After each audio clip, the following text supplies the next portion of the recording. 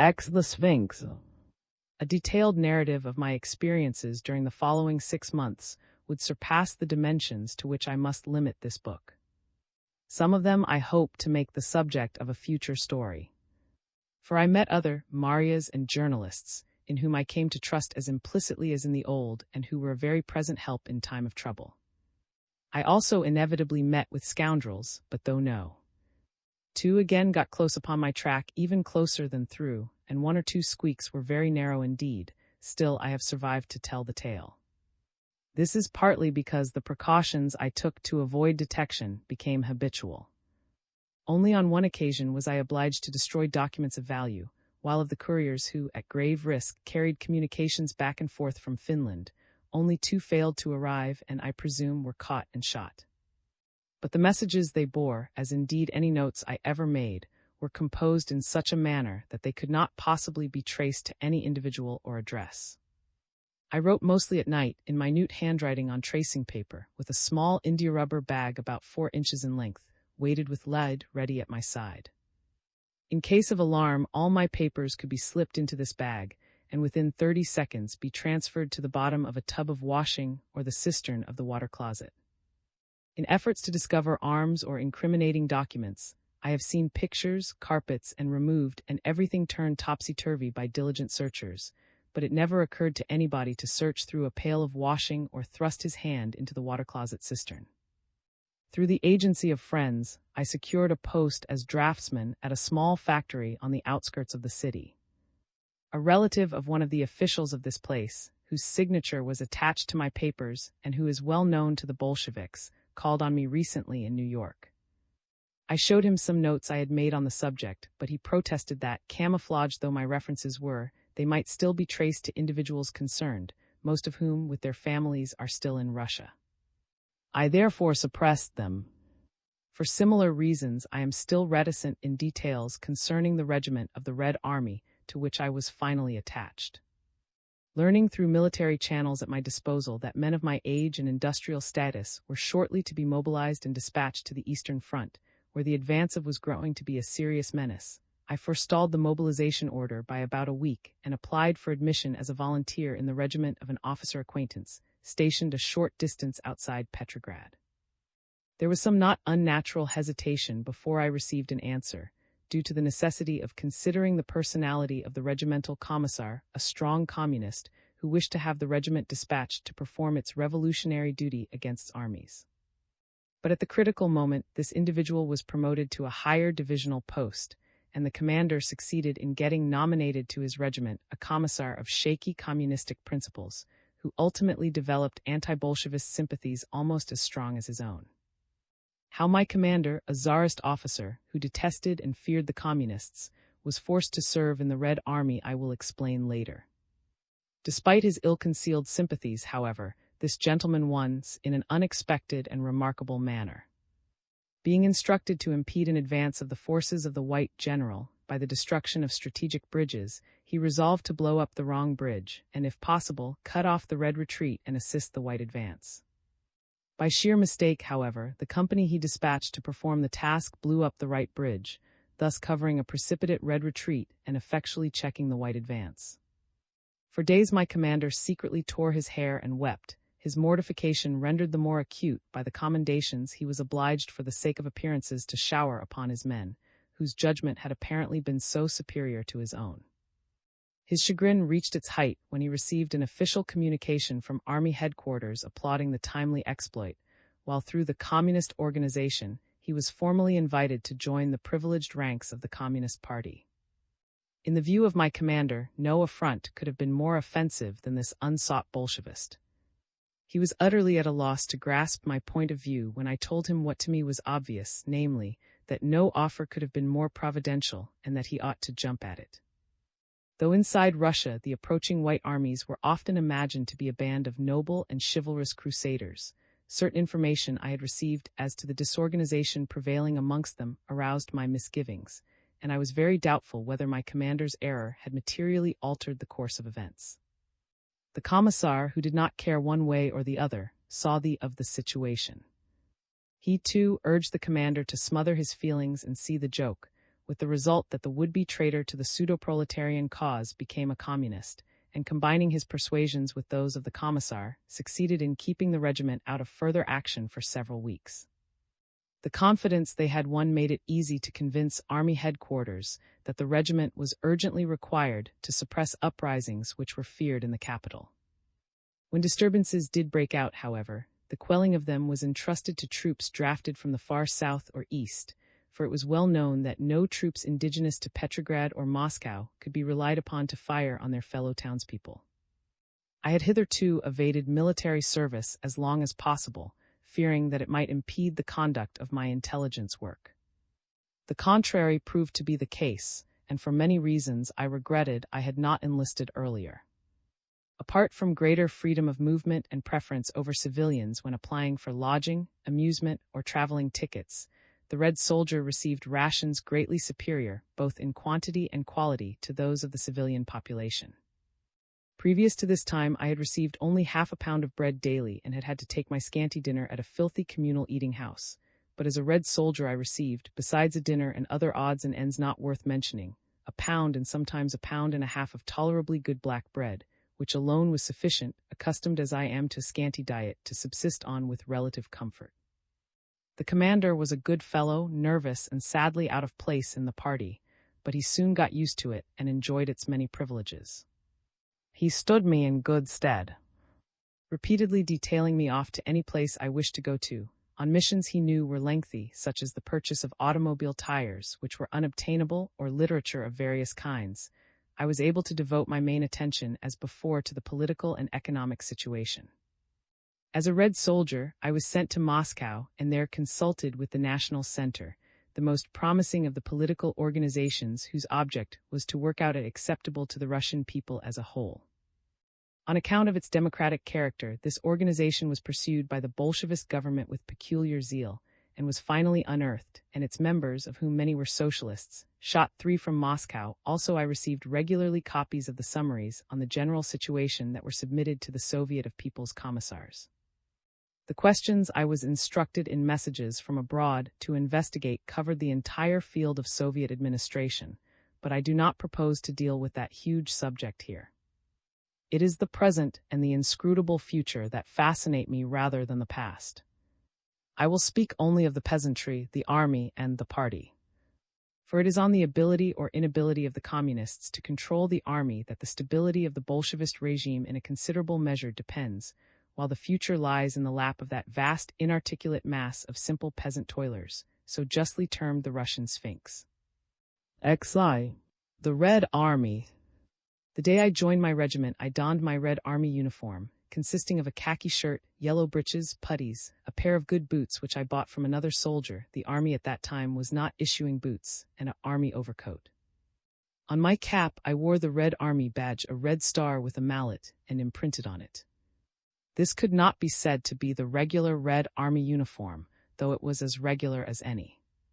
Except for picked troops, smartly apparelled in the best the army stores could provide, the rank and file of recruits wore just anything, and often had only bast slippers in place of boots.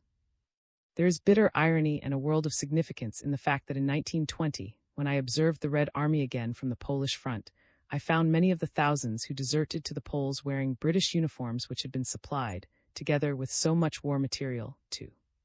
I would say, on presenting myself before my commander, "Comrade Commander, allow me to report that the allotted task is executed." "Good Comrade so-and-so," would be the reply, "I will hear your report immediately," or "Hold yourself in readiness at such and such an hour tomorrow." The terminology of the former army, like the nomenclature of many streets in the capitals, has been altered and the word commander substituted for officer. When we were alone, I did not say "Comrade Commander," unless facetiously, but called him, and he addressed me also by Christian name and patronymic. I said one day, "What made you join the Red Army? You think we have any option?" He retorted, "If an officer doesn't want to be shot, he either obeys the mobilization order or flees from the country. And only those can afford to take flight who have no family to leave behind." He drew a bulky pocketbook from his pocket, and fumbling among the mass of dirty and ragged documents, unfolded a paper and placed it before me. That is a copy of a paper I was made to fill in and sign before being given a red commission. We all have to sign it, and if you were discovered here, I should have signed away my wife's life as well as my own. The paper was a typewritten blank, on which first the name, rank in the old army, present rank, regiment, abode, etc. had to be filled in detail. Then followed a space in which the newly mobilized officer gave an exhaustive list of his relatives, with their ages, addresses, and occupations, while at the bottom, followed by a space for signature, were the following words. I hereby declare that I am aware that in the event of my disloyalty to the Soviet government, my relatives will be arrested and deported. Spread out his hands, shrugging his shoulders. I should prefer to see my wife and my little daughters shot, he said bitterly, rather than that they be sent to a red concentration camp. I am supposed to make my subordinates sign these declarations, too. Pleasant, isn't it? You know, I suppose, he added, that appointment to a post of any responsibility is now made conditional upon having relatives near at hand who may be arrested. This order had been published in the press. The happiest thing nowadays is to be friendless and destitute, then you cannot get your people shot. Or else act on the Bolshevist principle that conscience, like liberty, is a bourgeois prejudice. Then you can work for no. Two and make a fortune. Not only my commander, but most of the men in my unit talked like this amongst themselves, only quietly, for fear of Bolshevist spies. One little fellow who was drafted into the regiment was uncommonly outspoken. He was a mechanic from a factory on the side of the city. His was such that I suspected him at first of being paid by the Bolsheviks to speak ill of them and thus unmask sympathizers. But he was not that sort. One day I overheard him telling the story of how he and his fellows had been mobilized. As soon as we were mobilized, he said, we were chased to all sorts of meetings. Last Saturday at the Dom, the biggest hall in Petrograd, spoke to us for an hour and assured us we were to fight for workmen and peasants against capitalists, imperialists, bankers, generals, landlords, priests, and other blood-sucking riffraff. Then he read a resolution that every Red soldier swears to defend Red Petrograd to the last drop of blood, but nobody put up his hand except a few in the front rows who had, of course, been put there to vote for. Near me I heard several men growl and say, "Enough. We aren't sheep, and we know for what sort of freedom you want to use us as cannon fodder." "Son of a gun, that!" exclaimed the little man, spitting disgustedly. Next day, what do you think we read in the paper that 10,000 newly mobilized soldiers had passed a resolution unanimously to defend what in Lenin call the workers' and peasants' government. Few people ventured to be so outspoken as this, for everybody feared the 4 or 5 communists who were attached to the regiment to eavesdrop and report any remarks detrimental to the Bolsheviks. One of these communists was a Jew, a rare occurrence in the rank and file of the army. He disappeared when the regiment was moved to the front, doubtless having received another job of a similar nature in a safe spot in the rear. The only posts in the Red Army held by Jews in any number are the political posts of commissars. One reason why there appear to be so many Jews in the Bolshevist administration is that they are nearly all employed in the rear, particularly in those departments, such as of food, propaganda, public economy, which are not concerned in fighting. It is largely to the ease with which Jewish Bolsheviks evade military service, and the arrogance some of them show toward the Russians, whom they openly despise, that the intense hatred of the Jew and the popular belief in Russia that Bolshevism is a Jewish put-up job are due.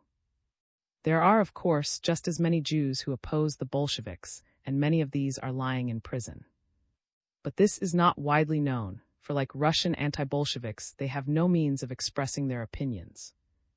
Leo, the genius of the Red Army, now universally known by his more Russian-sounding pseudonym of, is the second of the triumvirate of Lenin, and who guide the destinies of the Russian and the world revolution. That the accepted order of precedence is not Lenin, and must be gall and wormwood to soul. His first outstanding characteristic is overweening ambition, his second egoism, his third cruelty, and all three are sharpened by intelligence and wit of unusual. According to his intimate associates of former days, his nature is by no means devoid of cordiality, but his affections are completely subordinated to the promotion of his ambitious personal designs, and he casts off friends and relatives alike, as he would clothing, the moment they have served his purpose. A schoolmate, prison companion, and political colleague of Dr., who for years shared his both openly and secretly, traveled with him to exile and was associated with him also in New York, thus sums up his character. In psychology, there are no elements corresponding to the ordinary conceptions of brutality or humanity. In place of these there is a blank. Men, for him, are mere units, hundreds, thousands, and hundreds of thousands of units by means of which he may satisfy his. Whether this end is to be achieved by securing for those multitudes conditions of supreme happiness or by mercilessly crushing or exterminating them, is for an unessential detail, to be determined not by sympathies or antipathies, but by the accidental circumstances of the moment. 4. The same writer throws some interesting light on how chose his pseudonym.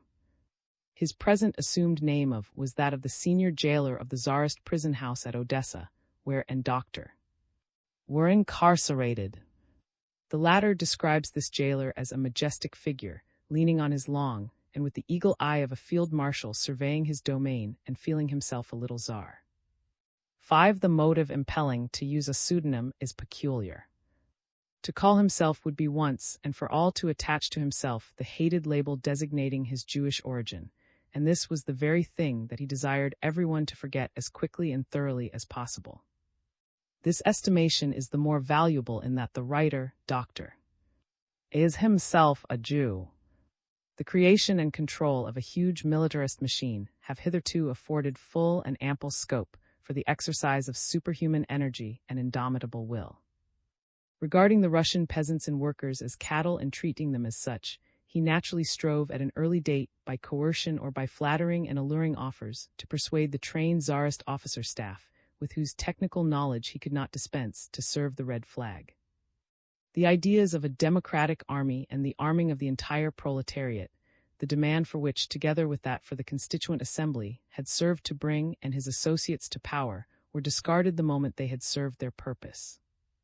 The same measures as were employed by the Tsarist army were introduced to combat wholesale robbery and pillage, an inevitable phenomenon resulting from Bolshevist agitation, and with even greater severity. Soldiers' committees were soon suppressed.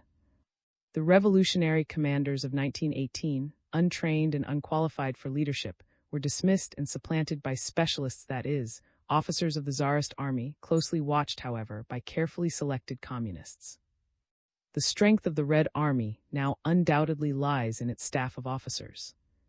As the indispensability of expert military knowledge became more and more apparent, the official attitude toward Tsarist officers, which was one of contempt and hostility as bourgeois, became tempered with an obvious desire to conciliate.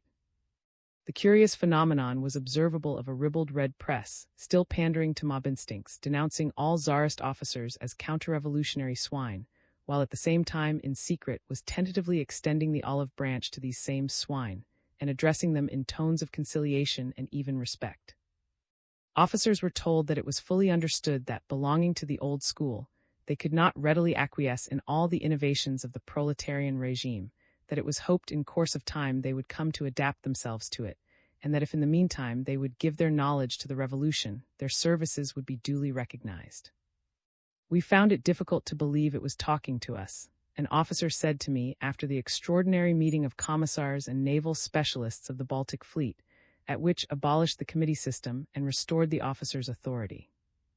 My friend participated at the meeting, being a high official in the Admiralty. We all sat round the table in expectation, officers at one end and the communist commissars at the other. The officers were silent, for we did not know why we had been called, but the commissars, all dressed in leathern jerkins, sprawled in the best chairs, smoking and spitting and laughing loudly. Suddenly the door opened and entered. I had never seen him before and was quite taken aback. He was dressed in the full uniform of a Russian officer, with the sole exception of.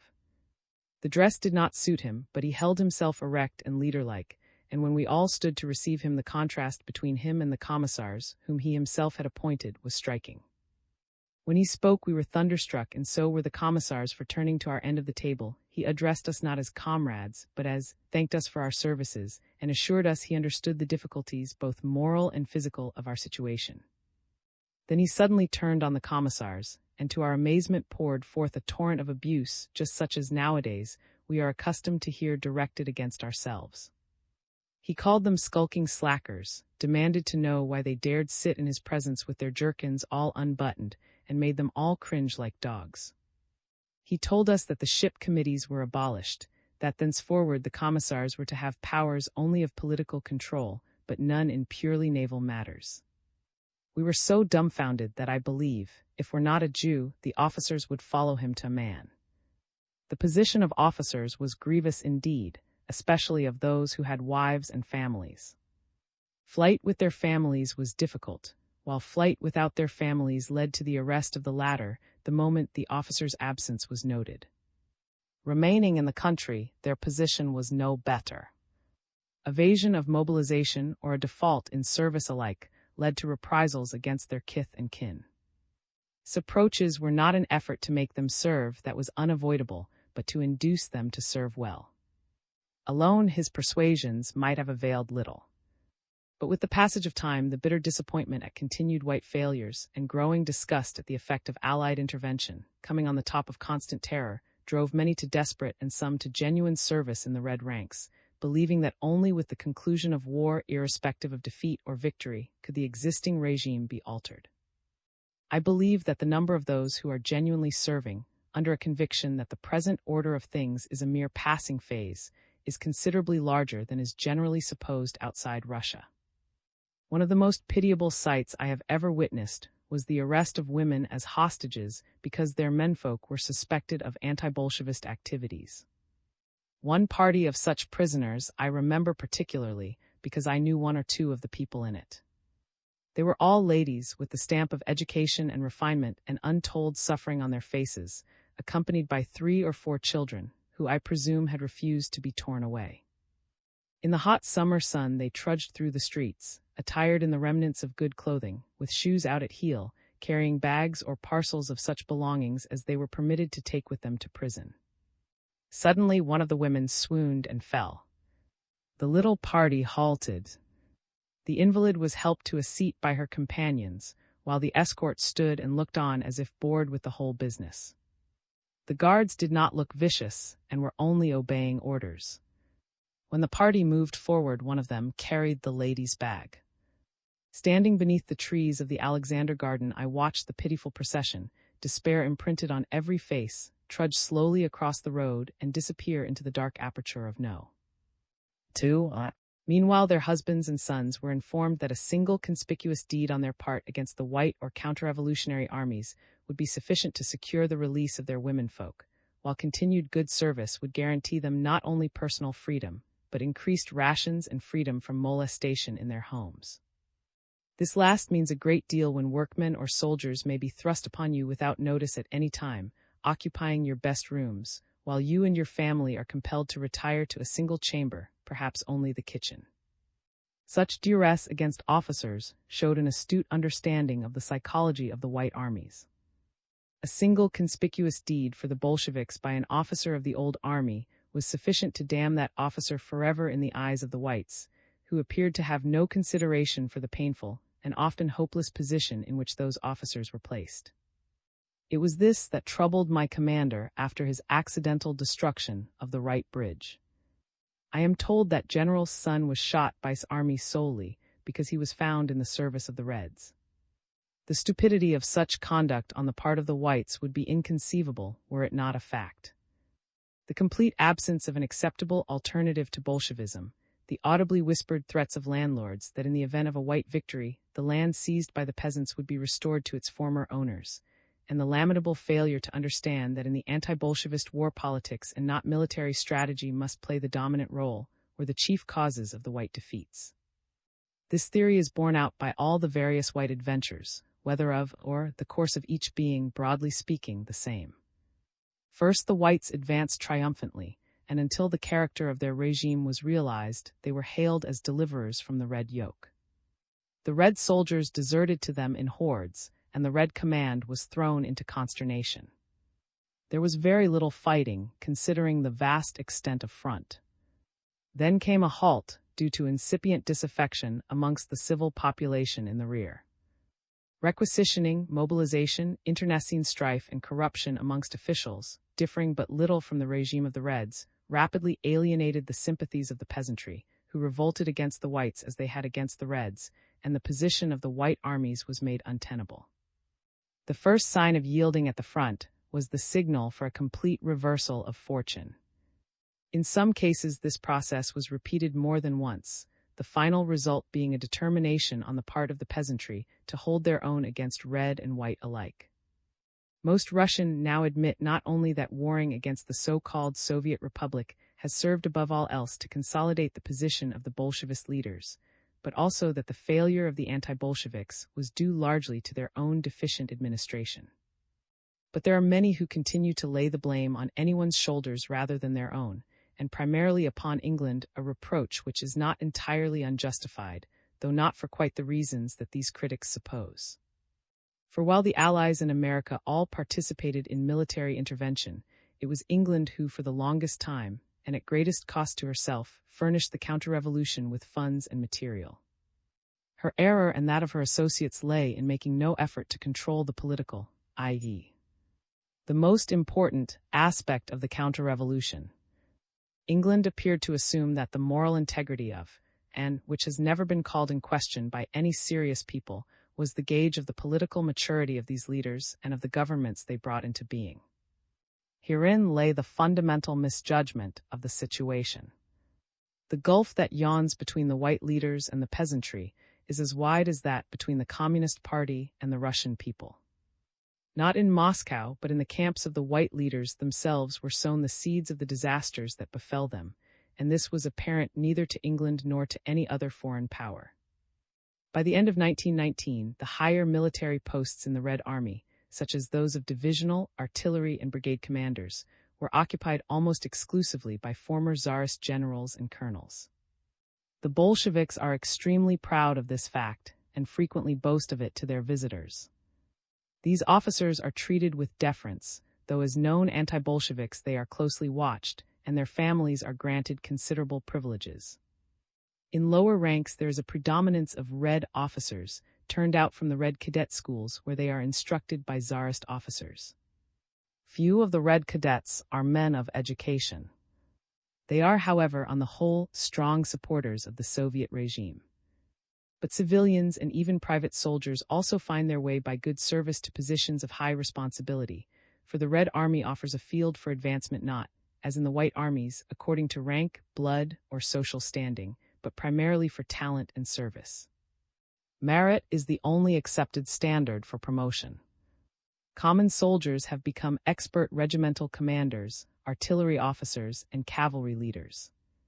In many cases, opportunities which were formerly unknown, but are now offered, make of such people, of whose courage and determination there can be no doubt, convinced supporters of the present regime.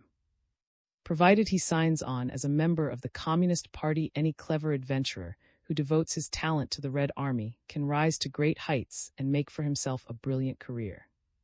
Had the Russian people really been fired by revolutionary enthusiasm or devotion to their present rulers, the Red Army would, under the system introduced by, have rapidly become not merely a formidable, but an absolutely irresistible military force. But the Russian people are not, and never will be fired by enthusiasm for the communist revolution. As long as the White Armies were permeated by the landlord's spirit, there was indeed an incentive to defend the land, an incentive exploited to the full by the Bolsheviks in their own. I witnessed a striking instance of this on the Northwest Front. One of the generals of the White Army operating against Petrograd issued an order to the peasant population to the effect that this year the produce of the land might be reaped and sold by those who had sown and tilled it, that is, by the peasants who had seized it, but next year the land must be restored to its rightful owners, that is, the former landlords. Needless to say, the effect was fatal, although this same general had been welcomed upon his advance 3 weeks before with unprecedented rejoicings. Moreover, this particular order was republished by the Bolsheviks in every paper in Soviet Russia and served as powerful propaganda amongst the peasant soldiers on every front. In November 1920, I talked to soldiers fresh from the Red ranks in the northern Ukraine. I found that peasants who were willing enough to join insurgents feared to desert to army. Asked why they had not deserted on the southern front, they replied with decision and in surprising unison, which was their way of saying, "We are afraid of." And this in spite of much vaunted land law, which promised the land to the peasants. But behind, they knew there stood the landlords. But the first campaign of the Red Army against a non-Russian foe, Poland, which did not threaten the peasants' possession of the land, resulted in complete collapse at the very height of Red power. And this is the more significant in that quite an appreciable degree of anti-Polish national feeling was aroused in Russia, especially amongst educated people, and was exploited by the Bolsheviks to strengthen their own position. But there was one striking difference between the Red and the Polish armies, which largely accounted for the outcome of the war. Badly officered as the Poles were by incompetent, selfish, or corrupt officers, the rank and file of the Polish army was fired even in adversity by a spirit of national patriotism unseen in Europe since the first days of the Great War. It only required the drafting in of a few French officers and the merciless weeding out of traitors from the Polish staff to make of the Polish army the formidable weapon that swept the Red hordes like chaff before it. In the Red Army, on the other hand, the situation was precisely the reverse. The Reds were officered by commanders who were either inspired by anti-Polish sentiment or believed, as the communist leaders assured them, that the revolutionary armies were to sweep right across Europe. But the rank and file were devoid of all interest in the war. Thus they only advanced as long as the wretchedly led Poles retreated too rapidly to be caught up, and the moment they met organized resistance, the Russian peasants either fled, deserted, or in their own ranks. The Polish victory effectually dispelled the myths of peasant support of the revolution and the invincibility of the Red Army, but beyond that it has served no useful purpose as far as Russia is concerned. Rather the contrary, for by temporarily aligning Russian intellectuals on the side of the communists, it served even more than the civil wars to consolidate the position of the Soviet government. The terror that prevails in the Red Army, and is, when all is said and done, the measure most relied upon by the Soviet government to ensure discipline, leads at times to extraordinary and apparently inexplicable episodes. In September 1920, I witnessed the retaking of the fortress of Grodno by the Poles. As I watched the shells falling over the trenches on the outskirts of the town, I thought of the wretches lying in them, hating the war, hating their leaders, and merely waiting till nightfall to creep out of the city. Though it was said that Grodno was defended by some of the best Red regiments, the retreat was precipitate. But a day or two later they unexpectedly turned and gave battle. Was or had recently been in that sector, and had ordered that ruthless measures should be taken to stay the flight. One Polish division was suddenly attacked by 5 Red divisions. 4 of the latter were beaten, but the last, the 21st, continued to fight with savage fury. 3 times they bore down in massed formation. It came to a hand-to-hand fight in which the Poles were hard-pressed. But after the 3rd attack, which fortunately for the Poles was weaker, an entirely unforeseen and incomprehensible event occurred.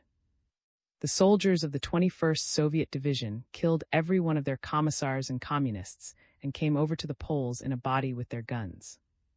It would seem that conscious human intelligence was completely benumbed at such times. Impelled by despair, people act like automatons, regardless of danger, knowing that worse things await them, and especially their kith and kin, if they are detected in attempted disloyalty. People may, by terror, be made to fight desperately for a thing they do not believe in, but there comes after all a breaking point. The means of producing terror in the army are special departments of the Extraordinary Commission and revolutionary tribunals. The methods of the Extraordinary Commission have been described. In the army to which my regiment belonged, the order for the formation of revolutionary tribunals stated that they are to be established in each brigade area, to consist of 3 members, and to carry out on-the-spot investigations of insubordination, refusal to fight, flight, or desertion by complete units, such as sections, platoons, companies, etc. Sentences, including that of death, were to be executed immediately. Sentences might also be conditional, that is, guilty units might be granted an opportunity to restore confidence by heroic conduct and thus secure a reversal of the verdict. At the same time, separate specially reliable units are to be formed of individuals selected from steady units, whose duty will be to suppress all insubordination. These selected units will also execute the sentences of death. Desertion from the Red Army is not difficult, but if one lives in or near a town one's relatives pay. Desertion, being what the Bolsheviks call a mass phenomenon, is combated by special commissions for combating desertion, established in every town and large village and at frontier points. The number of these commissions is indicative of the prevalence of desertion. Their agents hang about the outskirts of towns, at crossroads, frontier stations, etc., prodding truckloads of hay or looking under railroad cars. If a man is known to be a deserter but cannot be ferreted out, the property of his relatives is confiscated, and they are liable to be arrested unless they inform against him or he returns voluntarily. The peasantry sometimes try to organize desertion. Pickets are posted to give warning of the approach of punitive detachments. Where the peasants show more and capacity for self-defense against the communists than in the north, villagers organize themselves into armed bands led by non-commissioned officers of the old army and effectively hold the punitive detachments at bay for considerable periods. The calling up of peasants is at times so difficult a business that when a regiment has been mobilized, it is often sent down to the front in sealed cars. Arms are rarely distributed until the moment of entering the fray, when a machine gun is placed behind the raw troops, and they are warned that they have the option either of advancing or being fired on from the rear. Provincial districts are cautioned that every village in which a single deserter is discovered will be burned to the ground. But though several such orders have been published, I do not know of a case in which the threat has been put into execution. Mobilization of town workers is naturally easier, but here also subterfuge has sometimes to be resorted to. In Petrograd, I witnessed what was announced to be a trial mobilization. That is, the workers were assured that they were not going to the front and that the trial was only for an emergency. The result was that the prospective recruits, glad of an extra holiday plus the additional bread ration issued on such occasions, turned up in force, all, of course, in civilian clothes, and the trial mobilization was a great success. A portion of the recruits were taken to the Nicholas station and told they were going out of town too. Imagine their feelings when they discovered that they were locked into the cars, promptly dispatched to the front, and still in civilian clothes, thrust straight into the firing line. Every man of the Red Army is supposed to have taken the following oath. I, a member of a laboring people and citizen of the Soviet Republic, assume the name of warrior of the Workers' and Peasants' Army. Before the laboring classes of Russia and of the whole world, I pledge myself to bear this title with, conscientiously to study the science of war, and as the apple of my eye to defend civil and military property from spoliation and pillage. I pledge myself strictly and unswervingly to observe revolutionary discipline and perform unhesitatingly all orders of the commanders appointed by the Workers' and Peasants' government. I pledge myself to refrain and to restrain my comrades from any action that may stain and lower the dignity of a citizen of the Soviet Republic, and to direct my best efforts to its sole object, the emancipation of all workers. I pledge myself at the first call of the Workers' and Peasants' government to defend the Soviet Republic from all dangers and assault on the part of her foes, and to spare neither my energies nor life in the struggle for the Russian Soviet Republic, for the cause of socialism and the fraternity of peoples. If with evil intent I infringe this my solemn oath, may my lot be universal contempt, and may I fall a victim to the ruthless arm of revolutionary law. Very few Red Army men have any recollection of having taken this oath, which is reserved for officers or for propagandist purposes. If it is taken by the common soldiers at all, it is read out to whole battalions at a time, and they are told when to raise their hands. The method of administering justice followed by the revolutionary tribunals is primitive. The judges are guided by no rules, instructions, or laws, but solely by what is known as revolutionary conscience. The fact that the judges are often illiterate does not affect the performance of their functions, for since none but ardent communists are admitted to these posts, their revolutionary consciences must facto always be clear. The malpractices of these courts reached such a pitch that late in 1920 the Bolsheviks, after abolishing all jurisprudence at the universities, were actually combing out from the ranks of the army all who had technical knowledge of Tsarist law, offering them posts as legal specialists, as had already been done with military, industrial, and agricultural experts. The Bolsheviks discriminate minutely between regiments, which are classed as reliable, semi-reliable, and doubtful. The backbone of the army is composed of regiments, which consist purely of convinced communists. These units, called by such names as the Iron Regiment, the Death Regiment, the Regiment, etc., have acted up to their names and fight with desperate ferocity. Reliance is also placed in non-Russian regiments, Bashkir, Chinese troops, etc. Though their numbers are not large, the total number of communists being exceedingly small, they are divided up and distributed amongst the remaining regiments in little groups called cells. The size of a cell averages about 10% of the regimental strength. It is this political organization of the Red Army for purposes of propaganda and political control which is its most interesting feature, distinguishing it from all other armies. Isolated as the soldiers are from their homes, in many cases by nearly 7 years of war from normal occupations, and visibly better provisioned than civilians, it is felt that the peasant will be most susceptible to communist propaganda under military conditions. The system of political control is as follows. Side by side with the hierarchy of military officers, there exists a corresponding hierarchy of members of the Communist Party, small numerically, but endowed with far-reaching powers of supervision. These branches of the Communist Party extend their tentacles to the smallest unit of the army, and not a single soldier is exempt from the omnipresent communist eye. The responsible communist official in a regiment is called the commissar, the others are called political workers and constitute the cell. In my own unit, numbering nearly 200 men, there were never more than half a dozen communists or political workers, and they were regarded with hatred and disgust by the others. Their chief duty obviously was to eavesdrop and report suspicious remarks, but their efforts were crowned with no great success because the commissar, to whom the communists reported, was himself a sham communist and a personal friend of my commander. In other regiments in Petrograd with which I was in touch, it was different. I particularly remember one commissar, formerly a locksmith by trade. He had had an elementary education and was distinguished by a strange combination of 3 marked traits. He was an ardent communist, he was conspicuously honest, and he was an inveterate toper. I will refer to him as Comrade. Knowing that drunkenness was scheduled as a crime unworthy of a communist, tried to cure himself of it, a feat which should not have been difficult considering that vodka had been almost unobtainable ever since the Tsar prohibited its production and sale at the beginning of the Great War.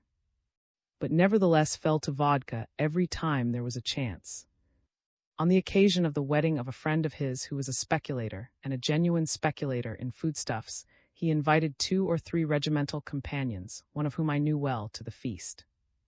Although Petrograd was starving, there was such an abundance of good things at this repast and such a variety of wines and spirits, extracted from cellars known only to superior speculators, who supplied important people like commissars, that it lasted not only one night but was continued on the morrow. Disappeared from his regiment for 3 whole days and would undoubtedly have lost his post, and in the event of the full truth leaking out, have been shot, had not his friends sworn he had had an accident. Yet could not have been bribed by money, and would have conscientiously exposed any speculator he found in his regiment. He was thoroughly contrite after the episode of the marriage feast. But it was not the wanton waste of foodstuffs that stirred his conscience, nor his connivance and participation in the revels of a speculator, but the fact that he had failed in his duty to his regiment and had only saved his skin by dissembling. His sense of fairness was remarkable for a communist. At the elections to the Petrograd Soviet for which he was candidate for his regiment, he not only permitted but positively insisted that the voting should be by secret ballot, the only case of secret voting that I heard of. The result was that he was genuinely elected by a large majority, for apart from this quite unusual fairness, he was fond of his soldiers and consequently popular. His intelligence was rudimentary and may be described as crudely. An eddy of fortune had swept him to his present pinnacle of power, and judging others by himself, he imagined the Soviet regime was doing for everyone what it had done for him. Possessing plenty of heart but a weak head, he found considerable difficulty in reconciling the ruthless attitude of the communists toward the people with his own more warm-hearted inclinations, but the usual arguments served to stifle any inner questionings, namely, that since the communists alone were right, all dissentients must be enemies of the state, and he was in duty bound to treat them as such.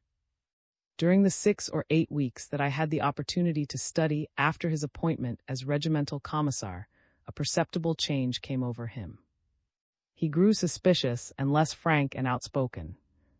Though he would scarcely have been able to formulate his thoughts in words, it was clear that the severity with which any criticism, even by communists, of political commands from above was suppressed, and the rigid enforcement of iron discipline, within and without the party, differed greatly from the prospect of proletarian brotherhood which he had pictured to himself. At the same time, he could only escape from these shackles by becoming an enemy of the state, and finally he, like all communists, attributed the non-realization of his dreams to the insidious machinations of the scapegoats designated by his superiors, the non-Bolshevist socialists, the Mensheviks and socialist revolutionaries, who must be exterminated wholesale. His responsibilities, like those of all commissars, were heavy. Though in purely military affairs he was subordinate to the regimental commander, he was responsible for the latter's loyalty and equally answerable with him for discipline in the ranks, besides which the responsibility for all political propaganda, regarded by the government as of paramount importance, and even for the accuracy of army service, rested upon him. A regimental commissar's responsibilities are, in fact, so great that he can rarely secure his own safety without having recourse to spying provocation and experimental denunciation.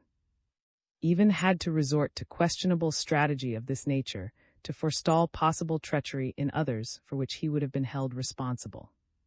Having been informed by a member of his cell that the conduct of a junior officer gave rise to misgivings, he had a purely fictitious charge made against him merely to see how the officer would be affected by it.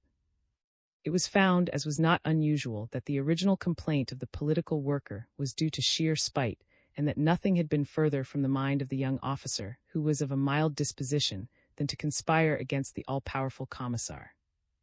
Anonymous written denunciations of individuals, charging them with counter-revolutionary activities, are of frequent occurrence, and commissars, terrified for their own safety, will rather err at the cost of the accused than risk their own positions through leniency or over-scrupulous attention to justice. There is an intermediate grade between a cell leader and a commissar, known as a political guide. The latter has not the authority of a commissar, but represents a stepping stone to that dignity. Political guides have duties of investigation and control, but their chief task is to rope in the largest possible number of neophytes to the Communist Party. The whole power of the Bolshevist government is founded on the diligence, zeal, and it must be added unscrupulousness of these various communist officials. All sorts of instructions and propaganda pamphlets and leaflets are received by the cells in enormous quantities, and they have to see that such literature is distributed in the ranks and amongst the local population. It is read but little, for the soldiers and peasants are sick of the constant repetition of worn-out propagandist phrases. It was hoped originally that by the never-ending repetition of the words vampires, bourgeois, class struggle, blood-sucking capitalists and imperialists, and so forth, some at least of the ideas presented would sink into the listeners' minds and be taken for good coinage. But the results are almost negligible. It says much for the latent intelligence of the Russian peasant and worker that in spite of it all the members of the party number no more than some 500,000, half of whom would be anything but communists if they could. Propagandist leaflets are used principally for wrapping up herrings and making cigarettes, for the pepper-like tobacco beloved of the Russian soldier is still issued in small quantities. The only positive result which has been obtained by the above propaganda is the rousing of hatred and revenge against everything bourgeois. The word bourgeois is as foreign to the Russian language as it is to the English, and the average Russian soldier's conception of bourgeois is simply everything that is above his understanding. But by cleverly associating the idea of bourgeois with that of opulence and landed possessions, Bolshevist agitators have made great play with it. Yet even this has cut less deep than might have been expected, considering the effort expended. Propaganda on a wide scale is possible only in the towns and the army is after all but a very small percentage of the whole peasantry.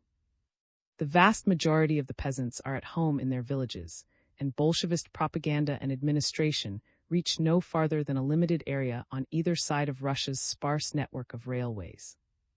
Every communist organization throughout Russia has to present periodical reports to headquarters on the progress of its.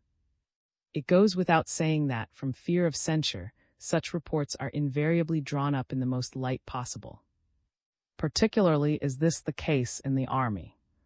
If the membership of a cell does not increase, the supervising commissar or political guide will be asked the reason why. He will be publicly hauled over the coals for lack of energy, and unless his fructify, he is liable to be lowered to an inferior post. Thus it is in the interest of communist officials to coax, cajole, or even compel soldiers to enter the ranks of the party. The statistics supplied are collected at headquarters and summaries are published. It is according to these statistics that the membership of the Communist Party is a little more than 500,000 out of the 120 or 130 million inhabitants of Soviet Russia.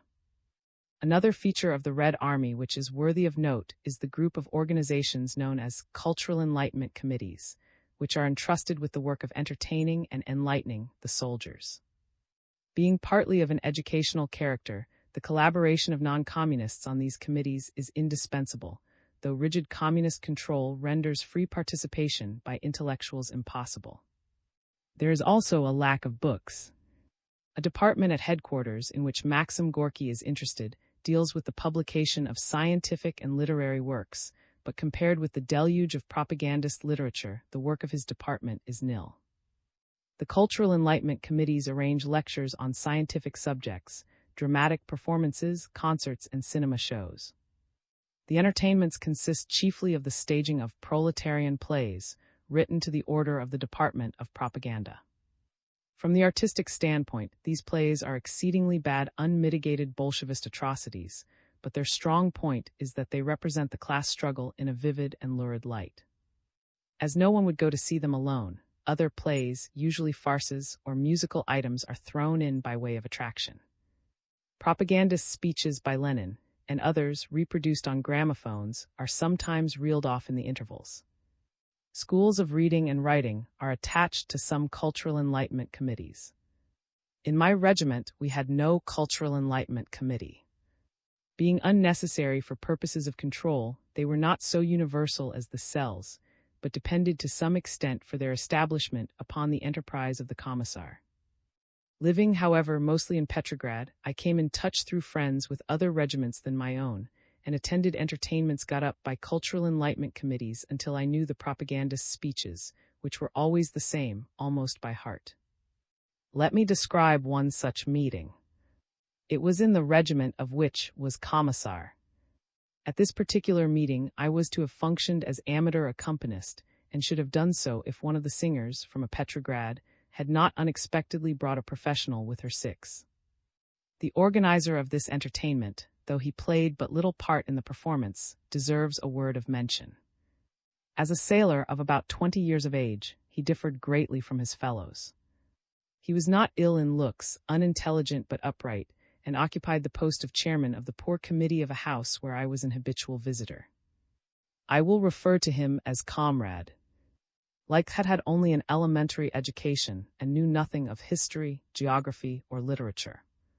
History for him dated from Marx, whom he was taught to regard rather as the Israelites did Moses, while his conception of geography was confined to a division of the world's surface into red and red. Soviet Russia was red, capitalistic countries, of which he believed there were very few were white, and white was an adjective no less odious than bourgeois. But instincts were none the less good, and it was with a genuine desire to better the lot of the proletariat that he had drifted into the party. Under the Tsarist regime, he had suffered maltreatment. He had seen his comrades bullied and oppressed. The first months of the revolution had been too tempestuous, especially for the sailors, and the forces at issue too complex, for a man of stamp to comprehend the causes underlying the failure of the provisional government.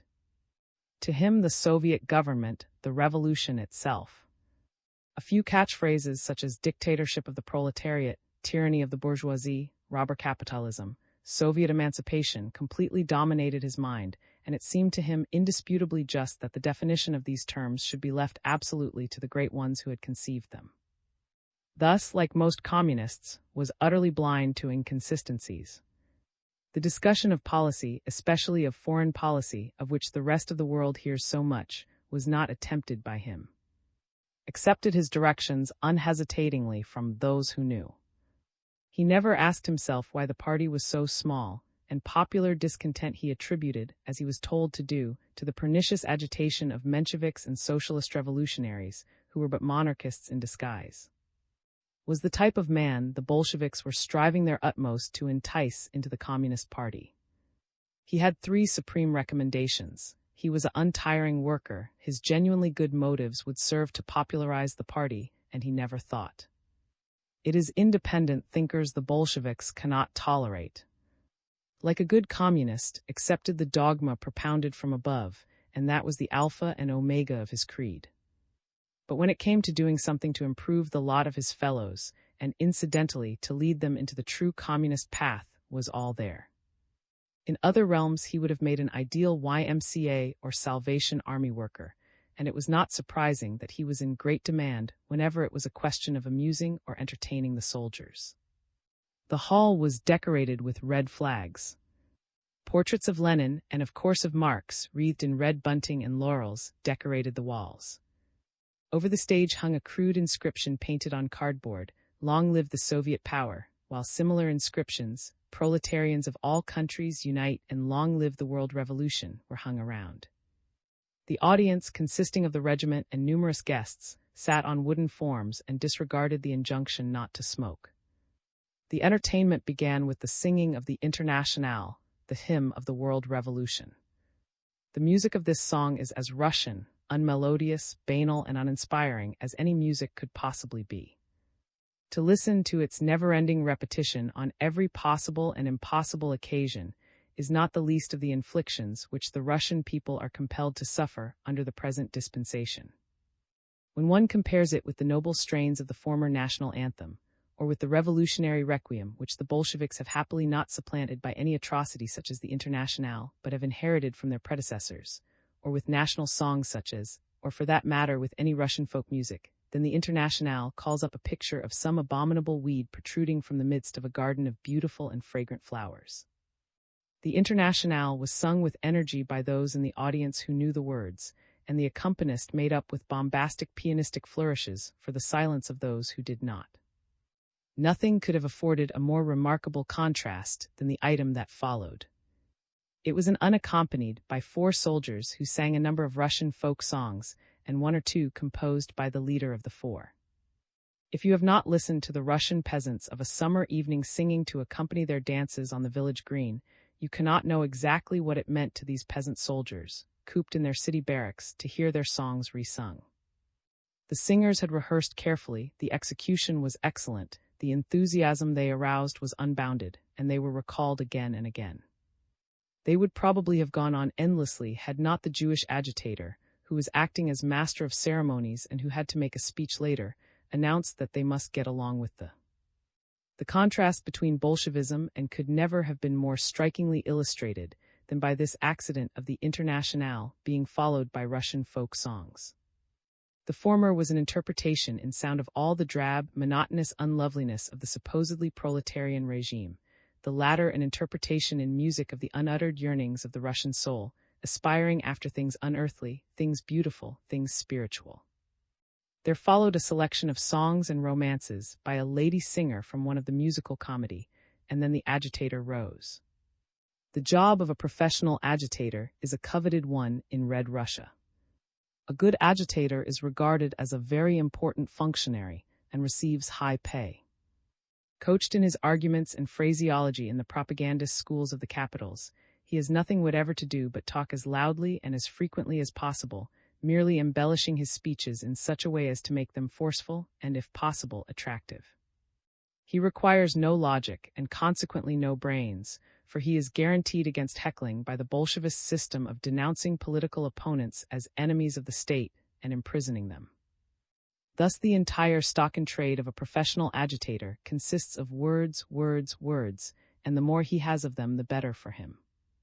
The youth who mounted the stage and prepared to harangue the audience was 19 years of age, of criminal past. At that very time he was charged by the Bolsheviks themselves with theft, and possessed of pronounced Hebrew features. His complexion was lustrous, his nose was aquiline and crooked, his mouth was small, and his eyes resembled those of a mouse. His discourse consisted of the usual exhortations to fight the landlord whites. He was violent in his denunciation of the Allies and of all non-Bolshevist socialists. His speech closed somewhat as follows. So, comrades, you see that if we give in to the whites, all your land will go back to the landowners, all the factories to the moneymakers, and you will be crushed again under the yoke of the murderous bankers, priests, generals, landlords, police, and other hirelings of bourgeois tyranny. They will whip you into slavery, and they will ride to wealth on the bleeding backs of you, your wives, and your children. Only we communists can save you from the bloody rage of the white demons. Let us defend Red Petrograd to the last drop of our blood. Down with the English and French imperialist bloodsuckers. Long live the proletarian world revolution. Having ended his speech, he signaled to the accompanist to strike up the Internationale. Then followed another strange contrast, one of those peculiar phenomena often met with in Russia, even in the Communist Party. A modest, nervous, and gentle-looking individual whom I did not know, as different from the previous speaker as water from fire, made a strangely earnest speech, urging the necessity of self-education as the only means of restoring Russia's fallen fortunes. At the admission of fallen fortunes, the Jew looked up with displeasure. He had sung the glories of the Red administration and the exploits of the Red Army. It was not enough, said the speaker, that Russia had won the treasured Soviet power that, of course, was an inestimable boon, but until the people dragged themselves out of the morass of ignorance, they could not profit by its benefits. The masses of Russia, he urged, should set strenuously to work to raise themselves culturally and spiritually, in order to fit themselves for the great task they were called upon to perform, namely, to effect the emancipation of the workers of all the world. The Internationale was not sung when he concluded. There was too much sincerity in his speech, and the bombastic strains of that tune would have been sadly out of place. The rest of it consisted of two stage performances, enacted by amateurs, the first one a light comedy, and the second a series of propagandist tableaus, depicting the sudden emancipation of the worker by the Soviet power, heralded by an angel dressed all in red. In one of these comrade proudly participated. In the concluding tableau, the red angel was seen guarding a smiling workman and his family on one side, and a smiling peasant and family on the other, while the audience was invited to rise and sing the Internationale. Of conscious political intelligence in the Cultural Enlightenment Committees there is none, nor under iron party discipline can there possibly be any. All communist agitators repeat, parrot-like, the epithets and catchphrases dictated from above. Nonetheless, despite their crudity and one-sidedness, these committees serve a positive purpose in the Red Army.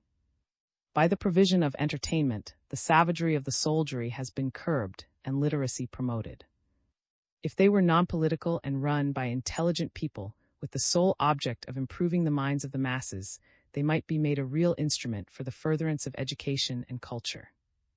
At present they are often grotesque, but representing an upward trend, the Cultural Enlightenment Committees form a welcome contrast to the majority of Bolshevist institutions. Our survey of the essential features of the Red Army is now complete and may be summed up as follows. A military machine, with all the attributes of other armies but differing in terminology. Its strength at the close of 1920 was said to be about 2 million, but this is probably exaggerated. A military machine, with all the attributes of other armies but differing in terminology. Its strength at the close of 1920 was said to be about 2 million, but this is probably exaggerated. A concomitant organization, about 1/10 in size of the Communist Party, permeating the entire army, subjected to military experts in purely military decisions, but with absolute powers of political and administrative control, supplemented by special departments of the Extraordinary Commission, Revolutionary Tribunals, and Special Commissions for combating desertion. A concomitant organization, about 1/10 in size of the Communist Party, permeating the entire army, subjected to military experts in purely military decisions, but with absolute powers of political and administrative control, supplemented by special departments of the Extraordinary Commission, Revolutionary Tribunals, and Special Commissions for combating desertion. A network of communist-controlled propagandist organizations called Cultural Enlightenment Committees, whose object is the entertainment and education of the soldiers. A network of communist-controlled propagandist organizations called Cultural Enlightenment Committees, whose object is the entertainment and education of the soldiers. Tractable, docile, and leaderless though the Russian people are, the machine which has been built up in the Red Army is still a monument to the inflexible will and merciless determination of its leader. Its development has been rapid and is perhaps not yet complete.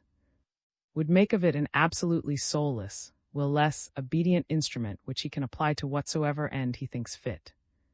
Unless a popular leader appears, the army is, as long as he can feed it. There are those who have long believed an internal military coup to be imminent, organized by old-time generals such as, and others, whose names are associated with the highest military posts in Soviet Russia. 3 things militate against the early success of such a coup. First, the experience of internal conspiracies shows it to be next to impossible to conspire against the extraordinary commission. Secondly, the memory of white administrations is still too fresh in the minds of the common soldier. Thirdly, these generals suffer from the same defect as, and in that they are not politicians and have no concrete to offer the Russian people. The local popularity of peasant leaders such as the Little Fathers in Belorussia and in, who denounce Bolsheviks, czars, and landlords alike, shows that could a bigger man than these be found to fire the imagination of the peasantry on a nationwide scale, the hoped-for national peasant uprising might become a reality. Until such a figure arises, it is not to outside pressure or internal militarist conspiracies that we must look for the decay of Bolshevism, but must seek the signs of it in the very heart and core of the Communist Party. Such signs are already coming to light and indicate sooner or later cataclysmic developments, unless the decay is forestalled by what the socialist president of the Polish Republic foresees as a possibility. Spent many years in exile in Siberia for revolutionary agitation against the Tsar, and knows Russia through and through. He foresees the possibility that the entire Russian population, maddened with hunger, disease, and despair, may eventually rise and sweep down on Western Europe in a frantic quest for food and warmth. Such a point will not be reached as long as the peasant, successfully defying Bolshevist administration, continues to produce sufficient for his own requirements. It needs, however, but some severe stress of nature, such as the droughts which periodically visit the country, to reduce the people to that condition. Will anything be able to stop such an avalanche? Should it ever begin, the once so ardently looked-for Russian steamroller will at last have become an awful, devastating reality. XII. The Party and the People. If I were asked what feature of the communist regime I regarded as, above all, the most conspicuous, the most impressive, and the most significant, I should say without hesitation the vast spiritual gulf separating the Communist Party from the Russian people. I use the word spiritual not in the sense of religious. The Russian equivalent is more comprehensive, including the psychological and everything relating to inner, contemplative life and ideals. History scarcely knows a more flagrant misnomer than that of government of workers and peasants. In the first place, the Bolshevist government consists not of workers and peasants, but of typical intellectual bourgeois. In the second, its policy is categorically repudiated by practically the entire Russian nation, and it keeps in the saddle only by bullying the workers and peasants by whom it purports to have been elected. The incongruity between Russian national ideals and the alien character of the communists will naturally not be apparent to outsiders who visit the country to study the Bolshevist system from the very viewpoint which least of all appeals to the Russian, namely, the possibility of its success as a socialist experiment. But those foreign socialist enthusiasts who adhere to Bolshevist doctrines are presumably indifferent to the sentiments of the Russian people, for their adherence appears to be based on the most Russian of all aspects of those doctrines, namely, their internationalism. And this Russian international aspect of Bolshevism is admittedly its prime characteristic. There is a sense, of course, in which the psychology of all peoples is becoming increasingly international, to the great benefit of mankind. No one will deny that half our European troubles are caused by the chauvinistic brandishing of national flags and quarrels about the drawing of impossible frontier lines. But these are the antics of a noisy few Bolsheviks of the right and do not reflect the true desire of the peoples, which is for peace, harmony, and neighborliness. Hitherto, the immediate aspirations of the Bolsheviks have been anything but this. Their first principle is worldwide civil war between classes, and their brandishing of the red flag surpasses that of the most rabid Western chauvinists. Theirs is not true internationalism. Like their claim to represent the Russian people, it is bogus. The gulf between the party and the people yawns at every step, but I will only mention one or two prominent instances. The most important institution established by the Bolsheviks is that known as the Third International Workers' Association, or briefly, the Third International. The aim of this institution is to reproduce the communist experiment in all countries. The First International was founded in 1864 by Marx. It was a workers' association, not world revolutionary in character. Its sympathy, however, with the Paris Commune discredited it, and it was followed by the Second, which confined itself to international interests. The Third International was founded in Moscow in the first week of March 1919, amid circumstances of great secrecy, by a chance gathering of extreme socialists from about half a dozen of the 30 European states, leavened with a similar number of Asiatics. Subsequently, a great meeting was held, at which the Second, called the Yellow International because it is composed of moderates, was declared defunct and superseded by the real, that is, the Communist International. The next day, this group of unknown but precocious individuals came to their headquarters at Petrograd, the metropolis of the World Revolution. I went to meet them at the Nicholas railway station. The mystery that enshrouded the birth of the Third International rendered it impossible to be duly impressed with the solemnity of the occasion, and although I had not come either to cheer or to jeer, but simply to look on, I could not but be struck by the comicality of the scene. The day was frosty, and for nearly 2 hours the members of the Third International, standing bareheaded on a specially constructed tribune, wasted time saying exactly the same things over and over again, their speeches being punctuated by the cacophony of 3 badly directed bands. In spite of their luxurious fur coats, the delegates shivered and their faces turned blue. They did not at all look the desperadoes I had half anticipated. Some of them were even effeminate in appearance. Only the president, with his bushy hair, looked like an unrepentant schoolboy amid a group of delinquents caught red-handed in some unauthorized prank. The orators, with chattering teeth, sang in divers tongues the praises of the Red regime. They lauded the exemplary order prevailing in Russia and rejoiced at the happiness, contentment, and devotion to the Soviet government which they encountered at every step. They predicted the immediate advent of the world revolution and the early establishment of Bolshevism in every country. They all closed their lengthy orations with the same exclamations: "Long live the Third International! Down with the bourgeoisie! Long live socialism!" by which they meant Bolshevism, etc.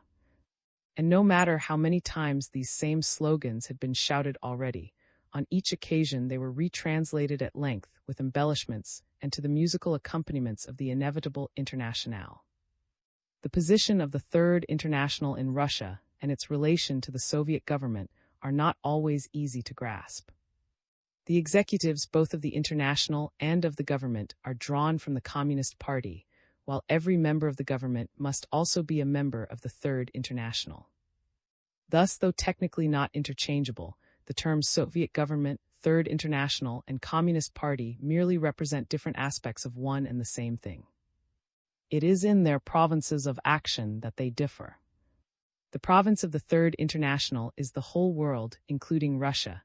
That of the present Soviet government is Russia alone.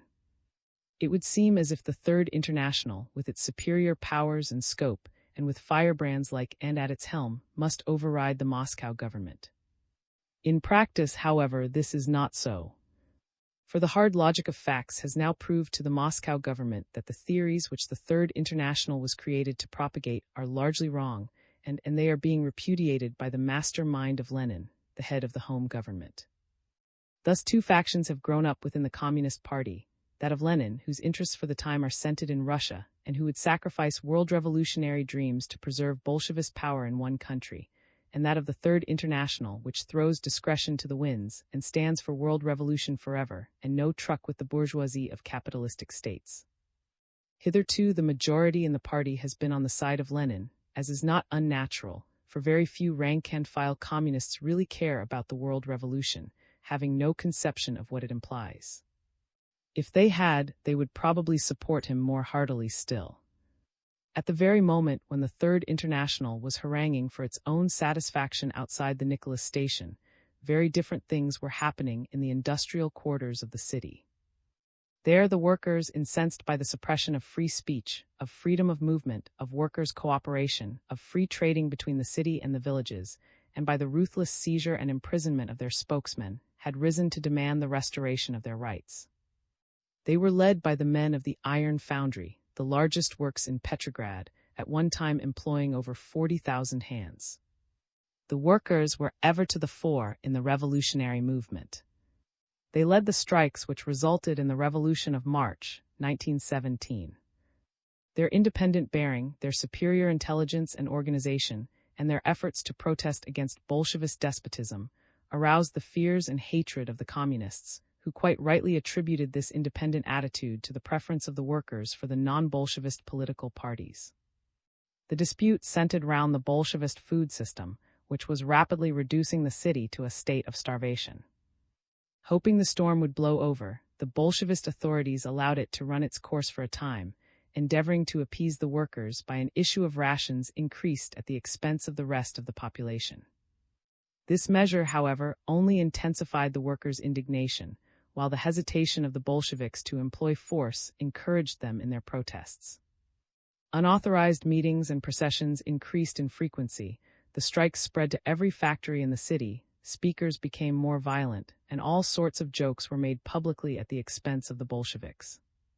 Strolling in the industrial quarters, I saw a party of men emerge from a plant singing the Marseillaise and cheering. At the same time, they carried a banner on which was rudely imprinted the following couplet: Lamina SS, which being interpreted means, down with Lenin and horseflesh, give us a czar and pork. As the disturbances developed, typewritten leaflets began to be distributed containing resolutions passed at the various meetings. One of these leaflets was the resolution passed unanimously by 12,000 workers, at that time the entire staff of the works, demanding that the task of provisioning be restored to the former cooperative societies. The language of the resolution was violent, the Bolshevist leaders were referred to as bloody and hypocritical tyrants, and demands were also put forward for the cessation of the practice of torture by the Extraordinary Commission and for the immediate release of numerous workers' representatives. I knew of this resolution on the day of the meeting, because some friends of mine were present at it. The proceedings were enthusiastic in the extreme. The Bolsheviks, however, did not mind that much, because they were careful that nothing about it should get into the press.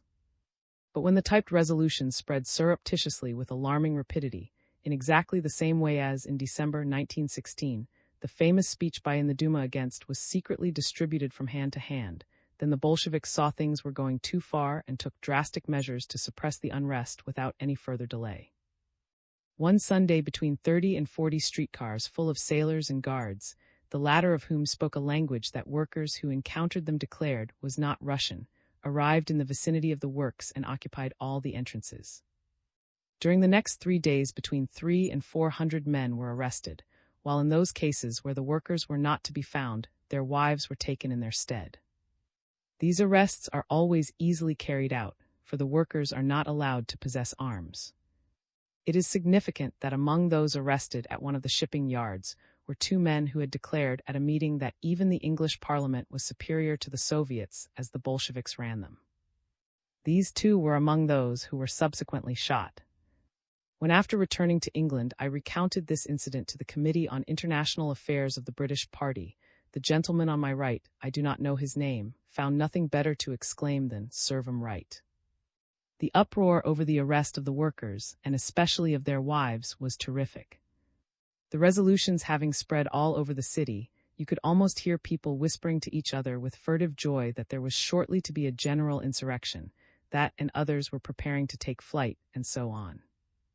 In the course of 3 weeks, things became so bad that it was deemed advisable to call Lenin from Moscow in the hope that his presence would overawe the workers, and a great communist counter-demonstration was organized at the Dom. The Dom, House of the People, is a huge palace built for the people by the late Tsar.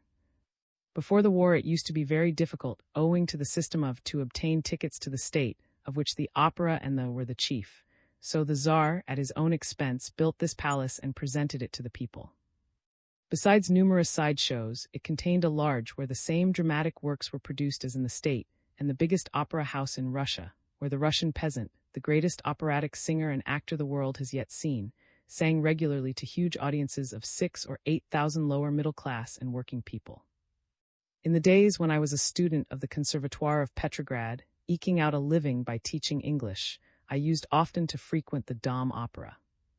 There was free admission to a portion of the hall, while the most expensive seats were at cinematograph prices.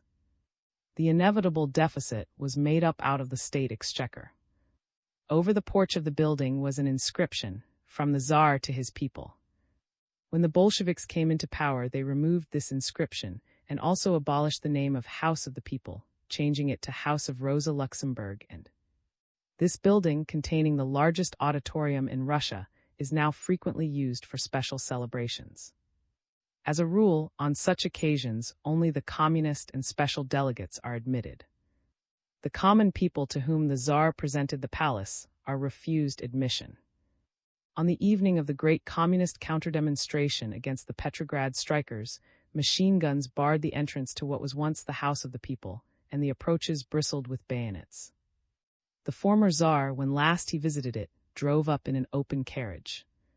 Not so the new Tsar, the President of the Workers' Republic. The moment of his arrival was a secret, and he arrived literally hedged round with a special bodyguard of Red Cadets.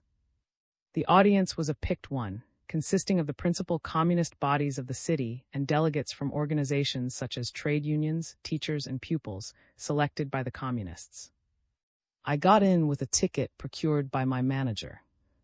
When Lenin emerged onto the stage, the audience rose as one man and greeted him with an outburst of vociferous applause lasting several minutes. The little man, who has such a hold on a section of his followers, advanced casually to the footlights. His oriental features betrayed no emotion. He neither smiled nor looked austere. Dressed in a plain drab lounge suit, he stood with his hands in his pockets, waiting patiently till the cheering should subside. Was he indifferent to the welcome, or was he secretly pleased? He showed no sign, and at length held up his hand to indicate that there had been enough of it. The orators of the Revolution, and they are indeed great orators, all have their distinctive styles. That of with poised, well-finished, well-reasoned phrases is volcanic, fierily hypnotic. That of torrential, scintillating with cheap witticisms, devoid of original ideas but brilliant in form and expression. That of violent, yet nobly and pathetically impressive, breathing an almost religious fervor. Lenin differs from all of these. He knows and cares for no rhetorical cunning. His manner is absolutely devoid of all semblance of affectation. He talks fast and loudly, even shouts, and his gesticulations remind one of the tub-thumping demagogue. But he possesses something the others do not possess. Cold and calculating, he is not actuated to the extent, and are by venom against political opponents and the bourgeoisie. On the contrary, despite his speeches, which are often nothing more than necessary pandering to the cruder instincts of his colleagues, Lenin, himself an ex-landlord, has never ceased to believe not only that the Russian bourgeoisie as a class is necessary to the state, but that the entire Russian peasantry is, and always will be, a class of small property-owning farmers with the psychology of the petty bourgeois. True, in 1918 the attempt was made, chiefly through the medium of committees of the village poor, to thrust communism upon the peasantry by force. But it was soon relinquished, and Lenin headed the retreat. Astonishingly ignorant of world events and completely out of harmony with Western workers, Lenin has maintained his position in Russia simply by his understanding of this single trait of the Russian peasant character, and by repeatedly giving way to it, even to the complete temporary repudiation of communistic principles. In all other respects, Lenin is a dogmatic disciple of Marx, and his devotion to the cause of the world revolution, is tempered only by the slowly dawning realization that things in the Western world are not exactly as enthusiastic communists describe. But Lenin's better understanding of the mind of the Russian peasant gives him an advantage over his fellows in presenting his case to his followers, bringing him a little nearer to actualities, so that his speech, while abstruse and free from rhetorical flourish, is straightforward and carries, to his little-thinking communist audiences, the conviction that he must be right. But the right refers not to ethics, which does not enter into Bolshevist philosophy but only to tactics. And on the occasion I am describing Lenin spoke mainly of tactics. The vicious Mensheviks and socialist revolutionaries had agitated in the factories, and persuaded the workers to down tools and make preposterous demands which were incompatible with the principles of the workers' and peasants' government. The chief ground of complaint was the Bolshevist Food Commissariat. The workers were hungry. Therefore the workers must be fed and the revolt would subside. A heroic effort must be made to obtain food for the factories. So the government had decided to stop the passenger traffic on every railroad in Russia for the space of 3 weeks, in order that all available locomotives and every available car and truck might be devoted to the sole purpose of transporting to the northern capital supplies of forcibly seized food. Of the results of these so-called freight weeks, little need be said beyond the fact that the experiment was never repeated because of its complete failure to solve the problem. It is true that the government supplies did increase very slightly, but the population was in the end much hungrier than before, for the very simple reason that the stoppage of the passenger traffic materially interfered with the comings and goings of, upon whose illicit and risky operations the public relied for at least half, and the better half of their food supplies. The workers' revolt subsided, not through the better feeding of the men, but because they were effectually reduced to a state of abject despair by the ruthless seizure of their leaders and the cruel reprisals against their wives and families, and because this moment was chosen by the authorities to reduce their numbers by removing a large draft of workers to other industrial centers in the interior. Still, on the occasion of Lenin's visit, the workers did make a final attempt to assert themselves. A delegation from the largest factories was sent to present their demands, as set forth in resolutions, to the president in person at the Dom. But the delegation was refused admission. They returned foiled to their factories and observed to their comrades that it was easier to approach the Tsar Nicholas than it was to gain access to the president of the Soviet Republic. What, I wondered, would the Third International have thought of such words? After the experiment of the freight weeks, the next expedient resorted to when the selfsame demands were again presented was a strangely inconsistent but an inevitable one. It was a partial concession of freedom too. After long and loud clamoring, a certain percentage of workers were granted the right to journey freely to the provinces and bring back 72 of bread each. Thus they got the nickname of two, and the practice was called two. As everyone strove to avail himself of the right, the railroads naturally became terribly congested, but the measure nevertheless had the desired effect. Not only was there almost immediately more bread, but the price fell rapidly. The workers traveled to the grain-growing districts, came to terms with the villagers, who willingly gave up to them what they hid from Bolshevist requisitioners, and journeyed back, jealously clutching their sacks of bread. I happened to be traveling to Moscow at this time, and the sight of swarms of wretched too, filling all the cars and clambering onto the roofs and buffers, was a pitiful one indeed. But just at the moment when it seemed that a genuine solution of the food problem in the capitals had been found, too, was summarily cut short by government edict on the ground that the congestion of the railways rendered impossible the transport of the government's supplies. For over a year more, the Bolsheviks strove their utmost to stave off the inevitable day when it would no longer be possible to forbid the right of free trading. As the feud between themselves and the peasants deepened, and the difficulty of provisioning increased, the government sought by one palliative after another to counteract the effects of their own food policy. But recently, in the spring of 1921, the fateful step was taken. In spite of considerable opposition from his followers, Lenin publicly repudiated the communistic system of forced requisitions and restored, with certain restrictions, the principle of freedom in the buying and selling of food. This was adopting a policy of desperation, but it is the most important event since the Bolshevist coup d'état in November 1917. For it is a repudiation of the fundamental plank of the communist platform, the first principle of which is the complete suppression of all free trading, private business initiative, and individual enterprise. There is no limit to the possibilities opened up by this tragic necessity, as it must seem to the communists. But having taken it, however reluctantly, why do they not release their opponents from prison and invite their cooperation those opponents whose chief protest was against the stupidity of the Bolshevist food system? The explanation is that with the Bolshevist leaders the welfare of the workers and peasants, and of humanity in general, is completely subordinate to the interest of the Communist Party. And this attitude is inspired not so much by selfish motives, as by an amazingly bigoted conviction that the Bolshevist interpretation of Marxian dogma is the only formula that will ultimately lead to what they regard as the emancipation of all workers.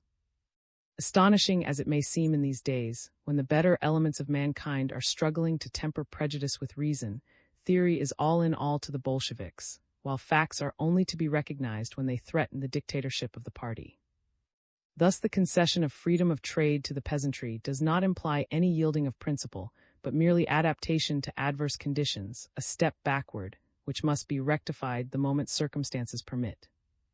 That is why, since Lenin's announcement, Bolshevist sophists have been talking themselves blue in the to prove to home and foreign followers that the chameleon does not and never will change its. Free trading, they say, is only a temporary, unavoidable evil. Temporary. But can anyone who believes in human nature conceive of a possible return to the system Lenin has discarded?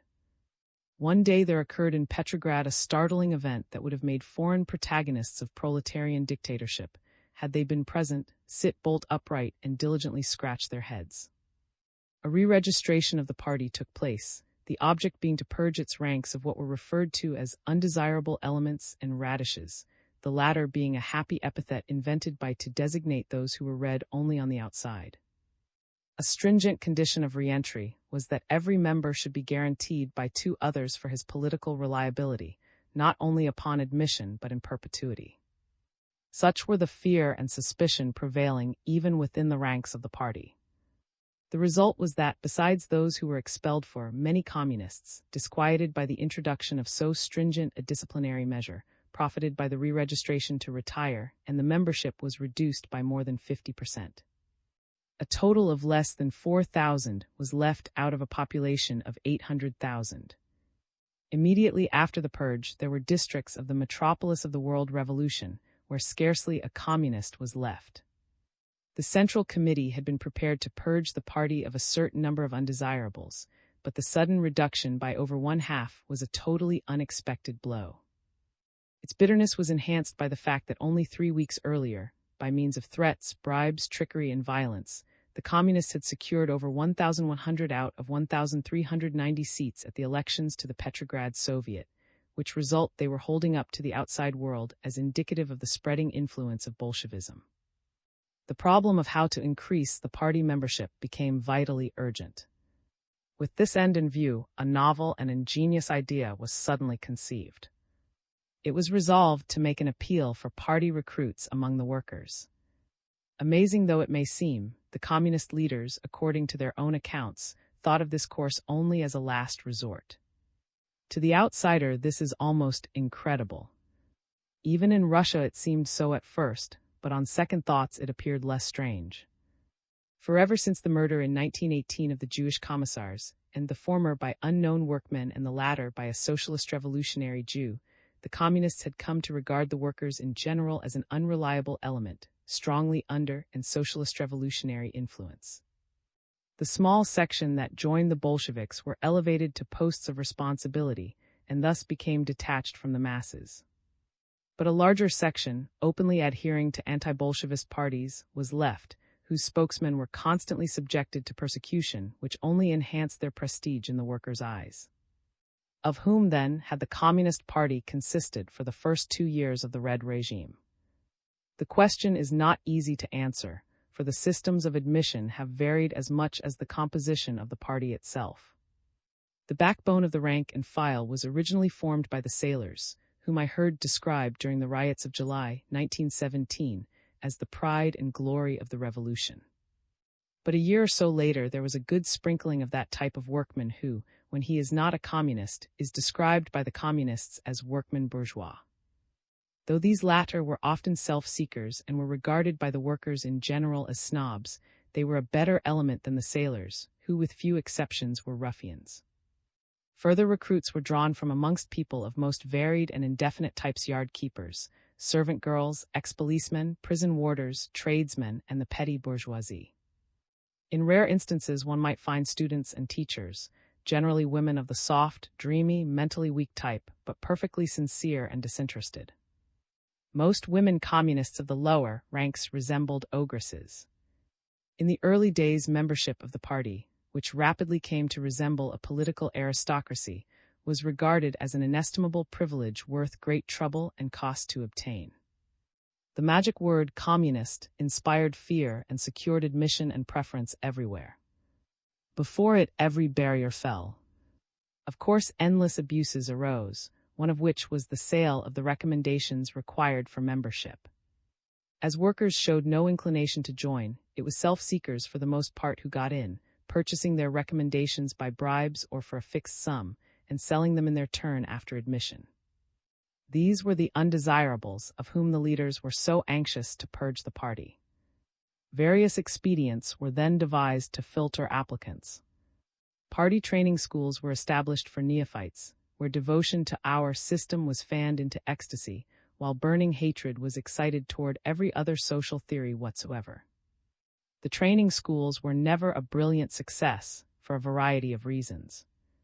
The instruction was only theoretical, and the lecturers were rarely able to clothe their thoughts in simple language or adapt the abstruse aspects of sociological subjects to the mentality of their audiences, which consisted of very youthful workers or office employees lured into attendance by an extra half-pound of bread issued after each lecture. To attend the whole course was irksome, involving sacrifice of leisure hours, and the number of idealistic applicants was too small to permit rigorous discipline. The training schools were gradually superseded by communist clubs, which devoted their attention to concerts and lectures, thus resembling the cultural enlightenment committees in the army. Another deterrent to radishes was devised by establishing 3 degrees for professing converts. Sympathizers, candidates, fully qualified communists. Before being crowned with the coveted title of member of the Communist Party, neophytes had to pass through the first 2 probationary stages, involving tests of loyalty and submission to party discipline. It was the prerogative only of the 3rd category to bear arms. It was to them that preference was given in all appointments to posts of responsibility. There is one source upon which the Bolsheviks can rely with some confidence for new drafts. I refer to the Union of Communist Youth. Realizing their failure to convert the present generation, the communists have turned their attention to the next and established this union, which all school children are encouraged to join. Even infants, when their parents can be induced or compelled to part with them, are prepared for initiation to the Union by concentration in colonies and homes, where they are fed on preferential rations at the expense of the rest of the population, and clothed with clothing seized from children whose parents refuse to be separated from them. It is the object of these colonies to protect the young minds from pernicious non-communist influence, and so to Bolshevist ideals that by the time they reach adolescence they will be incapable of imbibing any others. According to Bolshevist admissions, many of these homes are in an appalling state of, but a few are kept up by special efforts and exhibited to foreign visitors as model nurseries. It is still too early to estimate the success of this system. Personally, I am inclined to think that, when not defeated by the misery of and neglect, the propagandist aims will be largely counteracted by the silent but benevolent influence of the self-sacrificing intellectuals, doctors, matrons, and nurses, whose services in the running of them cannot be dispensed with. The tragedy of the children of Soviet Russia is in the numbers that are thrown into the streets. But the Union of Communist Youth, consisting of adolescents with considerable license, permitted them, with endless concerts, balls, parties, and excursions, supplementary rations and issues of sweetmeats, processioning, flag-waving, and speech-making at public ceremonies, is still the most reliable source of recruits to the Communist Party. It will be readily realized that the party consisted of a medley of widely differing characters, in which genuine toilers were a minority. When the novel suggestion was made of inviting workers to join, this fact was admitted with laudable. The Bolshevist spokesman frankly avowed they had completely forgotten the workers, and a great campaign was opened to draw them into the party. The watchword "Open the party doors to the workers," said Pravda on July 25, 1919, has been forgotten. Workers get pickled as soon as they join, which meant they become communists and entirely lose their individuality as workers. Wrote a long proclamation to toilers explaining who the communists were and their objects.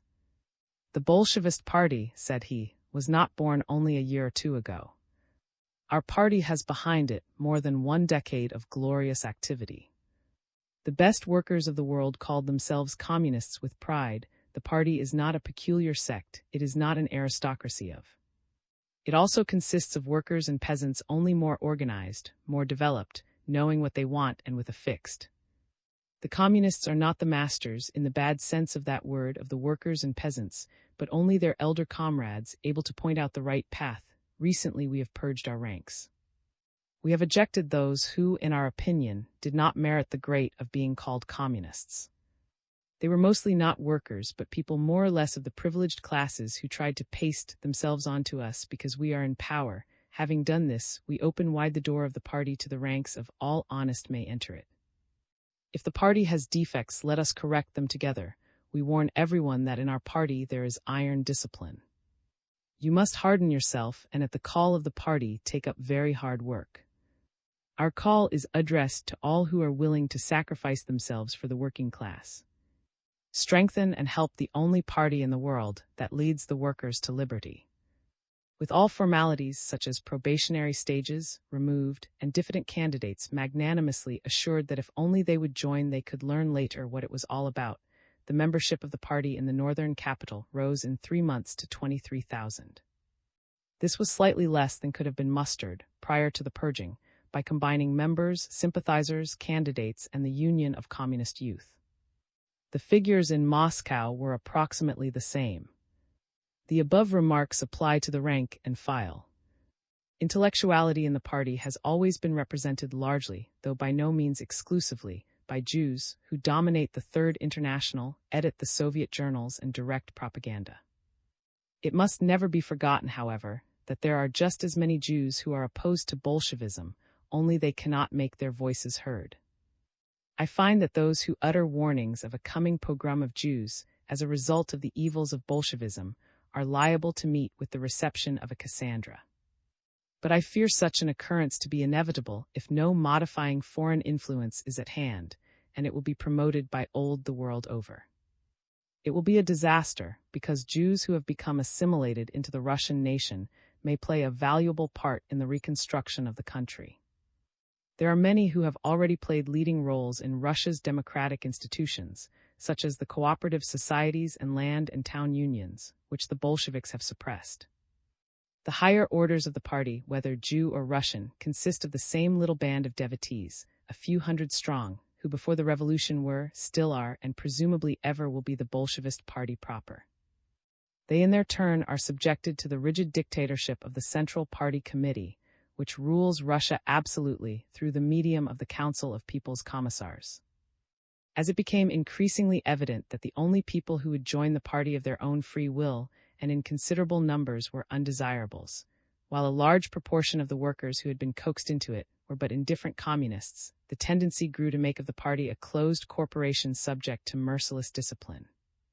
Members, though enjoying material privileges, should have no will of their own. Undesirables should be deterred from joining by imposing arduous duties upon all members.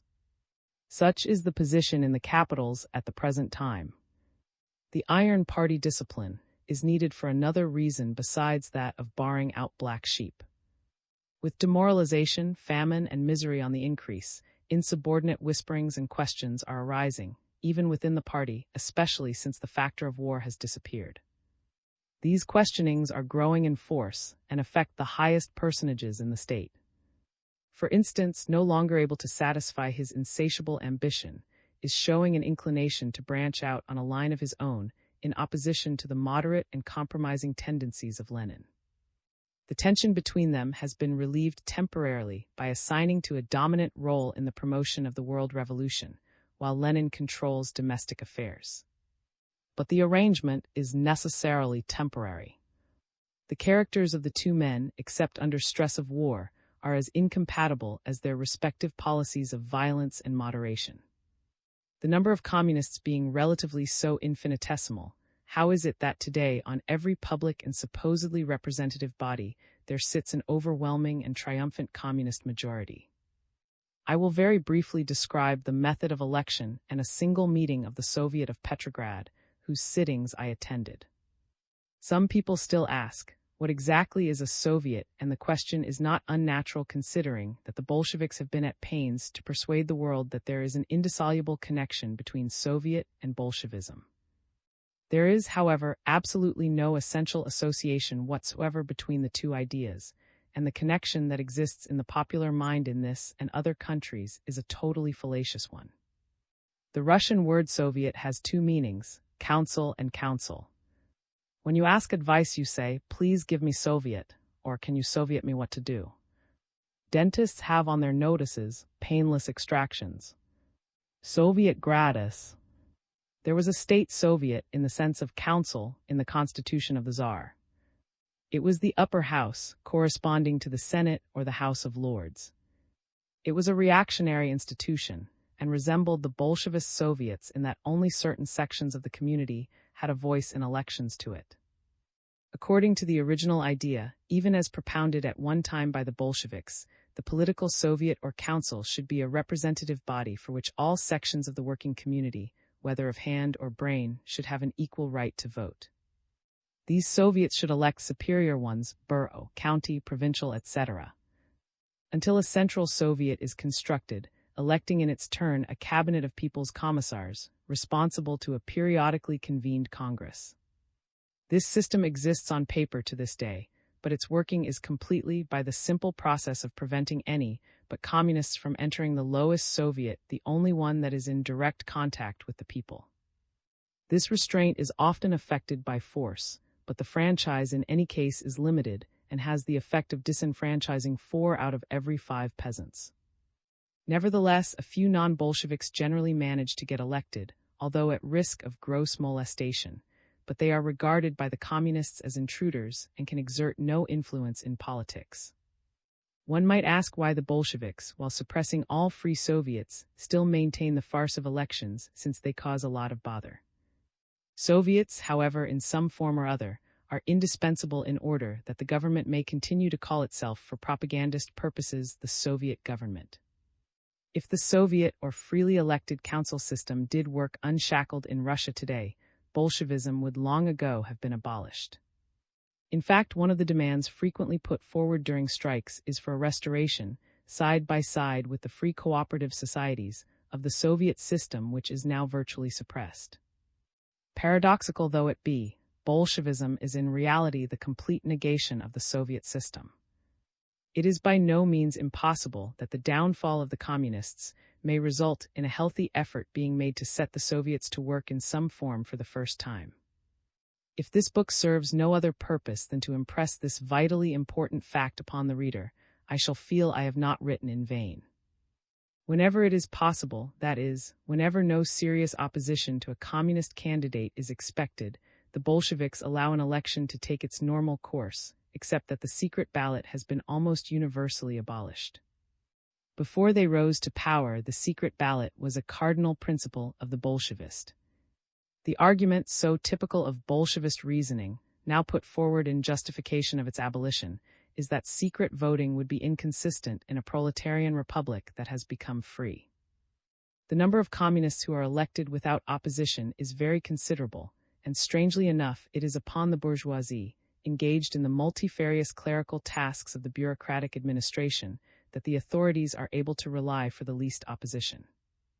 Employees of the government offices mostly miss the elections if they can, and if they cannot, acquiesce passively in the appointment of communists, knowing that the proposal of opponents will lead at the least to extreme unpleasantness. A partial explanation of this docility and the general inability of the Russian people to assert themselves is to be found in sheer political inexperience.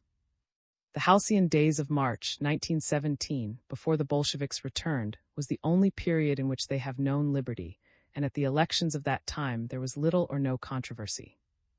In any case, political experience is not to be acquired in the short space of a few weeks. I will cite but one instance of an election in a thoroughly bourgeois institution. The return by the opera of a communist delegate to the Petrograd Soviet was given prominence in the Bolshevist press, and as I had at one time been connected with this, I was interested to elucidate the circumstances. On the election day, of all the singers, orchestra, chorus, and the large staff of scene shifters, mechanics, attendants, caretakers, etc., numbering several hundred people, not half a dozen appeared. So the election was postponed until another day, when the communist cell, appointed to control the election, brought in a complete outsider, whom they elected as delegate from the staff were completely indifferent and unaware, until afterwards, that any election had taken place. Not to the passive bourgeoisie, but to the active workers, do the Bolsheviks look for opposition in the cities. It is to counteract and forcibly prevent non-Bolshevist propaganda in the workshops that their chief energies are devoted. The elections I am describing were noteworthy because they followed immediately upon an outburst of strikes, particularly affecting the and streetcar workers. At one of the tramway parks, bombs had been thrown, killing one worker and wounding 3 communists. Only one meeting was permitted at each factory or other institution, and the printed instructions stated that it must be controlled by communists, who were to put forward their candidates first.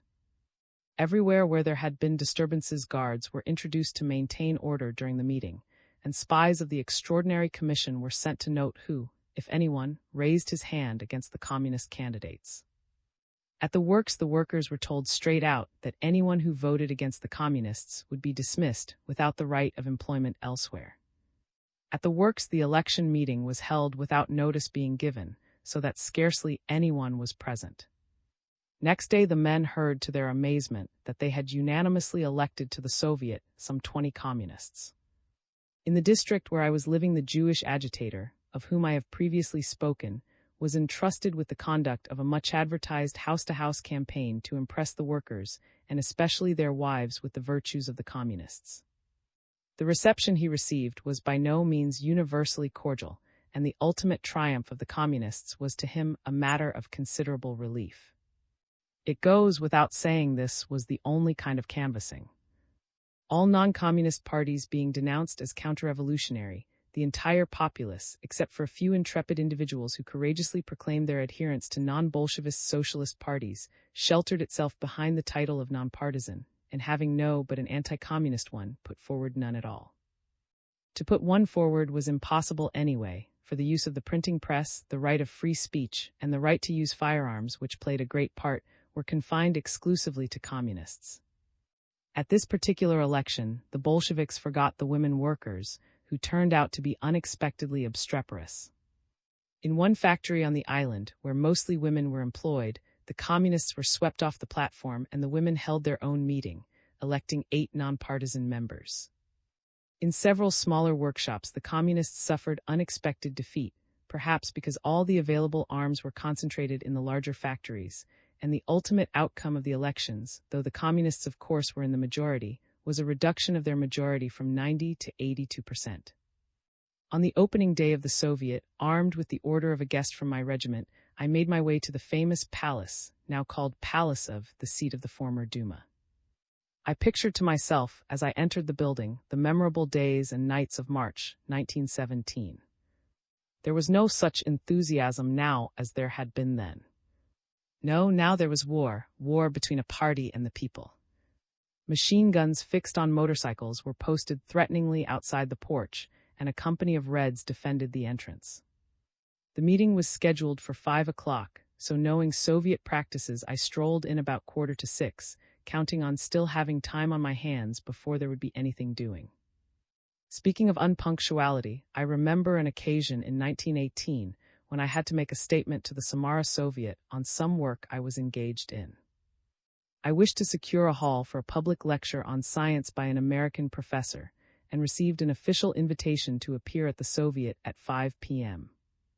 To explain my object in detail, I attended punctually.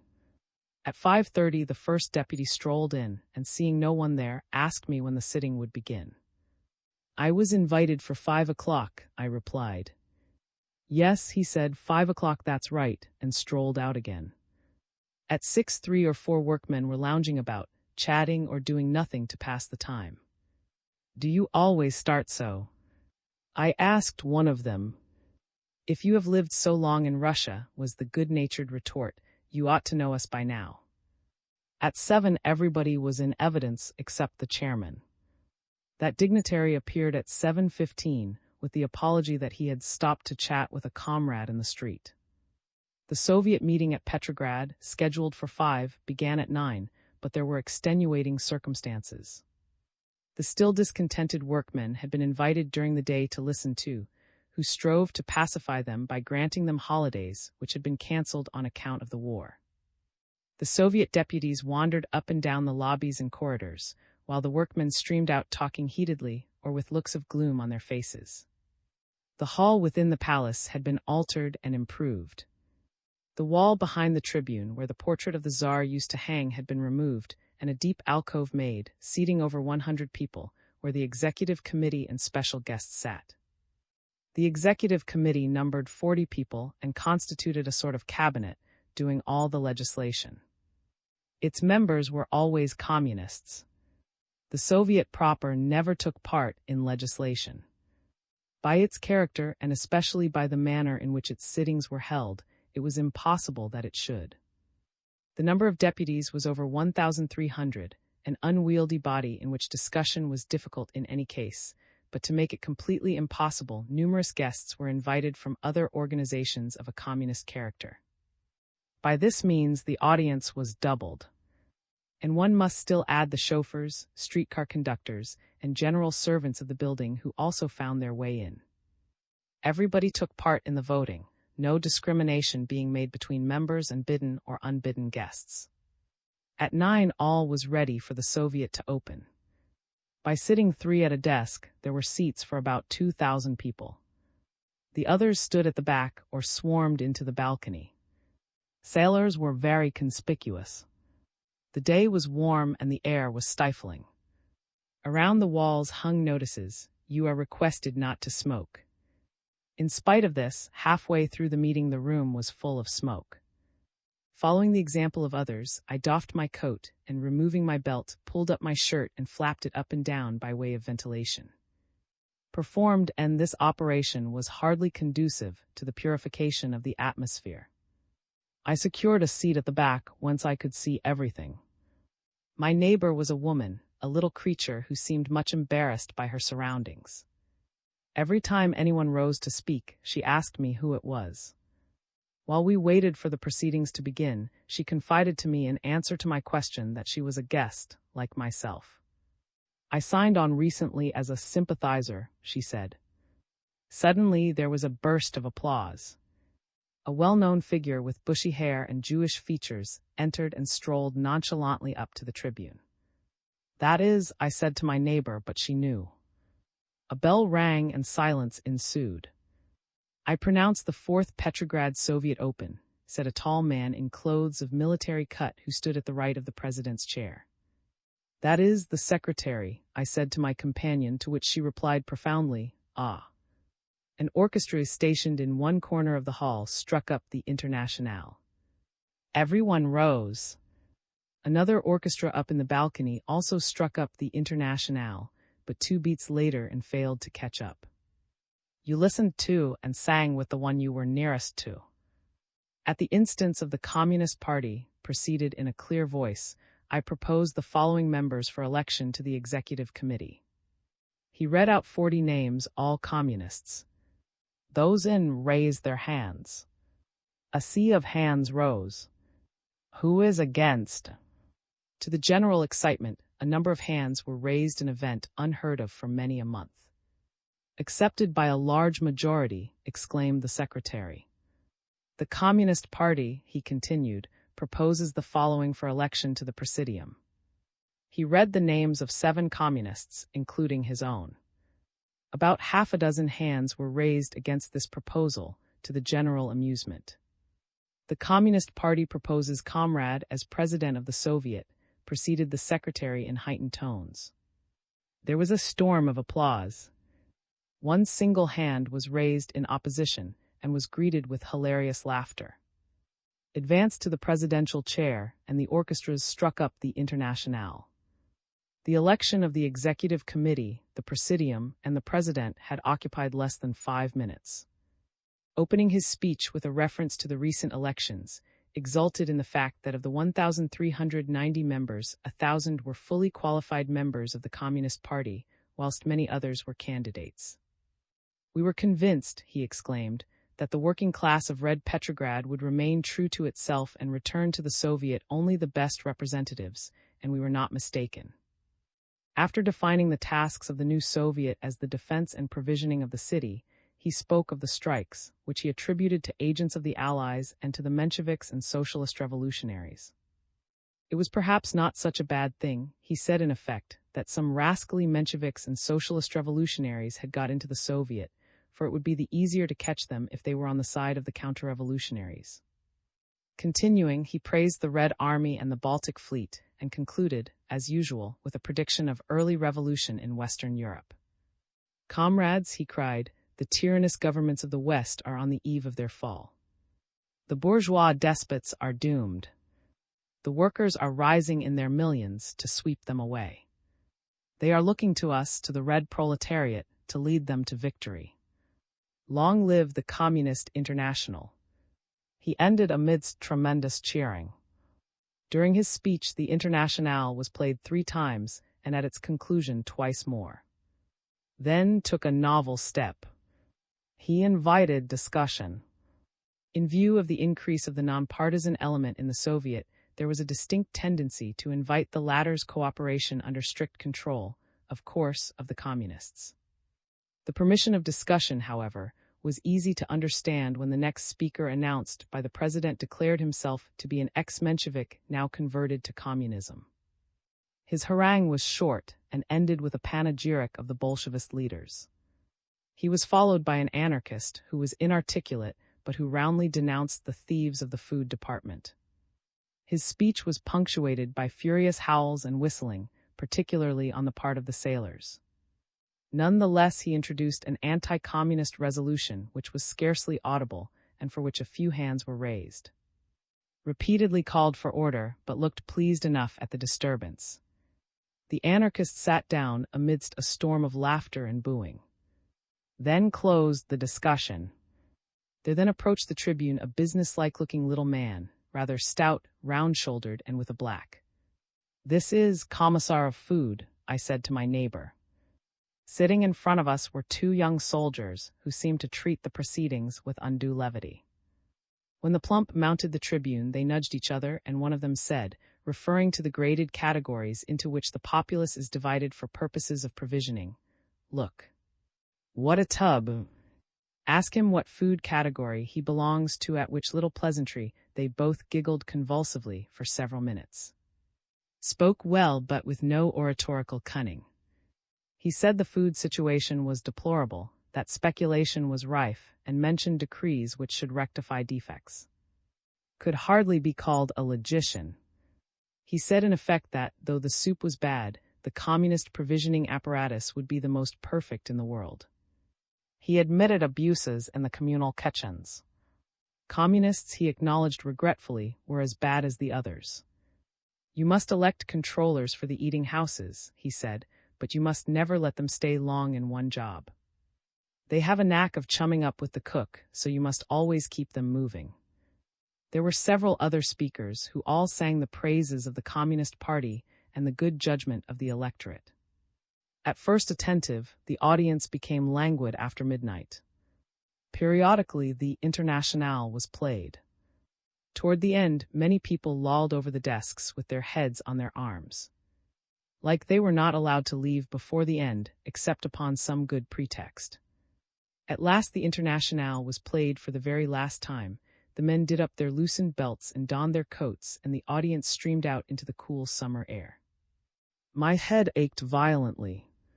I walked along to the quay of the Neva. The river was superb. The skyline of the summer night was tinged with delicate pink, blue, and green.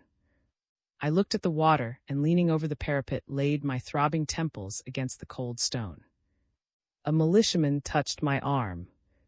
"Who are you?" he demanded. "I come from the Soviet." "Your order." I showed it. "I am going home," I added. He was not a rough-looking fellow. I had a strange impulse to exclaim bitterly, "Comrade, tell me, how long will this revolution last?" But what was the good? Though everybody asks it, this is the one question nobody can answer. My path lay along the beautiful river. The stream flowed, then I walked. It seemed to me to be getting ever faster. It was like the revolution, this river flowing with an inexorable, ever swifter, endless tide. To my fevered fancy it became a roaring torrent tearing all before it, like the rapids of, not, however, snowy white, but red, red, red. XIII. Escape. Flight from the prison of Soviet Russia was as difficult a matter for me as for any Russian anxious to elude pursuit and escape unobserved. Several designs failed before I met with success. According to one of these, I was to be put across the Finnish frontier secretly, but officially by the Bolshevist authorities as a foreign propagandist, for which I was fitted by my knowledge of foreign languages. I was already in possession of several bushels of literature in half a dozen tongues, which were to be delivered at a secret address in Finland when fighting unexpectedly broke out on the Finnish frontier. The regiment through which the arrangements were being made moved, and the plan was held up indefinitely. Before it could be renewed, I had left Petrograd.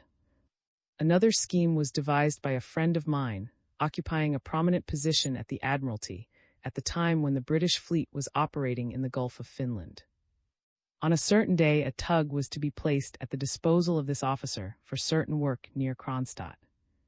The plan he invented was to tell the captain of the tug that he had been instructed to convey to the shores of Finland a British admiral who had secretly visited Petrograd to confer with the Bolsheviks. At midnight, the tug would be alongside the quay. My friend was to fit me out in sailor's uniform, and I was to pose as the disguised British admiral. Then, instead of stopping at Kronstadt, we should steam past the fort and escape, under the Soviet flag and using Soviet signals, to Finland. If the captain smelt a rat, a revolver would doubtless quiet his olfactory nerve. But 2 days before the event, the famous British naval raid on Kronstadt was made, and several Russian ships were sunk. My friend was ordered there at once to assist in reorganization, and I failed to become an admiral. The most exciting of these unsuccessful efforts ended with shipwreck in a fishing boat in the Gulf. At a house where I was staying there had been a search, the object of which was to discover the source of Allied intelligence, and I escaped by throwing a fit, previously rehearsed in anticipation of an emergency, which so terrified the searchers that they left me alone. But I was forced subsequently to fly out of the city and hide for some nights in a cemetery. Having got wind of my difficulties, the British government sought to effect my rescue by sending U-boat chasers nearly up to the mouth of the Neva to fetch me away. These boats were able to run the gauntlet of the Kronstadt forts at a speed of over 50 knots. A message informed me of 4 nights on which a chaser would come, and I was to arrange to meet it at a certain point in the sea at a stipulated hour. The difficulties were almost insurmountable, but on the 4th night I and a Russian midshipman succeeded in procuring a fishing boat and setting out secretly from a secluded spot on the northern shore. But the weather had been bad, a squall arose, our boat was unwieldy and rode the waves badly. My companion behaved heroically, and it was due to his excellent seamanship that the boat remained afloat as long as it did. It was finally completely overwhelmed, sinking beneath us, and we had to swim ashore. The rest of the night we spent in the woods, where we were fired on by a patrol, but eluded their vigilance by scrambling into a scrubby bog and lying still till daylight. Then one day my commander informed me that he had orders to move our regiment to the front. After a moment's consideration, I asked if he would be able to send some of his soldiers down in small detachments, say of 2 or 3, to which he replied, possibly. This intelligence set me thinking very hard. In a minute I leaned over to him, and in a low tone said something which set him, too, thinking very hard. A smile gradually began to flicker round his lips, and he very slowly closed one eye and reopened it. "All right," he said, "I will see to it that you are duly killed." Thus it came to pass that on a Sunday evening 2 or 3 days before the regiment left Petrograd, I set out with 2 companions, detailed off to join an artillery brigade at a distant point of the Latvian frontier. The Baltic state of Latvia was still at war with Soviet Russia. My companions belonged to another regiment, but were temporarily transferred. They were both fellows of sterling worth who had stood by me in many a scrape, and both wished to desert and serve the Allies, but feared they might be shot as communists by the whites. So I had promised to take them with me when I went. One was a giant over 6 feet high, a law student, prize boxer, expert marksman, a Hercules and sportsman in every sense, and a picked companion on an adventure such as ours. The other was a youth, cultured, gentle, but intrepid, who luckily knew the strip of country to which we were being sent. The first night we traveled for 11 hours in the lobby of a passenger car. The train was already packed when we got in, people were sitting on the buffers and roofs, but having some muscle between us, we took the steps by storm and held on tight. I was the fortunate one on top. The lobby might have contained 4 comfortably, but there were already 9 people in it, all with sacks and baggage. About half an hour after the train started, I succeeded in forcing the door open sufficiently to squeeze half in. My companions smashed the window and, to the horror of those within, clambered through it and wedged themselves downwards. Treating the thing in Russian style as a huge joke, they soon overcame the profanity of the opposition. Eventually I got the other half of myself through the door, it shut with a slam, and we breathed again. Next day we slept out on the grass at a junction station. The second night's journey was to take us to the destination mentioned on our order papers, and in the course of it we had a curious experience. About 3 in the morning we noticed that the train had been shunted on to a siding, while muffled cries in the stillness of the night showed that something unusual was happening. One of my companions, who brought the most unwelcome intelligence that the train was surrounded and was going to be searched. On the previous day, while resting at the junction station, we had encountered a shady individual clearly belonging to the local committee for combating desertion, who questioned us repeatedly regarding our duties and destination. The recollection of this incident gave rise in our minds to a fear that we might be the objects of the search, and this suspicion became intensified to the force of a terrible conviction with all 3 of us when, after a second, we learned that our car was the particularly suspected one. We occupied with 2 other men a half compartment at the end of a long second-class coach, but conversation with our fellow failed to give us any clue as to their business. The problem which faced us was how to dispose of 3 small packets we were carrying, containing maps, documents, and personal papers of my own, all of the most incriminating nature. They were concealed in a bag of salt, through the sides of which the packets slightly protruded. The bag of salt would most certainly be opened to see what was in it. Our first idea was to throw it out of the window, but this could not be done unobserved because our 2 unknown traveling companions occupied the seats nearest the window. So in the pitch darkness we thrust them loose under the seat, where they would of course be discovered, but we would say desperately that they were not ours. This was just done when the door opened, and a man with a candle put his head in and asked, "Where are you all going?" It turned out that we were all leaving the train at. "Oh," said the man with the candle, "good. Then we will put prisoners in here." I will not attempt to describe the hour of suspense that followed. Though my 2 friends resigned themselves calmly to what appeared to be an inevitable fate, I was quite unable to follow their example. I personally might not be shot, not at once at any rate, but should more likely be held as a valuable hostage, whom the Soviet government would use to secure concessions from the British. But my 2 faithful companions would be shot like dogs against the first wall, and though each of us was cognizant of the risk from the outset, when the fatal moment came and I knew absolutely nothing could save them, the bitterness of the realization was past belief. Compartment by compartment, the train was searched. The subdued hubbub and commotion accompanying the turning out of passengers, the examination of their belongings, and the scrutiny of seats, racks, and cushions gradually approached our end of the coach. From the other half of our compartment, somebody was ejected, and someone else put in his stead. A light gleamed through the chink in the partition. We strained our ears to catch the snatches of conversation. Though our unknown traveling companions were invisible in the darkness, I felt that they too were listening intently. But nothing but muffled undertones came through the partition. The train moved forward, the shuffling in the corridors continuing. Then suddenly our door was rudely slid open. Our hearts stood still. We prepared to rise to receive the searchers. The same man with the candle stood in the doorway. But all he said on seeing us again was, "Ach, yes," in a peevish voice, and pushed the door to. We waited in protracted suspense.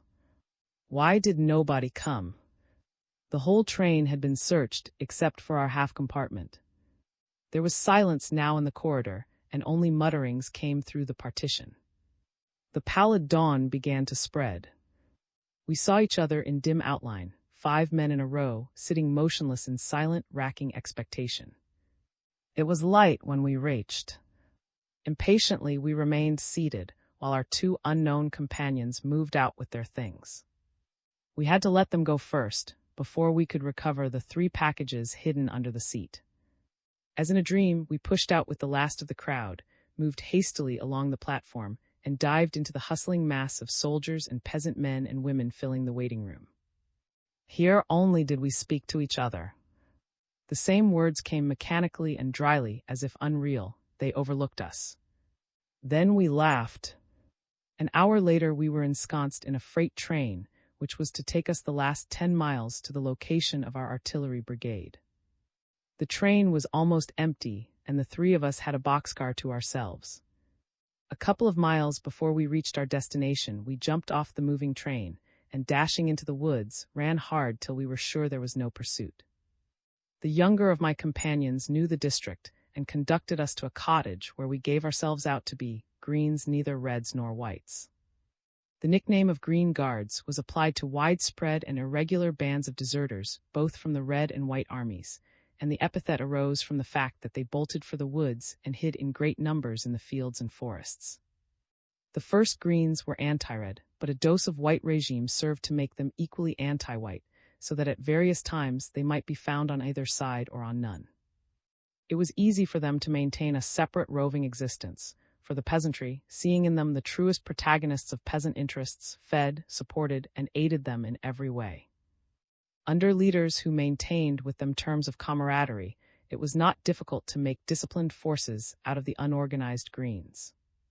Not far from the point where we were, a band of Greens had turned out a trainload of Reds at a wayside station and ordered all communists and Jews to own up.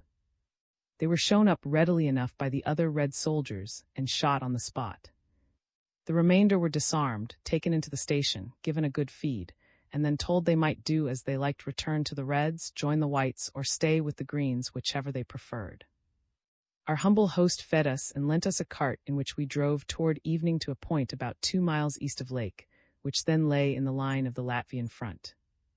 Here in the woods we climbed out of the cart, and the peasant drove home.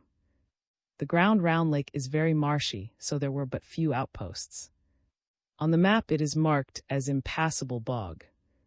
When we got near the shore of the lake, we lay low till after dark, and then started to walk round it. It was a long way, for the lake is about 16 miles long and 8 or 10 across. To walk in the woods was impossible, for they were full of trenches and barbed wire, and it was pitch dark. So we waded through the bog, at every step sinking halfway up to the knees, and sometimes nearly waist deep. It was indeed a veritable slough of despond. After about 3 hours, when I could scarcely drag one leg after the other any farther through the mire, and drowning began to seem a happy issue out of present tribulation, we came upon a castaway fishing boat providentially stranded amongst the rushes. It was a rickety old thing, and it leaked dreadfully, but we found it would hold us if one man bailed all the time. There were no oars, so we cut boughs to use in their stead, and with nothing to guide us but the ever-kindly stars, pushed out over the dark and silent rush-grown waters and rowed ourselves across to Latvia. The romantic beauty of September dawn smiled on a world made ugly only by wars and of wars.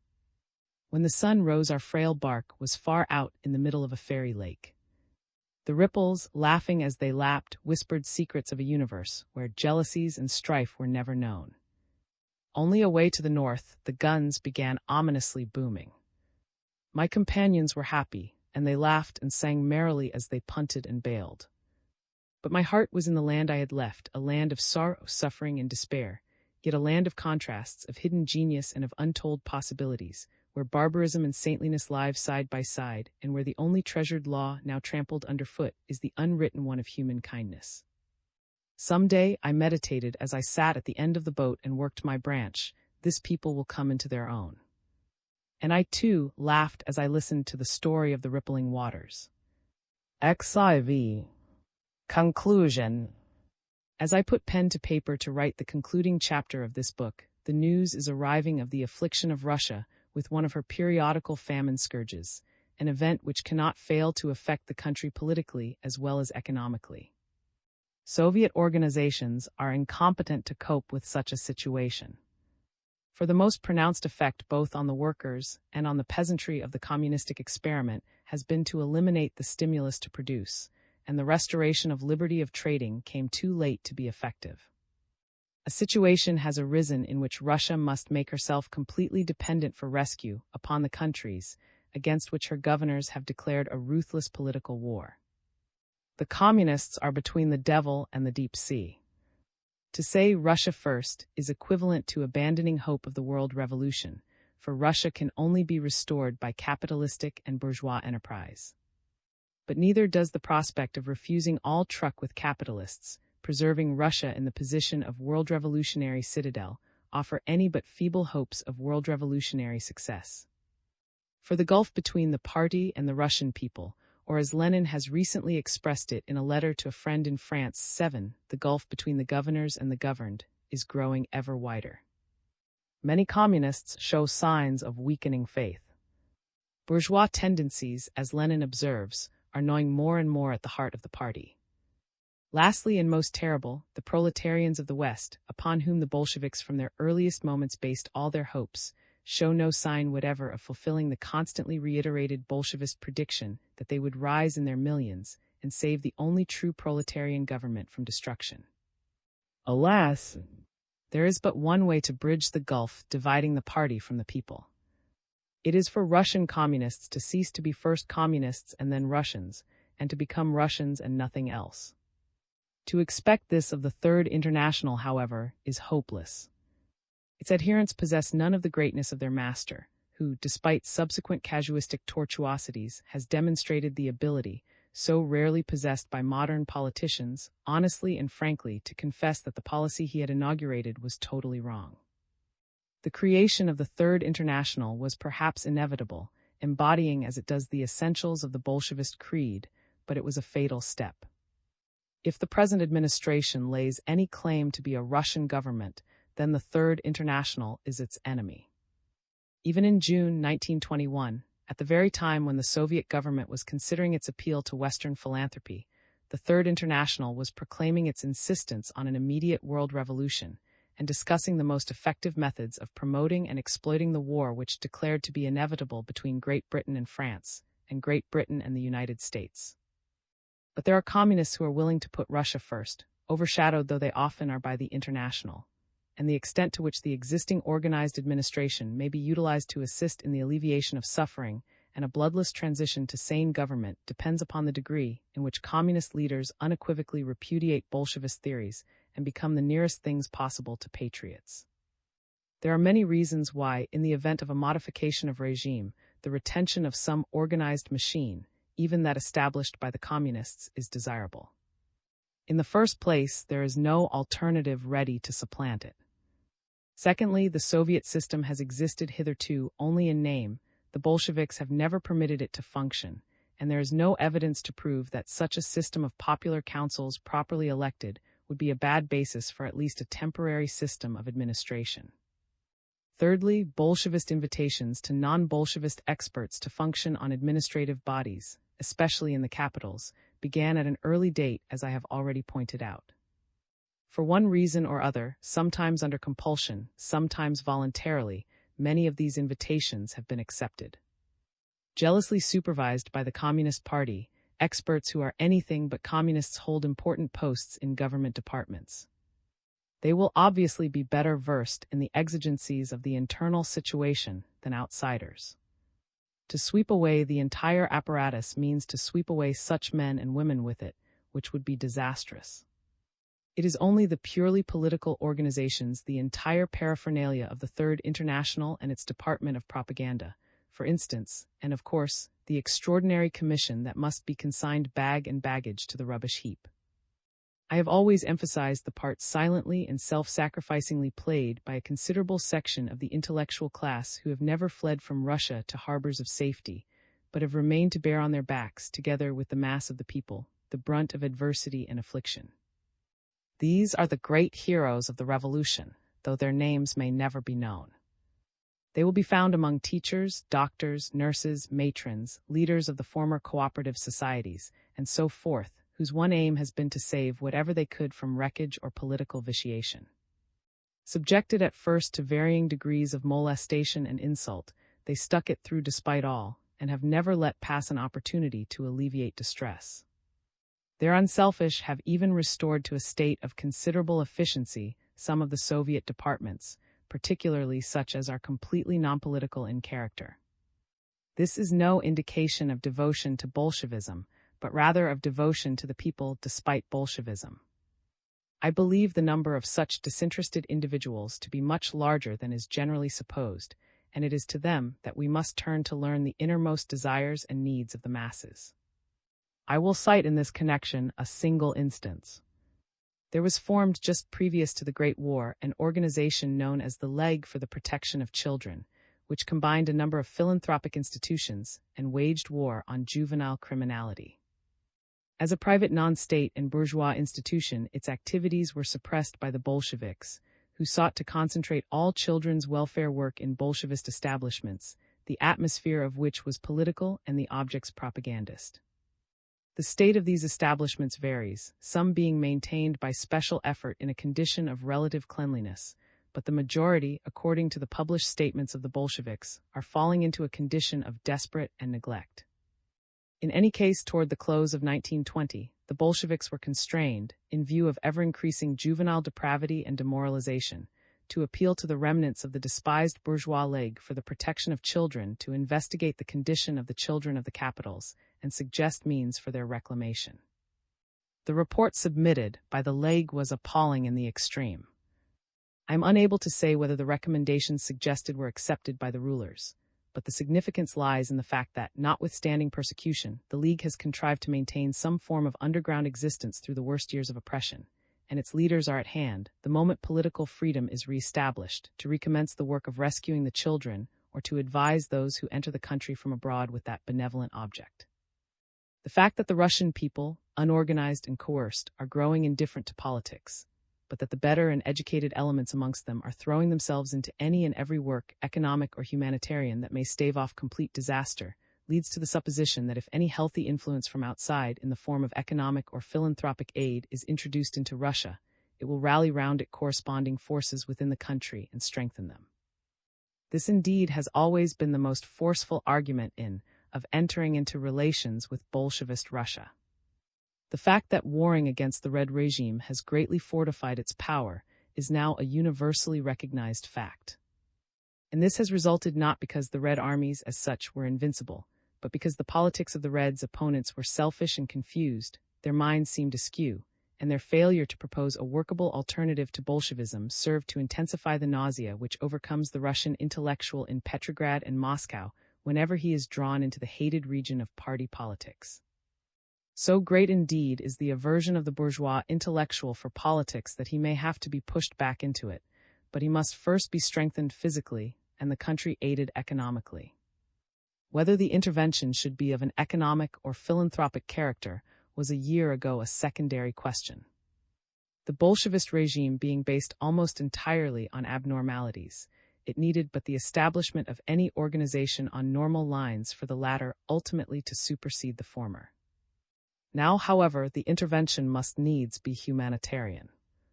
Soviet Russia has resembled a closed room in which some foul disease was developing, and other occupants of the house, in the interests of self-protection, tightly closed and barred lest infection leak out. But infection has constantly leaked out, and if it has been virulent, it is only because the longer and the room was barred, the fouler became the air within. This was not the way to purify the chamber, whose use everyone recognized as indispensable. We must unbolt the doors, unbar the windows, and force in the light and air we believe in. Then, the occupants being tended and the chamber thoroughly cleansed, it will once again become habitable. Is it too late to accomplish this vast humanitarian task? Is the disaster so great that the maximum of the world's effort will be merely a palliative? Time will show. But if the Russian dilemma has not the world's ability to solve it, Russia must for years to come be primarily a humanitarian problem, to be approached from the humanitarian standpoint. There are many who fear that even now the faction of the Third International will surely seek to exploit the magnanimity of other countries to its own political advantage. Of course it will. The ideals of that institution dictate that the appeal to Western philanthropy shall conceal such a dagger as was secreted behind the olive branch to Western capitalism. Has not the Third International to this day persistently proclaimed its intention to conspire against the very governments with which the Bolsheviks have made, or are hoping to make, commercial contracts, and from which they now beg philanthropic aid? But the Third International, I believe, has a bark which is much worse than its bite.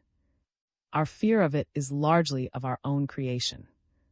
Its lack of understanding of the psychology of Western workers is amazing, and its appeals are astonishingly illogical. To kill it, let it talk. The essential impotence of the Third International is fully recognized by those little nations that were once part of Russia. Having thrown off the yoke of revolution, they have long sought to open economic intercourse with their unlovable eastern neighbor. True, their attitude is inspired in part by apprehension of those who would compel them forcibly to renew the severed tie rather than allow them to reunite voluntarily with Russia when the time shall mature. But their desire for normal intercourse is based primarily on the conviction that the communistic experiment would rapidly succumb under any normal conditions introduced from outside. Nothing will undermine Bolshevism so effectually as kindness, and the more non-political, disinterested, and all-embracing that kindness, the greater will be its effect. With the supplanting of the spirit of political bigotry by that of human sympathy, many rank and file communists, attracted to the party in their ignorance by its deceptive catchphraseology and the energy, resolution, and hypnotic influence of its leaders, will realize with the rest of Russia and with the whole world that Bolshevism is politically a despotism, economically a folly, and as a democracy a stupendous delusion, which will never guide the proletarian ship to the harbor of communistic felicity. Misgivings are often expressed in liberally minded circles that reaction might undo all that has been achieved since that historic moment when Nicholas II signed the deed of abdication from the Russian throne. Reaction in these days of loose terminology is a word as much abused as bourgeois, proletariat, or Soviet. If it means stepping backward, a certain amount of healthy reaction in Russia is both desirable and inevitable. Are not retrogression and progress at times identical? No man, having taken the wrong turning, can advance upon his pilgrimage until he returns to the crossroads. But the Russian nation has a psychological revolution more profound than any visible changes, great though these are, and the maximum of possible reaction must still leave the country transformed beyond recognition. This would still be the case even if the sum total of revolutionary achievements were confined to the decrees promulgated during the first month after the overthrow of the Tsar. We need not fear healthy reaction. No power on earth can deprive the peasant of the land now acquired, in the teeth of landlord and Bolshevik alike, on a basis of private ownership. By a strange irony of fate, the communist regime has made the Russian peasant still less communistic than he was under the Tsar. And with the assurance of personal possession, there must rapidly develop that sense of responsibility, dignity, and pride which well-tended property always engenders. For the Russian loves the soil with all his heart, with all his soul, and with all his mind. His folk songs are full of affectionate descriptions of it. His and his harrow are to him more than mere wood and iron. He loves to think of them as living things, as personal friends. Barbaric instincts have been aroused by the revolution, and this simple but exalted mentality will remain in abeyance as long as those continue to rule who despise the peasant's primitive aspirations and whose world revolutionary aims are incomprehensible to him. A veiled threat still lies behind ambiguous and inconsistent Bolshevist protestations. When this veiled threat is eliminated and the peasant comes fully into his own, I am convinced that he will be found to have developed independent ideas and an unlooked-for capacity for judgment and reflection which will astonish the world, and which with but little practice will thoroughly fit him for all the duties of citizenship. Shortly after the Baltic Republic of Lithuania had come to terms with Soviet Russia, one of the members of the Lithuanian delegation who had just returned from Moscow told me the following incident. In discussing with the Bolsheviks out of official hours the internal Russian situation, the Lithuanians asked how, in view of the universal misery and lack of liberty, the communists continued to maintain their dominance. To which a prominent Bolshevist leader laconically replied, "Our power is based on three things: first, on Jewish brains; secondly, on Chinese bayonets; and thirdly, on the crass stupidity of the Russian people." This incident betrays the true sentiments of the Bolshevist leaders toward the Russians. They despise the people over whom they rule. They regard themselves as of superior type, a sort of cream of humanity, the vanguard of the revolutionary proletariat, as they often call themselves. The Tsarist government, except in its final degenerate days, was at least Russian in its sympathies. The kernel of the Russian tragedy lies not in the brutality of the Extraordinary Commission, nor even in the suppression of every form of freedom, but in the fact that the revolution, which dawned so auspiciously and promised so much, has actually given Russia a government utterly alienated from the sympathies, aspirations, and ideals of the nation. The Bolshevist leader would find but few disputants of his admission that Bolshevist power rests to a large extent on Jewish brains and Chinese bayonets. But his gratitude for the stupidity of the Russian people is misplaced. The Russian people have shown not stupidity, but eminent wisdom in repudiating both communism and the alternative to it presented by the landlords and the generals. Their tolerance of the red in preference to the white is based upon the conviction, universal throughout Russia, that the red is a merely passing phenomenon. Human nature decrees this, but there was no such guarantee against the whites with the support of the Allies behind them. A people culturally and politically immature like the Russians may not easily be able to embody in a formula the longings that stir the hidden depths of their souls, but you cannot on this account call them stupid. The Bolsheviks are all formula, empty formula, and no soul. The Russians are all soul with no formula. They possess no developed system of self-expression outside the arts. To the Bolshevik, the letter is all in all. He is the slave of his shibboleths. To the Russian, the letter is nothing. It is only the spirit that matters. More keenly than is common in the Western world, he feels that the kingdom of heaven is to be found not in politics or creeds of any sort or kind, but simply within each one of us as individuals. The man who says, "The Russians are a nation of fools," assumes a prodigious responsibility. You cannot call a people stupid who, in a single century, have raised themselves from obscurity to a position of preeminence in the arts, literature, and philosophy. And whence did this galaxy of geniuses from two or such as, and the host of others whose works have so profoundly affected the thought of the last half-century, whence did they derive their inspiration, if not from the common people around them? The Russian nation, indeed, is not one of fools, but of potential geniuses. But the trend of their genius is not that of Western races.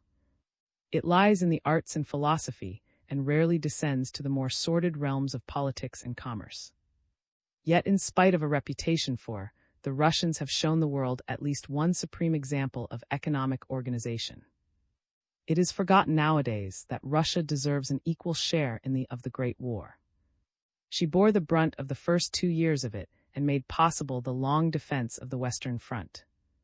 And it is forgotten, if ever it was fully recognized, that while corruption at court and treachery in highest military circles were leading Russia to perdition, the provisioning of the army and of the cities was upheld heroically, with chivalrous self-sacrifice and with astonishing proficiency, by the one great democratic and popularly controlled organization Russia has ever possessed, to wit, the Union of Cooperative Societies. The almost incredible success of the Russian cooperative movement was due, I believe, more than anything else to the spirit of devotion that actuated its leaders. It is futile to point, as some do, to exceptional cases of malpractices. When an organization springs up with mushroom growth, as did the Russian cooperatives, defects are bound to arise. The fact remains that by the time the revolution came, the Russian cooperative societies were not only supplying the army, but also providing for the needs of almost the entire nation with an efficiency unsurpassed in any other country. The Bolsheviks waged a ruthless and desperate war against public cooperation. The cooperative unions represented an organization independent of the state and could therefore not be tolerated under a communist regime. But like religion, cooperation could never be completely uprooted. On the contrary, their own administration being so incompetent, the Bolsheviks have on many occasions been compelled to appeal to what was left of the cooperative societies to help them out, especially in direct dealings with the peasantry. So that, although free cooperation is entirely suppressed, the shell of the former great organization exists in a mutilated form and offers hope for its resuscitation in the future when all cooperative leaders are released from prison. There are many ways of reducing the Russian problem to simple terms, and not the least apt is a struggle between cooperation and coercion. A deeper significance is attached in Russia to the word cooperation than is usual in Western countries. The Russian cooperative unions up to the time when the Bolsheviks seized power by no means limited their activities to the mere acquisition and distribution of the first necessities of life. They had also their own press organs, independent and well-informed. They were opening scholastic establishments, public libraries and reading rooms, and they were organizing departments of public health and welfare. Russian cooperation must be understood in the widest possible sense of mutual aid and the dissemination of mental and moral as well as of physical sustenance. It is a literal application on a wide social scale of the exhortation to do unto others as you would that they should do to you. This comprehensive and idealistic movement was the nearest expression yet manifested of the Russian social ideal, and I believe that, whatever the outward form of the future constitution of Russia may be, in essence it will resolve itself into a cooperative commonwealth. There is one factor in the Russian problem which is bound to play a large part in its solution, although it is the most indefinite. I mean the power of emotionalism. Emotionalism is the strongest trait of the Russian character, and it manifests itself most often, especially in the peasantry, in religion. The calculated efforts of the Bolsheviks to suppress religion were shattered on the rocks of popular belief. Their categorical prohibition to participate in or attend any religious rites was ultimately confined solely to communists, who, when convicted of attending divine services, are liable to expulsion from the privileged ranks for tarnishing the reputation of the party. As regards the general populace, to proclaim that Christianity is the opium of the people is as far as the communists now dare go in their dissuasions. But the people flock to church more than ever they did before, and this applies not only to the peasants and factory hands but also to the bourgeoisie, who it was thought were growing indifferent to religion. This is not the first time that under national affliction the Russian people have sought solace in higher things. Under the Tartar yoke they did the same, forgetting their material woes in the creation of many of those architectural monuments, often quaint and fantastic but always impressive, in which they now worship. I will not venture to predict what precisely may be the outcome of the religious revival which undoubtedly is slowly developing, but will content myself with quoting the words of a Moscow workman, just arrived from the Red Capital, whom I met in the northern Ukraine in November 1920. There is only one man in the whole of Russia, said this workman, whom the Bolsheviks fear from the bottom of their hearts, and that is the Patriarch of the Russian Church. A story runs of a Russian peasant who dreamt that he was presented with a huge bowl of delicious gruel. But alas, he was given no spoon to eat it with. And he awoke, and his mortification at having been unable to enjoy the gruel was so great that on the following night, in anticipation of a recurrence of the same dream, he was careful to take with him to bed a large wooden spoon to eat the gruel with when next it should appear. The untouched plate of gruel is like the priceless gift of liberty presented to the Russian people by the revolution. Was it, after all, to be expected that after centuries of despotism, and amid circumstances of world cataclysm, the Russian nation would all at once be inspired with knowledge of how to use the newfound treasure and of the duties and responsibilities that accompany it? But I am convinced that during these dark years of affliction the Russian peasant is, so to speak, fashioning for himself a spoon, and when again the dream occurs, he will possess the wherewithal to eat his gruel.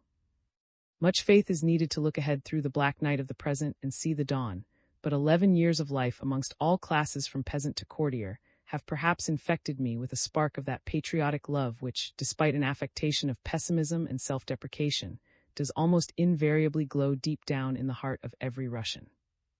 I make no excuse for concluding this book with the oft-quoted lines of the people's poet, who said more about his country in 4 simple lines than all other poets, writers, and philosophers together. In their simplicity and beauty the lines are quite untranslatable, and my free adaptation to the English, which must needs be inadequate, I append with apologies to all Russians. Seek not by reason to discern the soul of Russia, or to learn her thoughts by measurements designed for other lands. Her heart, her mind, her ways in suffering, woe, and need, her aspirations and her creed, are all her own depths undefined, to be discovered, fathomed, known by faith alone. Read Dusk and the Morrow, Dukes. I one of the crowd. The snow glittered brilliantly in the frosty sunshine on the afternoon of March 11, 1917. The prospect was almost deserted.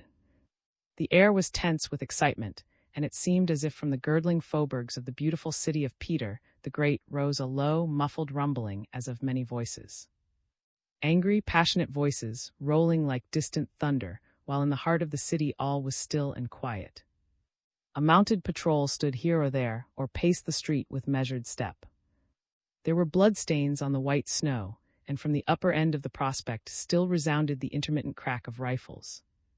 How still those corpses lay over there! Their teeth grinned. Who were they, and how did they die? Who knew or cared? Perhaps a mother, a wife. The fighting was in the early morning.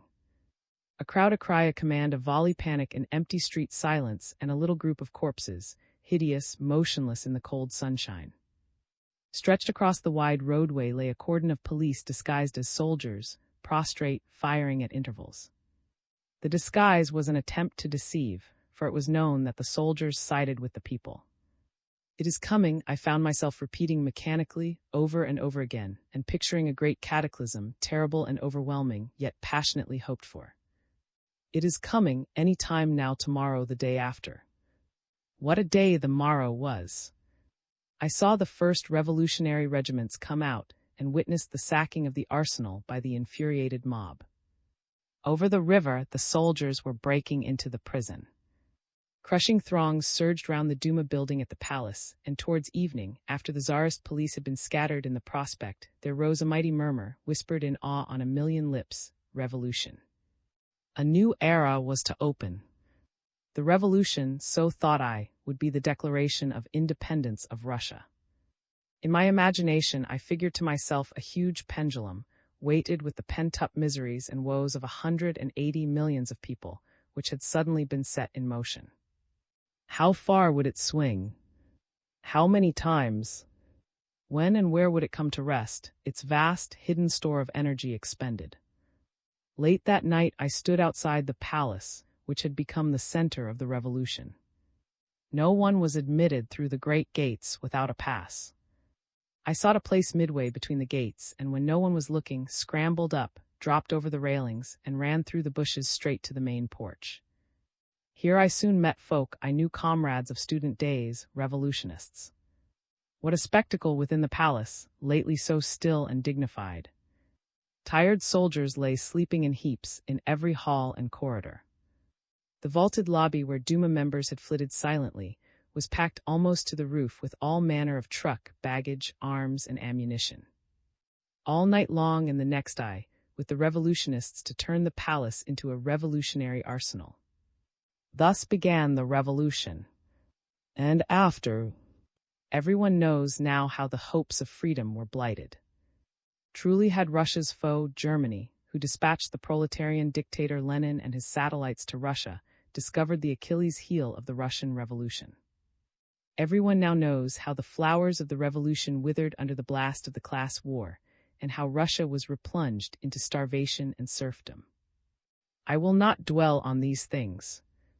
My story relates to the time when they were already cruel realities. My reminiscences of the first year of Bolshevist administration are jumbled into a kaleidoscopic panorama of impressions gained while journeying from city to city, sometimes crouched in the corner of crowded boxcars, sometimes traveling in comfort, sometimes riding on the steps, and sometimes on the roofs or buffers.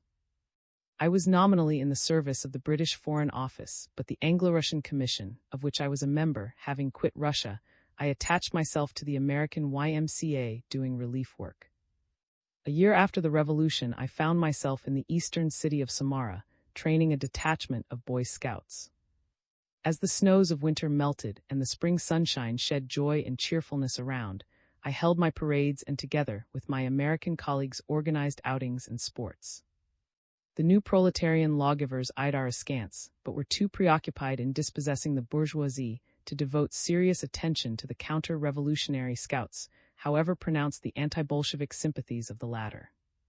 "Be prepared," the scouts would cry, greeting each other in the street. And the answer, "always prepared," had a deep significance, intensified by their boyish enthusiasm. Then one day, when in Moscow, I was handed an unexpected telegram. "Urgent from the British Foreign Office. You are wanted at once in London," it ran. I set out for Archangel without delay. Moscow, with its turbulences, its political wranglings, its increasing hunger, its counter-revolutionary conspiracies, with Count and his German designs, was left behind. Like a bombshell followed the news that was murdered. Leaning over the side of the White Sea steamer, 1,000 from Moscow, I cursed my luck that I was not in the capital. I stood and watched the sun dip low to the horizon, hover an oval mass of fire on the edge of the blazing sea, merge with the water, and without disappearing, mount again to celebrate the triumph over darkness of the nightless Arctic summer. Then Murmansk and Perpetual Day, a destroyer to Pechenga, a tug to the Norwegian frontier, a 10-day journey round the North Cape and by the fairyland of Norwegian fjords to Bergen, with finally a zigzag course across the North Sea, dodging submarines to Scotland. At Aberdeen, the control officer had received orders to pass me through by the first train to London. At King's Cross a car was waiting, and knowing neither my destination nor the cause of my recall, I was driven to a building in a side street in the vicinity of Square. "This way," said the chauffeur, leaving the car. The chauffeur had a face like a mask. We entered the building, and the elevator whisked us to the top floor, above which additional superstructures had been built for war emergency offices. I had always associated rabbit warrens with subterranean abodes, but here in this building I discovered a maze of rabbit burrow-like passages, corridors, nooks, and alcoves, piled higgledy-piggledy on the roof. Leaving the elevator, my guide led me up one flight of steps so narrow that a corpulent man would have stuck tight, then down a similar flight on the other side, under wooden archways so low that we had to stoop, round unexpected corners, and again up a flight of steps which brought us out on the roof. Crossing a short iron bridge, we entered another maze, until just as I was beginning to feel dizzy, I was shown into a tiny room about 10 feet square, where sat an officer in the uniform of a British colonel. The impassive chauffeur announced me, and, "Good afternoon, Mr. Dukes," said the colonel, rising and greeting me with a warm handshake. "I am glad to see you. You doubtless wonder that no explanation has been given you as to why you should return to England. Well, I have to inform you, confidentially, that it has been proposed to offer you a somewhat responsible post in the Secret Intelligence Service." I gasped, but I stammered, "I have never. May I ask what it implies?" "Certainly," he replied. "We have reason to believe that Russia will not long continue to be open to foreigners. We wish someone to remain there to keep us informed of the march of events." But I put in my present work. It is important, and if I drop it... "We foresaw that objection," replied the colonel, "and I must tell you that under war regulations we have the right to requisition your services if need be. You have been attached to the Foreign Office. This office also works in conjunction with the Foreign Office, which has been consulted on this question. Of course, he added bitingly, if the risk or danger alarms you. I forget what I said, but he did not continue. Very well, he proceeded. Consider the matter and return at 4:30 p.m. Tomorrow. If you have no valid reasons for not accepting this post, we will consider you as in our service, and I will tell you further details. He rang a bell. A young lady appeared and escorted me out, threading her way with what seemed to me dexterity through the maze of passages. Burning with curiosity and fascinated already by the mystery of this elevated labyrinth, I ventured a query to my young female guide. What sort of establishment is this? I said. I detected a twinkle in her eye.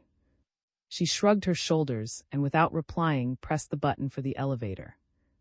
Good afternoon was all she said as I passed in. Next day another young lady escorted me up and down the narrow stairways and ushered me into the presence of the colonel. I found him in a fair-sized apartment with easy chairs and walls hidden by bookcases. He seemed to take it for granted that I had nothing to say. I will tell you briefly what we desire, he said. Then you may make any comments you wish, and I will take you up to interview the chief. Briefly, we want you to return to Soviet Russia and to send reports on the situation there. We wish to be accurately informed as to the attitude of every section of the community, the degree of support enjoyed by the Bolshevist government, the development and modification of its policy, what possibility there may be for an alteration of regime or for a counter-revolution, and what part Germany is playing.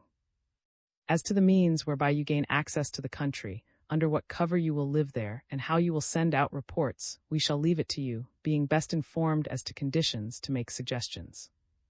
He expounded his views on Russia, asking for my corroboration or correction, and also mentioned the names of a few English people I might come into contact with.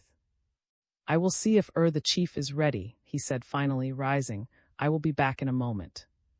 The apartment appeared to be an office, but there were no papers on the desk. I rose and stared at the books on the. My attention was arrested by an edition of works in a decorative binding of what looked like green morocco. I used at one time to dabble in bookbinding, and am always interested in an artistically bound book. I took down Henry from the shelf. To my bewilderment, the cover did not open, until, passing my finger accidentally along what I thought was the edge of the pages, the front suddenly flew open of itself, disclosing a box. In my astonishment, I almost dropped the volume, and a sheet of paper slipped out onto the floor. I picked it up hastily and glanced at it. It was headed Berlin, had the German imperial arms imprinted on it, and was covered with minute handwriting in German. I had barely slipped it back into the box and replaced the volume on the shelf when the colonel returned. The chief is not in, he said, but you may see him tomorrow. You are interested in books, he added, seeing me looking at the shelves. I collect them. That is an interesting old volume on Cardinal, if you care to look at it. I picked it up in Charing Cross Road for £1. The volume mentioned was immediately above Henry.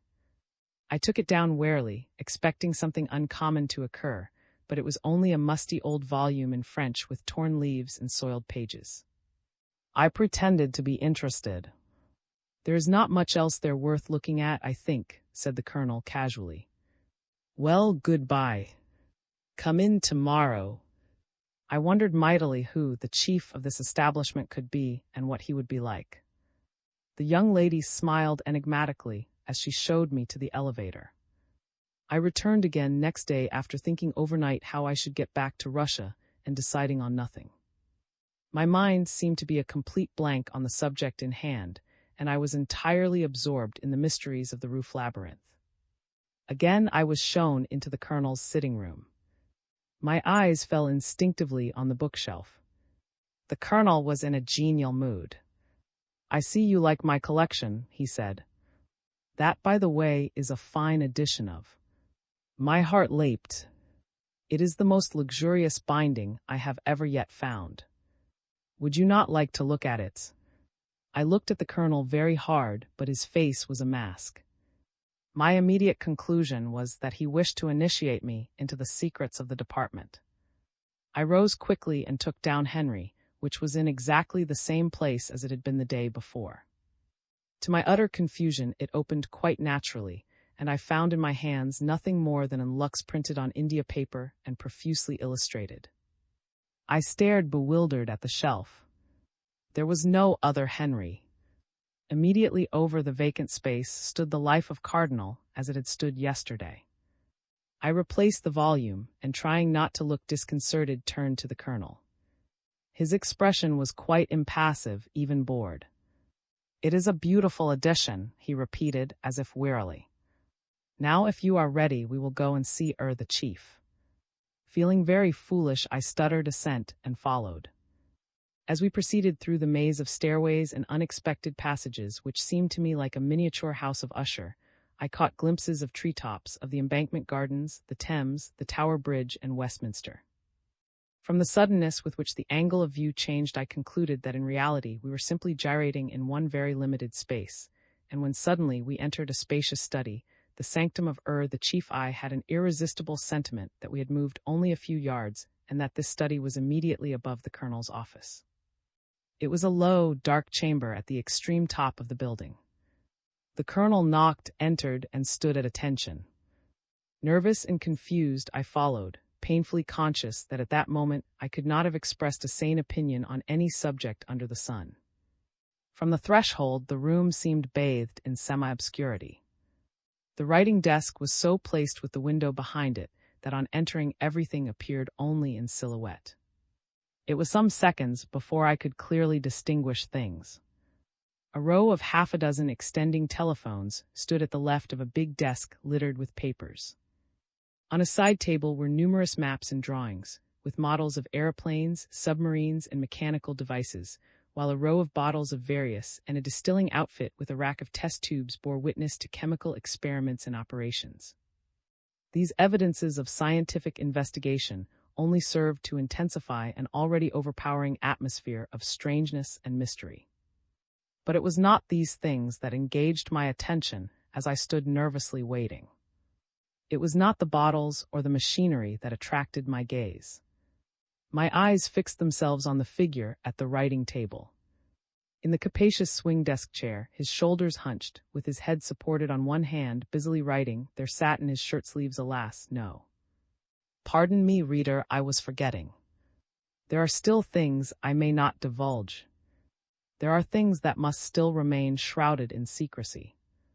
And one of them is who was the figure in the swing desk chair in the darkened room at the top of the roof labyrinth near Square on this August day in 1918.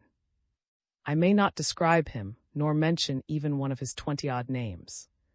Suffice it to say that, awe-inspired as I was at this first encounter, I soon learned to regard the chief with feelings of the deepest personal regard and admiration. He was a British officer and an English gentleman of the finest stamp, absolutely fearless and gifted with limitless resources of subtle ingenuity, and I count it one of the greatest privileges of my life to have been brought within the circle of his acquaintanceship. In silhouette, I saw myself motioned to a chair. The chief wrote for a moment and then suddenly turned with the unexpected remark, "So I understand you want to go back to Soviet Russia, do you?" As if it had been my own suggestion. The conversation was brief and precise. The words Archangel, Stockholm, Riga recurred frequently, and the names were mentioned of English people in those places and in Petrograd. It was finally decided that I alone should determine how and by what route I should regain access to Russia, and how I should dispatch reports. "Don't go and get killed," said the chief in conclusion, smiling. "You will put him through the ciphers," he added to the colonel, "and take him to the laboratory to learn the inks and all that." We left the chief and arrived by a single flight of steps at the door of the colonel's room. The colonel laughed. "You will find your way about in course of time," he said.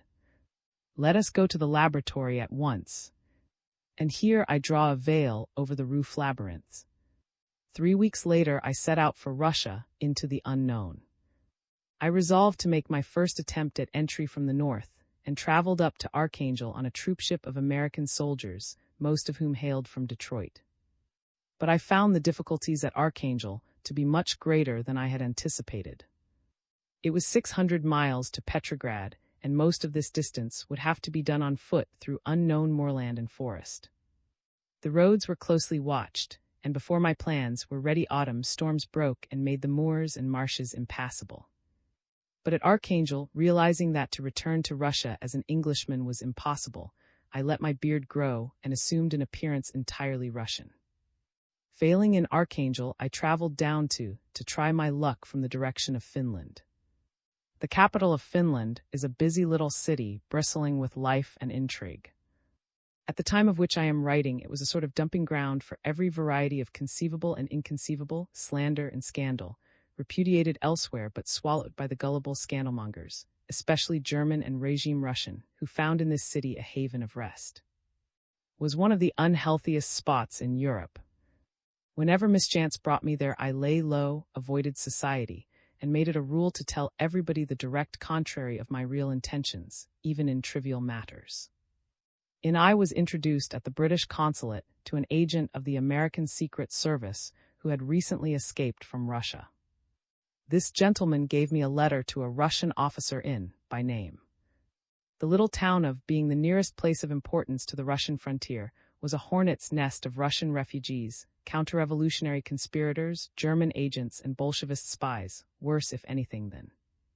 Disguised now as a middle-class commercial, I journeyed on took a room at the hotel I had been told stayed at, looked him up, and presented my note of introduction.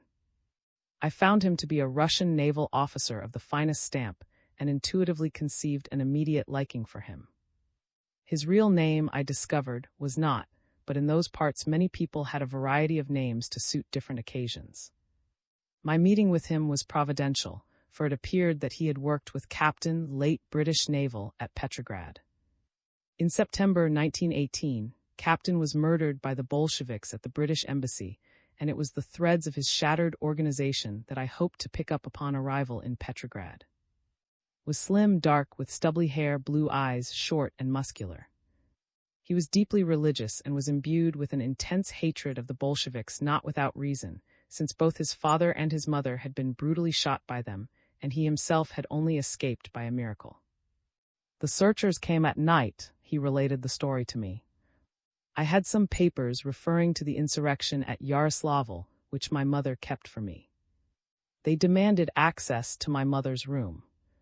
My father barred the way, saying she was dressing. A sailor tried to push past, and my father angrily struck him aside. Suddenly a shot rang out, and my father fell dead on the threshold of my mother's bedroom.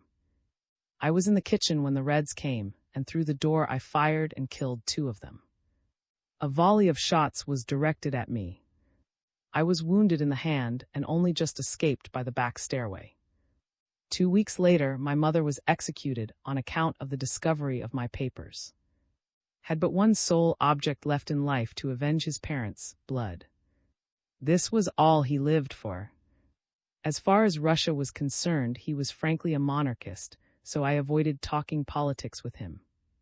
But we were friends from the moment we met, and I had the peculiar feeling that somewhere long, long ago we had met before, although I knew this was not so. Was overjoyed to learn of my desire to return to Soviet Russia.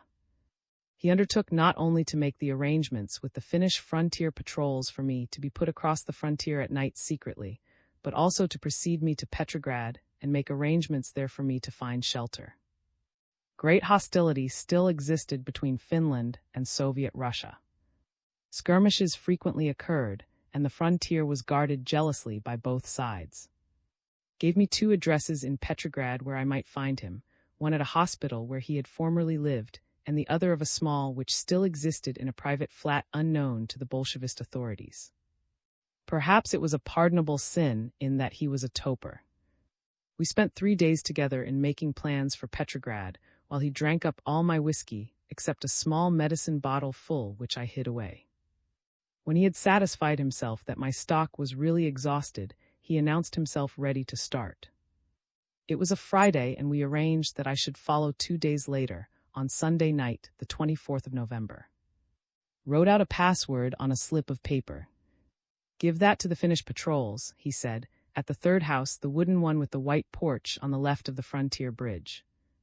At 6 o'clock he went into his room, returning in a few minutes so transformed that I hardly recognized him. He wore a sort of seaman's cap that came right down over his eyes. He had his face, and this, added to the 3-days-old hirsute stubble on his chin, gave him a truly demoniacal appearance.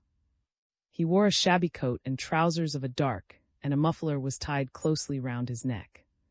He looked a perfect Apache, as he stowed away a big Colt revolver inside his trousers. "Goodbye," he said, simply extending his hand, then stopped and added, "Let us observe the good old Russian custom and sit down for a minute together." According to a beautiful custom that used to be observed in Russia in the olden days, friends sit down at the moment of parting and maintain a moment's complete silence, while each wishes the others a safe journey and prosperity. And I sat down opposite each other. With what fervor I wished him success on the dangerous journey he was undertaking for me. Suppose he were shot in crossing the frontier. Neither I nor anyone would know. He would just vanish, one more good man gone, to swell the toll of victims of the revolution. And well, I might follow.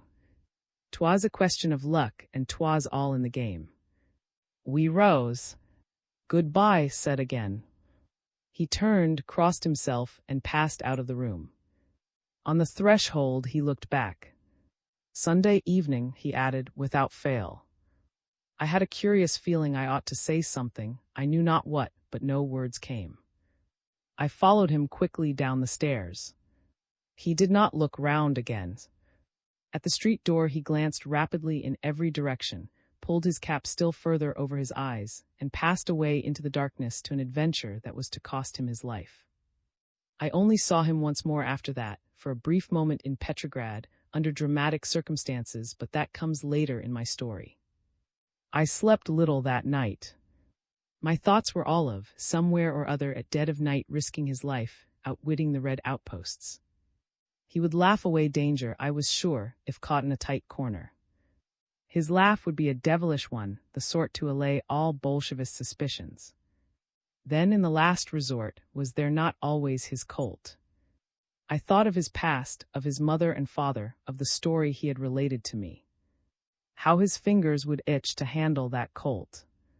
I rose early next day, but there was not much for me to do. Being Saturday, the Jewish booths in the usually busy little marketplace were shut, and only the Finnish ones were open.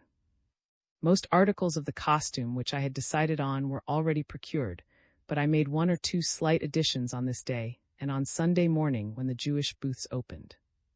My outfit consisted of a Russian shirt, black leather breeches, black knee boots, a shabby tunic, and an old leather cap with a fur brim and a little tassel on top, of the style worn by the Finns in the district north of Petrograd. With my shaggy black beard, which by now was quite profuse, and long unkempt hair dangling over my ears, I looked a sight indeed, and in England or America should doubtless have been regarded as a thoroughly undesirable alien.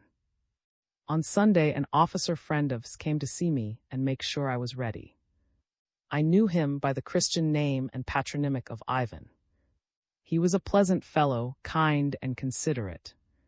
Like many other refugees from Russia, he had no financial resources and was trying to make a living for himself, his wife, and his children by smuggling Finnish money and butter into Petrograd, where both were sold at a high premium. Thus he was on good terms with the Finnish patrols, who also this trade and whose friendship he cultivated. "Have you any passport yet?" Ivan asked me. "No," I replied, said the patrols would furnish me with one. "Yes, that is best," he said, "they have the Bolshevist stamps. But we also collect the passports of all refugees from Petrograd, for they often come in handy. And if anything happens, remember you are a speculator." All were stigmatized by the Bolsheviks as speculators who indulged in the private sale or purchase of foodstuffs or clothing. They suffered severely, but it was better to be a speculator than what I was. When darkness fell, Ivan accompanied me to the station and part of the way in the train, though we sat separately, so that it should not be seen that I was traveling with one who was known to be a Russian officer. "And remember," said Ivan, "go to my flat whenever you are in need. There is an old housekeeper there who will admit you if you say I sent you. But do not let the house porter see you, he is a Bolshevik, and be careful the house committee do not know, for they will ask who is visiting the house. I was grateful for this offer, which turned out to be very valuable. We boarded the train at and sat at opposite ends of the compartment, pretending not to know each other. When Ivan got out at his destination, he cast one glance at me, but we made no sign of recognition. I sat huddled up gloomily in my corner, obsessed with the inevitable feeling that everybody was watching me. The very walls and seat seemed possessed of eyes. That man over there, did he not look at me twice? And that woman spying constantly, I thought, out of the corner of her eye. They would let me get as far as the frontier, then they would send word over to the Reds that I was coming. I shivered and was ready to curse myself for my fool adventure. But there was no turning back. Wrote Virgil. I used to write that on my Latin books at school. I hated Latin. Perhaps someday it will amuse you to remember even these things cold comfort, though in a scrape and with your neck in a noose. Yet these escapades are amusing afterwards. At last the train stopped at the last station on the Finnish side of the frontier. It was a pitch-dark night with no moon. Half a mile remained to the frontier, and I made my way along the rails in the direction of Russia and down to the wooden bridge over the little frontier river. I looked curiously across at the gloomy buildings and the dull, twinkling lights on the other bank. That was my promised land over there, but it was flowing not with milk and honey but with blood. The Finnish sentry stood at his post at the bar of the frontier bridge, and 20 paces away, on the other side, was the Red sentry. I left the bridge on my right and turned to look for the house of the Finnish patrols to whom I had been directed. Finding the little wooden villa with the white porch, I knocked timidly. The door opened, and I handed in the slip of paper on which had written the password. The Finn who opened the door examined the paper by the light of a greasy oil lamp, then held the lamp to my face, peered closely at me, and finally signaled to me to enter. "Come in," he said. "We were expecting you. How are you feeling?" I did not tell him how I was really feeling, but replied cheerily that I was feeling splendid. "That's right," he said. "You are lucky in having a dark night for it. A week ago one of our fellows was shot as we put him over the river. His body fell into the water, and we have not yet fished it out. This, I suppose, was the Finnish way of cheering me up. Has anyone been over since?" I affecting a tone of indifference. "Only safely." The Finn shrugged his shoulders. We put him across all right, as what happened to him after that I don't know. The Finn was a lean, cadaverous-looking fellow. He led me into a tiny eating room, where 3 men sat round a smoky oil lamp.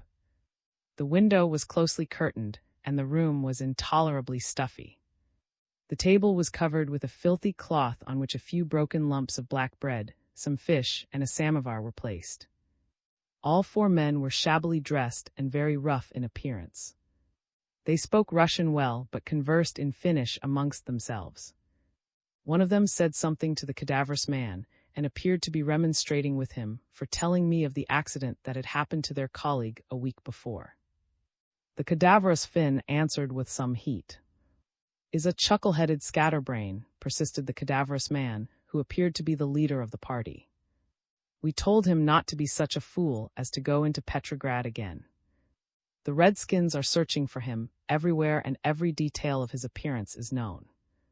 But he would go. I suppose he loves to have his neck in a noose. With you, I suppose, it is different. Says you are somebody important, but that's none of our business. But the Redskins don't like the English. If I were you, I wouldn't go for anything. But it's your affair, of course." We sat down to the loaves and fishes. The samovar was boiling, and while we swilled copious supplies of weak tea out of dirty glasses, the Finns retailed the latest news from Petrograd. The cost of bread, they said, had risen to about 800 or 1,000 times its former price. People hacked dead horses to pieces in the streets. All the warm clothing had been taken and given to the Red Army.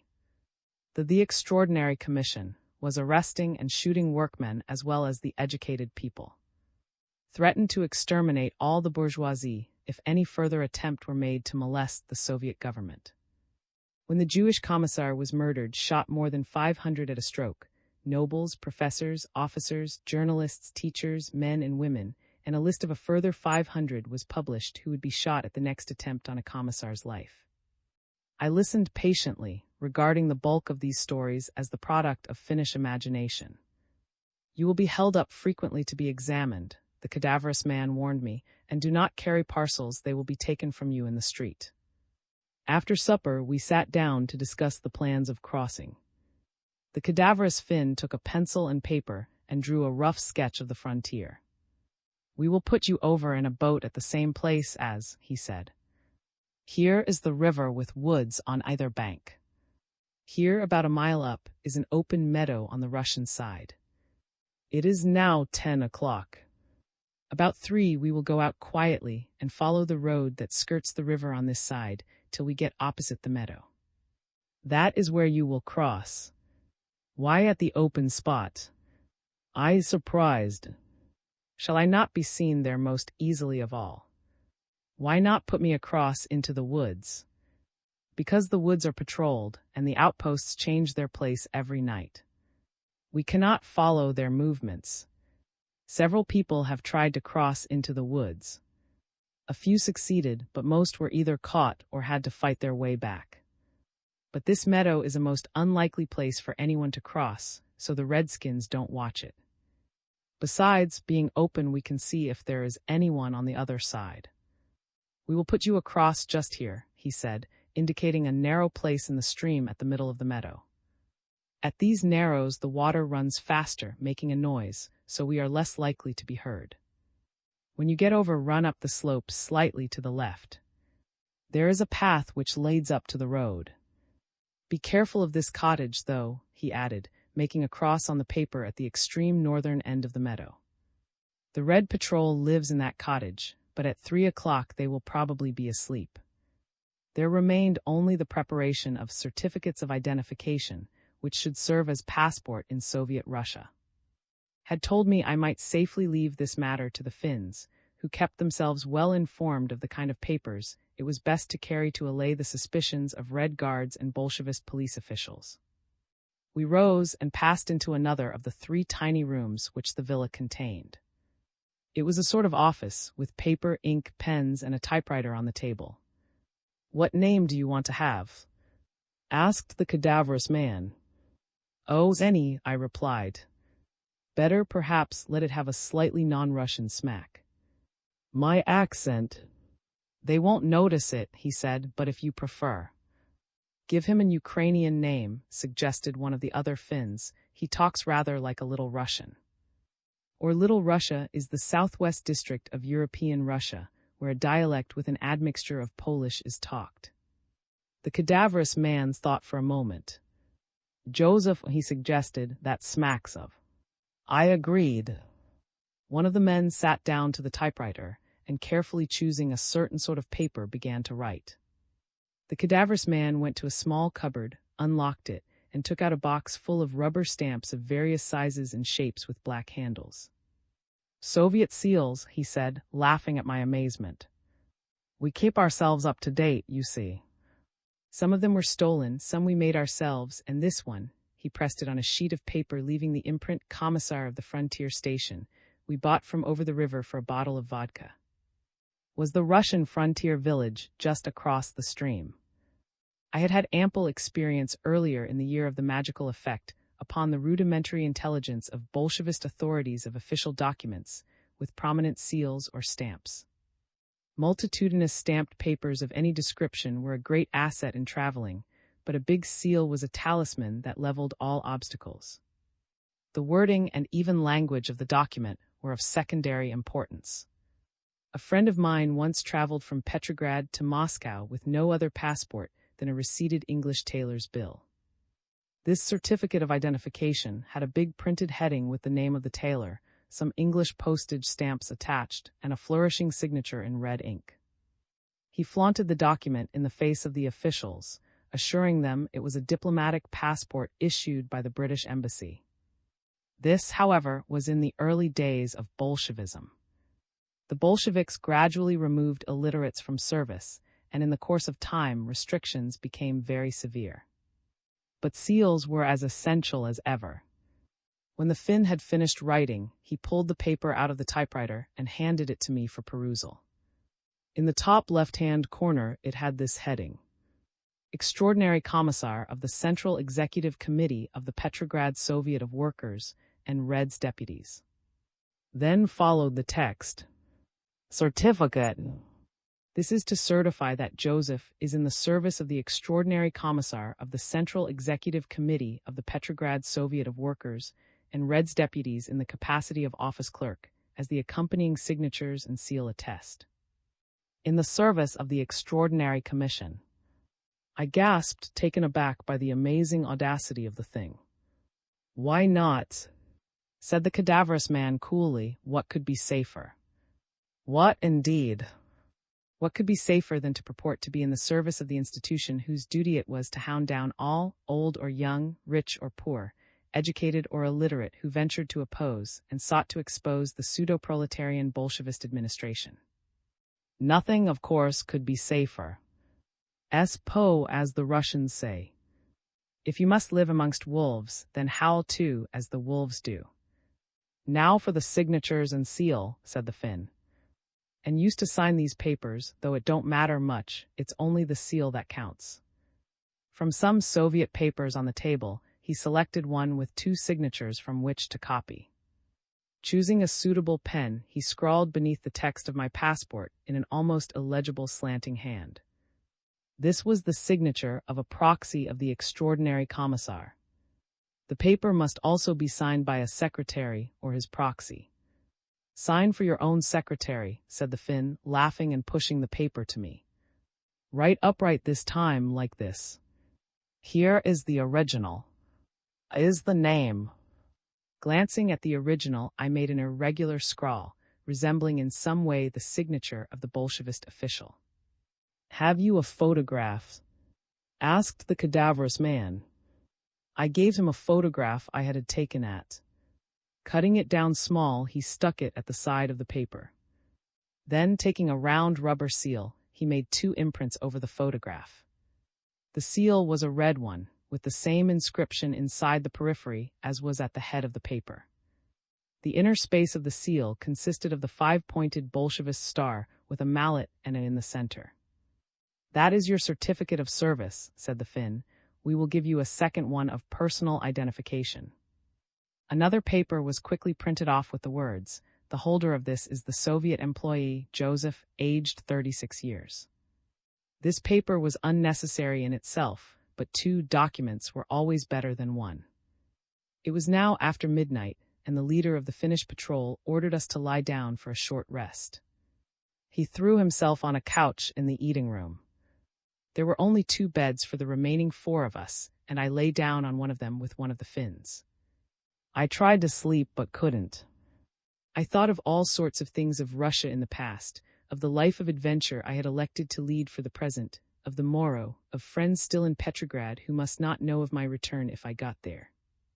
I was nervous, but the dejection that had overcome me in the train was gone.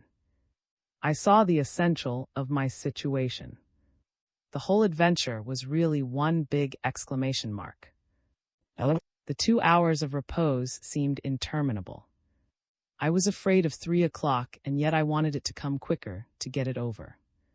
At last a shuffling noise approached from the neighboring room, and the cadaverous Finn prodded each of us with the butt of his rifle. Wake up, he whispered. We'll leave in a quarter of an hour. No noise. The people in the next cottage mustn't hear us. We were ready in a few minutes. My entire baggage was a small parcel that went into my pocket, containing a pair of socks, 1 or 2 handkerchiefs, and some dry biscuits. In another pocket I had the medicine bottle of whiskey I had hidden from and some bread, while I hid my money inside my shirt. One of the 4 Finns remained behind. The other 3 were to accompany me to the river. It was a raw and frosty November night and pitch dark.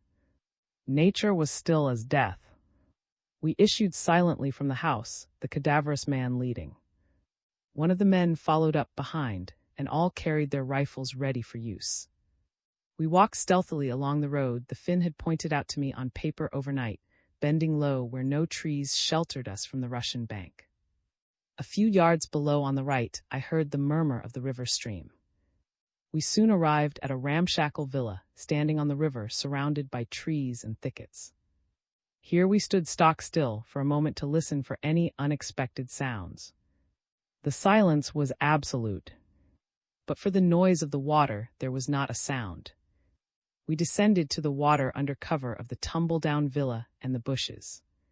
The stream was about 20 paces wide at this point. Along both banks there was an edging of ice. I looked across at the opposite side. It was open meadow, but the trees loomed darkly 100 paces away on either hand in the background. On the left, I could just see the cottage of the Red Patrol, against which the Finns had warned me. The cadaverous man took up his station at a slight break in the thickets. A moment later he returned and announced that all was well. "Remember," he enjoined me once more in an undertone, "run slightly to the left, but keep an eye on that cottage." He made a sign to the other two, and from the bushes they dragged out a boat. Working noiselessly, they attached a long rope to the stern and laid a pole in it. Then they slid it down the bank into the water. "Get into the boat," whispered the leader, "and push yourself across with the pole. And good luck." I shook hands with my companions, pulled at my little bottle of whiskey, and got into the boat. I started pushing, but with the rope trailing behind it was no easy task to punt the little bark straight across the running stream. I was sure I should be heard, and had a midstream the sort of feeling I should imagine a man has as he walks his last walk to the gallows. At length I was at the farther side, but it was impossible to hold the boat steady while I landed. In jumping ashore, I crashed through the thin layer of ice. I scrambled out and up the bank, and the boat was hastily pulled back to Finland behind me. "Run hard." I heard a low call from over the water. Damn it, the noise of my splash had reached the Red Patrol. I was already running hard when I saw a light emerge from the cottage on the left. I forgot the injunctions as to direction and simply bolted away from that lantern. Halfway across the sloping meadow, I dropped and lay still. The light moved rapidly along the river bank. There was shouting and then suddenly shots, but there was no reply from the Finnish side.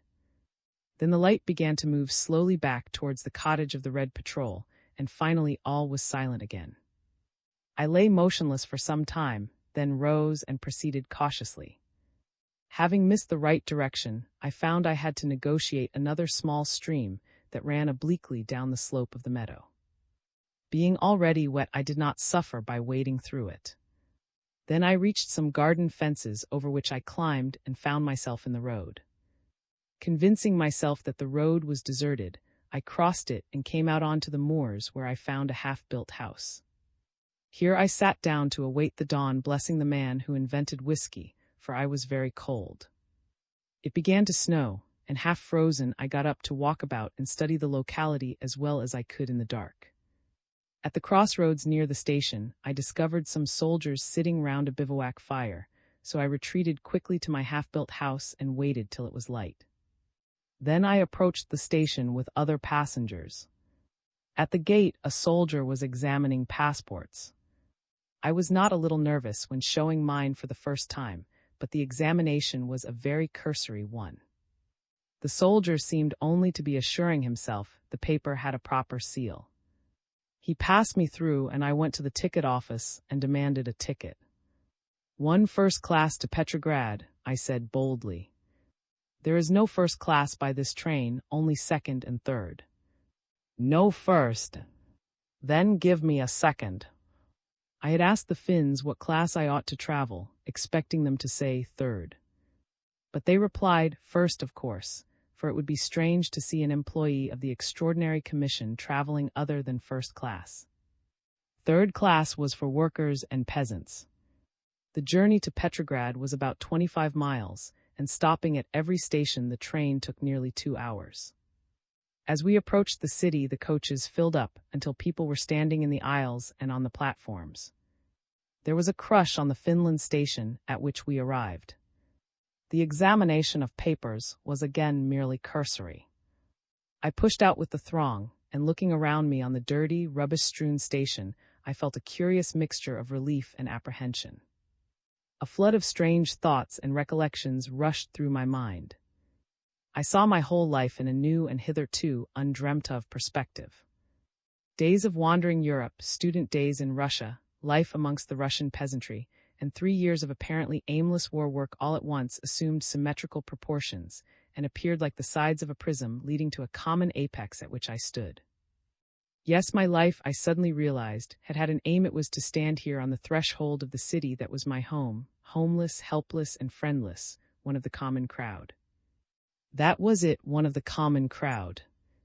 I wanted not the theories of theorists, nor the doctrines of doctrinaires, but to see what the greatest social experiment the world has ever witnessed did for the common crowd. And strangely buoyant, I stepped lightly out of the station into the familiar streets. Aye. 5 days. One of the first things that caught my eye as I emerged from the station was an old man, standing with his face to the wall of a house, leaning against a protruding gutter pipe. As I passed him, I noticed he was sobbing. I stopped to speak to him. "What is the matter, little uncle?" I said. "I am cold and hungry," he whimpered without looking up and still leaning against the pipe. "For 3 days I have eaten nothing." I pushed a 20 note into his hand. "Here, take this," I said. He took the money but looked at me, puzzled. "Thank you," he mumbled, "but what is the good of money? Where shall I get bread?" So I gave him a piece of mine and passed on. There was plenty of life and movement in the streets, though only of foot passengers. The roadway was dirty and strewn with litter. Strung across the street from house to house were the shreds of washed-out red flags, with inscriptions that showed they had been hung out a few weeks earlier to celebrate the anniversary of the Bolshevist coup d'etat. Occasionally one came across small groups of people, evidently of the educated class, ladies and elderly in worn-out clothes, shoveling away the early snow and slush under the supervision of a workman, who as taskmaster stood still and did nothing. Crossing the bridge on my way into the city, I stopped, as was my wont, to contemplate the view of the river Neva.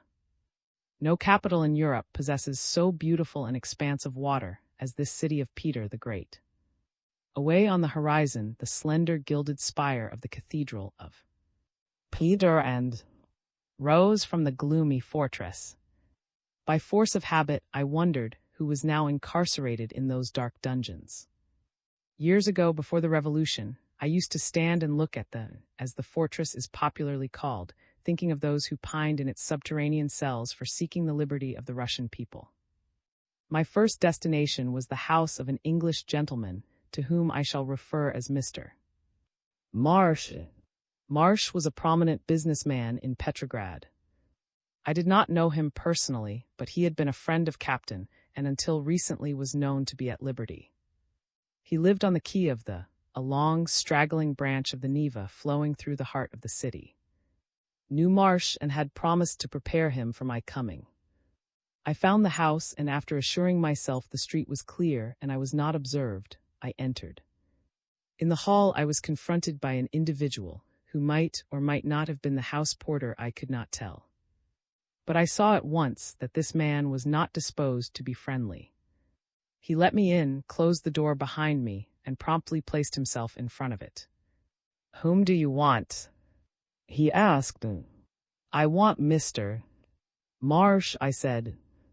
"Can you tell me the number of his flat?" I knew the number perfectly well, but I could see from the man's manner that the less I knew about Marsh, the better for me. "Marsh is in prison," replied the man, "and his flat is sealed up." "Do you know him?" Devil take it, I thought, I suppose I shall be arrested too, to see what I came here for. The idea occurred to me for a moment to flaunt my concocted passport in his face and make myself out to be an agent of the Extraordinary Commission, but as such I should have known of Marsh's arrest, and I should still have to explain the reason of my visit. It wouldn't do. I thought rapidly for a plausible pretext. "No, I don't know him," I replied. "I have never seen him in my life. I was sent to give him this little parcel." I held up the packet containing my trousseau of socks, biscuits, and handkerchiefs. He left this in a house at the other night. I am an office clerk there. I will take it back. The man eyed me closely. You do not know Mr. Marsh, he said again, slowly. I have never seen him in my life, I repeated, emphatically, edging nearer the door. You had better leave the parcel, however, he said. Yes, yes, certainly, I agreed with alacrity, fearful at the same time lest my relief at this conclusion to the incident should be too noticeable. I handed him over my parcel. Good morning, I said civilly. I will say that Mr. Marsh is arrested. The man moved away from the door, still looking hard at me as I passed out into the street.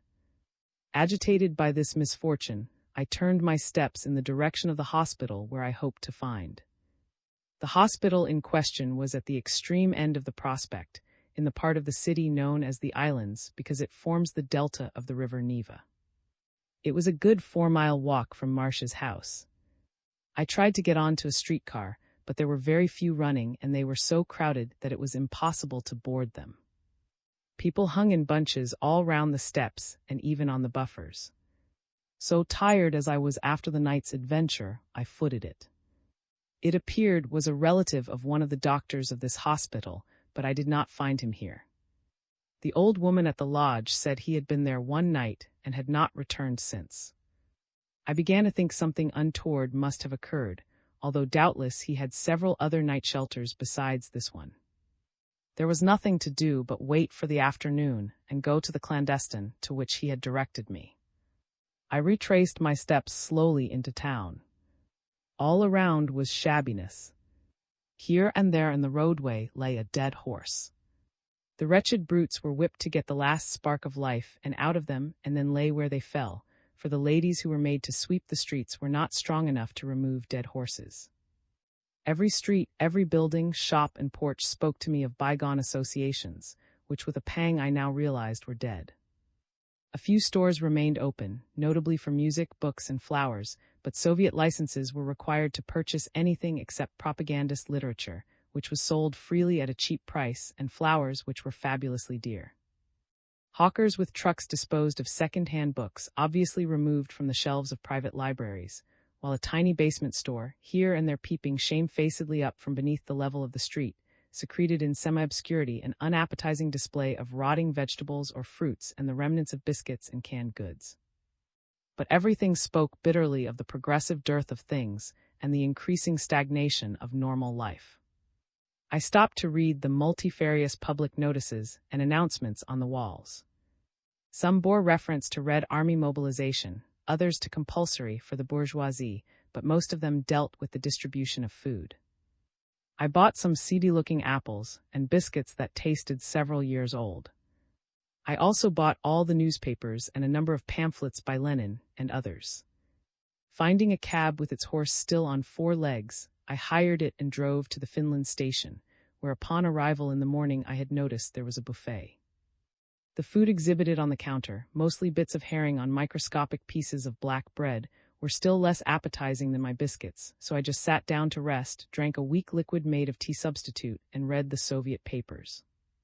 There was not much of news, for the ruling Bolshevist one class had already secured a monopoly of the press by closing down all journals expressing opinions antagonistic to them, so that all that was printed was propaganda.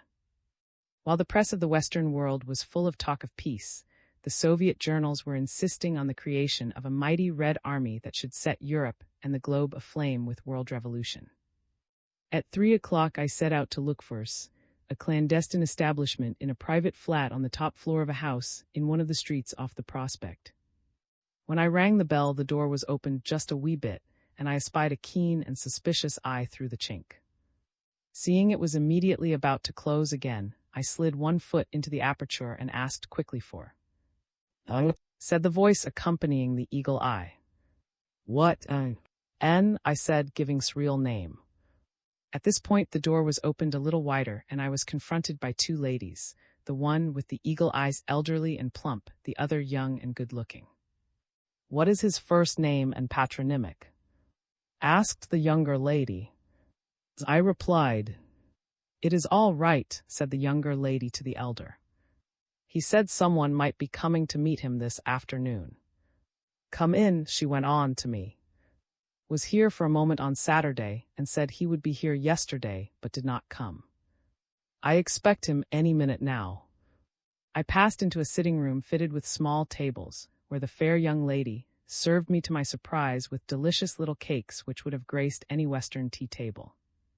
The room was empty when I arrived, but later about a dozen people came in, all of distinctly bourgeois stamp, some prepossessing in appearance, others less so. A few of the young men looked like ex-officers of dubious type. They laughed loudly, talked in raucous voices, and seemed to have plenty of money to spend, for the delicacies were extremely expensive. This, I learned later, was a meeting place for conspirators, who were said to have received funds for counter-revolutionary purposes from representatives of the Allies. Came over to the table in the corner where I sat alone. "I must apologize," she said, placing a cup on the table, "for not giving you chocolate. I ran out of chocolate last week. This is the best I can do for you. It is a mixture of cocoa and coffee, an invention of my own in these hard times. I tasted it and found it very nice." Was a charming girl of about 20 summers, and with my uncouth get-up and general aspect, I felt I was a bad misfit in her company. I was painfully conscious of attracting attention and apologized for my appearance. "Don't excuse yourself," replied, "we all look shabby nowadays." She herself, however, was very trim. "Told me you were coming and that you were a friend of his, but I shall ask no questions. You may feel yourself quite safe and at home here and nobody will notice you." But I saw 4 of the loud-voiced young officers at the next table looking at me very hard. "I scarcely expected to find these comforts in hungry Petrograd," I said to. "May I ask how you manage to keep your going?" "Oh, it is becoming very difficult indeed," complained. "We have 2 servants whom we send twice a week into the villages to bring back flour and milk, and we buy sugar from the Jews in the Jewish market. But it is getting so hard. We do not know if we shall be able to keep it going much longer. Then, too, we may be discovered. Twice the Reds have been to ask if suspicious people live in this house, but the porter put them off because we give him flour. Rose to attend to other guests. I felt extremely ill at ease, for it was clear I was attracting attention, and I did not at all like the looks of some of the people present. "Ah, ma!" exclaimed a fat gentleman in spectacles who had just come in, kissing her hand effusively. "Here we are again. Well, our Redskins haven't long to last now, I'll be bound. The latest is that they are going to mobilize." Mobilize, indeed. Just a little push from outside and poof. Up they'll go like a bubble bursting. At once one of the 4 young men rose from the next table and approached me. He was tall and thin, with sunken eyes, hair brushed straight up, and a black. There was a curious crooked twitch about his mouth. "Good afternoon," he said. "Allow me to introduce myself. Captain, you are waiting for, are you not? I am a friend of his." I shook hands with, but gave him no encouragement to talk. Why had not told me I should meet this friend of his? Had this merely guessed I was waiting for, or had told him, who assured me no one would notice me? "Did not come here yesterday," continued, "but if I can do anything for you at any time, I shall be glad."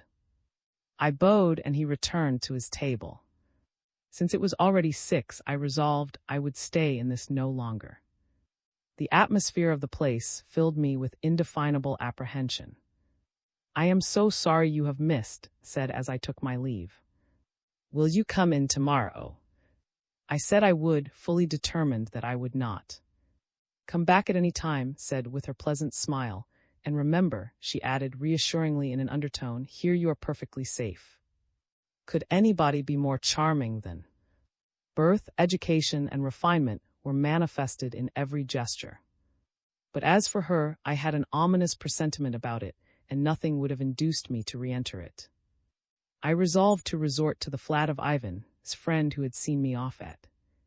The streets were bathed in gloom as I emerged from the Lamps burned only at rare intervals.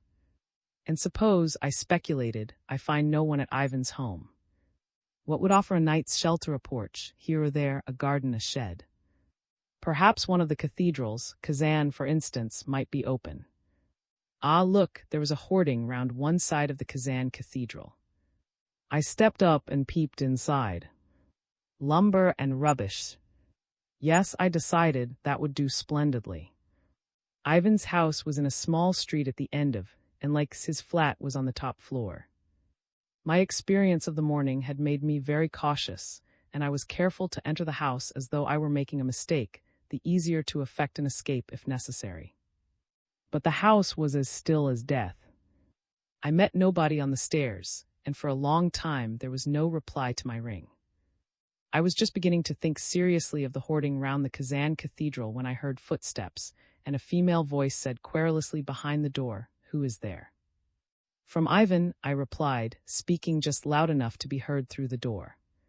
There was a pause. "From which Ivan?" The voice. I lowered my tone. I felt the other person was listening intently. "From your Ivan Inn," I said in a low voice at the keyhole. There was another pause. "But who are you?" came the query. "Do not be alarmed," I said in the same tone. "I have a message to you from him." The footsteps receded. I could hear voices conferring. Then two locks were undone, and the door was partially opened on a short chain. I saw a middle-aged woman peering at me with fear and suspicion through the chink. I repeated what I had already said, adding in a whisper that I myself had just come from Finland and would perhaps be going back shortly. The chain was then removed, and I passed in.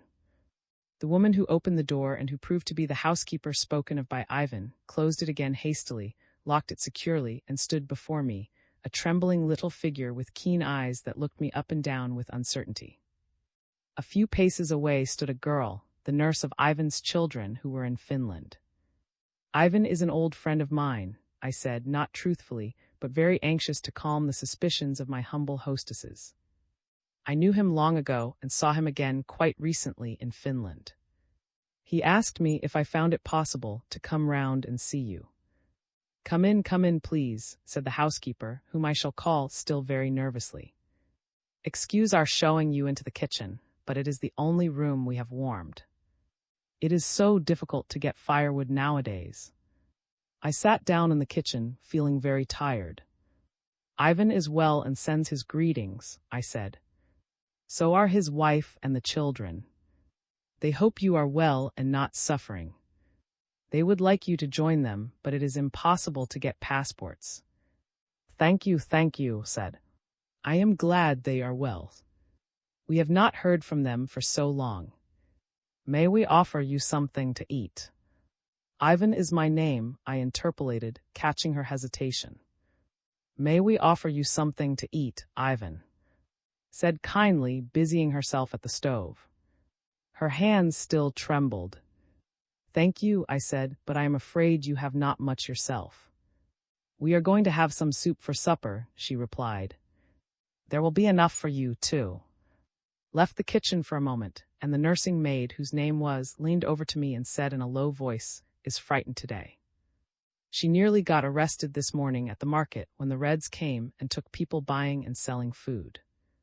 I saw from her manner that she was a self-possessed and intelligent girl, and I resolved to speak to her first regarding my staying the night, lest I terrified by the suggestion.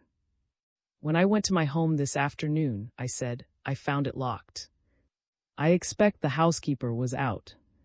It is very far, and I wonder if I may stay the night here. A sofa will do to lie on, or even the floor. I am dreadfully tired, and my leg is aching from an old wound. Ivan said I might use his flat whenever I liked." "I will ask," said. "I do not think she will mind." Left the room and returning, said agreed for one night.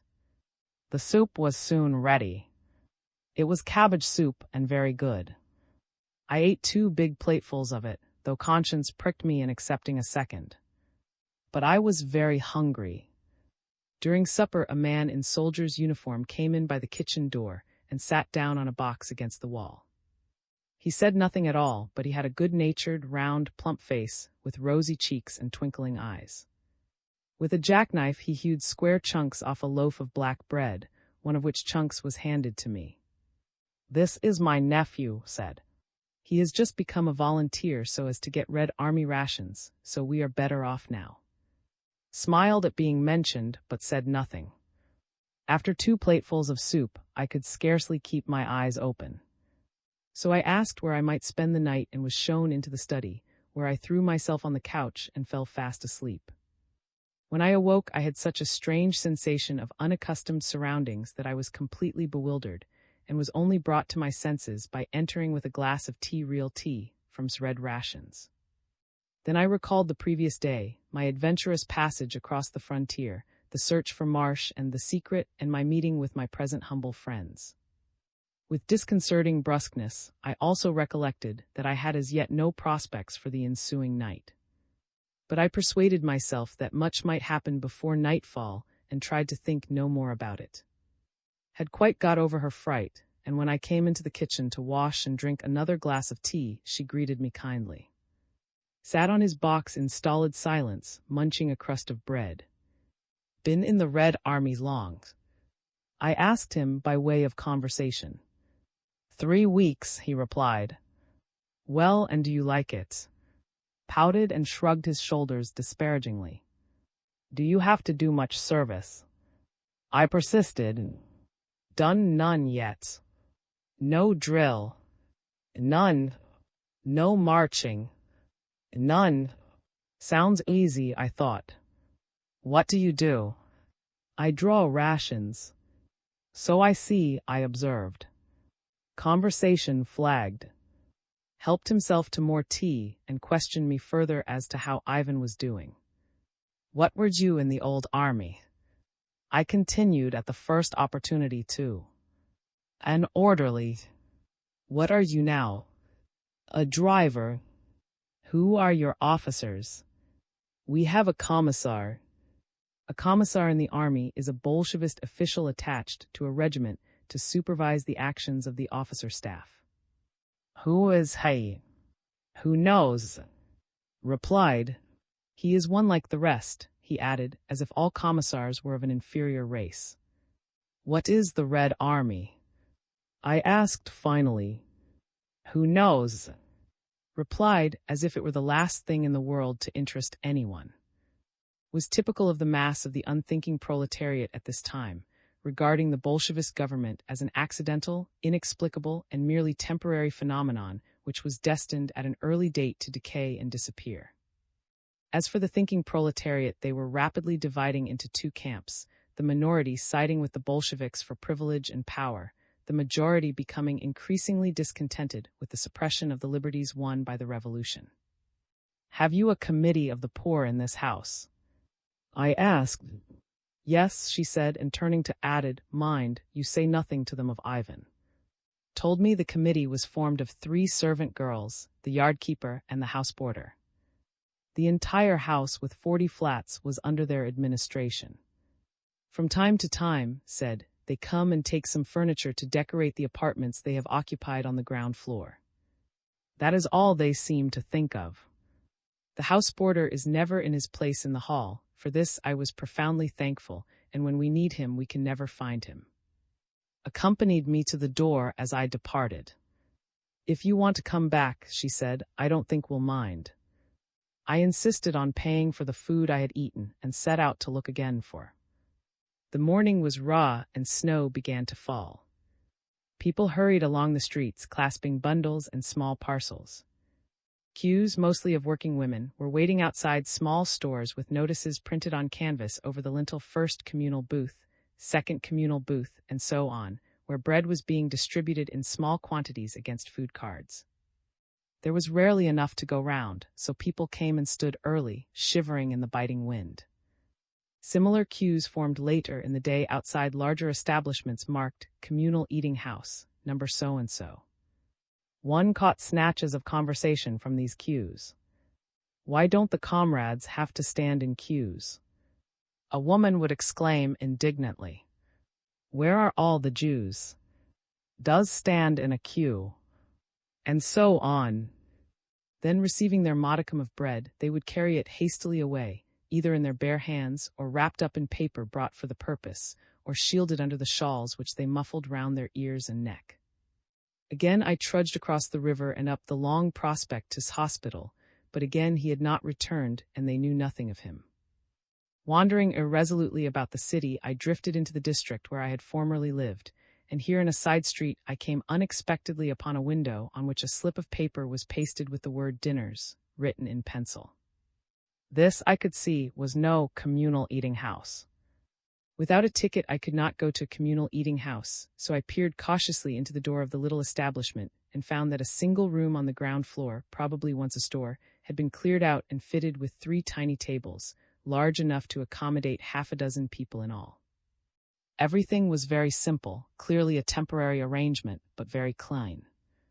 The room being empty, I entered. "Dinner?" A young lady appearing from behind a curtain. "Yes, please." "Will you sit down a moment?" she said. "It is rather early, but it will be ready soon." Presently she brought a plate of gruel, small in quantity but good. "Bread, I am afraid, is extra," she observed when I asked for it. "Can I get dinner here every day?" I inquired. "As long as they do not close us down," she replied with a shrug. I drew her into conversation. "We have been here a week," she explained. "People come in who have no food cards or who want something better than the communal eating houses. My father used to keep a big restaurant in street, and when the Bolsheviks shut it, he went into a smaller one in the backyard. When that was closed too, we moved in here, where one of father's cooks used to live. We cannot put up a sign that would attract attention, but you can come as long as the paper is in the window. If it is not there, do not enter. It will mean the Reds are in possession." For second course she brought carrots. 3 other people came in during the meal, and I saw at once that they were persons of education and good station, though they all looked haggard and worn. All ate their small portions with avidity, counting out their payment with pitiful reluctance. One of them looked a typical professor, and of the others, both ladies, I guessed one might be a teacher. Though we sat close to each other, there was no conversation. Purchasing 3 small white loaves to take with me, I returned in the afternoon to s. My humble friends were delighted at this simple contribution to the family fare, for they did not know white bread was still procurable. I telephoned too, using a number she had given me, but was not there, and nothing was known of him. So with consent to stay another night, I sat in the kitchen sipping tea and listening to their talk, and unburdened their hearts without restraint, and somehow it was strange to hear them abusing their house committee, or committee of the poor, as it was also called, composed of people of their own station. Commissars and communists they frankly classed as, which is a Russian term of extreme abuse. It was a prevalent belief of the populace at this time that the Allies, and particularly the British, were planning to invade Russia and relieve the stricken country. Hearing them discussing the probability of such an event, and the part their master Ivan might take in it, I told them straight out that I was an Englishman, a disclosure the effect of which was electric. For a time they would not credit it, for in appearance I might be any nationality but English. Was a little frightened but sat still, and a broad smile gradually spread over his good-natured features. When we sat down about 9, I found quite a good supper with meat and potatoes, prepared evidently chiefly for me, for their own dinner was at midday. "However did you get the meat?" I exclaimed as bustled about to serve me. "That is army ration," she said simply. Sat still on his box against the kitchen wall, but the smile never departed from his face. That night I found had made up for me the best bed in the flat, and lying in this unexpected luxury, I tried to sum up my impressions of the first 2 days of adventure. For 2 days I had wandered round the city, living from minute to minute and hour to hour, unnoticed. I no longer saw eyes in every wall. I felt that I really passed with the crowd. Only now and again someone would glance curiously and perhaps enviously at my black leather breeches. But the breeches themselves aroused no suspicions, for the commissars all wore good leather clothes. Nonetheless, I resolved I would smear my breeches with dirt before sallying forth on the morrow, so that they would not look so new. How shabbily everyone was dressed, I mused drowsily. But the peasants looked the same as ever in their sheepskin coats and bast shoes. One of the pamphlets I had bought was an address to the peasantry, entitled Join the Communes, urging the peasants to not for pecuniary gain but for the common weal, supplying bread to the town workers who would in turn produce for the peasantry. The idea was a beautiful one, but the idealistic conception was completely submerged in the welter of, an incitement of class hatred. I recalled my talk with the cabman who told me it cost him 200 a day to feed his horse because the peasantry refused to bring provender to the cities. 200, I reflected dreamily as I dozed off, was half my monthly wages of the previous year and twice as much as I earned before the war teaching English. I reheard snatches of conversation at the railway station, at the little dining room, and with. Was everyone really so bitter as said they were? And were devoted to their master and thought in their simplicity Ivan would return with the English. Anyway, it was nice of them to give me this bed. There were no sheets, but the blankets were warm, and they had even found me an old pair of. I nestled into the blankets, the streets and the room faded away in a common blur, and I passed into the silent land of no dreams. I was awakened rudely by a loud ring at the bell, and sprang up, all alert. It was 7:15. Who, I asked myself, could the callers be? A surgeon. Had the house committee heard of the unregistered lodger? What should I say? I would say it was a relative, I would complain rudely of being disturbed, I would bluster, I would flaunt my passport of the extraordinary commission. Or perhaps and would somehow explain away my presence, for they knew the members of the committee. I began dressing hastily. I could hear and conferring in the kitchen. Then they both shuffled along the passage to the door. I heard the door opened, first on the chain and then a moment's silence. At last the chain was removed. Someone was admitted and the door closed. I heard men's voices and boots tramping along the passage. Convinced now that a search was to be made, I fished feverishly in my pockets to get out my passport for demonstration, when into the room burst. Never was I so dumbfounded in my life. Was dressed in other clothes than I had seen him in when we last parted, and he wore spectacles which altered his appearance considerably. Behind him entered a huge fellow, a sort of, whose stubble-covered face brimmed over with smiles beaming good nature and jollity. This giant was dressed in a rough and ragged brown suit, and in his hand he squeezed a dirty hat. Marsh observed curtly by way of introduction, smiling at my incredulity. We shook hands heartily all round, while I still fumbled my passport. I was about to defy you with that. I laughed, showing them the paper. Tell me how the eye thought you were in prison. Not quite, Marsh exclaimed, dropping into English at once. I had a lucky escape. Slithered down a drain pipe outside the kitchen window into the next yard as the Reds came in at the front door. Shaved my beard at once. He rubbed his chin. About time, by the way, I saw the barber again. The blighters are looking for me everywhere. I was held up one evening by one of their damned spies under a lamp-post. I screwed my face into a grimace and asked him for a light. Then I knocked him down. And yesterday evening I was going into a yard on street when under the arch I heard someone behind me say, Marsh. I sprang round, just about to administer the same medicine, when I saw it was. But how did you find me here? I said, I asked in Russian. He was nervous and impatient. Lux, he replied. I guessed you might possibly be in's flat, and so you are. But listen, I can't stay here long. I'm being looked for too. You can meet me safely at 3 this afternoon at the 15th Communal Eating House in the. You don't need a ticket to enter. I'll tell you everything then. Don't stay more than 2 nights in one place. All right, I said, 3 o'clock at the 15th Eating House. And don't go to any more, he added as he hurried away. Something is wrong there. Goodbye. Get dressed, said Marsh when had gone, and I'll take you straight along to a place you can go to regularly. But rely mainly on, he's the cleverest card I ever saw. Beaming with pleasure and pride at having 2 Englishmen in her flat, and nervous at the same time on account of the circumstances, brought in tea, and I told Marsh of my mission to Russia. Though he had not been connected with intelligence organizations, he knew people who had, and mentioned the names of a number of persons whose aid might be re-enlisted. 1 or 2 occupied high positions in the Ministry of War and the Admiralty. But there was a more pressing task on hand than intelligence. The Bolsheviks suspected Marsh, together with other Englishmen, of complicity in assisting Allied citizens who were refused passports to escape from the country secretly. Numerous arrests among foreigners were being made, and Marsh had had a hairbreadth escape.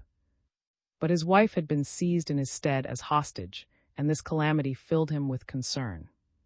Mrs. Marsh was imprisoned at the notorious No. 2 Street, the address of the Extraordinary Commission, and Marsh was awaiting the report of a man who had connections with the Commission as to the possibilities of effecting her escape. This man, explained Marsh, was, I believe, an official of the Tsar's personal secret police before the revolution, and is doing some sort of clerical work in a Soviet institution now. The Bolsheviks are re-engaging Tsarist police agents for the Extraordinary Commission, so he has close connections there and knows most of what goes on. He is a liar, and it is difficult to believe what he says, but Marsh paused and rubbed his forefinger and thumb together to indicate that finance entered into the transaction. If you outbid the Bolsheviks, this fellow can do things. Understand. Marsh put me up to the latest position of everything in Petrograd. He also said he would be able to find me lodging for a few nights until I had some settled mode of living. He had wide acquaintanceship in the city, and many of his friends lived in a quiet, unobtrusive manner, working for a living in Soviet offices. Better be moving along now, he said when we had finished tea. I'll go ahead because we mustn't walk together. Follow me in about 5 minutes, and you'll find me standing by the hoarding round the Kazan Cathedral. The hoarding round the Kazan Cathedral. So you know that hoarding, too? I asked, recalling my intention of hiding in that very place. I certainly do, he exclaimed. Spend the first night there after my escape. Now I'll be off. When you see me shoot off from the hoarding, follow me as far behind as you can. So long. By the way, I said, as he went out, that hoarding, it doesn't happen to be a regular shelter for homeless and destitute Englishmen or others, does it? Not that I know of, he laughed. Why? Oh, nothing. I only wondered. I let Marsh out and heard his steps reaching down the stone staircase. I shall not be back tonight, I said, preparing to follow him. I can't tell you how grateful. Oh, but Ivan, exclaimed the good woman, you can come here any time you like. If anything happens, she added in a lower tone, we'll say you belong to us. No one need know. Well, well, I said, but not tonight. Goodbye, goodbye. While and let me out, I had a vision of standing at the kitchen door, stolidly munching a crust of black bread. Outside the hoarding of the Kazan Cathedral, I espied the huge figure of Marsh sitting on a stone. When he saw me over the way, he rose and slouched along with his collar turned up, diving into side streets and avoiding the main thoroughfares. I followed at a distance. Eventually we came out onto the market, crossed it, and plunged into the maze of streets to the south.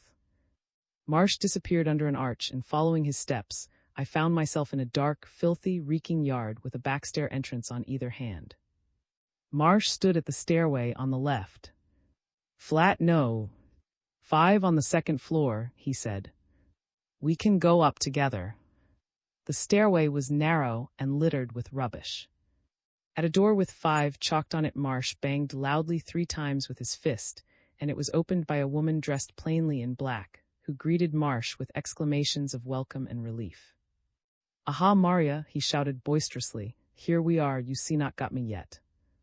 And won't get me unless I've got a pumpkin on my shoulders instead of a head. Maria was his housekeeper. She looked questioningly at me, obviously doubtful whether I ought to be admitted. Marsh roared with laughter. "All right, Marya," he cried, "let him in. He's only my comrades in distress, and ha. Ha. Comrades in looks, Marya?" Marya smiled curiously. "Certainly comrades in looks," she said slowly. "By the way," asked Marsh as we passed into an inner room, "what name are you using?" I said, "But that's official. Tell Marya I'm called Ivan." Marya set the samovar and produced some black bread and butter. "This flat," said Marsh with his mouth full, "belonged to a business colleague of mine. The Reds seized him by mistake for someone else." The silly fool nearly, here Marsh used a very unparliamentary expression, with funk when he got arrested. Sat in chokey 3 days and was told he was to be shot, when luckily for him the right man was collared. Then they let him out and I shipped him over the frontier. They'll forget all about him. In the daytime this is one of the safest places in town. The flat was almost devoid of furniture. A bare table stood in one room and a desk in another. An old couch and a few chairs made up the outfit. The windows were so dirty that they were quite opaque and admitted very little light from the narrow street. Although it was nearly midday, an oil lamp burned on the table of the room we sat in. Electric light was becoming rarer and rarer, and only burned for a few hours every evening. Marsh sat and talked of his adventures and the work he had been doing for the Allied colonies. His country farm had been seized and pillaged, his city business was ruined, he had long been under suspicion, and yet he refused to leave. But the arrest of his wife bore constantly on his mind. From time to time, his boisterous flow of talk would suddenly cease. He would pass his hand over his brow, a faraway, troubled look coming into his eyes. "If only it were an ordinary prison," he would say, "if only they were human beings. But these. By the way, will you come with me to see the policeman? I am going to meet him in half an hour." The policeman was the nickname by which we referred to the czarist official of whom Marsh had spoken in the morning. I reflected for a moment. Perhaps the policeman might be useful to me later. I consented. Telling Marya to look out for us both about that time next morning, we left the flat by the back entrance, as we had entered it. Again Marsh walked ahead, and I followed his slouching figure at a distance as he wound in and out of side streets. The dwelling we were going to, he told me, was that of an ex-journalist who is now engaged as a scribe in the Department of Public Works, and it was at the journalist's that he had arranged to meet the policeman. The journalist lived all alone in a flat in the Prospect. I watched Marsh disappear into the entrance and waited a moment to convince myself he was not being tracked. From the opposite sidewalk, I saw him look back through the glass door, signaling that all was well within, so giving him time to mount the stairs, I followed. He rang the bell at a door covered with oilcloth and felt.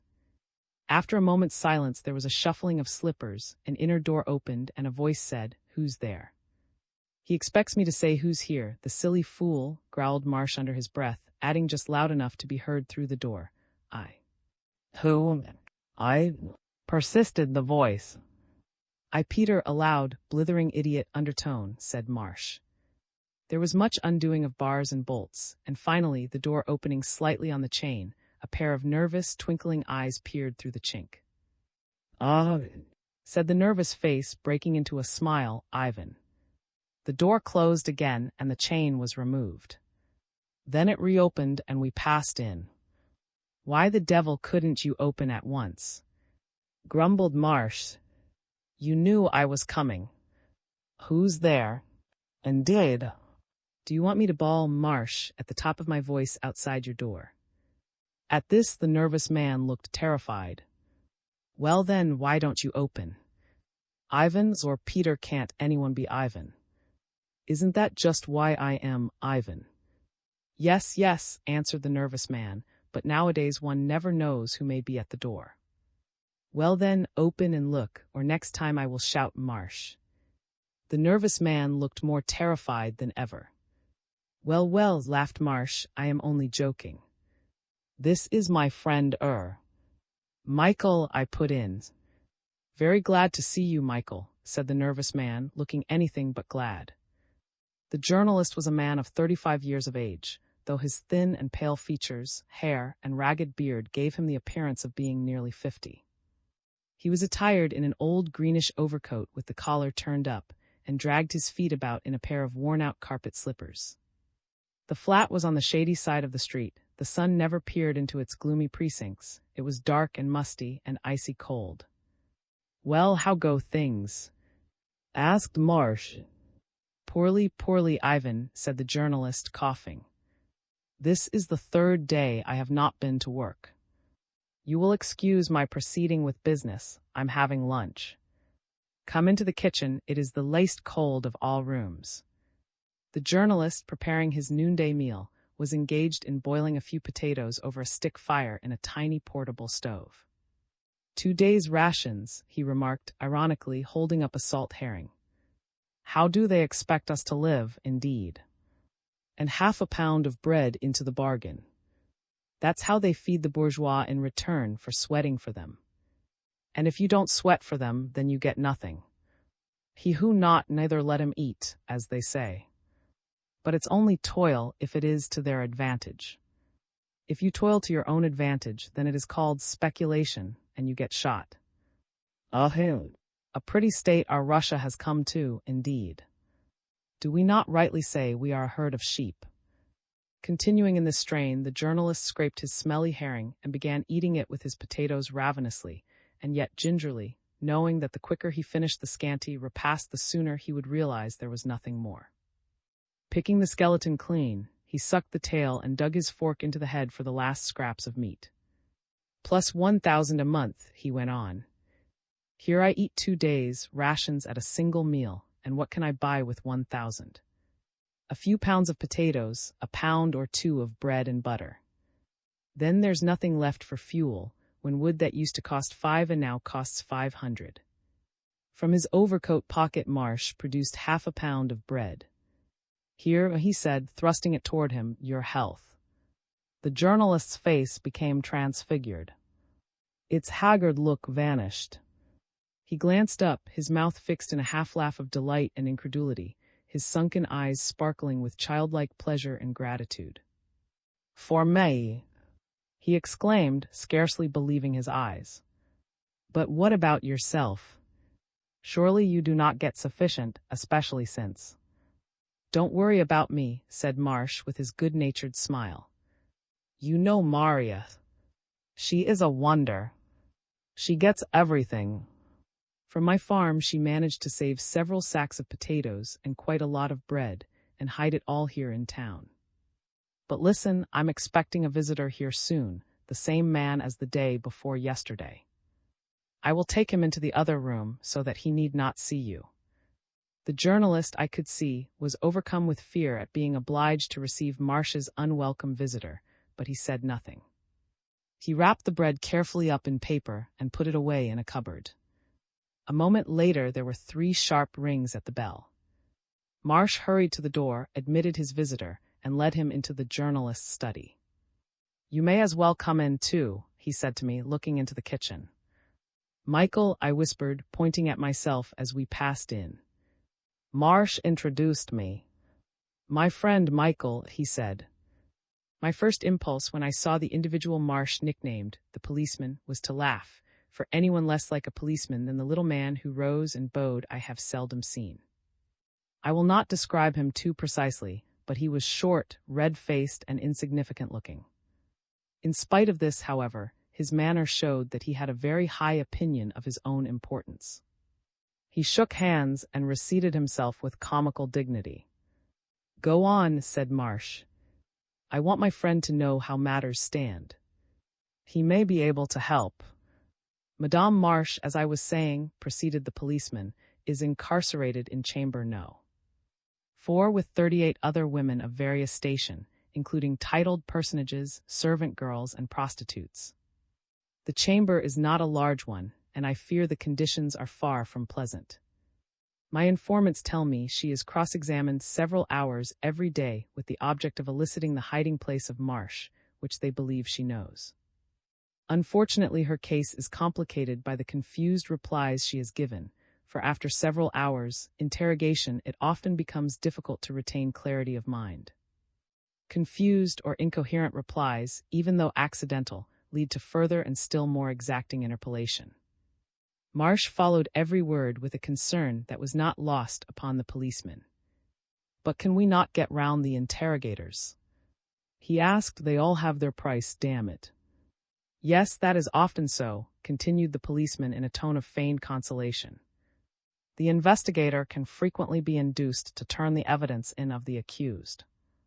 But in this case it is unfortunately useless to offer the usual bribe, for even if Madame Marsh's innocence is proven to the hilt, she will still be detained as a hostage until the discovery of Marsh." Marsh's face twitched. "I feared so," he said in a dull voice. "What are the chances of flight?" "I was coming to that," said the policeman suavely. "I am already making inquiries on the subject. But it will take some days to arrange. The assistance of more than one person will have to be enlisted. And I fear I hesitate," he added in unctuous tones of regret, "I hesitate to refer to such a matter, but I am afraid this method may be a little more costly." "Pardon me for money," cried Marsh. "Damn it all, man, don't you realize it is my wife?" "How much do you want?" "Oh, Marsh," expostulated the policeman, raising his palm, "you are well aware that I take nothing for myself. I do this out of friendship to you and our gallant allies. But there is a prison janitor. I must give him 5,000, 2 warders 10,000, a go-between 2,000 odd expenses." "Stop," put in Marsh abruptly. "Tell me how much it will cost." The policeman's face assumed a pained expression. "It may cost," he said, 25, possibly 30,000. 30,000. "You shall have it." "I gave you 10,000. Here are another 10,000. You shall have the third 10,000 the day my wife leaves prison." The policeman took the notes, and with a look of offended dignity, as though the handling of money were altogether beneath him, hid them in an inner pocket. "When will you be able to report again?" asked Marsh. "I expect the day after tomorrow. If you like to come to my house, it is quite safe." "Very well, we will meet there. And now, if you are not in a hurry, I'll see if I can raise some tea. It's damned cold in this room." When Marsh had gone into the kitchen, the little policeman ventured to open conversation. Such times, he sighed. "Who would have thought it possible? You live in Petrograd, Michael." "Yes." "You are in service, perhaps." "Yes." There was a pause. "Yours must have been an interesting occupation," I remarked, "in days gone by." "You mean?"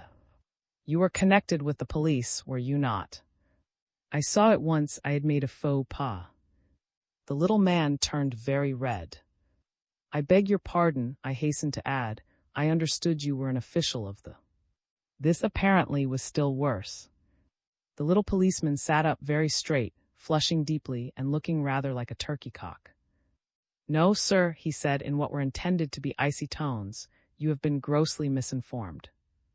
I have never been connected either with the police or the—" Under the Tsar, sir, I moved in court circles. I had the ear of his late Imperial Majesty, and the Imperial Palace was open to me at any time. At this point, fortunately for me, Marsh returned with 3 glasses of tea, apologizing for not providing sugar, and the conversation turned to the inevitable subject of famine. At length the policeman rose to go. "By the way," said Marsh, "can you find me a lodging for tonight?"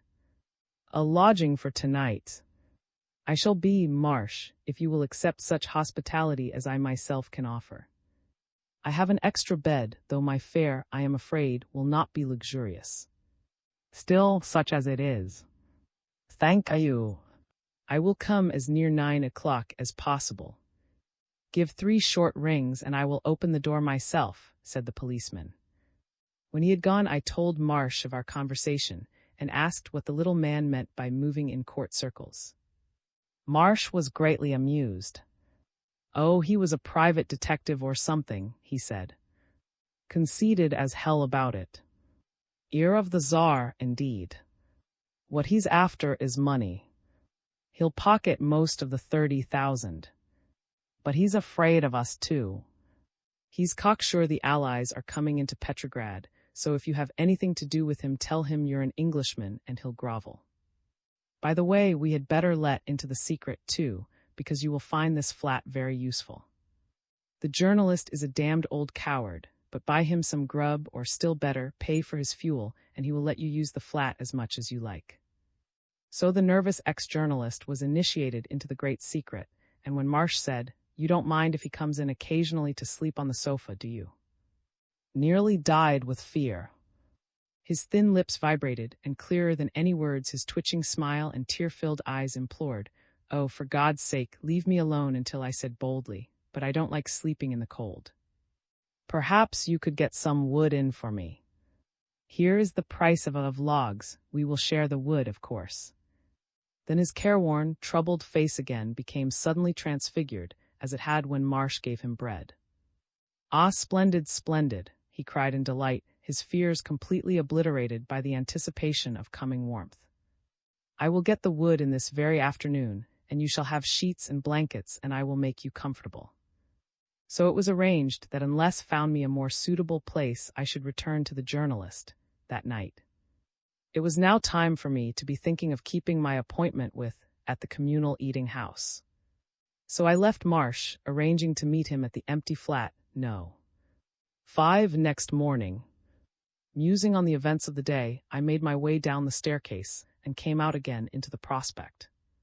It seemed ages since, but 2 days ago, I walked along the same street on the day of my arrival in Petrograd after crossing the frontier. What would now have to tell me, I wondered. As I rounded the corner of the prospect, I noticed a concourse of people outside the communal eating house toward which I was directing my steps. I followed the people, who were moving hurriedly across the street to the other side. At the entrance to the eating house stood 2 sailors on guard with fixed bayonets, while people were filing out of the building singly, led by. In the dark lobby within one could dimly discern individuals being searched. Their documents were being examined, and standing in their shirt sleeves, their clothing was being subjected to strict investigation. I waited to see if would emerge from the building. After a moment I felt a tap on my arm, and looking round I was confronted by the officer who had accosted me in the on the day of my arrival. Signaled to me to move aside with him. "Were you to meet here?" he asked. "It is lucky for you you did not enter the restaurant. The place is being raided." I was about to go in myself, but came a little late, thank God. Was one of the first to be arrested, and has already been taken away. "What is the cause of the raid?" I asked, dismayed by this news. "Who knows?" replied. "These things are done spasmodically. Has been tracked for some days, I believe, and it may have been on his account. Anyway, it is serious, for he is well known." People were beginning to move away, and the search was clearly nearing its end. "What are you going to do?" said my companion. "I do not know," I replied, not wishing to confide any of my movements to. "We must begin to think of some way of getting him out," he said. "Was a great friend of mine, but you are, I expect, as interested in his release as I am." "Is there any chance?" I exclaimed. "Of course I am interested." "Then I suggest you come home with me, and we will talk it over. I live quite near." Anxious to learn of any possibility of saving, I consented.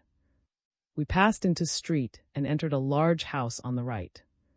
"How do you wish me to call you?" asked as we mounted the staircase. I was struck by the considerateness of his question and replied. The flat in which lived was large and luxuriously furnished, and showed no signs of molestation. "You live comfortably," I remarked, sinking into a deep leather armchair. "Yes, we do pretty well," he replied. "My wife, you see, is an actress. She receives as many provisions as she wants, and our flat is immune from requisition of furniture or the obtrusion of workmen. We will go round some evening, if you like, and see her dance." As for me, my wife has registered me as a sub-manager of the, so that I receive additional rations also. These things, are not difficult to arrange. Thus I am really a gentleman at large, and living like many others at the expense of a generous proletarian regime. My hobby, he added idly, is... What? I cried, the exclamation escaping me inadvertently. He repeated, smiling. When he smiled, one end of his crooked mouth remained stationary, while the other seemed to jut right up into his cheek. Why should you be surprised? Tout est, it is merely a question of whether one is actively or passively so. He took from a drawer a typewritten sheet of paper and handed it to me. Does that by any chance interest you? I glanced at the paper. The writing was full of uncorrected orthographical errors, showing it had been typed by a hand in extreme haste. Scanning the first few lines, I at once became completely absorbed in the document. It was a report, dated 2 days previously, of confidential negotiations between the Bolshevist government and the leaders of non-Bolshevist parties with regard to the possible formation of a coalition government.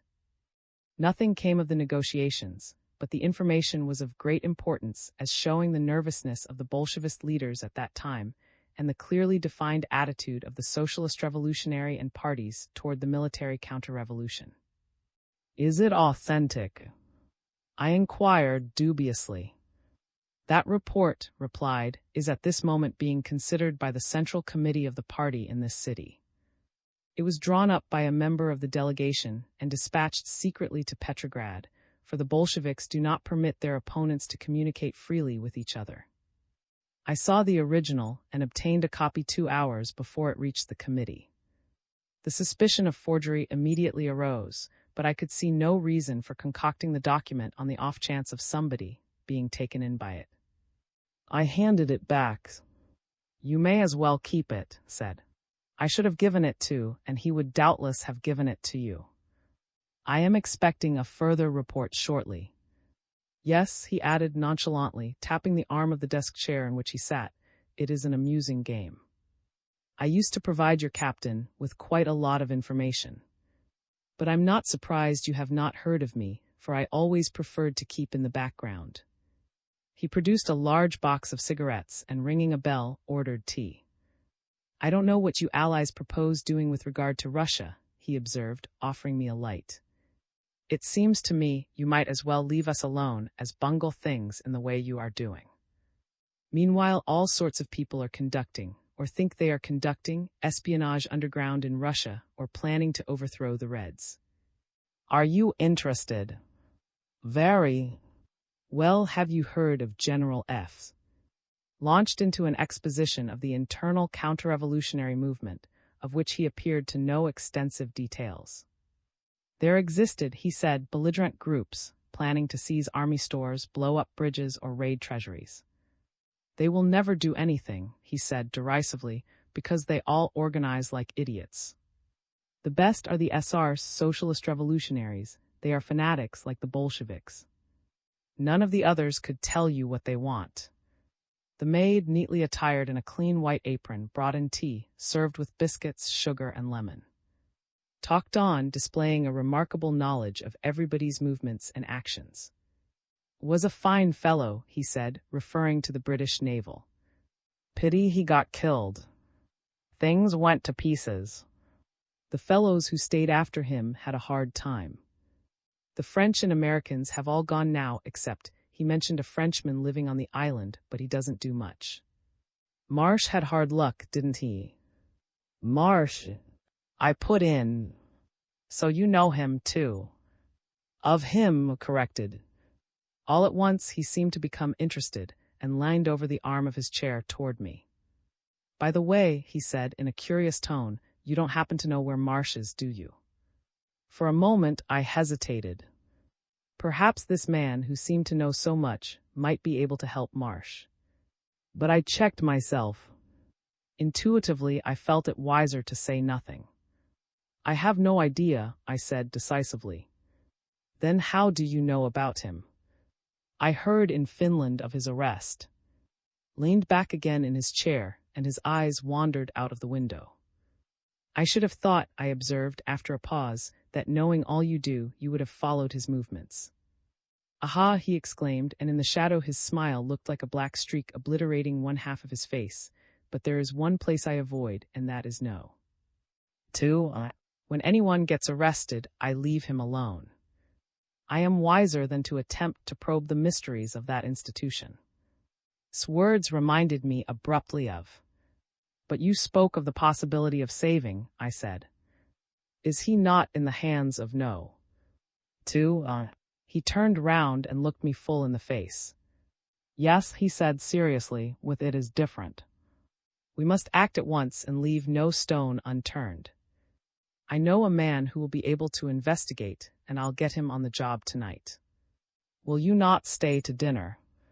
My wife will be delighted to meet you, and she understands discretion. Seeing no special reason to refuse, I accepted the invitation. Went to the telephone, and I heard him ask someone to call about 9 o'clock on an urgent matter. His wife, a jolly little creature, but very much of a spoilt child, appeared at dinner dressed in a pink Japanese kimono. The table was daintily set and decked with flowers. As it is, I again felt myself out of place and apologized for my uncouth appearance. Oh, don't excuse yourself, said laughing. Everyone is getting like that nowadays. How dreadful it is to think of all that is happening.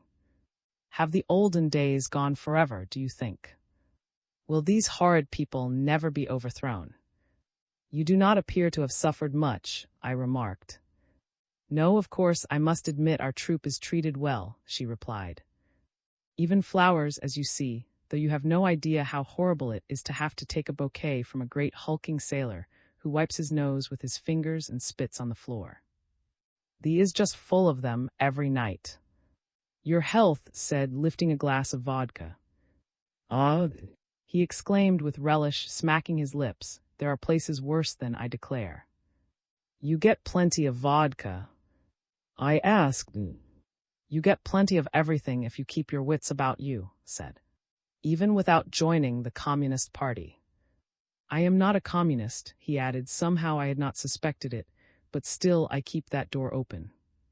What I am afraid of is that the Bolsheviks may begin to make their communists work. That will be the next step in the revolution, unless you allies arrive and relieve them of that painful necessity. Your health. The conversation turned on the Great War and recounted a number of incidents in his career.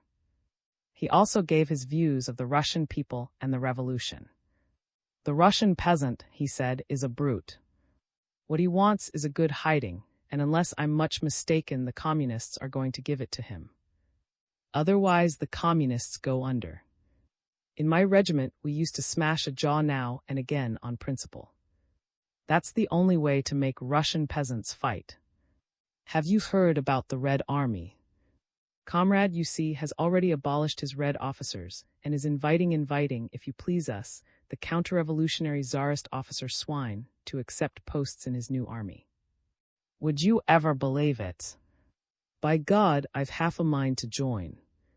Will order me to flog the peasants to my heart's content.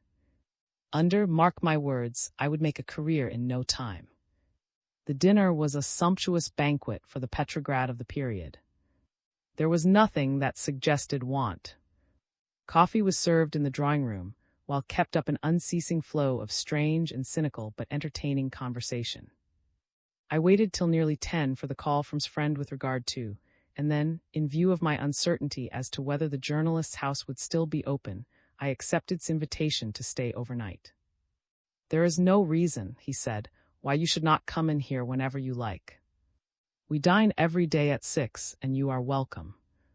Just as I was retiring, was called to the telephone, and returned explaining that he would only be able to begin the investigation of his case next day.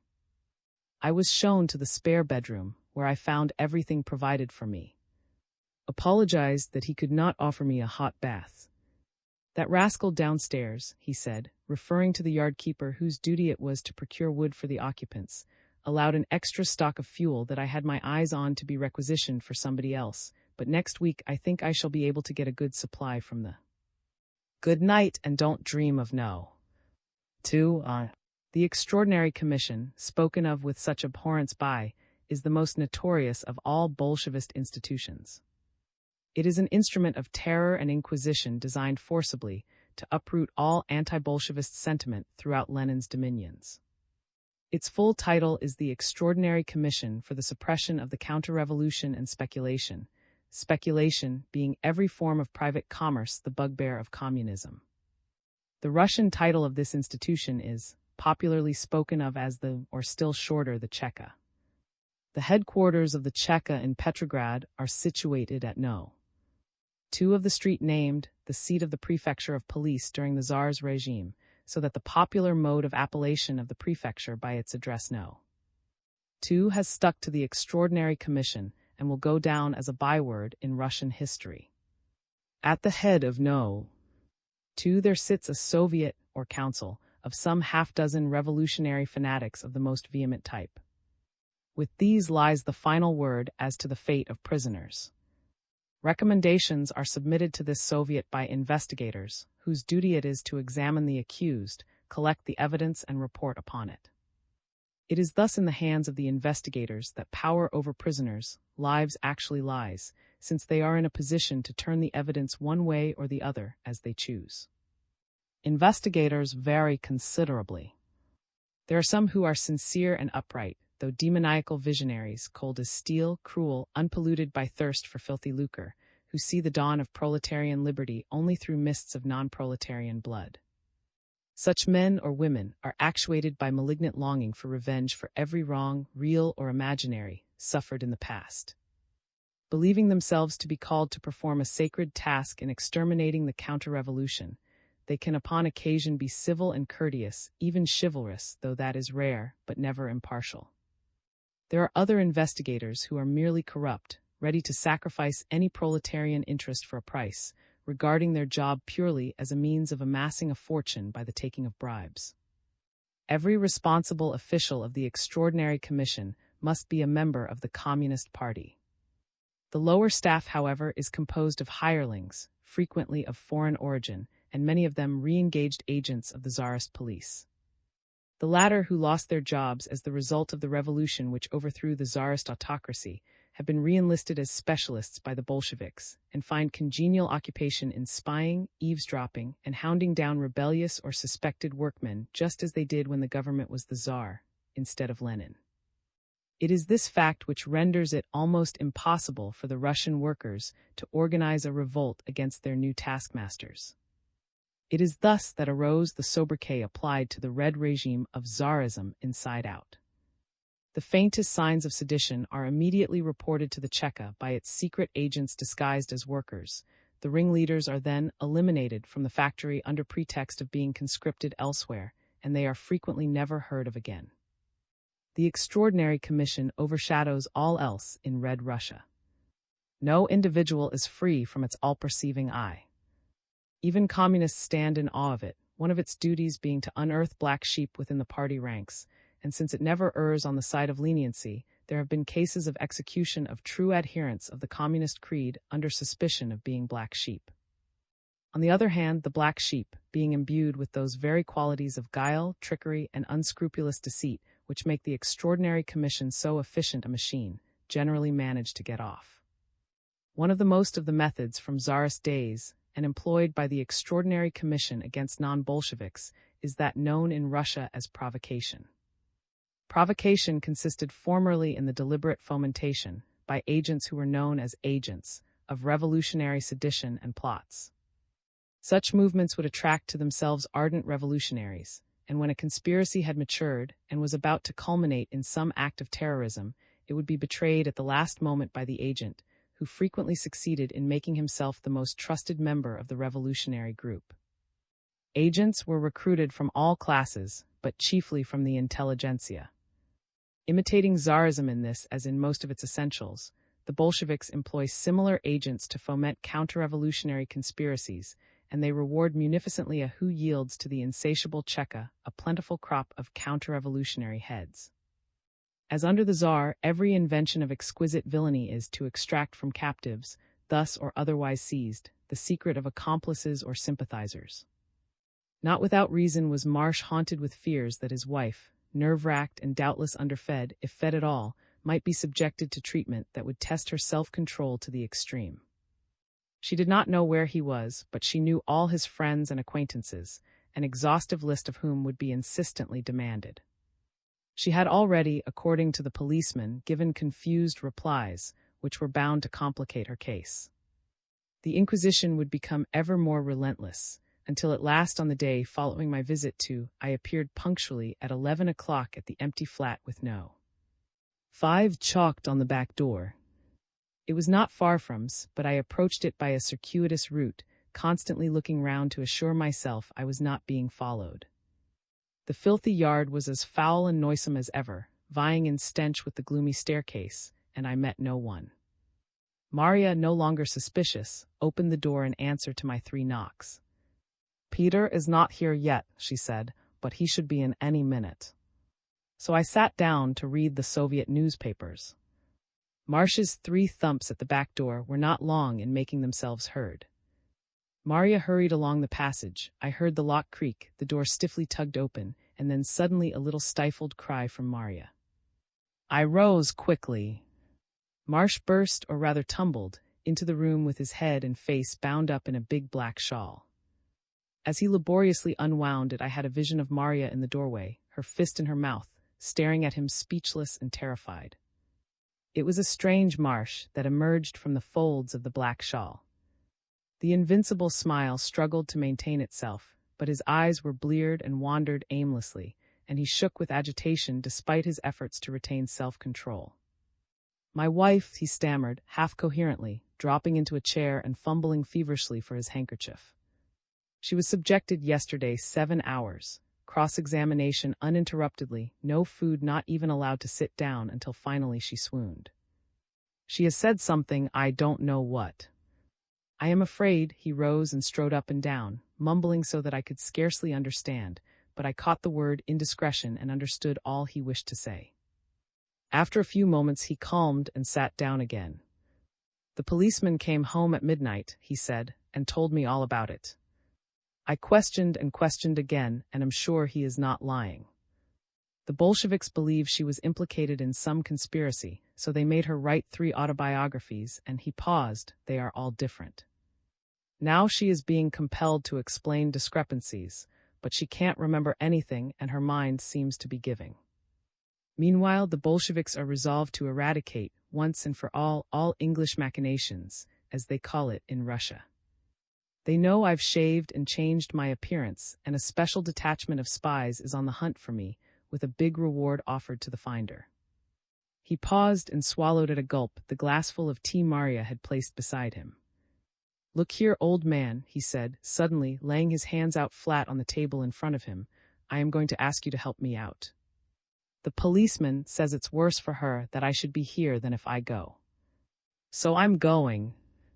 Once they know I've fled, the policeman says, they will cease plaguing her, and it may be easier to effect an escape. Tell me, will you take the job over for me?" "My dear fellow," I said, "I had already resolved that I would attempt nothing else until we had safely got your wife out of prison. And the day she gets out, I will escort her over the frontier myself. I shall have to go to Finland to report, anyway." He was going to thank me, but I shut him up. "When will you go?" I asked. "Tomorrow. There are a number of things to be done."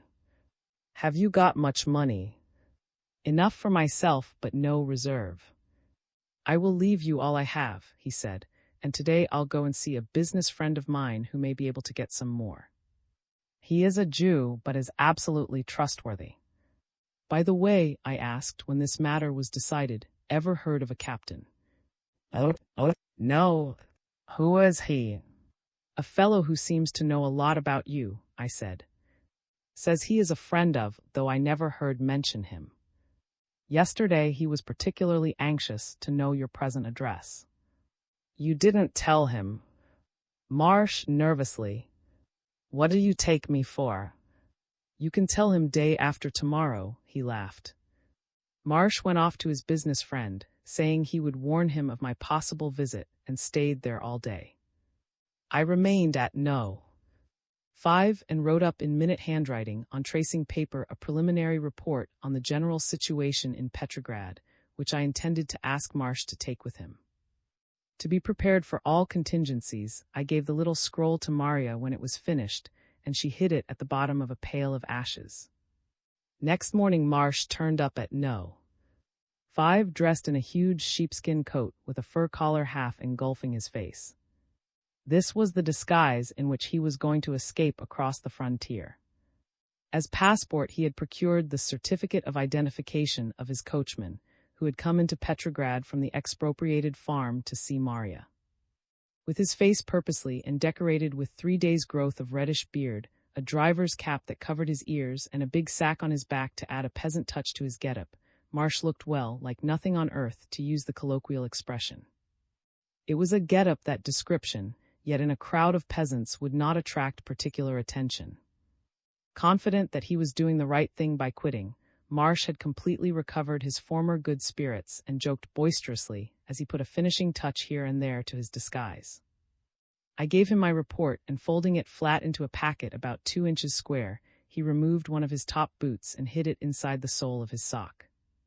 The population of hell will be increased by several new arrivals before the Bolsheviks find that, he said, pulling on his boot again and slipping a heavy revolver inside his trousers. Poor Maria was terribly distressed at Marsh's departure. So was the coachman, who could find no terms wherein to express his disgust and indignation at the conduct of the elder of the 2 stable boys, who had joined the Bolsheviks, assisted in sacking Marsh's country house and farm, and was now appointed commissar in supreme control of the establishment.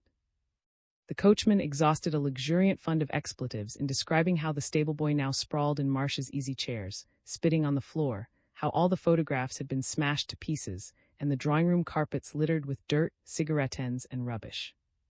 At all of which Marsh roared with laughter, much to the perplexity of the coachman and Maria.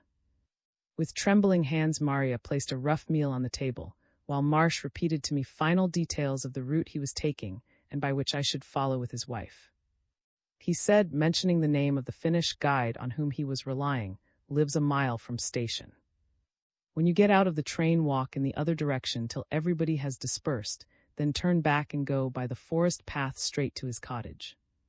He will tell you what to do. At last it was time to start.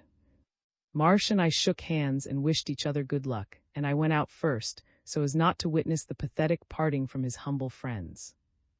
I heard him embrace them both, heard Maria's convulsive sobs, and I hurried down the stone stairway and out into the street. I walked rapidly to the streetcar terminal in the square and wandered round it till Marsh appeared. We made no sign of recognition. He jumped on one of the cars, and I scrambled on to the next. It was dark by the time we reached the distant railway station, a straggling wooden structure on the outskirts of the town. But standing on the wooden boards of the rough platform, I easily discerned the massive figure, pushing and scrambling amid a horde of peasants toward the already overcrowded coaches.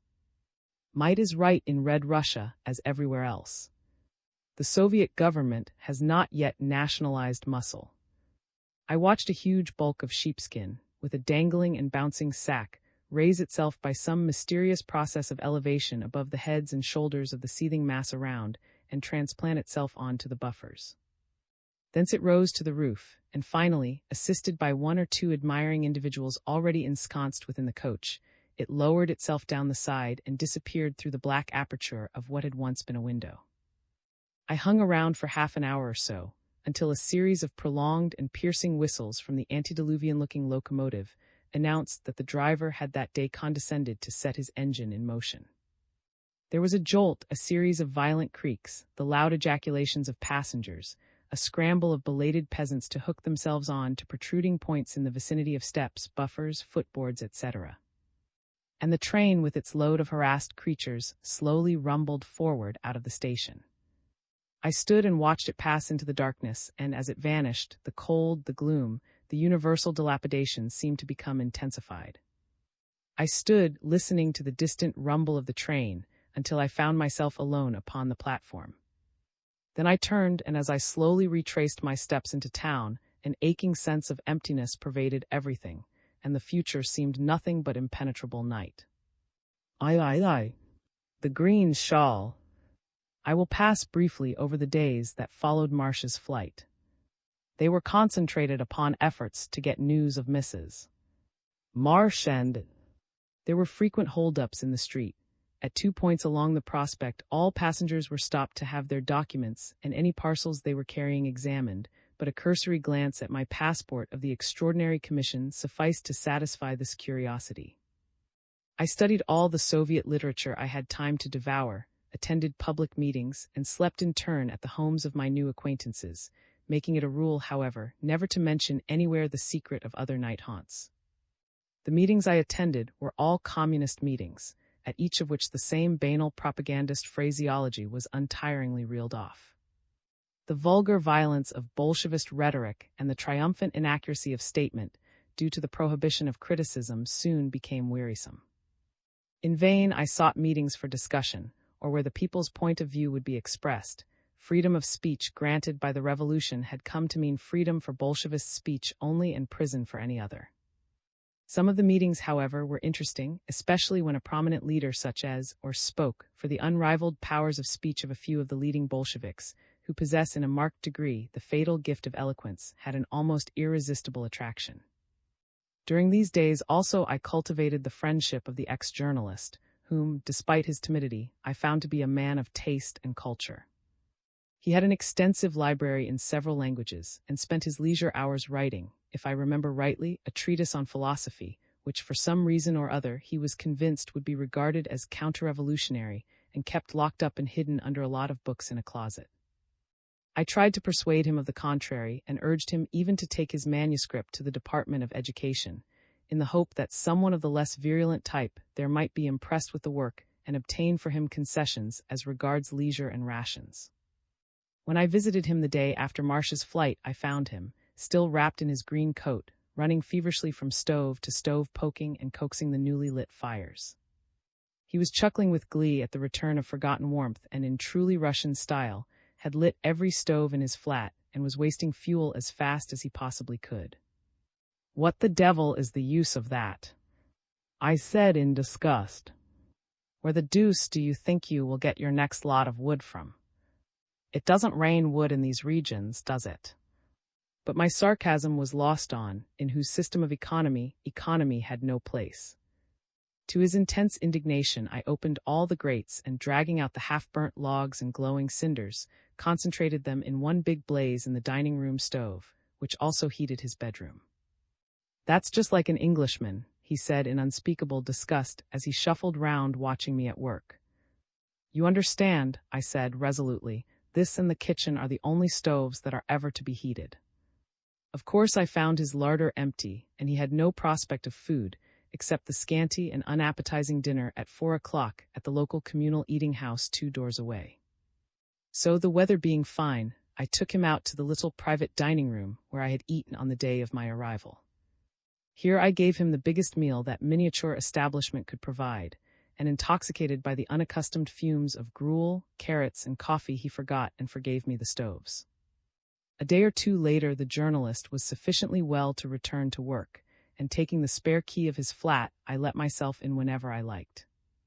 I took him severely to task in his household affairs, and as the result of our concerted, we saved his untidy home from degenerating completely into a pigsty. Here I met some of the people mentioned by Marsh. The journalist was very to invite them, but in a week or so I had so firm a hold over him that by the mere hint of not returning any more, I could reduce him to complete submission. If I disappeared for as much as 3 days, he was overcome with anxiety.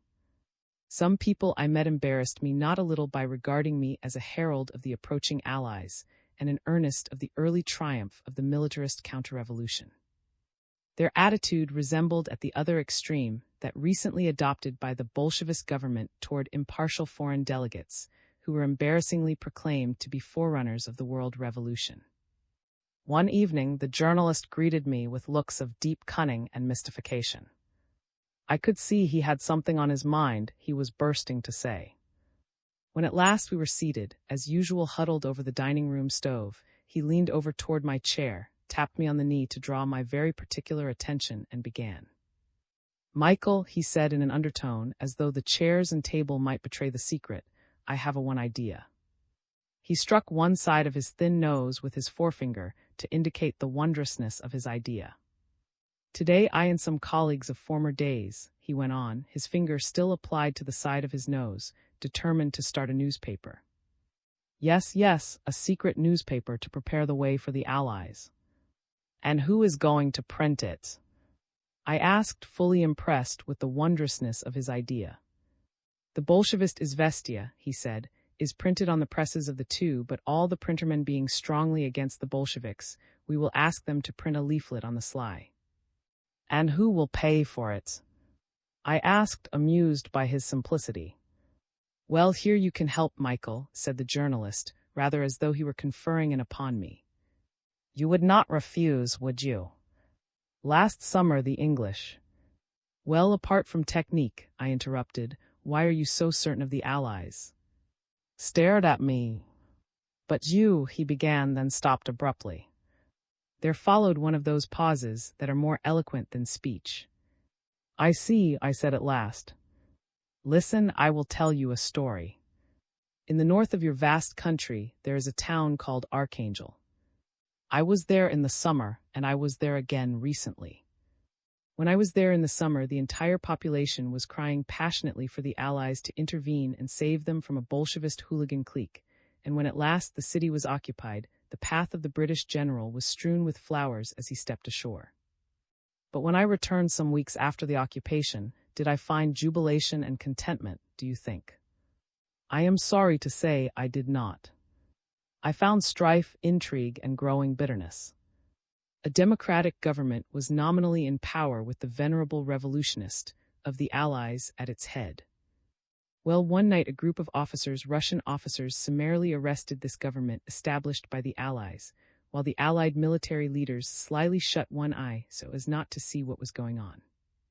The hapless democratic ministers were dragged out of their beds, whisked away by automobile to a waiting steam launch, and carried off to a remote island in the White Sea, where they were unceremoniously deposited and left. Sounds like an exploit of Captain, doesn't it? Only two escaped, because they happened that evening to be dining with the American ambassador, and he concealed them in his bedroom. Next morning the city was startled by a sensational announcement posted on the walls. By order of the Russian command, it ran, the incompetent government has been deposed, and the supreme power in North Russia is henceforth vested exclusively in the hands of the military commander of the occupying forces. There was a hell of a hubbub, I can tell you. For who was to untangle the knot? The Allied military had connived at the kidnapping by Russian plotters of a Russian government established by order of the Allies. The diplomats and the military were already at loggerheads, and now they were like fighting cocks. Finally, after 2 days' wrangling, and when all the factories went on strike, it was decided that the whole proceeding had been most unseemly and undemocratic. Diplomacy triumphed. A cruiser was dispatched to pick up the wretched ministers shivering on the remote White Sea island, and brought them back, scarcely a triumphal procession, to Archangel, where they were restored to the tarnished dignity of their ministerial pedestals, and went on trying to pretend to be a government. The journalist gaped open-mouthed as I told him this story. And what is happening there now? He asked after a pause. I am rather afraid to think of what is happening now, I replied. And you mean, he said slowly, the Allies are not. I do not know, they may come, and they may not. I realized I was rudely tearing down a radiant castle the poor journalist had built in the air. By why, Michael, are you? Why am I here? I said, completing his unfinished question. Simply because I wanted to be. Gasped. You wanted to be here? Yes, I replied, smiling involuntarily at his incredulity. I wanted to be here and took the first chance that offered itself to come. If I had told him that after mature consideration I had elected to spend eternity in Gehenna rather than in the felicity of celestial domains, I should not have astonished the incredulous journalist more. By the way, I said rather cruelly, as a possibility occurred to me, don't go and blurt that Archangel story everywhere, or you'll have to explain how you heard it. But he did not heed me. I had utterly demolished his castle of hope. I felt very sorry as I watched him. Maybe they will learn, I added, wishing to say something kind and not repeat mistakes elsewhere. Learn? As I looked into the journalist's tear-dimmed eyes, how heartily I wished they would. While the journalist's home, until my arrival, was only on the downward grade toward, that of the policeman had already long since arrived at the 33rd degree. His rooms were in an abominable condition, and quite unnecessarily so. The sanitary arrangements in many houses were in a sad state of dilapidation, but people took urgent measures to maintain what cleanliness they could. Not so the policeman, who lived in conditions too loathsome for words, and took no steps to check the progressive accumulation of dust, dirt, and filth. He kept a Chinese servant, who appeared to be permanently on strike, and whom he would alternately caressingly wheedle and tempestuously upbraid, so far as I could see with equal. In the nether regions of the house he occupied there lived, or frequently gathered, a bevy of who loafed about the hall or peeped through gratings up the cellar stairways. There was also a mysterious lady, whom I never saw but whom I would hear occasionally as I mounted the stairs, shrieking in an hysterical caterwaul and apparently menacing the little policeman with physical assault. Sometimes he would snarl back, and one such was terminated by a violent crash of crockery. But the affable female, whom I somehow figured as big and muscular with wild, floating hair, a sort of Medusa, had always vanished by the time I reached the top of the stairs, and the loud door slam that coincided with her disappearance was followed by death-like silence. The little policeman, whose bearing was always apologetic, would accost me as though nothing were amiss, while the insubordinate Chinese servant, if he condescended to open the front door, would stand at the foot of the staircase with an enigmatical, sneering grin spread over his evil features. It was altogether an uncanny abode. Marsh had prepared the way, and the policeman received me with profuse demonstrations of regard. I was fortunately not obliged to accept his proffered hospitality often, but when I did, it was touching to note how he would put himself out in the effort to make me as comfortable as the revolting circumstances would permit.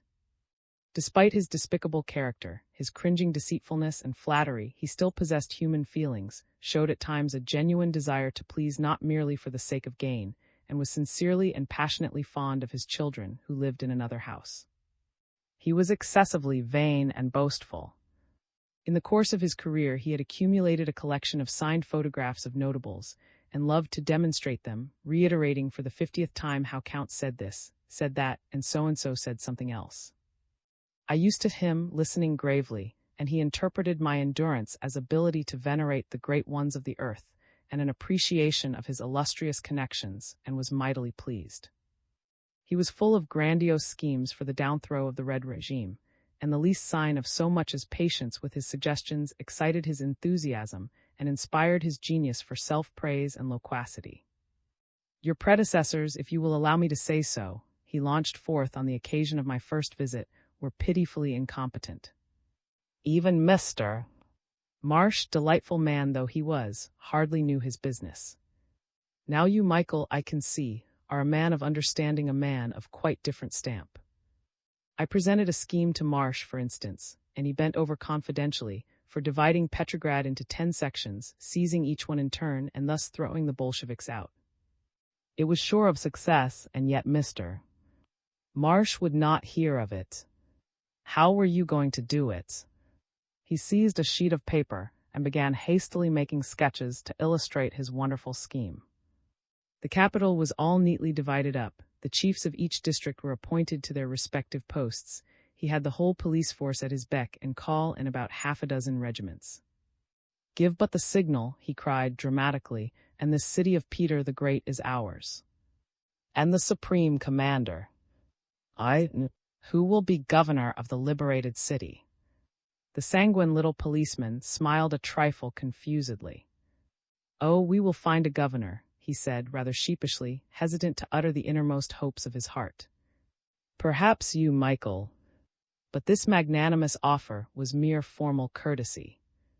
It was plain that I was expected to content myself with the secondary role of kingmaker. Well, if all is so far ready, I said, why don't you blow the trumpets and we will watch the walls of Jericho fall? The little man twirled his, smirking apologetically. But Michaels, he said, growing bold and bordering even on familiarity. Funds, don't you know, after all nowadays, you get nowhere without money, do you? Of course, you quite understand, Michael, that I personally. How much did you tell Marsh it would cost? I interrupted, very curious to see what he would say. He had not expected the question to be put in this way. Like a clock ticking, I could hear his mind calculating the probability of Marsh's having told me the sum, and whether he might safely double it in view of my greater susceptibility. I think with 100,000 we might pull it off, he replied tentatively, eyeing me cautiously to see how I took it. I nodded silently. Of course, we might do it for a little less, he added as if by afterthought, but then there would be subsequent expenses. Well, I replied indulgently, we will see. We'll talk about it again some time. There is no time like the present, Michael. But there are other things to think of. We will speak of it again when you have got Mrs. Marsh out of prison. The little man appeared completely to shrivel up when thus dragged brusquely back into the world of crude reality. He flushed for a moment, it seemed to me, with anger, but pulled himself together at once and reassumed his original manner of demonstrative servility. At present we have business on hand, I added, and I wish to talk first about that. How do matters stand? The policeman said his agents were busily at work, studying the ground and the possibilities of Mrs. Marsh's escape. The whole town, he stated, was being searched for Marsh, and the inability to unearth him had already given rise to the suspicion that he had fled. In a day or two, the news would be confirmed by Bolshevist agents in Finland. He foresaw an alleviation of Mrs. Marsh's lot owing to the probable cessation of cross-examinations. It only remained to see whether she would be transferred to another cell or prison, and then plans for escape might be laid. Fire ahead, I said in conclusion. And when Mrs. Marsh is free, we will perhaps discuss other matters. There is no time like the present, Michael, repeated the little policeman, but his voice sounded forlorn. Meanwhile, what of? Was all excitement when I called him up. How is your brother? I said over the phone. Was the accident serious? Is there any hope of recovery? Yes, came the reply. The doctor says he fears he will be in hospital some time, but the chances are he will get over it. Where has he been put? He is now in a private sanitarium in street, but we hope he will be removed to some larger and more comfortable hospital. The conditions, I hope, are good. As good as we can arrange for under present-day circumstances. For the time being he is in a separate room and on limited diet. But can you not come round this evening? Thank you, I am afraid I have a meeting of our house committee to attend, but I could come tomorrow. Good. Come tomorrow. I have news of Leo, who is coming to Petrograd. My regards to. Thanks. Goodbye. Goodbye. The telephone was an inestimable boon, but one that had to be employed with extreme caution. From time to time, at moments of panic, the government would completely stop the telephone service, causing immense inconvenience and exasperating the population whom they were trying to placate. But it was not in Bolshevist interests to suppress it entirely, the telephone being an effectual means of detecting counter-revolutionary machinations. The lines were closely watched. A suspicious voice or phrase would lead to a line being tapped. The recorded conversations would be scrutinized for hints of persons or addresses, and then the Assyrian came down like a wolf on the fold to seize books, papers, and documents, and augment the number of occupants of cells. So one either spoke in fluent metaphor, or by prearranged verbal signals camouflaged behind talk of the weather or food. The news of Leo, for instance, I understood at once to mean news of or information regarding the Red Army. Was enthusiastic when I called next day and stayed to dinner. We'll have out in no time, he exclaimed. They are holding his case over for further evidence. He will be taken either to thee or prison, where we shall be allowed to send him food. Then we'll communicate by hiding notes in the food and let him know our plan of escape. Meanwhile, all's well with ourselves, so come and have a glass of vodka. I was overjoyed at this good news. The conditions at either of the two prisons he mentioned were much better than at No. 2, and though transference to them meant delay in decision and consequent prolongation of imprisonment, the prison regime was generally regarded as more lenient. By the way, said, it is lucky you have come today. A certain Colonel H is coming in this evening. He works on the general staff and has interesting news. Is planning to come up to Petrograd. Was in a bad mood because a lot of sugar that had been promised to her and her colleagues had failed to arrive, and she had been unable to make cakes for 2 days. You must excuse the bad dinner tonight, she said. I had intended to have chocolate pudding for you, but as it is, there will be no third course. Really, the way we are treated is outrageous. Your health, said, undismayed by the prospect of no third course. Here we have something better even than chocolate pudding, haven't we? He talked on volubly in his usual strain, harping back again to pre-war days and the pleasures of regimental life. I asked him if he thought most of the officers were still monarchists. I don't know, he said. I expect you'll find they are pretty evenly divided. Very few are socialists, but a lot think themselves Republicans. Some, of course, are monarchists, and many are nothing at all. As for me, he continued, when I joined my regiment, I took the oath of allegiance to the Tsar. At the mention of the Tsar, he stood upright and then sat down again, a gesture which astonished me, for it really seemed to be spontaneous and unfeigned. But I consider myself absolved and free to serve whom I will from the moment the Tsar signed the deed of abdication. At present I serve nobody. I will not serve, but I will work with him if he offers a career. That is, if the Allies do not come into Petrograd. By the way, he added, checking himself abruptly and obviously desirous of knowing, do you think the Allies really will come the English, for instance? I have no idea. Strange.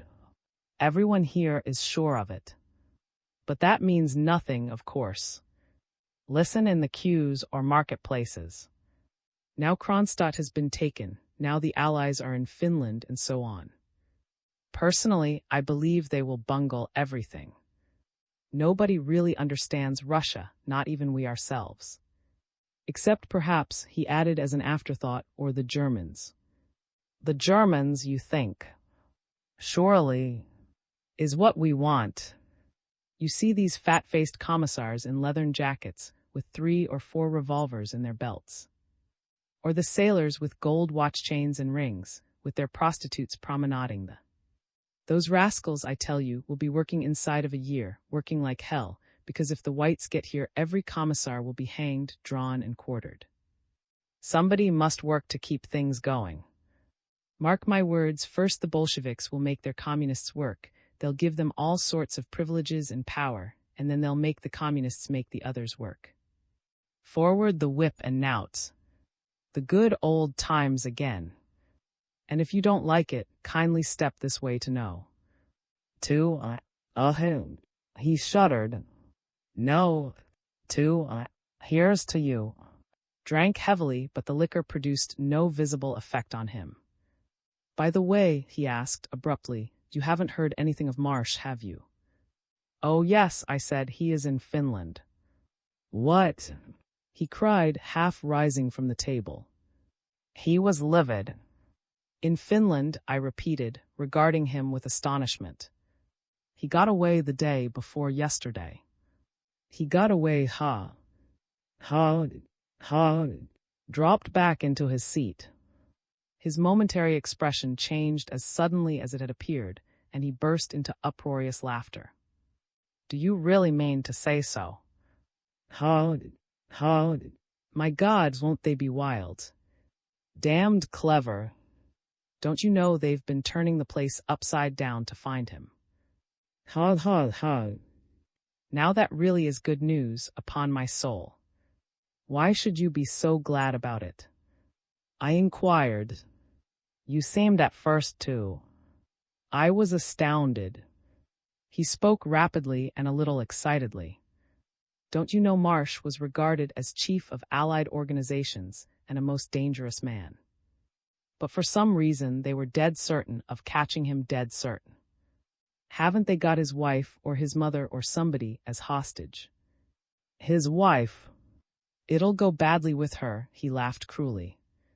It was my turn to be startled. What do you mean? I said, striving to appear indifferent. They will shoot her. It was with difficulty that I maintained a tone of mere casual interest. Do you really think they will shoot her? I said incredulously. Sure to, he replied emphatically. What else do they take hostages for? For the rest of the evening, I thought of nothing else but the possibility of Mrs. Marsh being shot. The policeman had said the direct opposite, basing his statement on what he said was inside information. On the other hand, why on earth should hostages be taken if they were to be liberated when the culprits had fled? I could elicit nothing more from, except that in his opinion Mrs. Marsh might be kept in prison a month or two, but in the long run would most undoubtedly be shot. I listened but idly to the colonel, a pompous gentleman with a bushy white beard who came in after dinner. Told him he might speak freely in my presence, and sitting bolt upright, he conversed in a rather ponderous manner on the latest developments. He appeared to have a high opinion of. He confirmed the latter's statements regarding radical changes in the organization of the army, and said was planning to establish a similar new regime in the Baltic fleet. I was not nearly so attentive as I ought to have been, and had to ask the colonel to repeat it all to me at our next meeting. Maria was the only person I took into my confidence as to all my movements. Every morning I banged at the chalk-marked door. Maria let me in, and I told her how things were going with Mrs. Marsh. Of course, I always gave her optimistic reports. Then I would say, "Tonight, Maria, I am staying at the journalist's. You know his address tomorrow at Friday night and Saturday here. So if anything happens, you will know where it probably occurred. If I disappear, wait a couple of days, and then get someone over the frontier. Perhaps the coachman will go and tell the British consul." Then I would give her my notes, written in minute handwriting on tracing paper, and she would hide them from me. 2 more Englishmen left by Marsh's route a few days after his departure, and Maria gave them another small packet to carry, saying it was a letter from herself to Marsh. So it was, only on the same sheet as she had scrawled a pencil note to Marsh, I wrote a long message in invisible ink. I made the ink by it doesn't matter how. Reports as to continued to be. He hinted at a certain investigator who might have to be bought off, to which I gave eager assent. He gave me further information on political matters which proved to be quite accurate, and repellent though his bearing and appearance were, I began to feel less distrustful of him. It was about a week later, when I called him up, that he told me the doctors had decided his brother was sufficiently well to leave hospital. Tingling with excitement and expectation, I hurried round. "The investigator is our man," explained, "and guarantees to let out within a month." "How will he do it?" I inquired. "That rather depends. He may twist the evidence, but 'tis a bad case, and there's not much evidence that isn't damaging. If that's too hard, he may swap's dossier for somebody else, and let the error be found out when it's too late. But he'll manage it all right. And it must take a whole month. We'll be freed about the middle of January. There's no doubt about it. And the investigator wants 60,000. 60,000.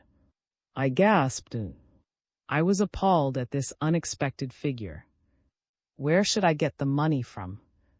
It was still worth about 40 to the pound, so that this was some 1,500 pounds. "This case is a hopeless one," said dryly. "No one can let him off and go scot-free. The investigator wants to be guaranteed, for he will have to get over the frontier the same night, too. But I advise you to pay only half now, and the rest the day gets out. There will also be a few odd bribes to accomplices. Better allow 75,000 or 80,000 all told." "I have very little money with me just now," I said, "but I will try to get you the first 30,000 in 2 or 3 days. And by the way," he added, I forgot to tell you last time you were here that I have seen sister, who is in the dire straits.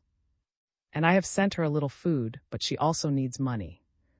We have no money, for we scarcely use it nowadays, but perhaps you could spare 1,000 or so now and again. I will give you some for her when I bring the other. Thank you. She will be grateful. And now, unpleasant business over, let's go and have a glass of vodka. Your health. Rejoicing at the prospect of securing release, and burdened at the same time with the problem of procuring this large sum of money, I rang up next day the business friend of whom Marsh had spoken, using a prearranged password. Marsh called this gentleman the banker, though that was not his profession, because he had left his finances in his charge. When I visited him, I found him to be a man of agreeable though nervous deportment, very devoted to Marsh. He was unable to supply me with all the money I required, and I decided I must somehow get the rest from Finland, perhaps when I took Mrs. Marsh away. The banker had just returned from Moscow, whither he had been called with an invitation to accept a post in a new department created to check the ruin of industry. He was very sarcastic over the manner in which, he said, the government of horny hands, as the Bolsheviks frequently designate themselves, was beginning to grovel before people who can read and write. In public speeches, said the banker, they still have to call us bourgeois swine for the sake of appearances, but in private, when the doors are closed, it is very different. They have even ceased comrading. It is no longer Comrade A or Comrade B, when they address us that they reserve for themselves, but excuse me, Alexander, or may I trouble you? He laughed ironically. Quite, he added, using a Russianized expression whose meaning is obvious. Did you accept the post? I asked. No, sir. He replied with emphasis. Do I want a dirty workman holding a revolver over me all day? That is the sort of control they intend to exercise. He did accept it, however, just a month later, when the offer was renewed with the promise of a tidy salary if he took it, and prison if he didn't. On the following day I brought the money to, and he said he would have it transferred to the investigator at once. By the way, I said, I may be going to Finland for a few days. Do not be surprised if you do not hear from me for a week or so. To Finland. Was very interested. Then perhaps you will not return. I am certain to return, I said, even if only on account of.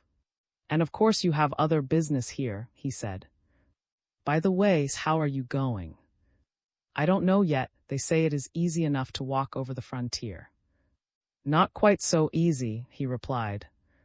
Why not just walk across the bridge? What bridge? The frontier bridge at. I thought he was mad. What on earth do you mean? I asked. It can be fixed up all right with a little care, he went on. 5,000 or 6,000 to the station commissar and he'll shut his eyes, another 1,000 or so to the bridge sentry and he'll look the other way and over you go. Evening is the best time when it's dark. I remembered I had heard speak of this method in Finland. Sometimes it worked, sometimes it didn't. It was the simplest thing in the world, but it wasn't sure. Commissars were erratic and not of burning their fingers. Furthermore, the Finns sometimes turned people back. Besides, Mrs. Marsh would be with me, I hoped, and of that must know nothing. That is a splendid notion, I exclaimed. I had never thought of that. I'll let you know before I start. Next day I told him I had decided not to go to Finland because I was thinking of going to Moscow. Madame Marsh has not been moved from no. 2, declared the little policeman as I sat opposite him in his fetid den. Her case is in abeyance and will doubtless remain so for some time. Since they learned of Marsh's flight, they have left her alone. They may perhaps forget all about her. Now I think is the time to act. What will they do to her if her case comes on again? It is too early yet to conjecture. It was shortly before Christmas that the policeman began to grow nervous and excited, and I could see that his emotion was real. His plan for Mrs. Marsh's escape was developing, occupying his whole mind and causing him no small concern. Every day I brought him some little present, such as cigarettes, sugar, or butter, procured from Maria, so that he should have fewer household cares to worry over. At last I became almost as wrought up as he was himself, while Maria, whom I kept informed, was in a constant state of tremor resulting from her fever of anxiety. December 18th dawned bleak and raw. The wind tore in angry gushes round the corners of the houses, snatching up the sandy snow and flinging it viciously in the half-hidden faces of hurrying, harassed pedestrians. Toward noon the storm abated, and Maria and I set out together for a neighboring marketplace. We were going to buy a woman's cloak, for that night I was to take Mrs. Marsh across the frontier. The corner of the and the Prospect has been a busy place for speculators ever since private trading was prohibited. Even on this bitter winter day, there were the usual lines of wretched people standing patiently, disposing of personal belongings or of food got by foraging in the country. Many of them were women of the educated class, selling off their last possessions in the effort to scrape together sufficient to buy meager provisions for themselves or their families. Either they were unable to find occupation or were here in the intervals of work. Old clothing, odds and ends of every description, crockery, toys, knickknacks, clocks, books, pictures, paper, pots, pans, pails, pipes, postcards, the entire paraphernalia of antiquarian and second-hand dealers, shops could here be found turned out onto the pavements. Maria and I passed the people selling sugar by the lump, their little stock of 4 or 5 lumps exposed on outstretched palms. We also passed the herrings and the bread patties of greenish. Would pick up a patty, smell it, and if they did not like it, would put it back and try the next. Maria was making for the old clothing, and as we pushed through the crowd we kept eyes and ears open for warning of a possible raid, for from time to time bands of guards would make a sudden dash at the speculators, arrest a few unlucky ones, and disperse the rest. Maria soon found what she wanted, a warm cloak which had evidently seen better days. The tired eyes of the tall, refined lady from whom we bought it opened wide, as I immediately paid the first price she asked. "Madame," I said, and as Maria donned the cloak and we moved away, the look of scorn on the lady's face passed into one of astonishment. "Don't fail to have tea ready at 5, Maria," I said as we returned. "Am I likely to fail, Ivan?" We sat and waited. The minutes were hours, the hours days. At 3 I said, "I am going now, Maria." Biting her fingers, Maria stood trembling as I left her and set out to walk across the town. The dingy interior of the headquarters of the Extraordinary Commission, with its bare stairs and passages, is an eerie place at all times of the year, but never is its somber, sorrow-laden gloom so intense as on a December afternoon when dusk is sinking into darkness. While Maria and I, unable to conceal our agitation, made our preparations, there sat in one of the inner chambers at No. 2 a group of women from 30 to 40 in number. Their faces were undistinguishable in the growing darkness, as they sat in groups on the wooden planks which took the place of bedsteads. The room was overheated and nauseatingly stuffy, but the patient figures paid no heed, nor appeared to care whether it be hot or cold, dark or light. A few chatted in undertones, but most of them sat motionless and silent, waiting, endlessly waiting. The terror hour had not yet come, it came only at 7 each evening. The terror hour was more terrible in the men's chambers, where the toll was greater, but it visited the women too. Then every victim knew that if the heavy door was opened and his name called, he passed out into eternity. For executions were carried out in the evening, and the bodies removed at night. At 7 o'clock all talk, all action ceased. Faces sat white and still, fixed on the heavy folding door. When it creaked, every figure became a statue, a death statue, stone-livid, breathless, dead in life. A moment of ghastly, intolerable suspense, a silence that could be felt, and in the silence a name. And when the name was spoken, every figure but one would imperceptibly relapse. Here and there a lip would twitch, here and there a smile would flicker. But no one would break the dead silence. One of their number was doomed. The figure that bore the spoken name would rise, and move slowly with a wooden, unnatural gait, tottering along the narrow aisle between the plank couches. Some would look up and some would look down. Some, fascinated, would watch the dead figure pass, and some would pray or mutter, tomorrow maybe, or there would be a frantic shriek, a brutal struggle, and worse than death would fill the chamber, till where two were, one only would be left, heaving convulsively, insane, clutching the rough woodwork with bleeding nails. But the silence was the silence of supreme compassion. The eyes that followed or the eyes that fell were alike those of brothers or sisters, for in death's hour vanish all differences, and there reigns the only true communism, the communism of sympathy. Not there in the Kremlin, nor there in the lying Soviets, but here in the terrible House of Inquisition, in the communist dungeons, is true communism at last established. But on this December afternoon, the terror hour was not yet. There were still 3 hours respite, and the figures spoke low in groups or sat silently waiting, endlessly waiting. Then suddenly a name was called. Lydia Marsh. The hinges creaked, the guard appeared in the doorway, and the name was spoken loud and clearly. It is not the terror hour yet, thought every woman, glancing at the twilight through the high, dirt-stained windows. A figure rose from a distant couch. What can it be? Another interrogation. An unusual hour. Low voices sounded from the group. They've left me alone 3 days, said the rising figure wearily. I suppose now it begins all over again. Well, the figure disappeared in the doorway, and the women went on waiting for 7 o'clock. Follow me, said the guard. He moved along the corridor and turned down a side passage. They passed others in the corridor, but no one heeded. The guard stopped. Looking up, the woman saw she was outside the women's lavatory. She waited. The guard pointed with his bayonet.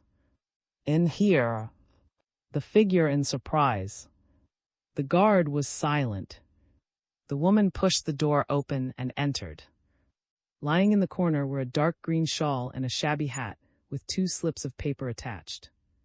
One of them was a pass in an unknown name, stating that the holder had entered the building at 4 o'clock and must leave before 7. The other had scrawled on it the words, walk straight into Isaac's Cathedral. Mechanically, she destroyed the second slip, adjusted the shabby hat, and wrapping the shawl well round her neck and face passed out into the passage. She elbowed others in the corridor, but no one heeded her. At the foot of the main staircase, she was asked for her pass. She showed it and was motioned on. At the main entrance, she was again asked for her pass. She showed it and was passed out into the street. She looked up and down. The street was empty, and crossing the road hurriedly, she disappeared round the corner. Like dancing constellations, the candles flickered and flared in front of the icons at the foot of the huge pillars of the vast cathedral. Halfway up, the columns vanished in gloom. I had already burned 2 candles, and though I was concealed in the niche of a pillar, I knelt and stood alternately, partly from impatience, partly that my piety should be patent to any chance observer. But my eyes were fixed on the little wooden side entrance. How interminable the minutes seemed. 5:15. Then the green shawl appeared. It looked almost black in the dim darkness. It slipped through the doorway quickly, stood still a moment, and moved irresolutely forward. I walked up to the shrouded figure. Mrs. Marsh, I said quietly in English. Yes, I am the person you are to meet. I hope you will soon see your husband. Where is he? She asked anxiously. In Finland. You go there with me tonight. We left the cathedral and crossing the square took a cab and drove to the place called 5 Corners. Here we walked a little and finding another cab drove near to No. 5 again walking the last 100 yards. I banged at the door 3 times. How shall I describe the meeting with Maria? I left them weeping together and went into another room. Neither will I attempt to describe the parting when an hour later Mrs. Marsh stood ready for her journey, clad in the cloak we had purchased in the morning and with a black shawl in place of the green one. There is no time to lose, I said. We must be at the station at 7, and it is a long drive. The adieus were over at last, and Maria stood weeping at the door as we made our way down the dark stone stairs. "I will call you," I cautioned my companion. "You call me, and if by chance we are stopped, I am taking you to hospital." We drove slowly to the distant straggling station, where lately I had watched the huge figure of Marsh clamber onto the roof and disappear through the window. The little policeman was on the platform, sincerely overjoyed at this happy ending to his design. I forgot his ways, his dirtiness, his messy quarters, and thanked him heartily, and as I thrust the packet of money Marsh had left for him into his hand, I felt that at this moment, at least, that was not what was uppermost in his thoughts. "Come on," I shouted in Russian, rudely tugging Mrs. Marsh by the sleeve and dragging her along the platform. "We shan't get places if you stand gaping like that. Come on, stupid." I hauled her toward the train, and seeing an extra boxcar being hitched on in front, rushed in its direction.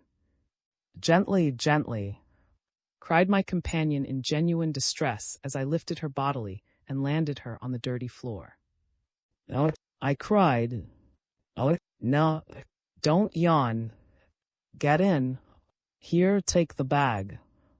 And while I clambered up, I handed her the packet of sandwiches made by Maria for the journey. "If anything happens," I whispered in English when we were safely ensconced, "we are speculators looking for milk. That's what nearly everybody here is doing." The compact, seething mass of beings struggling to squirm into the car resembled a swarm of hiving bees, and in a few moments the place was packed like a sardine box. In vain late arrivals to burrow a path inward. In vain some dozens of individuals pleaded to the inmates to squeeze, just a little, and make room for just one more. Somehow the doors were slid to, and we sat in the pitch darkness and waited. Though the car must have held nearly 100 people, once we were shut in, conversation ceased completely.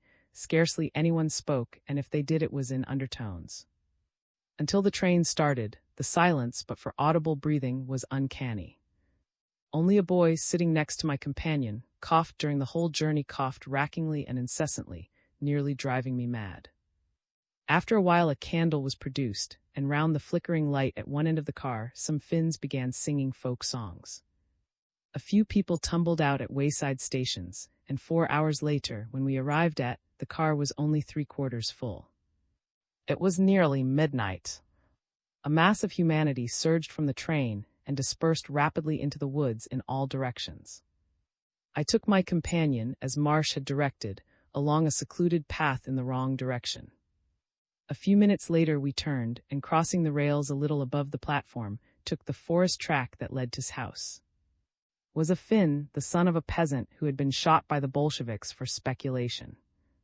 While was always rewarded for his services as guide, his father's death was a potent incentive to him to do whatever lay in his power to help those who were fleeing from his parents' murderers. Eventually he was discovered in this occupation, and suffered the same fate as his father, being shot for conspiring against the proletarian dictatorship. He was only 16 years of age, very simple and shy, but courageous and enterprising. We had an hour to wait at its cottage, and while Mrs. Marsh lay down to rest, I took the boy aside to speak about the journey and question him as to 4 other people, obviously fugitives like ourselves, whom we found in his house. "Which route are we going by?" I asked, "north or west?" "North," he answered. "It is much longer, but when the weather is good, it is not difficult walking and is the safest." "You have the best sledge for me." "Yes, and the best horse." "These other people, who are they?" "I don't know. The man is an officer.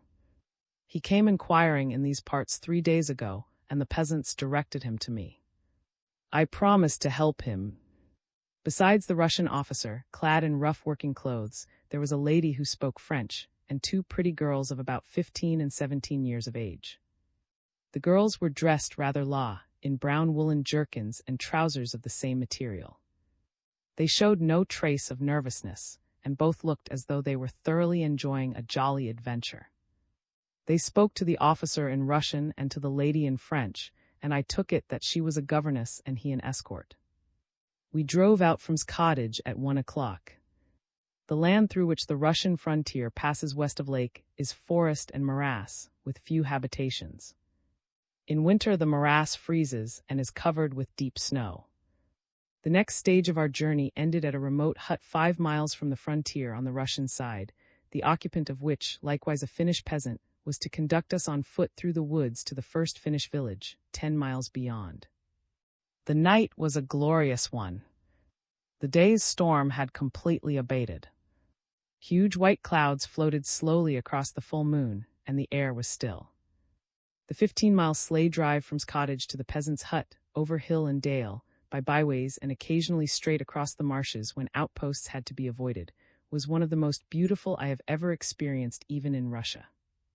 In a large open clearing of the forest stood 3 or 4 rude huts, with tumble-down outhouses, black, silent, and like a picture to a fairy tale, throwing blue shadows on the dazzling snow.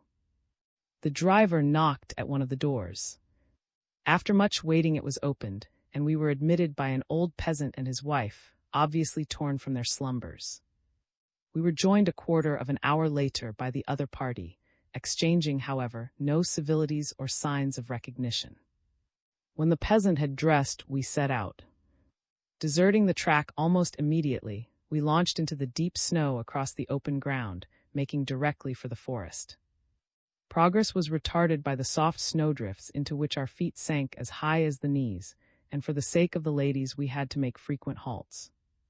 Winding in and out of the forest, avoiding tracks and skirting open spaces, it seemed an interminable time before we arrived anywhere near the actual frontier line. Messieurs! Marsh and the French lady patched up a chatting acquaintance, and during one of our halts, while the girls were lying outstretched on the snow, I asked her if the French lady had told her who our companions were. But the French lady, it appeared, would not say, until we had actually crossed the frontier. I was astonished at the manner in which Mrs. Marsh stood the strain of our night adventure. She had been in prison nearly a month, living on the scanty and atrocious prison food, subjected to long, nerve-wracking and searching cross-examinations, yet she bore up better than any of the other females in our party, and after rest halts was always the first to be ready to restart. There were ditches to cross and narrow, rickety bridges to be traversed. Once our guide, laden with parcels, suddenly vanished, sinking completely into an invisible dike which had filled with drifted snow. He scrambled up the other side, all wet from the water into which he had plunged through the thin ice. The snow was so soft that we could find no foothold from which to jump, and it looked as if there were no means of crossing except as our poor guide had done, until the idea occurred to me that if I sprawled on my stomach, the snowdrift might not collapse under my weight. So, planting my feet as deeply as I could, I threw myself across, digging with my hands into the other side till I got a grip, and thus forming a bridge. Messieurs! Marsh walked tentatively across my back, the drift still held, the others followed. I wriggled over on my stomach, and we all got over dry. At last we arrived at a dike about 8 or 10 feet broad, filled with water and only partially frozen over. A square white and black post on its bank showed that we were at the frontier. The outposts are a mile away on either hand, whispered our peasant guide. We must get across as quickly as possible. The dike lay across a clearing in the forest. We walked along it, looking wistfully at the other bank 10 feet away, and searching for the bridge our guide said should be somewhere here. All at once a black figure emerged from the trees 100 yards behind us. We stood stock-still, expecting others to appear and ready, if attacked, to jump into the dike and reach the other bank at all costs. Our guide was the most terrified of the party, but the black figure turned out to be only a peasant acquaintance of his from another village, who told us there was a bridge at the other end of the clearing. The bridge we found to be a rickety plank, ice-covered and slippery, that threatened to give way as each one of us stepped onto it. One by one we crossed it, expecting it every moment to collapse, till at last we stood in a little group on the farther side. "This is Finland," observed our guide laconically, "that is the last you will see of." He used an ironical popular term for Soviet Russia, constructed from the first syllables of the words Soviets of deputies. The moment they set foot on Finnish soil, the 2 girls crossed themselves devoutly and fell on their knees. Then we moved up to a fallen tree trunk some distance away and sat down to eat sandwiches. "It's all right for you," the peasant went on, suddenly beginning to talk. "You're out of it, but I've got to go back." He had scarcely said a word the whole time, but once out of Russia, even though was but a few yards distant, he felt he could say what he liked. And he did. But most of the party paid but little attention to his complaints against the hated. That was now all behind. It was easy work from thence onward. There was another long walk through deep snow, but we could lie down as often as we pleased without fear of discovery by red patrols. We should only have to report to the nearest Finnish authorities and ask for an escort until we were identified. We all talked freely now, no longer in nervous whispers, and everyone had some joke to tell that made everybody else laugh. At one of our halts, Mrs. Marsh whispered in my ear, "They are the daughters of the Grand Duke, the Tsar's uncle, who was imprisoned the other day." The girls were his daughters by a morganatic marriage. I thought little of them at the time, except that they were both very pretty and very tastefully dressed in their sporting costumes. But I was reminded of them a few weeks later when I was back in Petrograd. Without trial, their father was shot one night in the fortress of Peter, and his body, together with other near relatives of the murdered Tsar, was thrown into a common and unmarked grave. The incident did not impress me as it did some, for in the revolutionary tornado those of high estate pass like chaff before the wind. I could not but feel more for the hundreds less known and less fortunate who were unable to flee and escape the cruel scythe of revolution. Still, I was glad the young girls I had traveled with were no longer in the place called. How, I wondered, would they learn of the grim tragedy of the gloomy fortress? Who would tell them? To whom would fall the bitter lot to say, "Your father was shot for bearing the name he bore, shot, not in fair fight, but like a dog, by a gang of Chinese hirelings, and his body lies none knows where." And I was glad it was not I. IV. Mashes. Why, yes, Maria, I exclaimed, the way Mrs. Marsh bore up was just wonderful to see. 12 miles in deep snow, heavy marching through thickets and scrub, over ditches and dikes, stumps and pitfalls, with never a word of complaint, as though it were a picnic.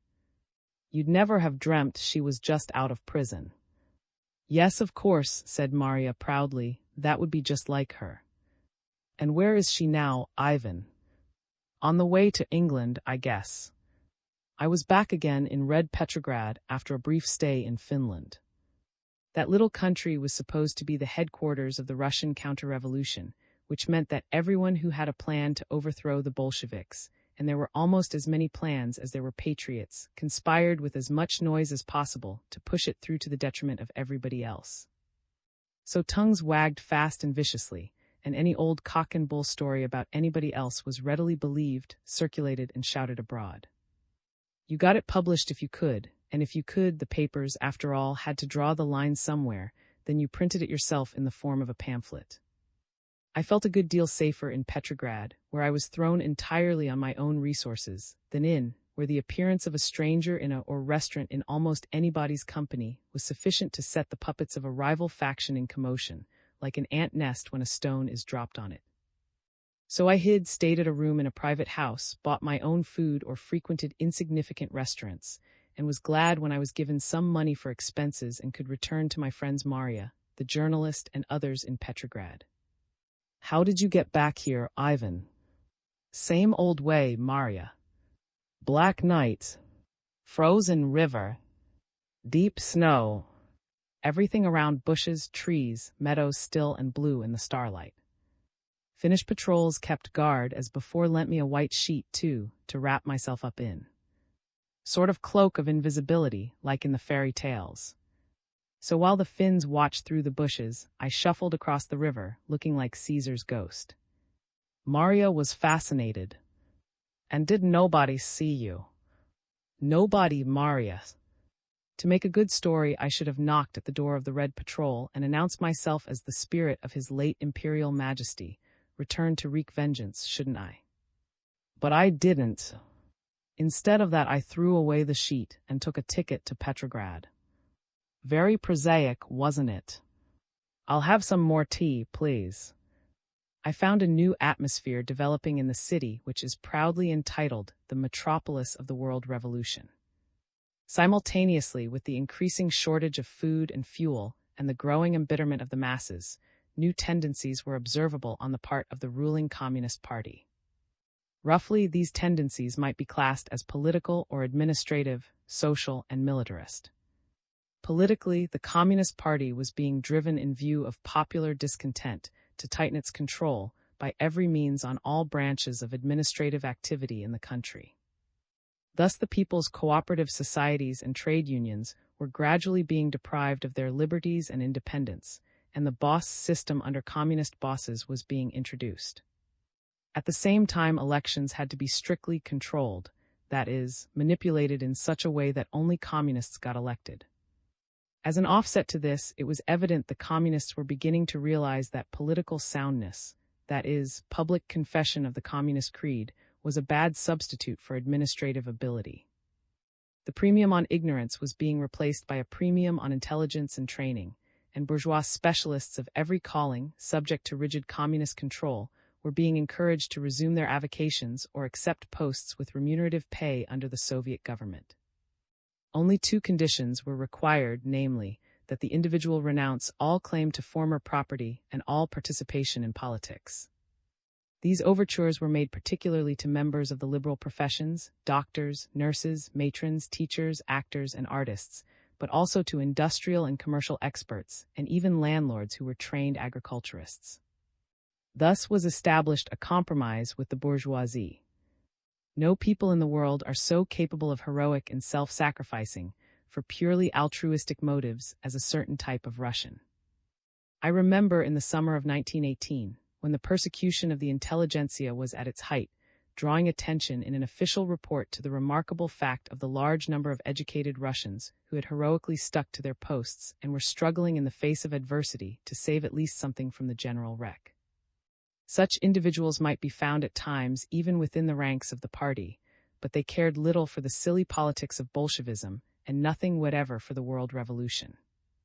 Credit is due to the communists at least to this extent, that they realized ultimately the value of such service to humanity, and when they discovered it, encouraged it, especially if the credit for it accrued to themselves. The work done by heroic individuals of this type served largely to counterbalance the psychological effect of ever-increasing political and industrial slavery, and it has therefore been denounced as treacherous by some counter-revolutionary, and especially by those in whose eyes the alleviation of the bitter lot of the Russian people was a minor detail compared with the restoration of themselves to power. The third growing tendency, the militarist, was the most interesting, and incidentally to me the most embarrassing. The stimulus to build a mighty Red Army for world revolutionary purposes was accentuated by the pressing need of mobilizing forces to beat off the counter-revolutionary, or white, armies gathering on the outskirts of Russia, particularly in the south and east. The call for volunteers was a complete failure from the start, except in so far as people joined the Red Army with the object of getting bigger rations until being sent to the front, and then deserting at the first opportunity. So mobilization orders increased in frequency and stringency, and until I got some settled occupation, I had to invent expedients to keep my passport papers up to date. My friends, the Finnish patrols, had furnished me with a renewed document better worded than the last and with a later date, so I left the old one in Finland and now keep it as a treasured relic. As a precautionary measure, I changed my name to Joseph. But the time was coming when even those employees of the Extraordinary Commission who were not indispensable might be subject to mobilization. The Tsarist police agents, of course, and Chinese and other foreign hirelings who eavesdropped and spied in the factories and public places were indispensable, but the staff of clerical employees, one of whom I purported to be, might be cut down. So I had somehow to get a document showing I was exempt from military service. It was who helped me out. I called him up the day after my return, eager to have news of. He asked me to come round to dinner, and I deliberated with myself whether, having told him I expected to go to Moscow, I should let him know I had been to Finland. I decided to avoid the subject and say nothing at all. Greeted me warmly. So did his wife. As we seated ourselves at the dinner table, I noticed there was still no lack of good food, though of course complained. Your health, exclaimed as usual, glad to see you back. How are things over there? Over where? Why in Finland, of course. So he knew already. It was a good thing for me that I had devoted a deal of thought to the enigmatical personality of my companion. I could not make him out. Personally, I disliked him intensely, yet he had already been of considerable service, and in any case I needed his assistance to effect his release. On one occasion he had mentioned, in passing, that he knew his friend Ivan, so it had been my intention to question the latter on the subject while in Finland, but he was away and I had seen no one else to ask. The upshot of my deliberations was that I resolved to cultivate his acquaintance for my own ends, but until I knew him better never to betray any true feelings of surprise, fear, or satisfaction. Disconcerted, therefore, as I was by his knowledge of my movements, I managed to divert my undeniable confusion into an expression of disgust. Rotten, I replied with a good deal of emphasis, and incidentally of truth. Absolutely rotten. If people here think Finland is going to do anything against the Bolsheviks, they are mistaken. I never in my life saw such a mess-up of factions and feuds. But is there plenty to eat there? Put in, this being the sole subject that interested her. Oh yes, there is plenty to eat, and to her delight and envy, I detailed a comprehensive list of delicacies unobtainable in Russia, even by the theatrical world. It is a pity you did not let me put you across the bridge at, observed, referring to his offer to assist me in getting across the frontier. Oh, it was all right, I said. I had to leave at a moment's notice. It was a long and difficult walk, but not unpleasant. I could have put you across quite simply, he said, both of you. Who, both of us? Why, you and Mrs. Marsh, of course. Phew. So he knew that, too. You seem to know a lot of things, I remarked, as casually as I could. It is my hobby, he replied with his crooked, cynical smile. You are to be congratulated, I must say, on Mrs. Marsh's escape. It was, I believe, very neatly executed. You didn't do it yourself, I suppose. No, I said, and to tell the truth, I have no idea how it was done. I was prepared to swear by all the gods that I knew nothing of the affair. Nor have they any idea at no. Too, he said. At least, so I am told.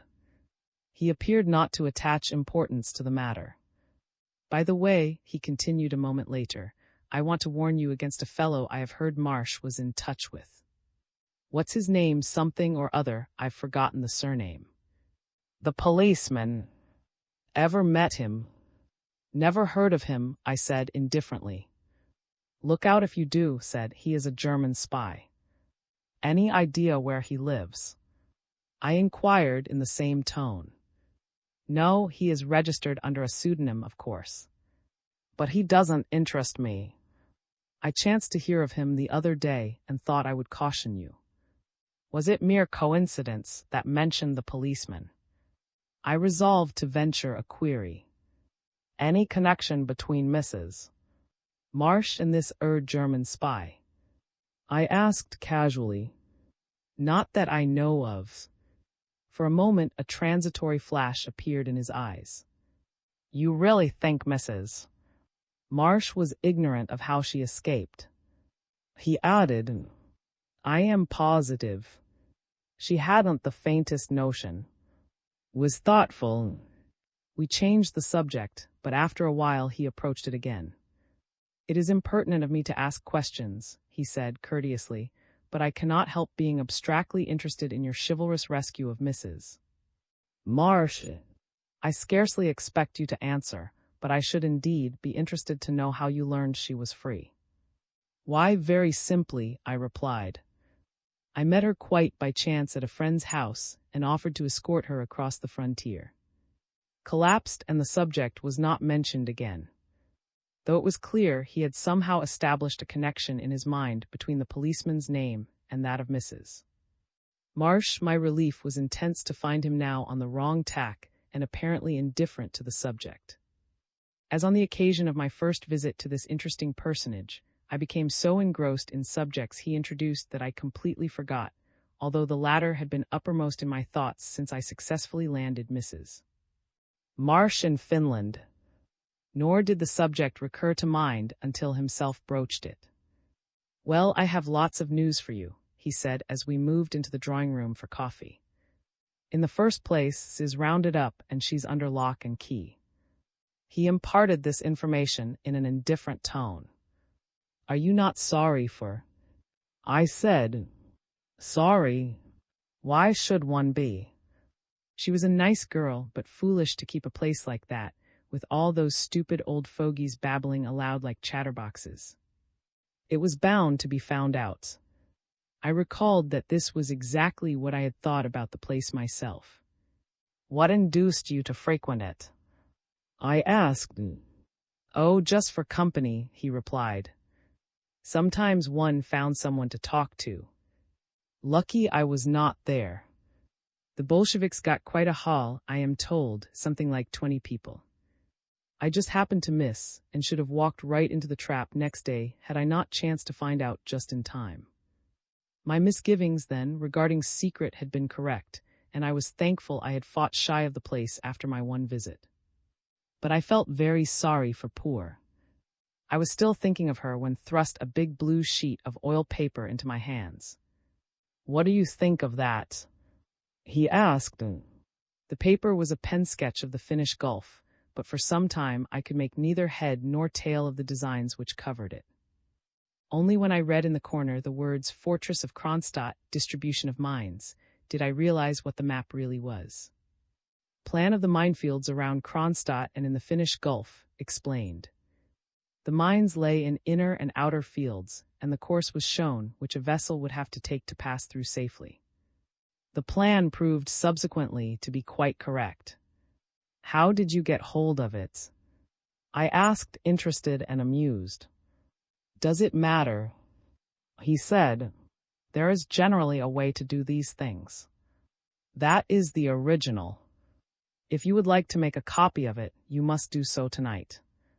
It must be returned to its locked drawer in the Admiralty, not later than 9:30 tomorrow morning." A few days later I secured through my regular Admiralty connections, whom I met at the journalists, confirmation of this distribution of mines. They could not procure me the map, but they gave a list of the latitudes and longitudes, which tallied precisely with those shown on's plan. While I was still examining the scheme of minefields, my companion produced 2 further papers and asked me to glance at them. I found them to be official certificates of exemption from military service on the ground of heart trouble, filled up with details, date of examination 2 days previously, signatures of the officiating doctor, who was known to me by name, the doctor's assistant, and the proxy of the controlling commissar. One was filled out in the name of. The other was complete except for the name of the holder. A close examination and comparison of the signatures convinced me they were genuine. This was exactly the certificate I so much needed to avoid mobilization, and I began to think a genius an evil genius, perhaps, but still a genius. "One for each of us," he observed laconically. "The doctor is a good friend of mine. I needed one for myself, so I thought I might as well get one for you, too." At the end of the day, the doctor told the commissar's assistant he had promised to examine 2 individuals delayed by business half an hour later. There was no need for the official to wait, he said. If he did not mind putting his signature to the empty paper, he assured him it would be all right. He knew exactly what was the trouble with the 2 fellows. They were genuine cases, but their names had slipped his memory. Of course, the commissar's assistant might wait if he chose, but he assured him it was unnecessary. So the commissar's assistant signed the papers and departed. Shortly after, the doctor's assistant did the same. The doctor waited 3/4 of an hour for his 2 cases. They did not arrive, and here are the exemption certificates. Will you fill in your name at once? What? My name? I suddenly recollected that I had never told what surname I was living under, nor shown him my papers, nor initiated him into any kind of personal confidence whatsoever. Nor had my reticence been accidental. At every house I frequented I was known by a different Christian name and patronymic, the Russian mode of address, and I felt intensely reluctant to disclose my assumed surname or show the passport in my possession. The situation was one of great delicacy, however. Could I decently refuse to inscribe my name in his presence after the various he had shown me, and the assistance he was lending me especially, by procuring me the very exemption certificate I so badly needed? Clearly it would be an offense. On the other hand, I could not invent another name and thus lose the document, since it would always have to be shown together with a regular passport. To gain time for reflection, I picked up the certificate to examine it again. The longer I thought, the clearer I realized that, genuine though the certificate undoubtedly was, the plot had been laid deliberately to make me disclose the name under which I was living. Had it been the journalist or even the policeman, I should not have hesitated, certainly not have winced as I did now. But it was the clever, cynical, and mysterious, for whom I suddenly conceived, as I cast a sidelong glance at him, a most intense and overpowering repugnance. Caught my sidelong glance. He was lolling in a rocking chair, with a bland expression on his misformed face as he swung forward and backward, intent on his nails. He looked up, and as our eyes met for the instant, I saw he had not failed to note my hesitation. I dropped into the desk chair and seized a pen. "Certainly," I said, "I will inscribe my name at once." "This is, indeed, a godsend." Rose and stood at my side. "You must imitate the writing," he said. "I am sorry I am not a draftsman to assist you." I substituted a pencil for the pen and began to draw my name in outline, copying letters from the handwriting on the certificate. I rapidly detected the essentials of the handwriting and applauded admiringly as I traced the words Joseph. When they were done, I finished them off in ink and laid down the pen, very satisfied. "Occupation," my companion, as quietly as if he were asking the hour. "Occupation." A revolver shot at my ear could not have startled me more than this simple but completely unexpected query. The two blank lines I took to be left for the name only, but looking closer, I saw that the second was, indeed, intended for the holder's business or occupation. The word occupation was not printed in full, but abbreviated. While these three letters were concealed by the scrawling handwriting of the line below, denoting the age 30, written out in full. I managed somehow not to jump out of my seat. "Is it essential?" I asked. "I have no occupation." "Then you must invent one," he replied. "You must have some sort of passport with you. What do you show the guards in the street? Copy whatever you have from that." Cornered. I had put my foot in it nicely. Was inquisitive for some reason or other to learn how I was living and under what name, and had succeeded effectually in discovering part at least of what he wanted to know. There was nothing for it. I reluctantly drew my passport of the Extraordinary Commission from my pocket in order that I might copy the exact wording. "May I see?"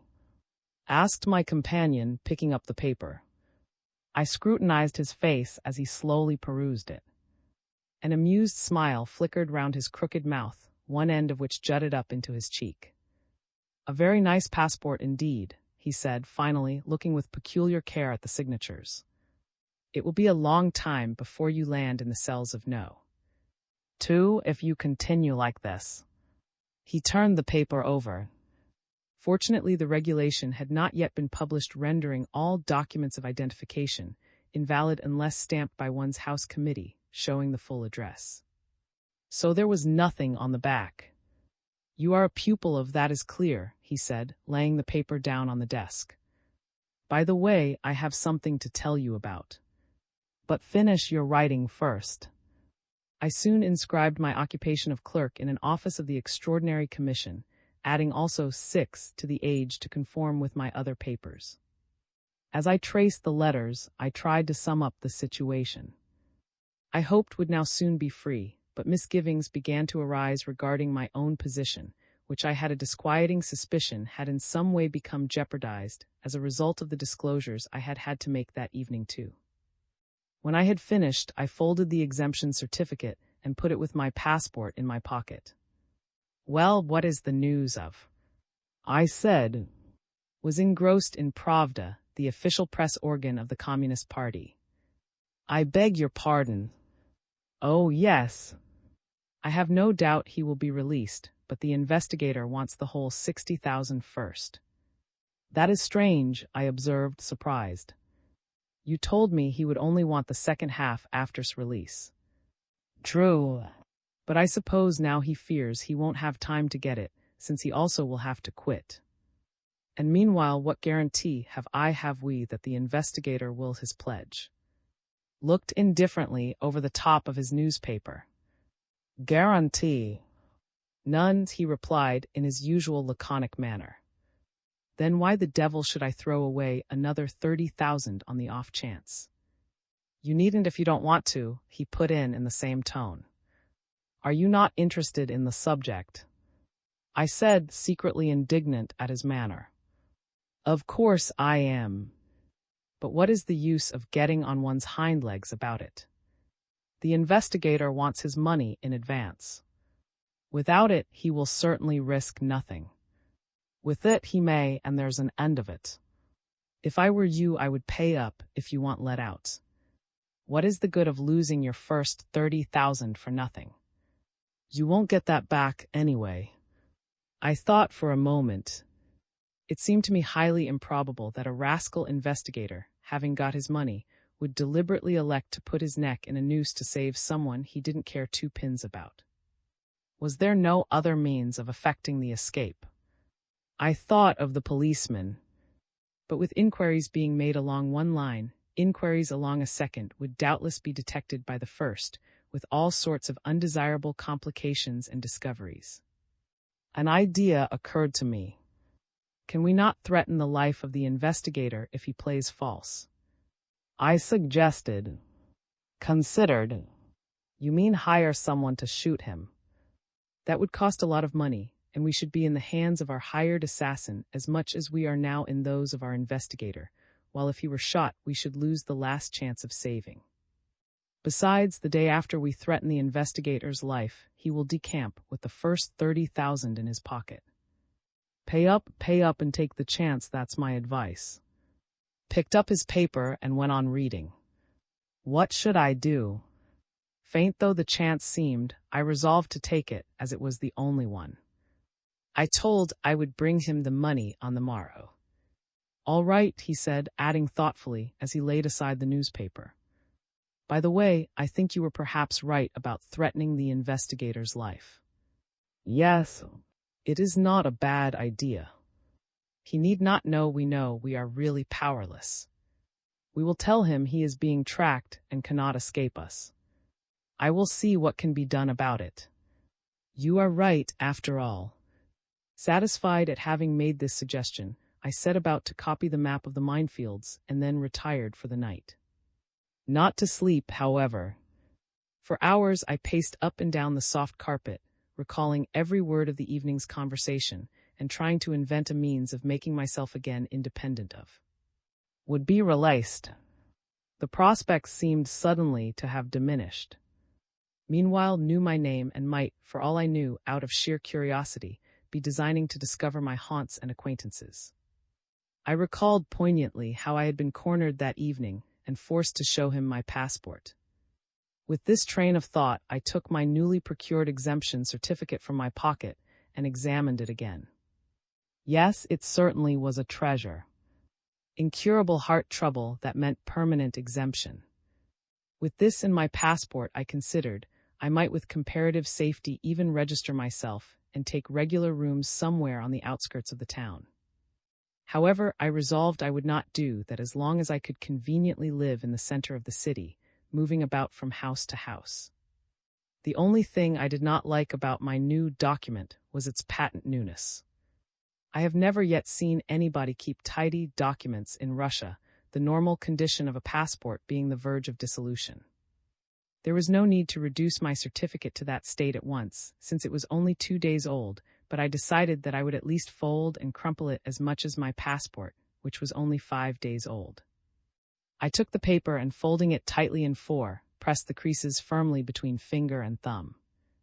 Then, laying it on the table, I squeezed the folds under my thumbnail, drawing the paper backward and forward. Finally, the creases looking no longer new, I began to ruffle the edges. And then a miracle occurred. You know, of course, the conundrum. Why is paper money preferable to coin? The answer being, because when you put it in your pocket, you double it, and when you take it out, you find it increases. Well, that is what literally did occur with my exemption certificate.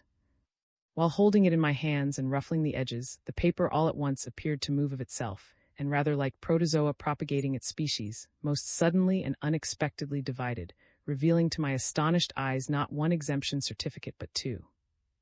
Two of the printed sheets had by some means become so closely stuck together that it was only when the edges were ruffled that they fell apart, and neither the doctor nor had noted it. Here was the means of eluding, by filling in another paper. How shall I describe my joy at the unlooked-for discovery? The nervous reaction was so intense that, much to my own amusement, I found tears streaming down my cheeks. I laughed and felt like the Count of Monte, unearthing his treasure until, sobering down a little, I recollected that the blank form was quite useless until I had another passport to back it up. That night I thrashed out my position thoroughly and determined on a line of action. I reflected was a creature whom in ordinary life I should have been inclined to shun like the pest. I record here only those incidents and conversations which bear on my story, but when not discussing business, he lavished a good deal of gratuitous information about his private life, particularly of regimental days, which was revolting. But in the abnormal circumstances in which I lived, to cut with anybody with whom I had once formed a close association was very difficult, and in this case doubly so. Suppose he saw me in the street afterward, or heard of me through any of his numerous connections. Pursuing his hobby he would surely not fail to follow the movements of a star of the first magnitude like myself. There was no course open but to remain on good terms and profit to the full by the information I obtained from him, and the people I occasionally met at his house, information which proved to be invariably correct. But he must learn nothing of my other movements, and in this respect I felt the newly discovered blank exemption form would surely be of service. I had only to procure another passport from somewhere or other. What was his real attitude toward, I wondered. How well had they known each other? If only I had some means of checking, but I knew none of his connections in Russia. He had lived at a hospital. He had spoken of a doctor friend.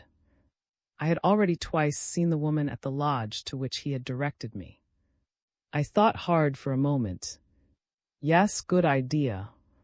On the morrow I would resort once more to his hospital on the islands, question the woman again, and if possible, seek an interview with the doctor. Perhaps he could shed light on the matter. Thus deciding, I threw myself dressed on the bed and fell asleep. Some 3 weeks later, on a cold Sunday morning in January, I sat in the doctor's study at his small flat in one of the big houses at the end of the prospect. The news had just arrived that the German communist leaders and Rosa Luxemburg had been killed in Berlin, the former in attempted flight, the latter mobbed by an incensed crowd. Nobody in Russia had any idea who these two people were, but their deaths caused consternation in the communist camp, for they had been relied upon to pull off a red revolution in Germany and thus accelerate the wave of Bolshevism westward across Europe. Little known as in Luxembourg had been outside Germany until the time of their death. In the hierarchy of Bolshevist saints, they were placed second only to Marx and the Moses and Aaron of the Communist Party. Russians are noted for their veneration of icons, representing to them the memory of saintly lives, but their religious devotion is equaled by that of the Bolsheviks. Though he does not cross himself, the true Bolshevik bows down in spirit to the images of Marx and kindred revolutionaries, with an obsequiousness unexcelled by devotees of the Church. The difference in the two creeds lies in this, that whereas the Orthodox Christian venerates saintly lives according to their degree of unworldliness, individual goodness, and spiritual sanctity, the Bolsheviks revere their saints for the vehemence with which they promoted the class war, fomented discontent, and preached worldwide revolution. To what extent humanity suffered as the result of the decease of the two German communists, I am unable to judge, but their loss was regarded by the revolutionary leaders as a catastrophe of the first magnitude. The official press had heavy headlines about it, and those who read the papers asked one another who the two individuals could have been. Having studied the revolutionary movement to some extent, I was better able to appreciate the mortification of the ruling party, and was therefore interested in the great public demonstration announced for that day of the dead. My new friend, the doctor, was both puzzled and amused by my attitude. "I can understand your being here as an intelligence officer," he said. "After all, your government has to have someone to keep them informed, though it must be unpleasant for you. But why you should take it into your head to go rushing round to all the silly meetings and demonstrations the way you do is beyond me. And the stuff you read. You have only been here 3 or 4 times, but you have left a train of papers and pamphlets enough to open a propaganda department." The doctor, who I learned from the woman at the lodge was uncle, was a splendid fellow. As a matter of fact, he had sided wholeheartedly with the revolution in March 1917 and held very radical views, but he thought more than spoke about them. His nephew, on the contrary, together with a considerable group of officers, had opposed the revolution from the outset, but the doctor had not with them, realizing one cardinal truth the Bolsheviks appear to fail to grasp, namely, that the criterion whereby men must ultimately be judged is not politics but character. The doctor had a young and very intelligent friend named Shura, who had been a bosom friend of S. Shura was a law student. He resembled the doctor in his radical sympathies, but differed from both him and in that he was given to philosophizing and probing deeply beneath the surface of things. Many were the discussions we had together, when, some weeks later, I came to know Shura well. "Communist speeches," he used to say, "often sound like a tale told by an idiot, full of sound and fury signifying nothing. But behind the interminable jargon there lie both an impulse and an ideal. The ideal is a proletarian millennium, but the impulse is not love of the worker, but hatred of the bourgeois. The Bolshevik believes that if a perfect proletarian state be forcibly established by destroying the bourgeoisie, the perfect proletarian citizen will automatically result. There will be no crime, no prisons, no need of government.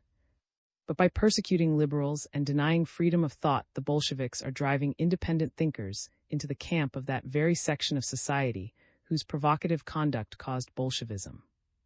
That is why I will fight to oust the Bolsheviks," said Shura. "They are impediments in the path of the revolution." It had been a strange interview when I first called on the doctor and announced myself as a friend of S. He sat bolt upright, smiling affably, and obviously ready for every conceivable contingency. The last thing in the world he was prepared to do was to believe me. I told him all I could about his nephew, and he evidently thought I was very clever to know so much. He was polite but categorical. No, sir, he knew nothing whatsoever of his nephew's movements. It was good of me to interest myself in his welfare, but he himself had ceased to be interested. I might possibly be an Englishman, as I said, but he had never heard his nephew mention an Englishman. He had no knowledge nor any desire for information as to his nephew's past, present, or future, and if his nephew had engaged in counter-revolutionary activities, it was his own fault. I could not but admire the placidity and suavity with which he said all this, and cursed the disguise which made me look so unlike what I wanted the doctor to see. "Do you speak English?" I said at last, getting exasperated. I detected a twinge ever so slight. "A little," he replied. "Then damn it all, man," I exclaimed in English, rising and striking my chest with my fist rather melodramatically. It must have seemed, why the devil can't you see I am an Englishman and not a... Must have told you something about me. Except for me, he wouldn't have come back here. Didn't he tell you how we stayed together how he helped dress me, how he drank all my whiskey, how... The doctor all at once half rose from his seat. The urbane, fixed smile that had not left his lips since the beginning of the interview suddenly burst into a half-laugh. "Was it you who gave him the whiskey?" He broke in Russian. "Of course it was," I replied. That settles it," he said excitedly. "Sit down, I'll be back in a moment." He left the room and walked quickly to the front door. Half suspecting treachery, I peered out into the hall and, feeling for the small revolver I carried, looked round to see if there were any way of escape in an emergency. The doctor opened the front door, stepped onto the landing, looked carefully up and down the stairs, and returning, closed all the other doors in the hall before re-entering the study. He walked over to where I stood and looked me straight in the face. "Why on earth didn't you come before?" he exclaimed, speaking in a low voice. We rapidly became friends. His disappearance had been a complete mystery to him, a mystery which he had no means of solving. He had never heard of, but names meant nothing. He thought it strange that so high a price should be demanded for, and thought I had been unwise to give it all in advance under any circumstances, but he was none the less overjoyed to hear of the prospects of his release. After every visit I called on the doctor to tell him the latest news.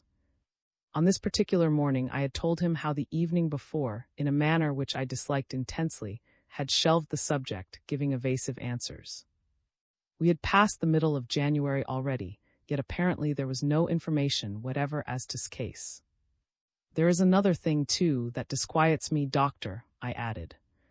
"Shows undue curiosity as to where I go when I am not at his house. He happens to know the passport on which I am living, and examination of papers being so frequent, I wish I could get another one. Have you any idea what would do in such circumstances?" The doctor paced up and down the room. "Would you mind telling me the name?" he asked.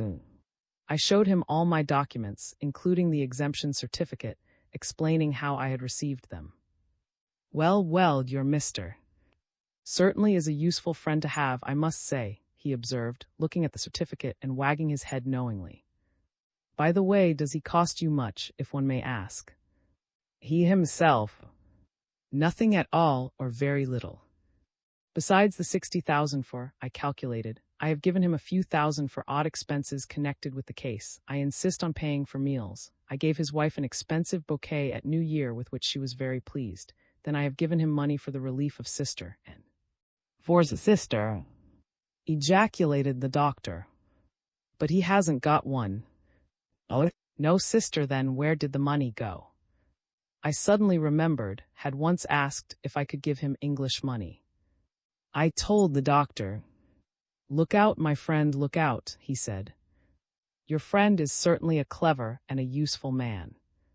But I'm afraid you will have to go on paying for non-existent sister. It would not do for him to know you had found out. As for your passport, I will ask Shura. By the way," he added, "it is 12 o'clock. Will you not be late for your precious demonstration?" I hurried to leave. "I will let you know how things go," I said. "I will be back in 2 or 3 days." The morning was a frosty one with a bitter wind. No streetcars ran on Sundays, and I walked into town to the Palace Square, the great space in front of the Winter Palace, famous for another January Sunday, Bloody Sunday 13 years before. Much had been made in the press of the present occasion, and it appeared to be taken for granted that the proletariat would surge to bear testimony to their grief for the fallen German communists. But round the base of a red bedizened tribune in the center of the square there clustered a mere handful of people and 2 rows of soldiers, stamping to keep their feet warm. The crowd consisted of the sturdy communist veterans who organized the demonstration and onlookers who always join any throng to see whatever is going on. As usual, the proceedings started late, and the small but patient crowd was beginning to dwindle before the chief speakers arrived. A group of commonplace-looking individuals, standing on the tribune, lounged and smoked cigarettes, apparently not knowing exactly what to do with themselves. I pushed myself forward to be as near the speakers as possible. To my surprise, I noticed his nephew among the soldiers who stood blowing on their hands and looking miserable. I moved a few steps away so that he might not see me. I was afraid he would make some sign of recognition which might lead to questions by his comrades, and I had no idea who they might be. But I was greatly amused at seeing him at a demonstration of this sort. At length an automobile dashed up, and amid faint cheers and to the accompaniment of bugles, President of the Petrograd Soviet alighted and mounted the tribune. Whose real name is a very important person in Bolshevist Russia. He is considered one of the greatest orators of the Communist Party, and now occupies the proud position of President of the Third International, the institution that is to effect the world revolution.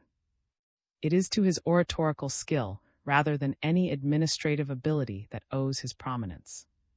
His rhetoric is of a peculiar order. He is unrivaled in his appeal to the ignorant mob, but judging by his speeches, logic is unknown to him, and on no thinking audience could he produce any impression beyond that of wonderment at his uncommon command of language, ready though cheap witticisms, and inexhaustible fund of florid and vulgar invective. Is, in fact, the consummate gutter demagogue. He is a coward, shirked office in November 1917, fearing the instability of the Bolshevist coup, has since been chief advocate of all the insaner aspects of Bolshevism, and is always the first to lose his head and fly into a panic when danger clouds appear on any horizon. Removing his hat, approached the rail, and stood there in his rich fur coat until someone down below gave a signal to cheer. Then he began to speak in the following strain. Comrades, wherefore are we gathered here today? What mean this tribune and this concourse of people? Is it to celebrate a triumph of world revolution, to hail another conquest over the vicious ogre of capitalism? Alas, no. Today we mourn the two greatest heroes of our age, murdered deliberately, brutally, and in cold blood by blackguard capitalist agents. The German government, consisting of the social traitor and other supposed socialists, the scum and dregs of humanity, have sold themselves like Judas for 30 shekels of silver to the German bourgeoisie, and at the command of the capitalists ordered their paid hirelings foully to murder the two chosen representatives of the German workers and peasants, and so on. I never listened to, without recalling a meeting in the summer of 1917 when he was the chief speaker. He had just returned to Russia with a group of other Bolshevist leaders, very few of whom were present during the revolution, and was holding incendiary meetings in out-of-the-way places. He was thin and slim and looked the typical Jewish student of any Russian university. But after a year's fattening on the Russian proletariat, he had swelled not only politically but physically, and his full, handsome features and flowing bushy hair spoke of anything but privation. Contrary to custom, his speech was short. It must have been cold, speaking in the chilly wind, and in any case there were not many people to talk to. The next speaker was more novel Herr Otto, president of the German Soviet of Petrograd. Why a German Soviet continued to live and move, and have its being in Petrograd, or what its functions were, nobody seemed to know. The comings and goings of Unseer appeared to be above criticism and were always a mystery. Herr Otto was tall, clean-shaven, Germanly tidy, and could not speak Russian. He began and proceeded to laud the memory of the fallen heroes and to foretell the coming social revolution in Germany. The dastardly tyrants of Berlin, insolently styling themselves socialists, would shortly be overthrown. In fact, everything but would be demolished. He had information that within a week or two Spartacus, the German Bolshevist group, with all Germany behind it, would successfully seize power in Berlin and join in a triumphant and indissoluble alliance with the Russian Socialist Federative Soviet Republic. As Otto commenced his oration, a neatly dressed little lady of about 50, who stood at my side near the foot of the tribune, looked up eagerly at the speaker. Her eyes shone brightly, and her breath came quickly. Seeing I had noticed her, she said timidly, gut. Gut. To which I of course replied, gut, and she relapsed bashfully into admiration of Otto, murmuring now and again, ach.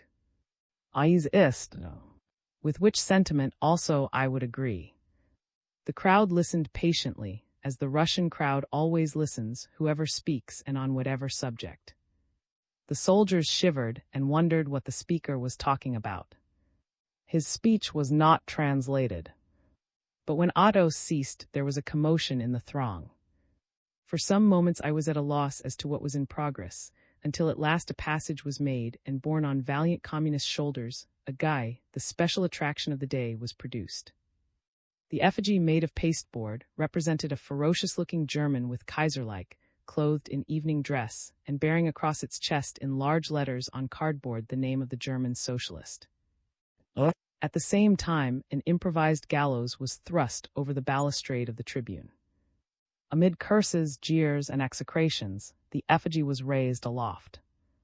Eager hands attached the dangling loop, and there it hung, most abject, most melancholy, encased in evening dress, and black trousers with hollow extremities flapping in the breeze. The crowd awoke and tittered, and even the soldiers smiled. I could see, was laughing outright. This was after all worth coming to see. Kerosene was poured on the dangling, and he was set alight. There were laughter, howls, and fanfares. In tragic pose, with uplifted arm and pointed finger, cried hoarsely, "Thus perish traitors." The bugles blew. The people, roused with delight, cheered lustily. Only the wretched was indifferent to the interest he was arousing, as with a stony glare on his cardboard face, he soared aloft amid sparks and ashes into eternity. Crowd psychology, I mused as I walked away, has been an important factor on all public occasions since the revolution, but appreciated to the full only by the Bolsheviks. Everyone who was in Russia in 1917 and who attended political meetings when free speech became a possibility remembers how a speaker would get up and speak, loudly applauded by the whole audience. Then another would rise and say the precise opposite, rewarded with equally vociferous approbation, followed again by a third who said something totally at variance with the first two, and how the enthusiasm would increase in proportion to the uncertainty as to who was actually right. The crowds were just like little children. Totally unaccustomed to free speech, they appeared to imagine that anybody who spoke must facto be right. But just when the people, after the Bolshevist coup d'etat, were beginning to demand reason in public utterance and deeds instead of promises, down came a super-czarist Bolshevist censorship like a huge candle snuffer, and clapping itself on the flame of public criticism, snuffed it out altogether. Public demonstrations, however, were made an important item in the curriculum of the Bolshevist administration, and soon became as compulsory as military service. I record the above one not because of its intrinsic interest, it really had very little, but because it was, I believe, one of the last occasions on which it was left to the public to make the demonstration a success or not, and regiments were merely invited. I made my way to S in the hope of mating. He came in toward the close of the afternoon, and I asked him if he had enjoyed the demonstration. "Too cold," he replied. "They ought to have had it on a warmer day." "Did you come voluntarily?" "Why, yes." He pulled out of the spacious pocket of his tunic a parcel wrapped up in newspaper, and unwrapping it disclosed a pound of bread. "We were told we should get this if we came. It has just been doled out." His eyes opened wide. Deeply interested, she asked when the next demonstration was going to be. "Why didn't more soldiers come then?" I asked. "Not enough bread, I suppose," said. "We have been getting it irregularly of late. But we have a new commissar who is a good fellow. They say in the regiment he gets everything for us first. He talks to us decently, too. I am beginning to like him. Perhaps he is not one like the rest." "By the way," I said, "do you happen to know who those people were for whom we demonstrated today?" From the depths of his crumb-filled pocket, extracted a crumpled and soiled pamphlet. Holding it to the light, he slowly read out the title, "Who Were and Rosa Luxemburg." "We were each given one yesterday," he explained, "after an agitator had made a long speech to us. Nobody listened to the agitator, some Jew or other, but the commissar gave me this. I read little nowadays, but I think I will read it when I have time. And the speakers and the guy. I didn't notice the speakers. One of them spoke not in our way German, someone said. But the guy, that was funny. My, you ought to have seen it. How it floated up into the air. You would have split your sides laughing. Who was it supposed to represent, by the way?" I explained how the revolution in Germany had resulted in the downfall of the Kaiser and the formation of a radical cabinet with a socialist at its head. "Was the guy today," I said, for reasons which I presumed he would find stated in Who Were and Rosa Luxemburg. "But if the Kaiser is out, why do our Bolsheviks burn what's his name?" "Ah, but," I put in, "if you had understood the German speaker today, you would have heard him tell how there is shortly to be another revolution in Germany like that which happened here in November 1917, and they will set up a Soviet government like Lenin." As our conversation proceeded, and stopped their work to listen, their interest grew apace, and at last they hung on to every word as if it were of profound significance. When I repeated the substance of Otto's predictions, all three of my companions were listening spellbound and with mouths agape. There was a long pause, which at length broke. "Is it really possible," she exclaimed slowly and apparently in utter bewilderment, "that the Germans are such fools?" "Evasive, doctor, very evasive," I said, as we sat over tea and a few dry biscuits the doctor had procured from somewhere. "Yesterday evening he gave me some interesting information about industrial developments, alteration of railway administration, and changes in the Red Fleet, but the moment is mentioned then it is. Oh. In a day or two I think we may know definitely, or my informant is out of town, and so on." "Perhaps there is a hitch somewhere," suggested the doctor. "I suppose there is nothing to do but wait. By the way, you wanted a passport, didn't you? How will that suit you?" I have forgotten the precise wording of the paper he handed me, for I had to destroy it later, but it was an ordinary certificate of identification, in the name of Alexander, aged 33, clerical assistant at the head postal telegraph office. There was no photograph attached, but in view of the strict requirements regarding passports, which included their frequent renewal, except in certain cases no passports might be made out for more than 2 months, and the difficulty of getting photographs, the latter were dropping out of general use. "Shura procured it," the doctor explained. "A friend of his, by name, arrived recently from Moscow to work at the telegraph office. A week later he heard his wife was seriously ill and got special permission to return. A week in Petrograd was enough for him anyway, for living is much better in Moscow, so he doesn't intend to come back. Shura asked him for his passport, and after had got his railroad pass and papers showing he was authorized to return to Moscow, he gave it him. If they ask for it in Moscow, he will say he has lost it. He would have to have a new one anyway, since a Petrograd one is useless there. My typewriter at the hospital has the same type as this, so we altered the date a little, added itch to the name, and there you are, if you wish, a ready-made postal official." "What about clothing?" I said. "I don't look much like a postal official. There is something more important than that. What about military service?" From my pocket I produced a new pamphlet on the Soviet system.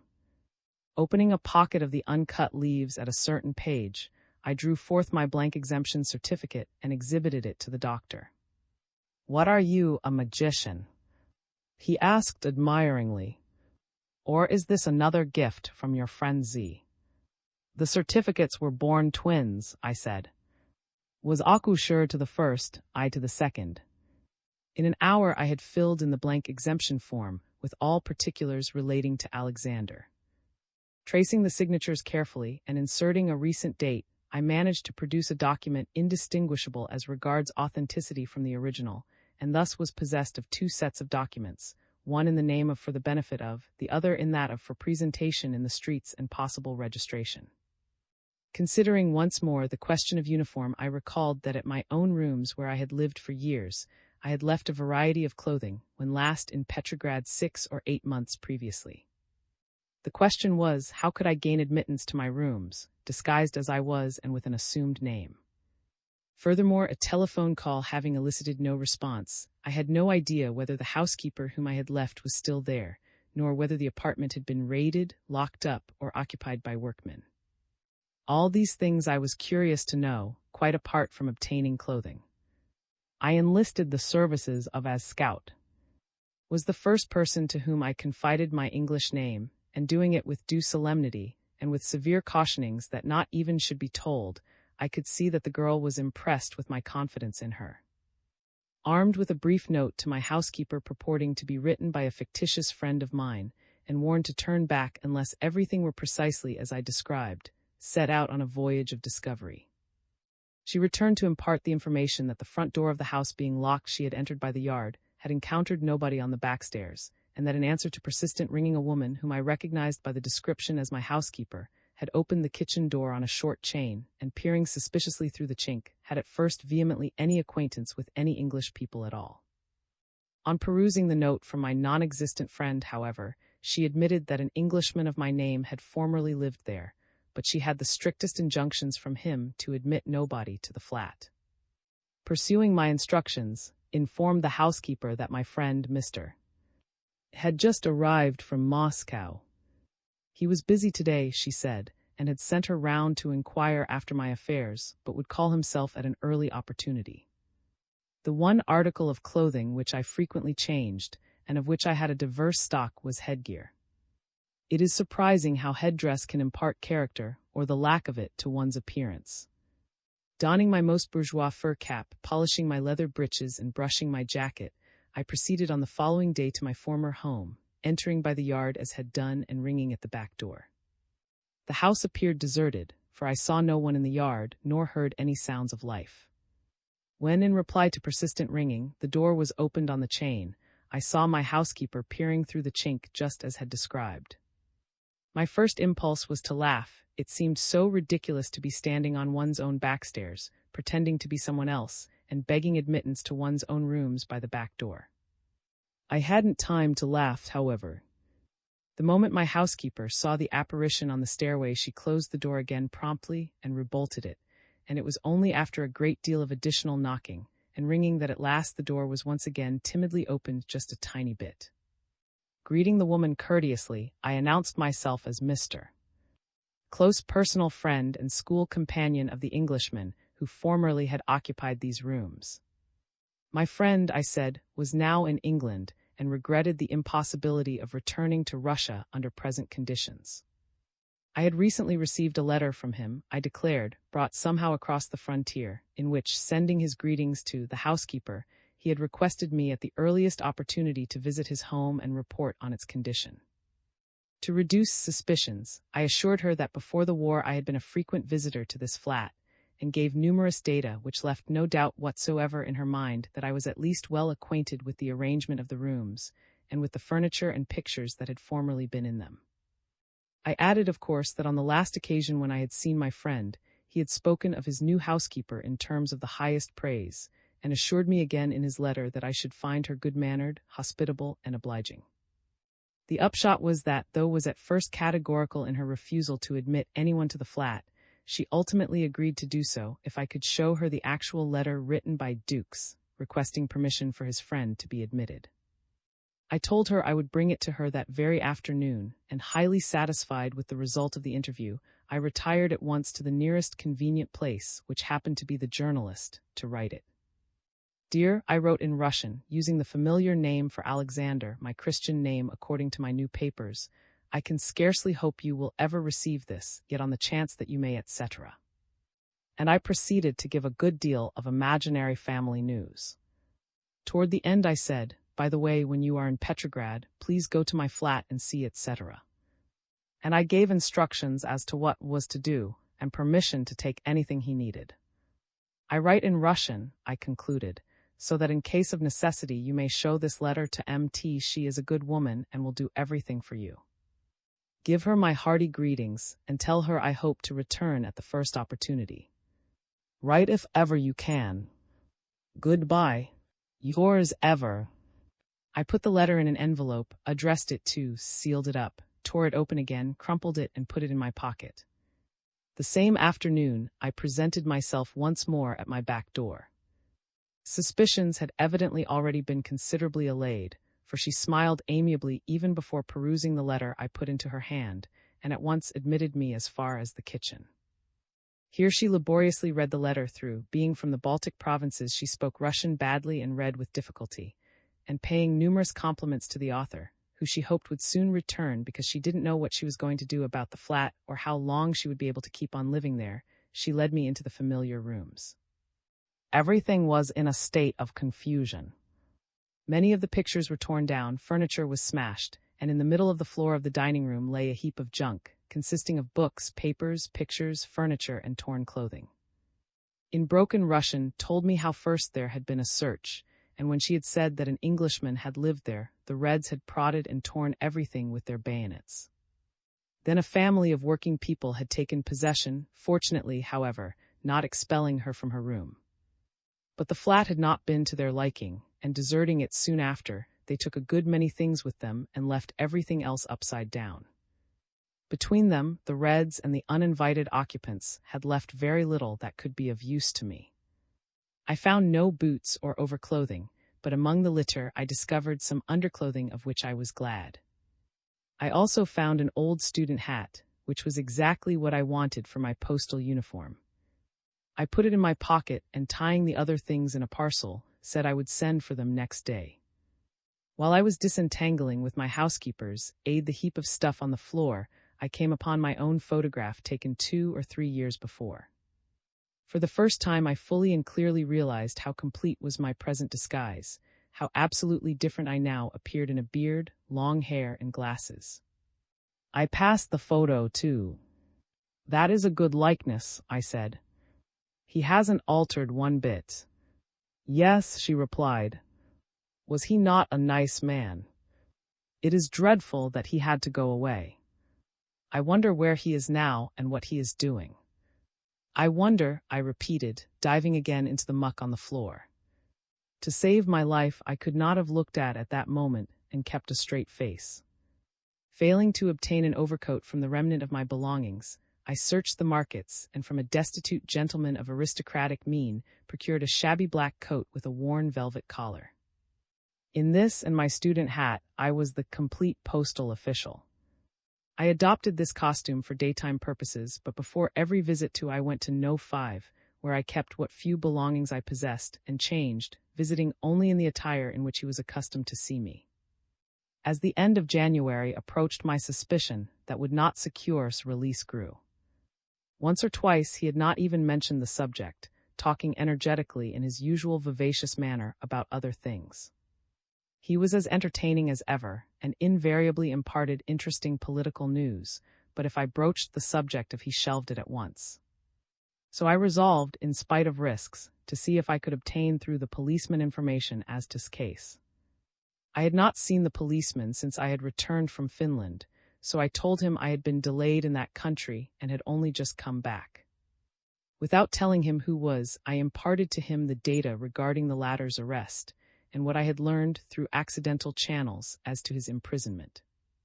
I did not let him know my concern, lest he should be inclined purposely to give a report, but charged him to be strict and accurate in his investigation, and in the event of failing to learn anything, not to fear to admit it. About a week later, when I phoned to him, he said he had received an interesting letter on family matters. It was with trepidation that I hurried to his house, struggling to conceal my eager anticipation as I mounted the stairs, followed by the gaze of the leering Chinaman. The little policeman held a thin strip of paper in his hand.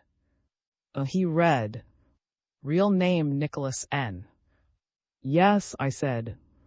"He was shot between the 15th and 20th of January," said the policeman. "V.I." Meanwhile, as time progressed, I made new acquaintances at whose houses I occasionally put up for a night. Over most of them I pass in silence. I accepted their hospitality as a Russian emigrant who was being searched for by the Bolsheviks, a circumstance which in itself was a recommendation. But if I felt I could trust people, I did not hesitate to reveal my nationality, my reception then being more cordial still.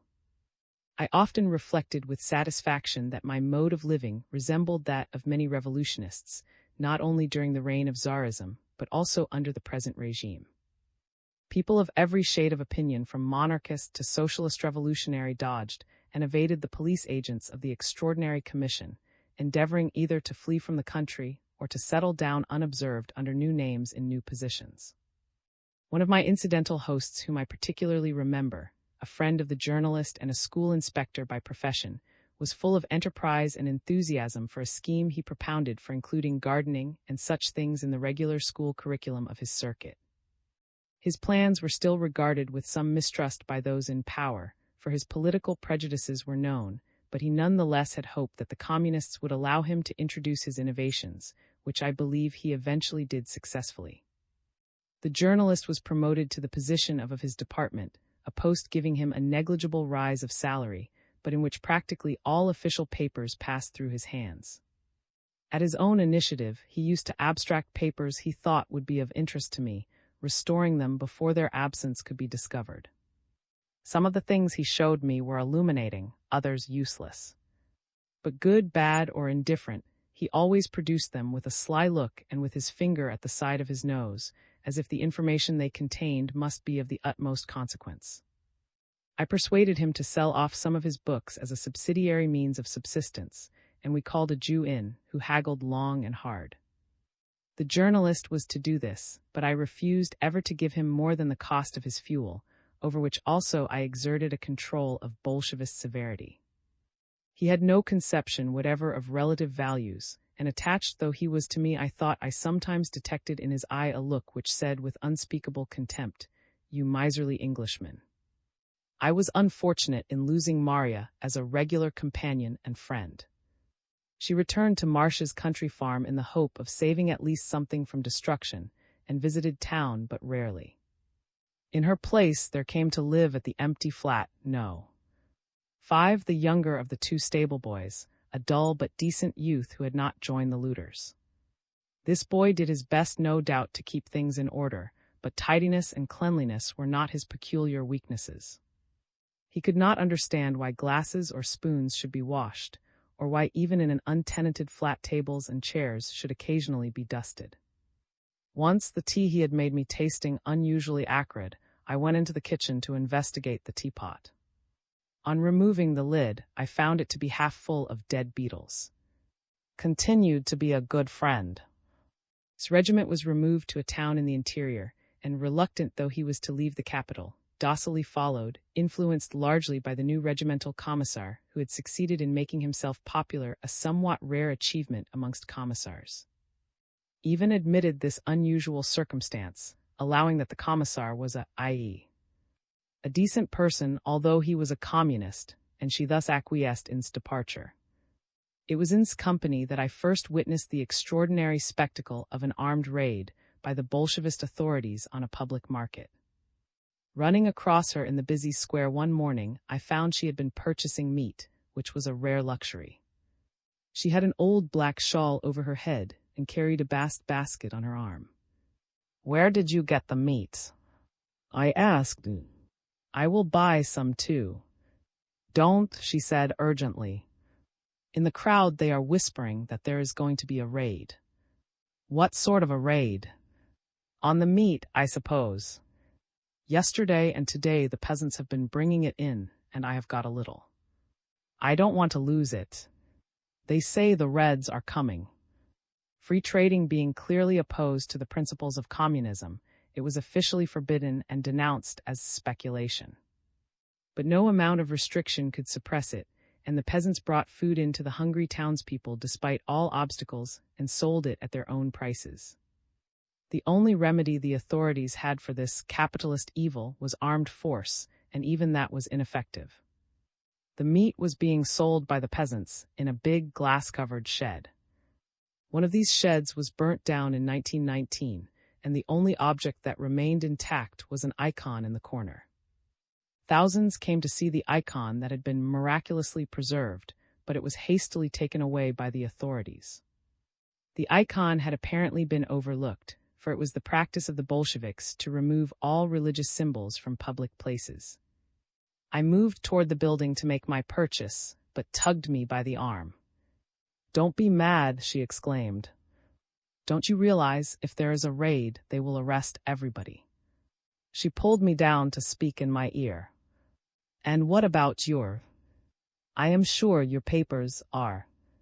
"Of course they are," I laughed. "But you don't expect a clown of a Red Guard to see the difference, do you?" I made up my mind to get rid of and come back later for some meat, but all at once a commotion arose in the crowd over the way, and people began running out of the shed. Round the corner from the side of the canal appeared a band of soldiers in sheepskin caps and brown tunics, with fixed bayonets. The exits from the building were quickly blocked. Fugitives fled in all directions, the women shrieking and hugging their baskets and bundles, and looking back as they ran to see if they were pursued. And I stood on a doorstep at the corner of the prospect where we could see well, and whence, if need be, we could also make good our escape. The marketplace was transformed in the twinkling of an eye. A moment before it had been bristling with life, and the crowded streetcars had stopped to let their passengers scramble laboriously out.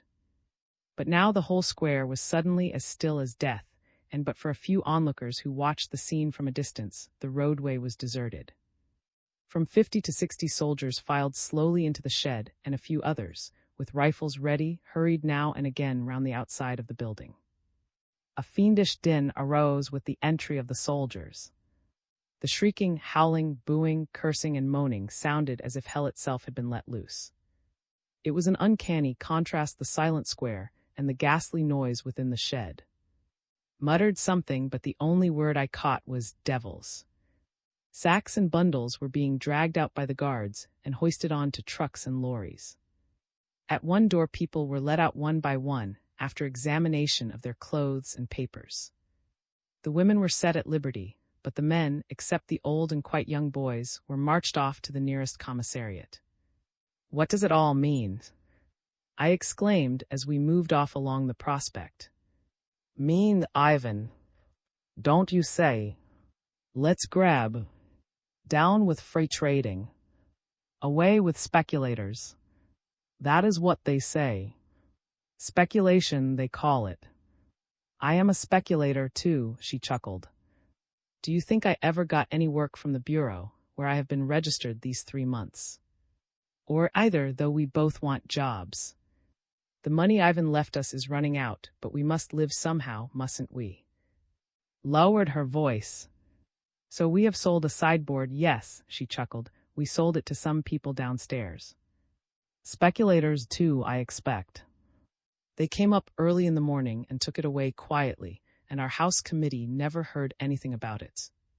Laughed outright. She thought it a huge joke. For all your furniture, you see, was supposed to be registered and belonged not to yourself but to the community. Superfluous furniture was to be confiscated of the working man, but generally went to decorate the rooms of members of the committee or groups of communists in whose charge the houses were placed. Sailor communists seemed to make the largest demands. "Good morning," they would say on entering your home. "Allow us, please, to look around and see how much furniture you have." Some things, they would tell you, were required by the house committee. Or a new worker had taken rooms downstairs. He was a party man, that is, he belonged to the Communist Party and was therefore entitled to preference, and he required a bed, a couch, and some easy chairs. It was useless to argue, as some people did and got themselves into trouble by telling the comrades what they thought of them. The wise and thoughtful submitted, remembering that while many of these men were out just to pocket as much as they could, there were others who really believed they were thus distributing property in the interests of equality and fraternity. But the wily and clever would exclaim, "My dear comrades, I am delighted. Your comrade is a party man. That is most interesting, for I am intending to sign on myself. Only yesterday I put some furniture by for you. As for this couch you ask for, it is really indispensable, but in another room there is a settee you can have. And that picture, of course, I would willingly give you, only I assure you it is an heirloom. Besides, it is a very bad painting, an artist told me so last week. Would you not rather have this one, which he said was really good? And you showed them any rotten old thing, preferably something big. Then you would offer them tea and apologize for giving them nothing but crusts with it. You explained you wished to be an idealist communist, and your scruples would not permit you to purchase delicacies from speculators. Your visitors were not likely to linger long over your crusts, but if you succeeded in impressing them with your devotion to the Soviet regime, they would be less inclined to molest a promising candidate for comradeship. But possessed no such subtlety. She was, on the contrary, unreasonably outspoken, and I wondered that she did not get into difficulties.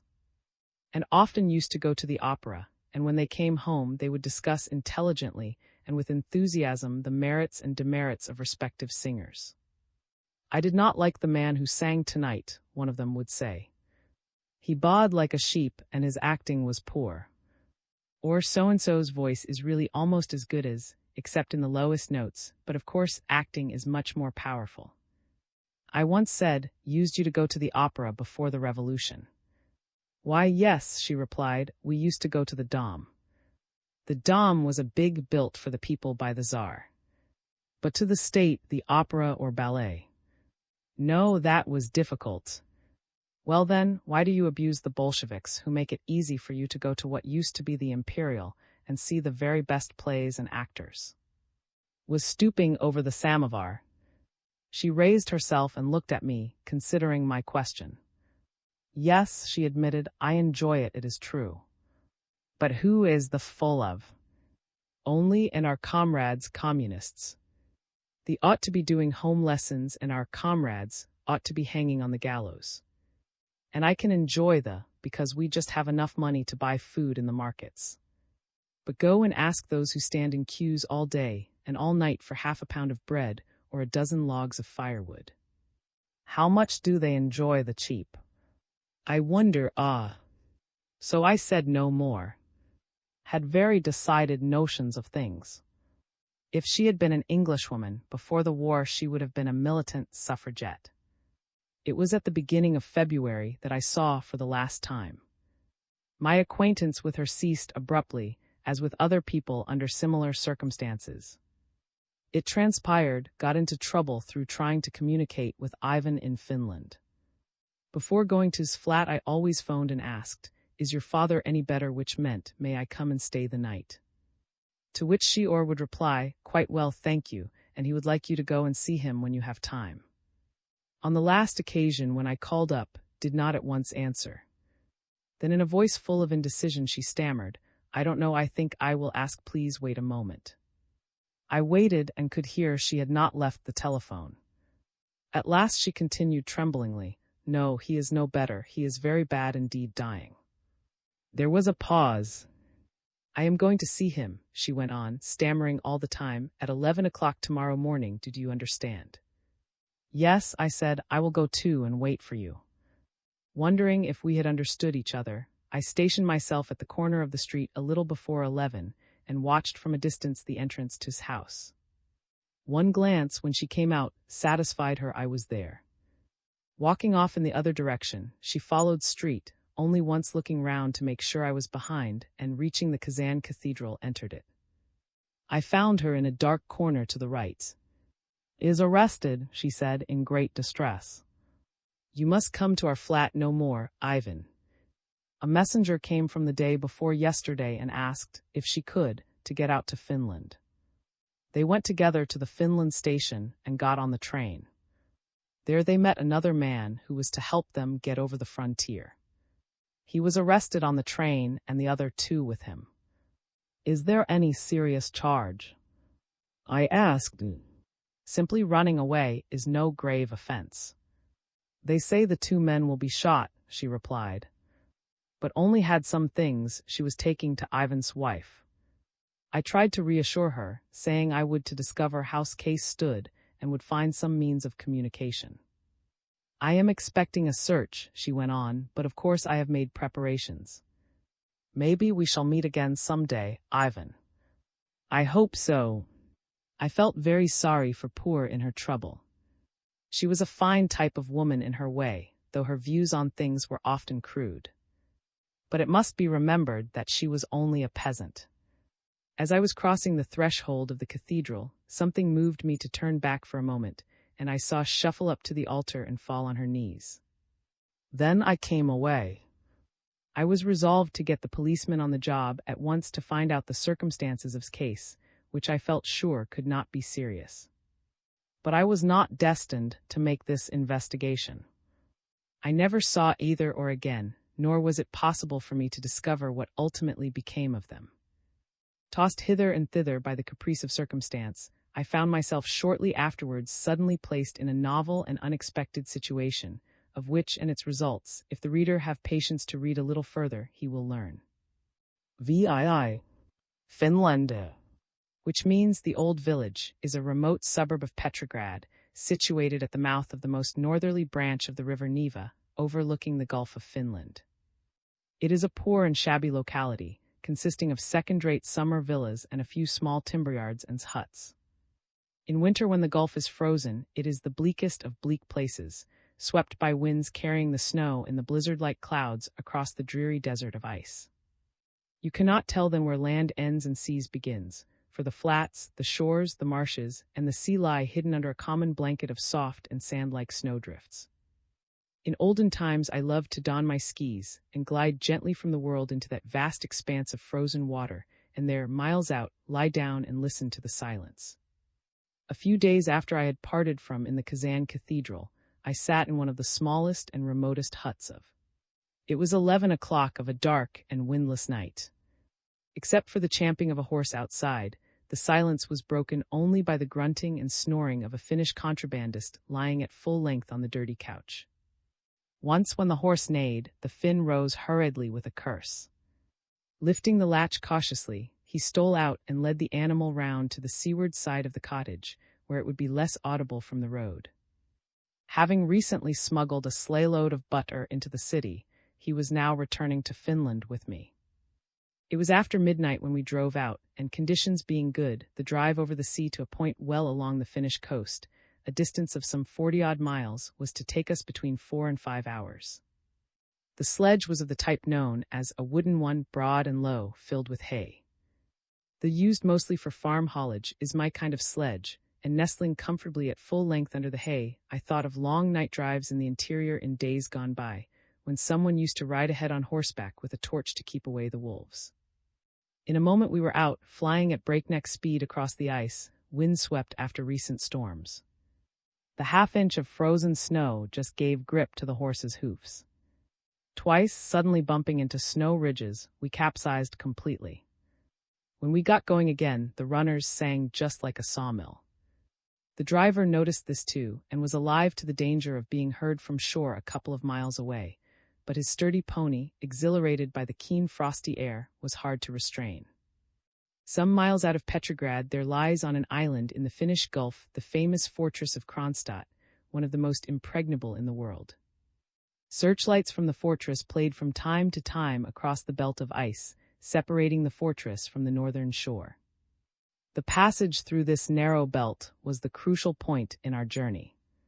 Once past Kronstadt, we should be in Finnish waters and safe. To avoid danger from the searchlights, the Finn drove within a mile of the mainland, the runners hissing and singing like saws. As we entered the narrows, a dazzling beam of light swept the horizon from the fortress, catching us momentarily in its track, but we were sufficiently near the shore not to appear as a black speck adrift on the ice. Too near, perhaps. The dark line of the woods seemed but a stone's throw away. You could almost see the individual trees. Hell, what a noise our sledge runners made. Can't you keep the horse back a bit, man? Yes, but this is the spot we've got to drive past quickly. We were crossing the line of Nose, a jutting point on the coast marking the narrowest part of the strait. Again a beam of light shot out from the fortress, and the wooden pier and huts of Nose were lit as by a flash of lightning. But we had passed the point already. It was rapidly receding into the darkness as we regained the open sea. Sitting upright on the heap of hay, I kept my eyes riveted on the receding promontory. We were nearly a mile away now, and you could no longer distinguish objects clearly. But my eyes were still riveted on the rocky promontory. Were those rocks moving? I tried to pierce the darkness, my eyes rooted to the black point. Rocks, trees. Or I sprang to my feet and shook the Finn by the shoulders with all my force. Damn it, mans. Drive like hell were being pursued. Riding out from Nose was a group of horsemen, 5 or 6 in number. My driver gave a moan, lashed his horse, the sleigh leapt forward, and the chase began in earnest. 10,000 marks if we escape. I yelled in the Finn's ear. For a time we kept a good lead, but in the darkness it was impossible to see whether we were gaining or losing. My driver was making low moaning cries. He appeared to be pulling hard on the reins, and the sleigh jerked so that I could scarcely stand. Then I saw that the pursuers were gaining and gaining rapidly. The moving dots grew into figures galloping at full speed. Suddenly there was a flash and a crack, then another and another. They were firing with carbines, against which a pistol was useless. I threatened the driver with my revolver if he did not pull ahead, but dropped like a stone into the hay as a bullet whizzed close to my ear. At that moment the sledge suddenly swung round.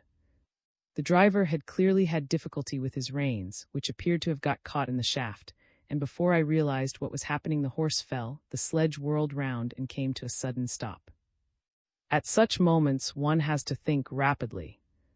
What would the pursuing Red Guards go for first? A fugitive. Not if there was possible loot. And what more likely than that the sledge contained loot? Eel-like, I slithered over the side and made in the direction of the shore. Progress was difficult, for there were big patches of ice, coal-black in, which were completely windswept and as slippery as glass.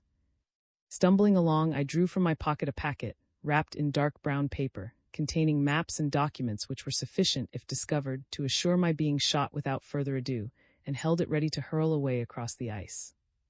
If seized, I would play smuggling. It seemed impossible that I should escape. Looking backward, I saw the group round the sledge. The Reds, dismounted, were examining the driver. In a moment they would renew the pursuit, and I should be spotted at once, running over the ice. Then an idea occurred. The ice, where completely windswept, formed great patches as black as ink. My clothes were dark. I ran into the middle of a big black patch and looked at my boots. I could not see them. To get to the shore was impossible anyway, so this was the only chance. Jerking the packet a few yards from me where I might easily find it, I dropped flat on the black ice and lay motionless, praying that I should be invisible. It was not long before I heard the sound of hoofs and voices approaching. The search for me had begun. But the riders avoided the slippery, windswept places as studiously as I had done in running, and thank heaven. Just there much of the ice was windswept. As they rode round and about, I felt that someone was bound to ride just over me. Yet they didn't, after all. It seemed hours and days of night and darkness before the riders retreated to the sledge and rode off with it, returning whence they had come.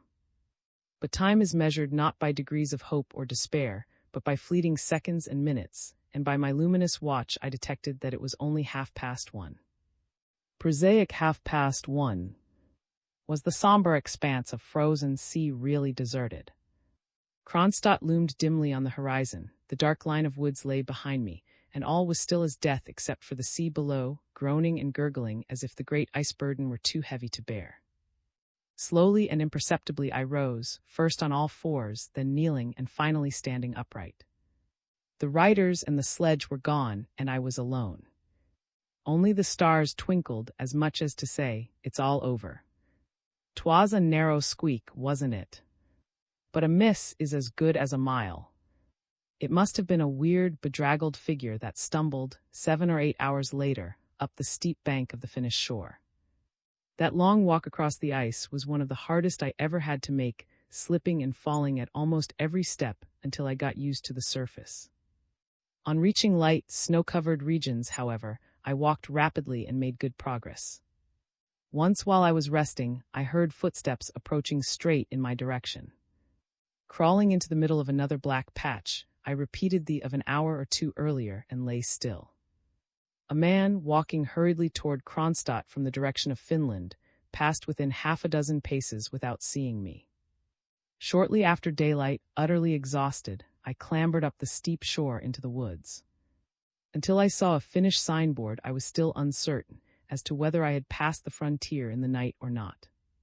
But convincing myself that I had, though doubtful of my precise whereabouts, I sought a quiet spot behind a shed, threw myself onto the soft snow, and fell into a doze. It was here that I was discovered by a couple of Finnish patrols, who promptly arrested me and marched me off to the nearest station. No amount of protestation availed to convince them I was not a Bolshevist spy. The assertion that I was an Englishman only seemed to intensify their suspicions, for my appearance completely belied the statement. Seizing all my money and papers, they locked me up in a cell, but removed me during the day to the office of the commandant at some miles distant. The commandant, whom I had seen on the occasion of my last visit to Finland, would, I expected, release me at once. But I found a condition of things totally different from that obtaining 6 weeks earlier.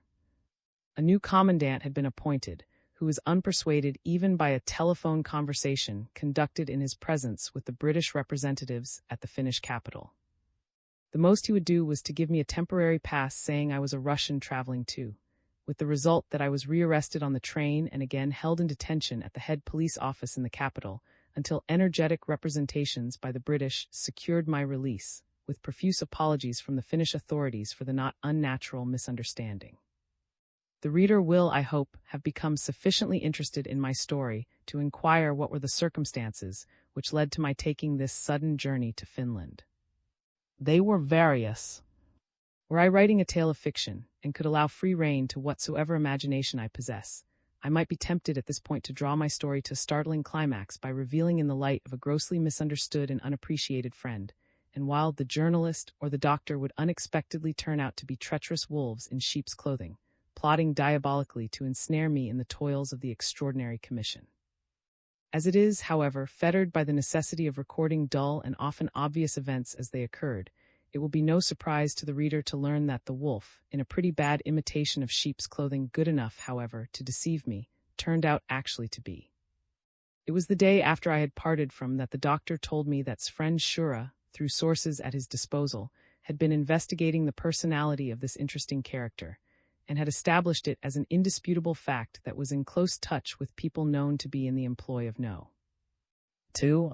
This information, though unconfirmed and in itself proving nothing, was not the policeman also in close touch with people in the employ of No.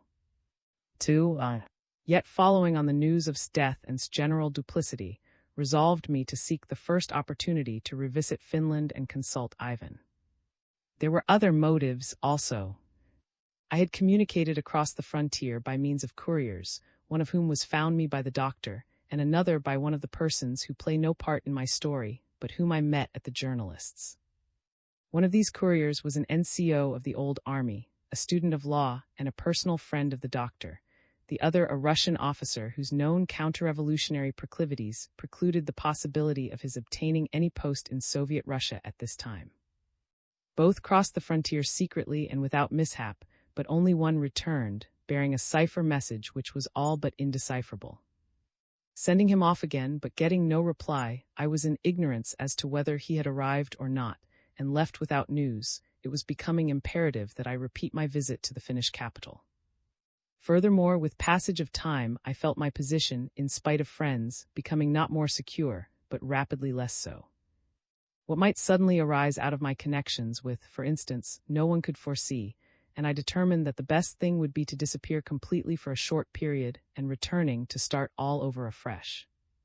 I learned of the ice route to Finland from my courier, who came back that way, and who returned to Finland the following night on the same sledge. Discreet inquiries at this hut produced the information that the courier's smuggler, granted that he had safely reached Finland, was not due back for some time, but another one had arrived and would take anyone who was willing to pay. The sum demanded, 2,000 marks when converted into foreign exchange, was about £20. But the Finn thinks of a mark as a shilling. As ill luck would have it, I found on arrival in Finland that Ivan was in the Baltic states, and no one knew when he would return. But I saw his wife, who had sent the indiscreet message to Petrograd leading to Sarest. She was when I broke this news to her, but was unable to throw any light on. I also met several other Russian officers, none, however, who had known, and I thus got no further information. The doctor, of course, had denounced but there was as yet little evidence for that charge. Might be an extortionist without being a. Wild charges are brought against anybody and everybody connected with on the slightest suspicion, and I myself have been charged, on the one hand, by the Bolsheviks with being a rabid monarchist, and on the other, by reactionaries with being a subtle Bolshevik. However, my aversion to had become so intense that I resolved that under no pretext or condition would I have anything more to do with him. My time was occupied mostly with to obtain official assurances that any couriers I dispatched from Russia would not be seized or shot by the Finns, and that reasonable assistance should be given them in crossing the frontier in either direction. The Finnish Foreign and War Offices were willing enough to cooperate, but appeared to have but little sway over their own frontier authorities. The last word belonged to the new commandant a man of German origin, who the government, whenever instructions ran counter to his open German sympathies. Being in league with German intelligence organizations in Russia, he was naturally disinclined to do anything that would assist the Allies, and it was only when his insubordination passed all limits, and he was at last dismissed by the Finnish government, that facilities could be granted which made the operation of a secret courier service across the frontier in any degree feasible. The story of intrigue and counterintrigue amongst Finns, Germans, Russians, Bolsheviks, and the Allies at this time, both in the Finnish capital and along the Russian frontier, would be a fascinating one in itself, but that is not my province.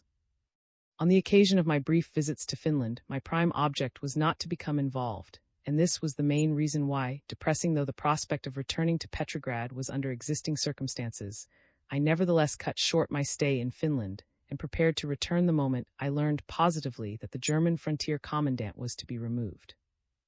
Earnestly as I had striven to remain incognito, my unavoidable participation in the negotiations for arranging a courier service had drawn me into unfortunate prominence.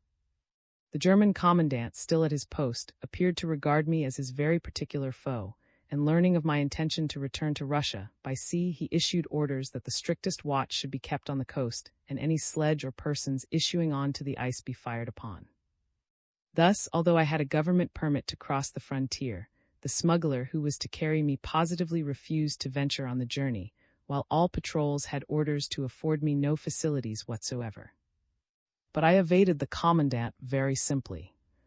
At the other extremity of the Finnish frontier, close to lake, there is a small village named, lying 4 or 5 miles from the frontier line. This place had formerly also been a rallying point for smugglers and refugees, but in view of its remoteness and the difficulties of forest travel, it was very inaccessible in midwinter from the Russian side. At the commandant's headquarters, it was never suspected that I would attempt to start from this remote spot.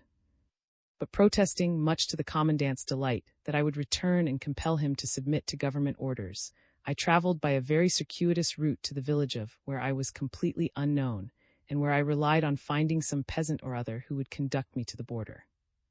Once arrived at the frontier, I was content to be left to my own resources.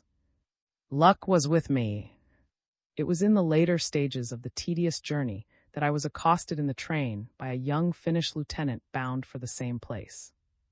Russians being ill in Finland, I always traveled as an Englishman in that country, whatever I may have looked like. At this time I did not look so bad, attired in an old green overcoat I had bought at. Noticing that I was reading an English paper, the lieutenant addressed me in English with some trifling request, and we fell into conversation. I was able to do him a slight service through a note I gave him to an acquaintance in, and when I further presented him with all my newspapers and a couple of English books for which I had no further use, he was more than delighted. Finding him so well disposed, I asked him what he was going to do to which he replied that he was about to take up his duties as chief of the garrison of the village, numbering some 15 or 20 men. At this I whipped out my Finnish government permit without further ado and appealed to the lieutenant to afford me, as the document said, every assistance in crossing the Russian frontier. He was not a little nonplussed at this unexpected request, but realizing that a pass such as mine could only have been issued by the Finnish Ministry of War on business of first-class importance, he agreed to do what he could. I soon saw that he was much concerned to do his utmost. Within a couple of hours after our arrival I was assured not only of a safe conduct by night to the frontier, but also of a guide, who was instructed to take me to a certain Russian village about 20 miles beyond. Nothing could be more truly proletarian than Finnish administration in regions where neither German nor regime Russian influence has penetrated. It is the fundamentally democratic character of the Finnish people that has enabled them, since the time of which I speak, to master in a large measure their foreign would-be and controllers, and build up a model constitution. The elder of the village who was directed by my friend the lieutenant to show me hospitality and procure me a guide, was a rough peasant, literate and intelligent, living with his wife in a single large room in which I was entertained. His assistants were men of the same type, while the guide was a young fellow of about 20, a native of the village who had had a good elementary education In the hands of people of this sort, I always felt myself secure. Their shrewd common sense, the strongest defense against nonsensical red propaganda, made them as a class trustier friends than a spoilt intelligentsia or the scheming intrigants of the militarist caste. My guide produced 6 pairs of skis, all of which were too short, as I require a 9 or 10-foot ski, but I took the longest pair. About 11 o'clock, our skis were strapped to a sledge, and with a kindly send-off by the elder and his wife, we drove rapidly to a lonely hut, the last habitation on the Finnish side of the frontier. The proprietor was roused and regaled us with tea, while a scout, who chanced to come in a few moments after our arrival, advised my guide as to the latest known movements of Red patrols. Our peasant host possessed no candles or oil in this solitary abode, and we sat in the flickering light of long burning twigs, specially cut to preserve their shaky flare as long as possible. About midnight, we mounted the skis and set out on our journey, striking off the track straight into the forest. My companion was lightly clad, but I retained my overcoat, which I should need badly later, while round my waist I tied a little parcel containing a pair of shoes I had bought in for Marya. By the roundabout way we were going it would be some 25 miles to the village. That was our destination. For 4 years I had not run on skis, and though ski running is like swimming in that once you learn you never forget, yet you can get out of practice. Moreover, the skis I had were too short, and any ski runner will tell you it is no joke to run on short skis, a zigzag route across uneven forest ground and in the dark. We started in an easterly direction, moving parallel to the borderline. I soon more or less adapted my stride to the narrow 7-foot ski and managed to keep the guide's moderate pace. We stopped frequently to listen for suspicious sounds, but all that greeted our ears was the mystic and beautiful winter silence of a snow-laden northern forest. The temperature was 20 degrees below zero, with not a breath of wind, and the pines and firs bearing their luxuriant white burden looked as if a magic fairy wand had lulled them into perpetual sleep. Some people might have seen things in this dark forest domain, but peering into the dim recesses of the woods I felt all sound and motion discordant, and loved our halts just to listen, listen, listen. My guide was taciturn. If we spoke it was in whispers. We moved noiselessly but for the gentle swish of our skis, which scarcely broke the stillness, and the stars that danced above the treetops smiled down upon us approvingly. After traveling a little over an hour, the Finn suddenly halted, raising his hand. For some minutes we stood motionless. Then, leaving his skis, he walked cautiously back to me and pointing at a group of low bushes 100 yards away, visible through a narrow aisle in the forest, he whispered, "You see those farthest shrubs? They are in Russia. We are about to cross the line, so follow me closely." Moving into the thickets, we advanced slowly under their cover until we were within a few yards of the spot indicated. I then saw that before us there lay, cutting through the forest, a narrow clearance some 10 yards wide, resembling a long avenue. This was the Russian borderline, and we stood at the extreme edge of the Finnish forest. My guide motioned to me to sidle up alongside him. "It is to those bushes we must cross," he whispered so low as to be scarcely audible. "The undergrowth everywhere else is impassable. We will watch the shrubbery a moment. The question is there anyone behind it? Look hard." Weird phenomenon, but a moment ago it seemed that motion in the forest was inconceivable. Yet now, with nerves tense from anticipation, all the trees and all the bushes seemed to stir and glide. But oh, so slyly, so noiselessly, so imperceptibly.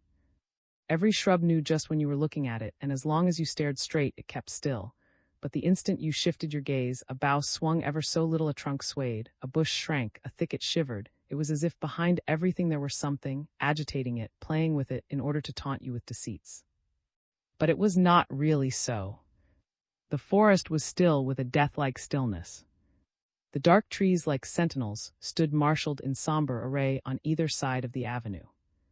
Around us, above and below, all was silence, the mystic, beautiful winter silence of the sleeping northern forest.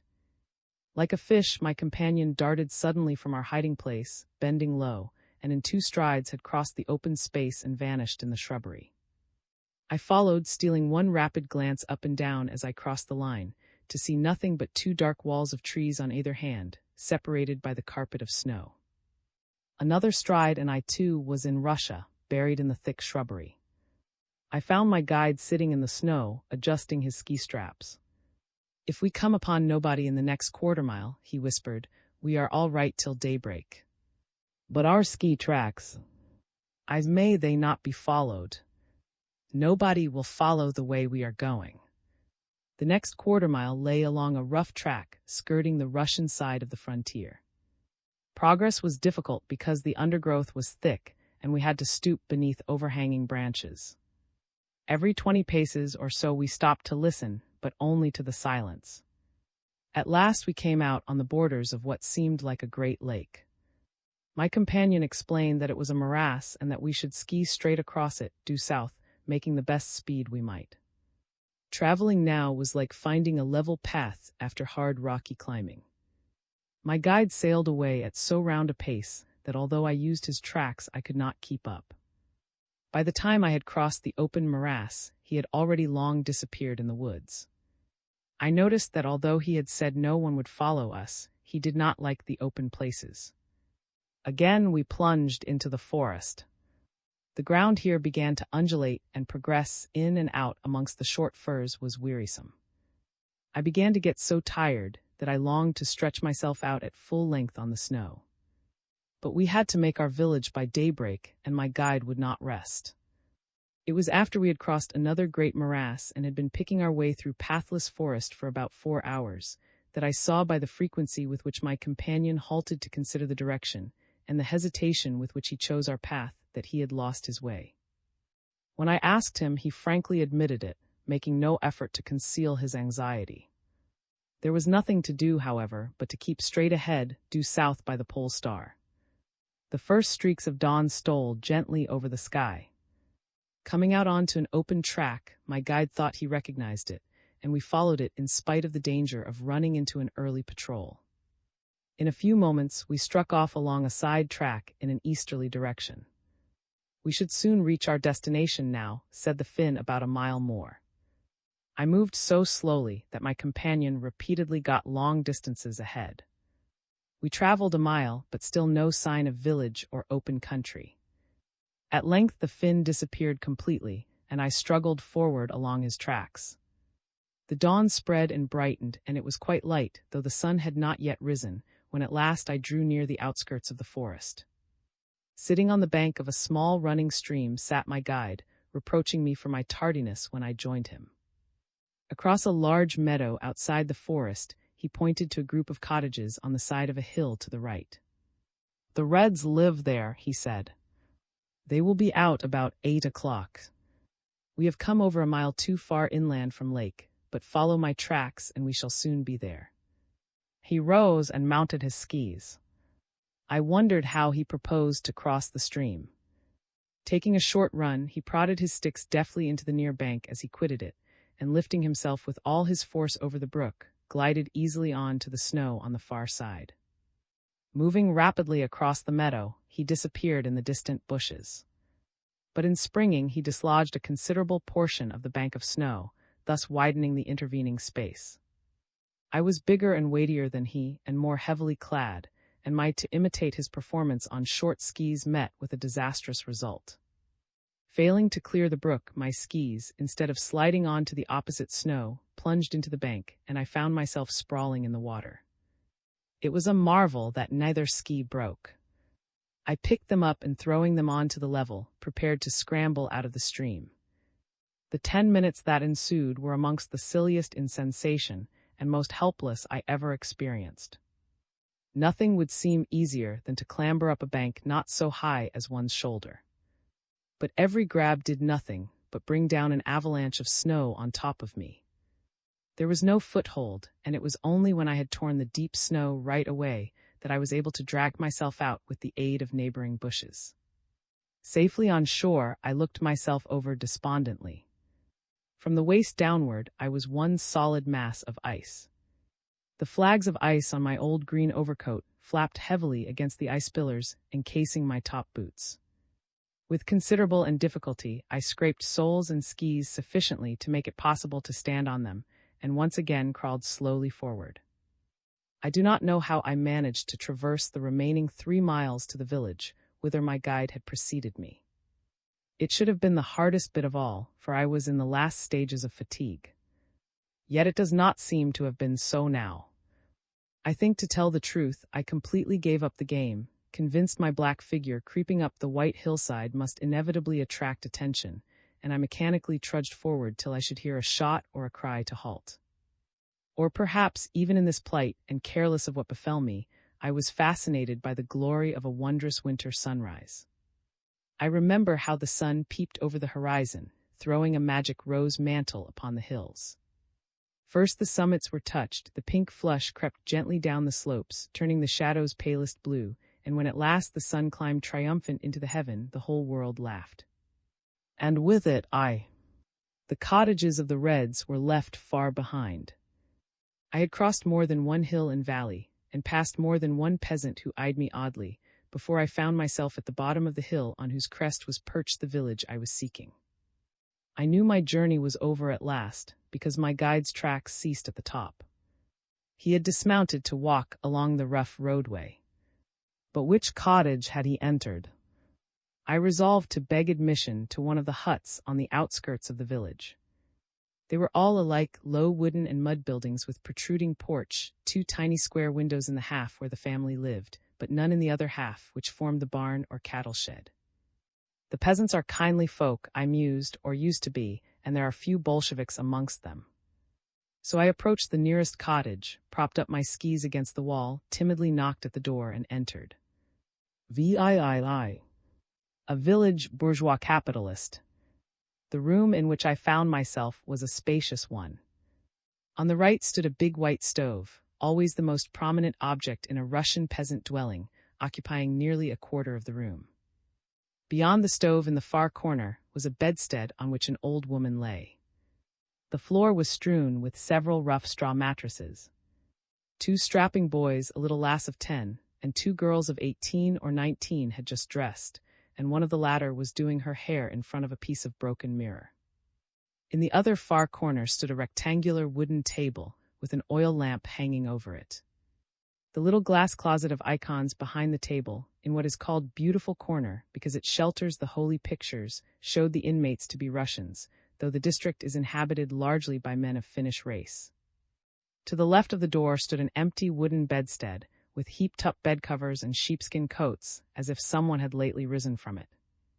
All these things, picturesque though customary, I took in at a glance. But I was interested to notice an old harmonium, an unusual decoration in a village hut, the musical accomplishments of the peasant generally being limited to the concertina, the guitar, the balalaika, and the voice, in all of which, however, he is adept. "Good morning," I said apologetically. I turned to the icons and, bowing, made the sign of the cross. "May I sit down just for a little moment? I am very tired." Everyone was silent, doubtless very suspicious. The little girl stared at me with wide-open eyes.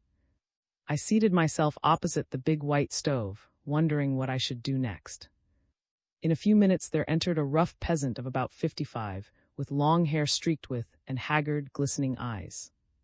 There was a look of austerity in his wrinkled face, though at the same time it was not unkind, but he rarely smiled. He nodded a curt good morning and set about his ablutions, paying no further heed to me. The old woman mentioned that I had come in to rest. I explained. "I set out from the nearest station early this morning with a companion," I said, "to ski here. We are looking for milk, but we lost our way in the woods. I tumbled into a stream.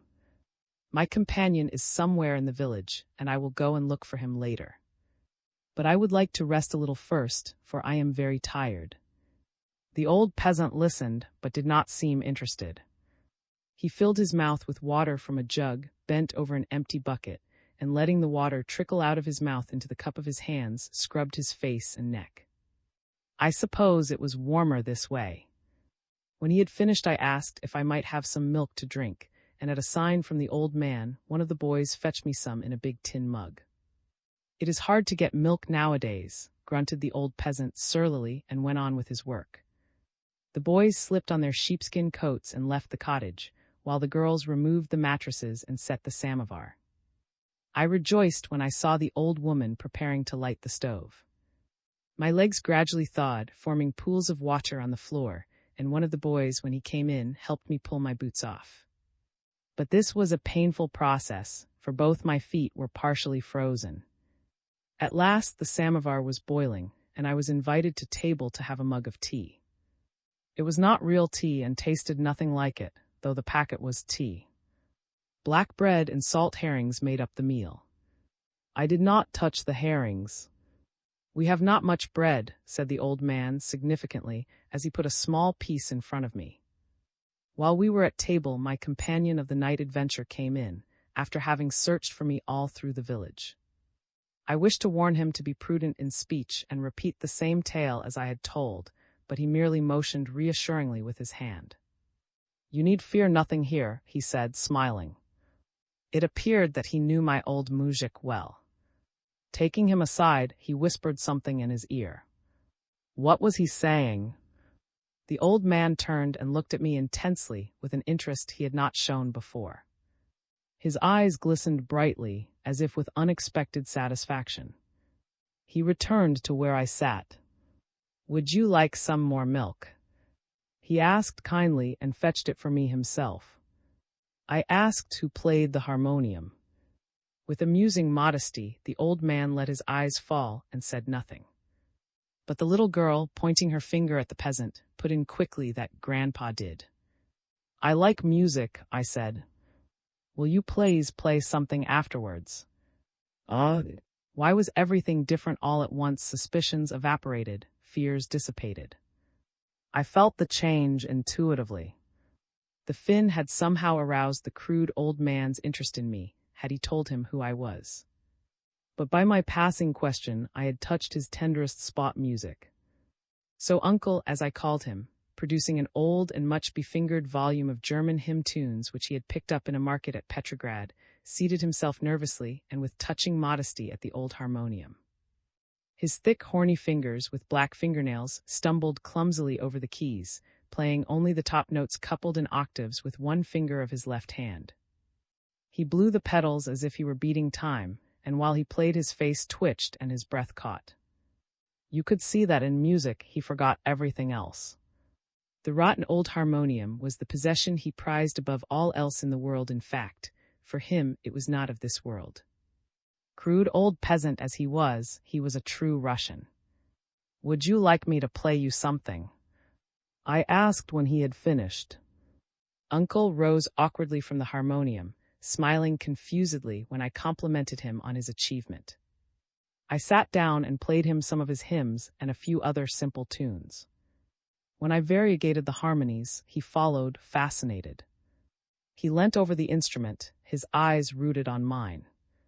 All the rough harshness had gone from his face, and the shadow of a faint smile flickered round his lips. I saw in his eyes a great depth of blue. "Sit down again, my little son," he said to me several times later, "and play me more."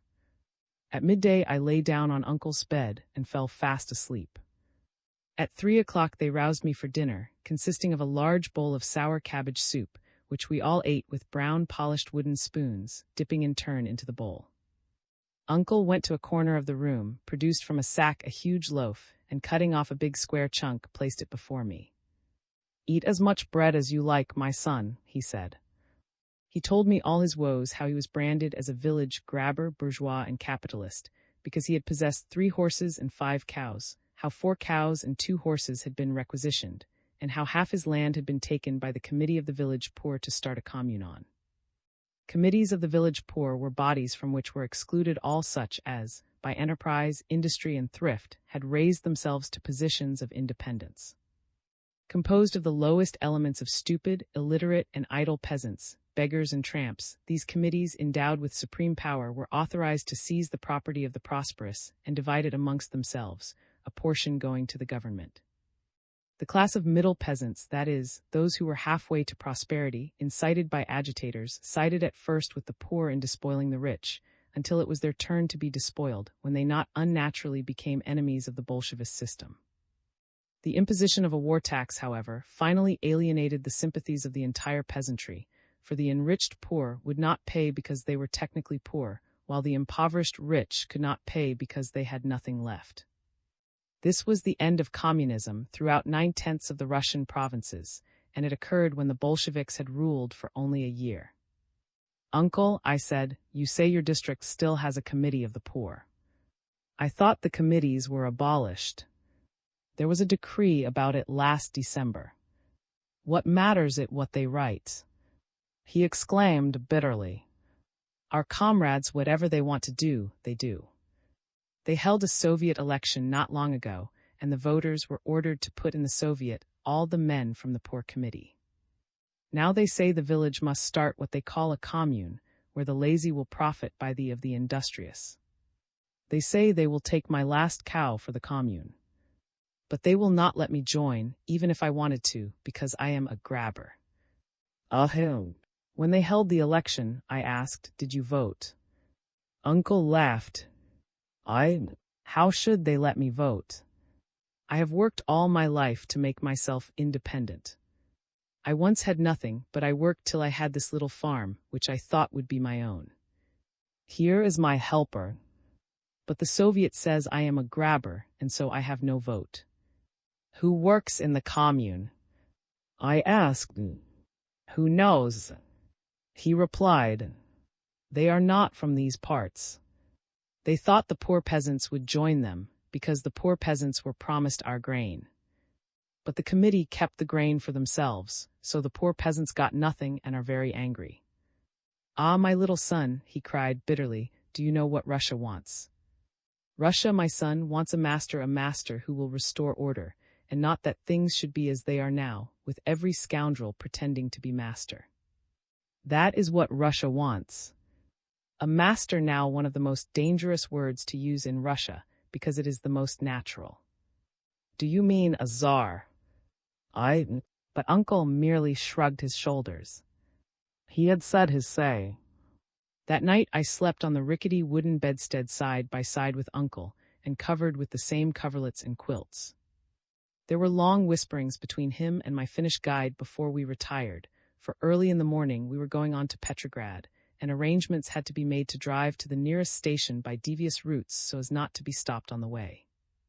I was nearly asleep when Uncle clambered in by my side. It was long before dawn when we rose and prepared to set out. Uncle, one of his daughters, the Finn, and I made up the party. To evade patrols, we drove by byways and across fields. Uncle was taking his daughter to try to smuggle a can of milk into the city. What he himself was going to do, I don't know. He wouldn't tell me. We arrived at the station at 4 a.m, and here I parted from my Finnish guide, who was returning with the sledge. He positively refused to take any reward for the service he had rendered me. Our train, the only train of the day, was due to start at 6, and the station and platform were as busy as a hive. While the young woman got tickets, we tried to find places. Every coach appeared to be packed, and the platform was teeming with peasants with sacks on their backs and milk cans concealed in bundles in their hands. Failing to get into a boxcar or third-class coach, where with the crush it would have been warmer, we tried the only second-class car on the train, which we found was not yet full up. Eventually, there were 14 people in the compartment, intended for 6. At length, the train rumbled off. Wedged in tight between Uncle and his daughter, I sat and shivered.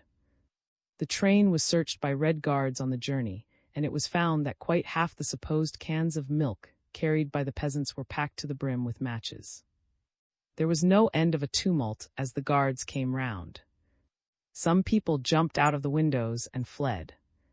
Others hid under the train till the compartment had been searched and were then hauled in again through the windows by willing hands from inside. The Bolshevist government, you see, had laid a special embargo on matches, as on many things of public use, with the result that they were almost unobtainable. So that when you did get them from, as the people were called who smuggled provisions into the city in bags and sacks, instead of paying 1 kopeck per box, which was what they used to cost, you paid just 1,000 times as much 10, and felt glad at that. The design, of course, was to share such necessities equally amongst the populace, but the Soviet departments were so incompetent and corrupt, and so strangled by bureaucratic administration, that nothing or very little ever got distributed, and the persecuted were hailed as benefactors. At one moment during the journey, one of the other peasants bent over to Uncle, and glancing at me, asked him in an undertone if his companion had come from over there, which meant over the frontier, in reply to which Uncle gave him a tremendous kick which explained everything and no more was said. I had one nasty moment when the train was searched. Despite mishaps, I still clung to the little parcel of shoes for Maria. As they were tied round my waist, I did not lose them even when I tumbled into the stream. Some people got up when the searchers came, but having no milk can or sack, I moved into the corner and sat on the parcel. When the soldier told me to shift along to let him see what was in the corner, I sat the shoes along with me, so that both places looked empty. It was lucky he did not make me get up, for new shoes could only have come from over there. At 9 we reached the straggling buildings of the station, the scene of my flight with Mrs. Marsh in December, and there I saw a most extraordinary spectacle, the attempted prevention of from entering the city. As we stood pushing in the corridor, waiting for the crowd in front of us to get out, I heard Uncle and his daughter conversing rapidly in low tones. "I'll make a dash for it," whispered his daughter. "Good," he replied in the same tone. "We'll meet at The moment we stepped onto the platform, Uncle's daughter vanished under the railroad coach, and that was the last I ever saw of her. At each end of the platform stood a string of armed guards, waiting for the onslaught of passengers, who flew in all directions as they surged from the train. How shall I describe the scene of unutterable pandemonium that ensued? The soldiers dashed at the fleeing crowds, brutally seized single individuals, generally women, who were least able to defend themselves, and tore the sacks off their backs and out of their arms. Shrill cries, shrieks, and howls rent the air. Between the coaches and on the outskirts of the station, you could see lucky ones who had escaped gesticulating frantically to unlucky ones who were still dodging guards. "This way! This way!" they yelled wildly.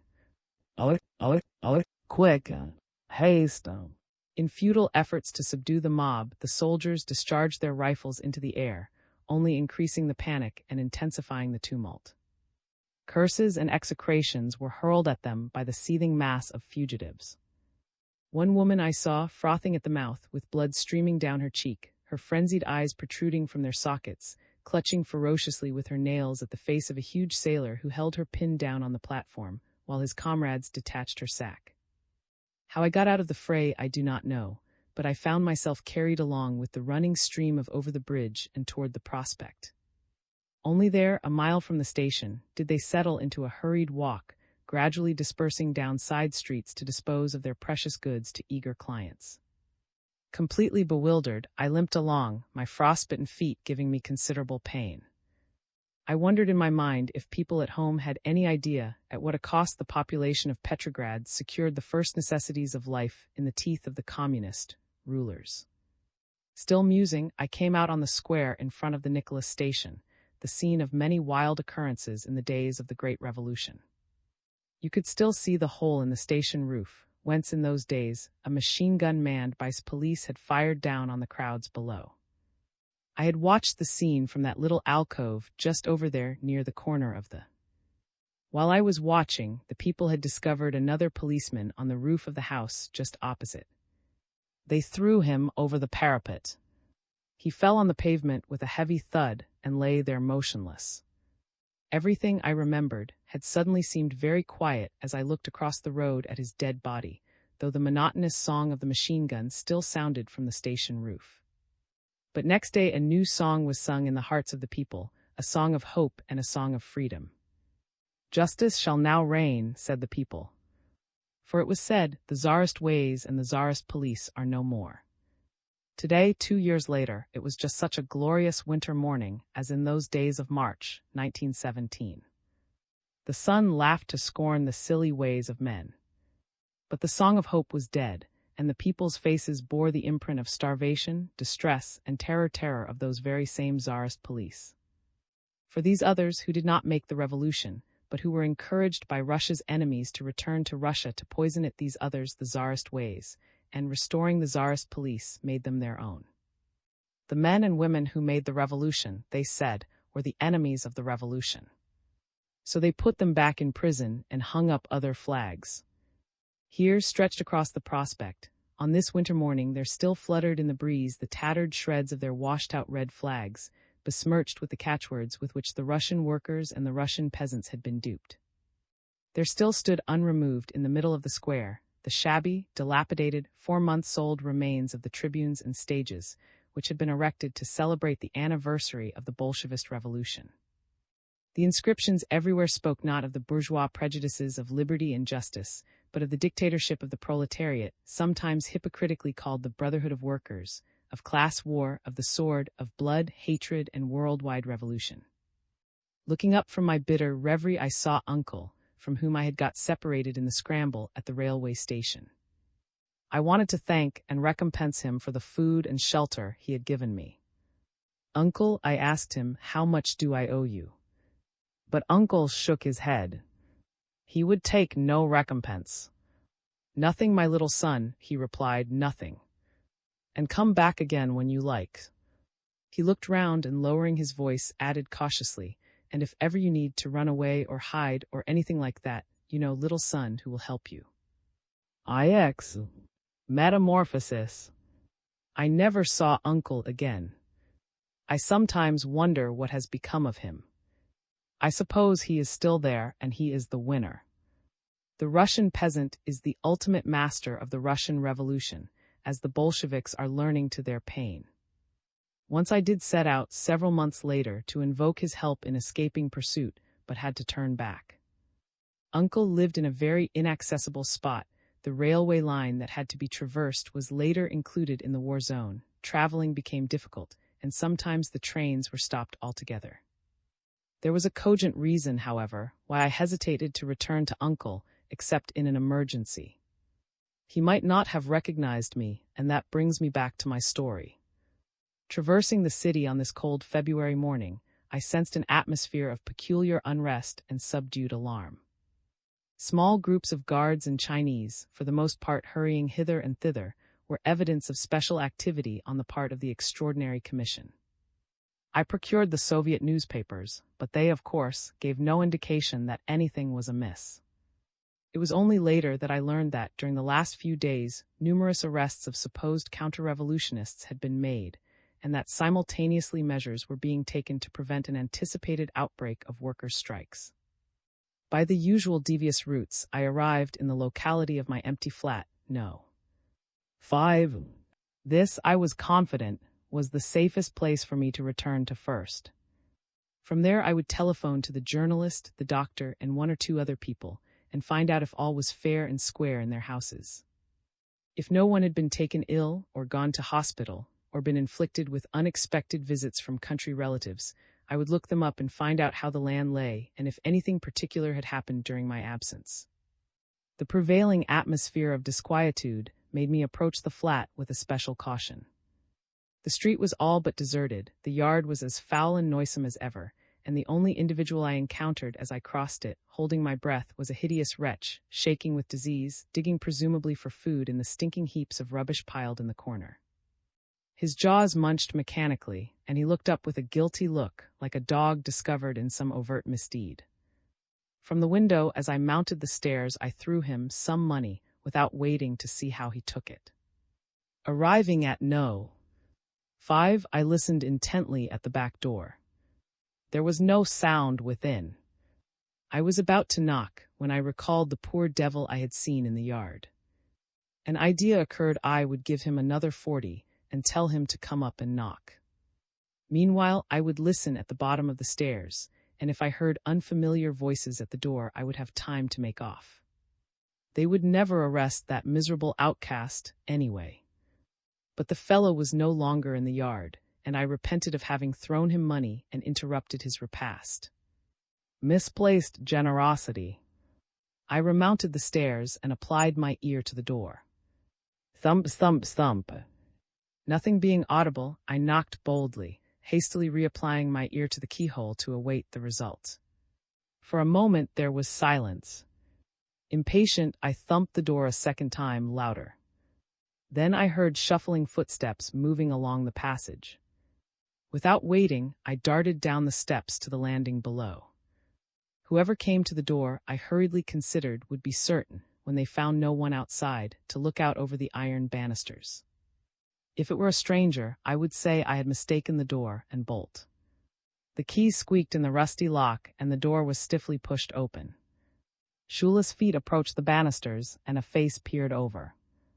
Through the bars from the bottom, I saw it was the dull and unintelligent face of the boy who had replaced Maria. I called as I mounted the stairs to prepare him for my return. Is that you? His expressionless features barely broke into a smile. Are you alone at home? I asked when I reached him. Alone? Followed me into the flat, locking the back door behind him. The air was musty with 3 weeks' unimpeded accumulation of dust. Where is Maria? Say, I have brought her a lovely pair of brand new shoes. And for you a slab of chocolate. There. Took the chocolate, muttering thanks, and breaking off a morsel, slowly conveyed it to his mouth. Well, nothing new. Is the world still going round? Stared and preparatory to speech, laboriously transferred the contents of his mouth into his cheek. At last he got it there, and gulping, gave vent somewhat inarticulately to the following unexpected query. Are you Lenz? Oh, how the deuce should this youngster know my name of or any other? He knew me only as Ivan, a former friend of his master, but appeared to take it for granted. Without waiting, he proceeded. They came again for you this morning. Who? A man with 2 soldiers. Asking for... Yes. And what did you say? What you told me, Ivan. That you will be away a long time and perhaps not come back at all. By what wonderful means, I should like to know, have you discovered a connection between me and anyone called? They described you. What did they say? Tell me precisely. Shifted awkwardly from foot to foot. His sluggish brain exerted itself to remember. Tall sort of, they said, black beard, long hair, 1 front tooth missing, speaks not quite our way, walks quickly. Was making this up. Surely he had not sufficient ingenuity. I questioned him minutely as to when the unwelcome visitors had first come, and made him repeat every word they had said and his replies. I saw then that it was true. I was known, and they were awaiting my return. Today was the 2nd time, said. First, they came a few days ago. They looked round and opened the cupboards, but when they found them all empty, they went away. Departed, said one to the others. There's nothing here, so it's useless to leave anyone. When will he return? He asks me. There's no knowing, I tell him. Maybe you'll never come back, I said. Early this morning when they came, I told them the same. A moment's consideration convinced me that there was only one line of action. I must quit the flat like lightning. The next step must be decided in the street. I said, you have acquitted yourself well. If ever anyone asks for me again, tell them I have left the city for good and shall never return. Does Maria know? Maria is still at the farm. I have not seen her for 2 weeks. Well, tell her the same because it's true. Goodbye. Arriving in the street, I began to think. Had I not better have told simply to say nobody had come back at all? But was sure to bungle the moment he was cross-questioned, and then they would think him an accomplice. It was too late anyway. I must now think of how to change my appearance completely and with the minimum of delay. The nearest place to go to was the journalist's. If he could not help me, I would lie low there till nightfall and then go to the doctor's. Limping along painfully, half covering my face with my scarf as if I had a toothache, I approached the journalist's home. He lived on the 1st floor, thank heaven, so there would be only 1 flight of stairs to ascend. From the opposite side of the street, I scrutinized the exterior of the house. Through the glass door I could see nobody in the hall, and there was nothing to indicate that anything was amiss. So I crossed the road and entered. The floor tiling in the hall was loose and had long needed repair, but I tiptoed over it gently and without noise. Then, with 1 foot on the bottom stair, I stopped dead. What was that disturbance on the first landing just over my head?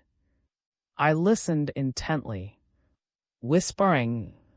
There must be 2 or 3 people on the first landing, conferring in low tones, and from the direction of the voices it was clear they were just outside the journalist's door. I caught the word picklock, and somebody passed some keys, one of which seemed to be inserted in the lock. Thieves, possibly. But robbery was becoming rare in these days when the bourgeoisie had scarcely anything more to be relieved of, and anyway, why should the journalist's flat particularly be selected and the theft perpetrated in broad daylight? It was far more likely that the dwelling was to be subjected to a sudden search, and that the raiders wished to surprise the occupant or occupants without giving them time to secrete anything. In any case, thieves or searchers, this was no place for me. I turned and tiptoed hurriedly out of the hall. And very foolish it was of me to hurry, too.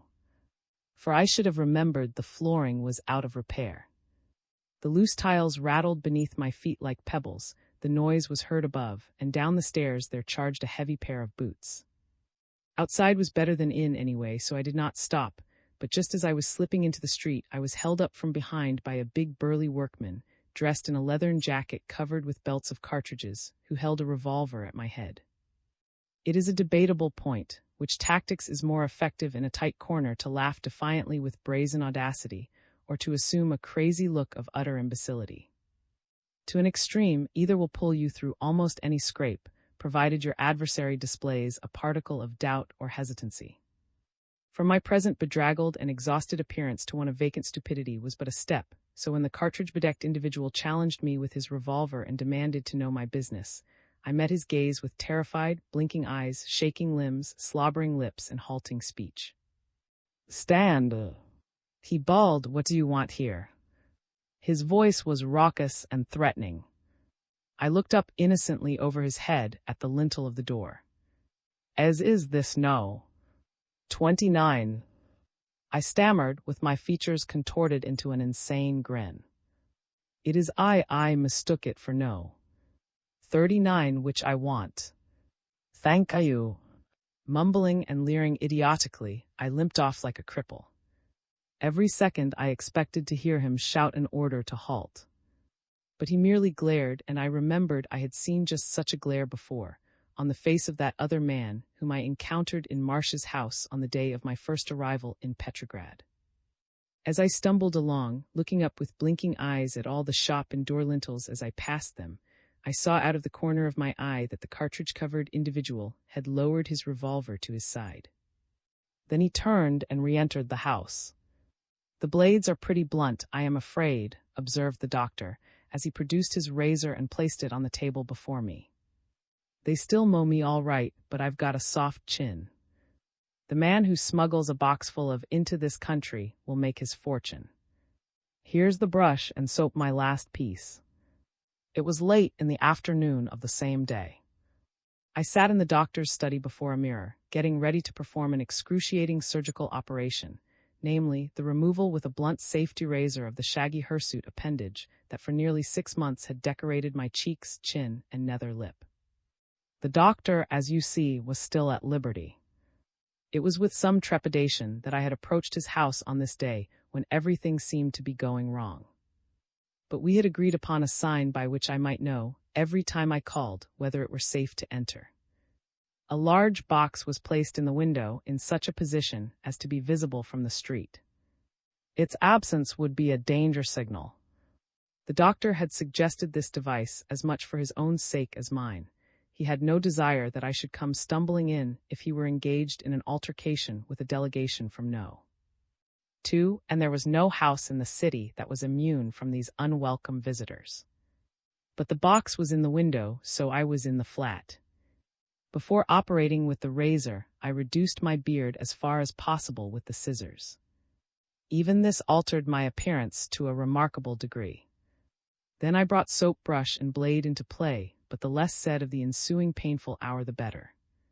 The doctor then assumed the role of hairdresser. He cut off my flowing locks, and though it was hardly necessary, dyed my hair coal-black with some German dye stuff he had got. Except for one detail, my transformation was now complete. Cutting open the lapel of the jacket I was discarding, I extracted a tiny paper packet, and unwrapping it, took out the contents, my missing tooth, carefully preserved for this very emergency. A little wadding served effectually as a plug. I inserted it in the gaping aperture in my top row of teeth, and what had so recently been a leer became a smile as seemly, I hope, as that of any other normal individual. The clean-shaven, short-haired, tidy but indigent-looking person in eyeglasses, who made his way down the doctor's staircase next morning attired in the doctor's old clothes, resembled the shaggy-haired, limping maniac of the previous day, about as nearly as he did the cook who preceded him down the stairs. The cook was going to engage the houseboarder's attention if the latter presented himself, in order that he might not notice the exit of a person who had never entered. So when the cook disappeared into the porter's cave-like abode just inside the front door, covering with her back the little glass window through which he or his wife always peered, and began greeting the pair with enthusiastic heartiness, I slipped unnoticed into the street. In the dilapidated but capacious boots the doctor found for me, I was able to walk slowly without limping. But I used a walking stick, and this added curiously to my new appearance, which I think may be described as that of an ailing, underfed intellectual of the student type. It is a fact that during these days, when in view of my lameness I could not move rapidly, I passed unmolested and untouched out of more than one scuffle when raiders rounded up speculators, and crossed the bridges without so much as being asked for my papers. It took me several days to get thoroughly accustomed to my new exterior. I found myself constantly glancing into mirrors and in the street, smiling with amusement at my own reflection. In the course of ensuing weeks and months, I encountered several people with whom I had formerly had connections, and though some of them looked me in the face, I was never recognized.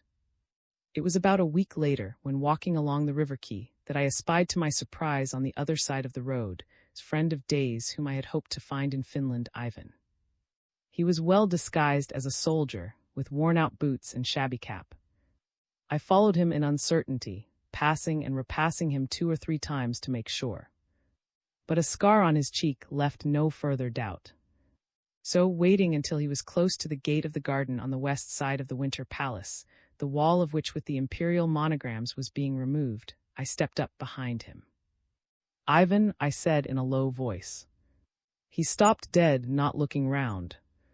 "It is all right," I continued. "Step into the garden, you will recognize me in a minute." He followed me cautiously at some paces distance, and we sat down on a bench amongst the bushes. In this little garden former emperors and empresses had promenaded when occupying the Winter Palace. In the olden days before the Revolution, I often used to wonder what was hidden behind the massive walls and railings with imperial monograms that surrounded it. But it was only a plain little enclosure with winding paths, bushes, and a small fountain. "My God!" exclaimed Ivan in astonishment when I had convinced him of my identity. "Is it possible? No one would recognize you. It is you I have been looking for." Yes. Do you not know that is in Finland?" Again, though it was only a week, it seemed ages since I had last crossed the frontier, and the episode already belonged to the distant past when I was somebody and something else. I was surprised how little interest the mention of his name excited in me. I was already entirely engrossed in a new political situation that had arisen. "Is he?" I replied. "I went to Finland myself recently, partly to see you about that very fellow. I saw your wife, but nobody seems to know anything about him, and I have ceased to care. You have no notion what a close shave you have had. I will tell you what I know. When I heard from my wife that was arrested and that you were in touch with, I returned to Finland, and although I am condemned by the Bolsheviks to be shot, set out at once for Petrograd." "You say?" And Ivan unfolded to me a tale that was strange indeed. I have forgotten some details of it, but it was roughly as follows. Under another name had been an officer in the old army. He distinguished himself for reckless bravery at the front and drunkenness in the rear. During the war he had had some financial losses, became implicated in attempted embezzlement, and later was caught cheating at cards. He was invited to resign from his regiment, but was reinstated after an interval in view of his military services. He again distinguished himself in battle, but was finally excluded from the regiment shortly before the Revolution, this time on the ground of misconduct. During 1917, he was known to have failed in some grandiose deals of a speculative and doubtful character. He then disappeared for a time, but in the summer of 1918 was found living in Petrograd under various names, ostensibly hiding from the Bolsheviks. Although his business deals were usually unsuccessful, he appeared always to be in affluent circumstances. It was this fact and a certain strangeness of manner that led Ivan to regard him with strong suspicion. He had him watched and established beyond all doubt that he was endeavoring to gain admission to various counter-revolutionary organizations on behalf of the Bolsheviks. Shortly afterward, Ivan was arrested under circumstances that showed that only could have betrayed him.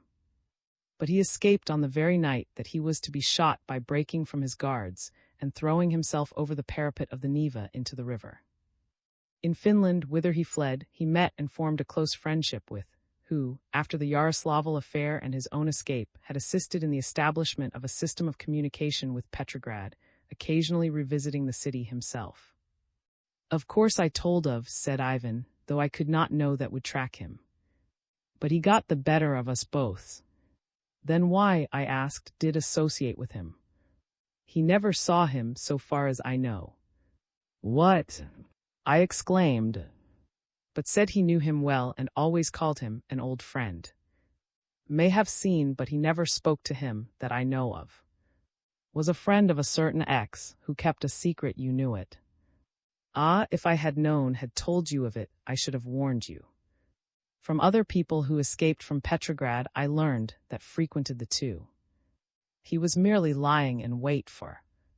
"You mean he deliberately betrayed him?" "It is evident. Put two and two together.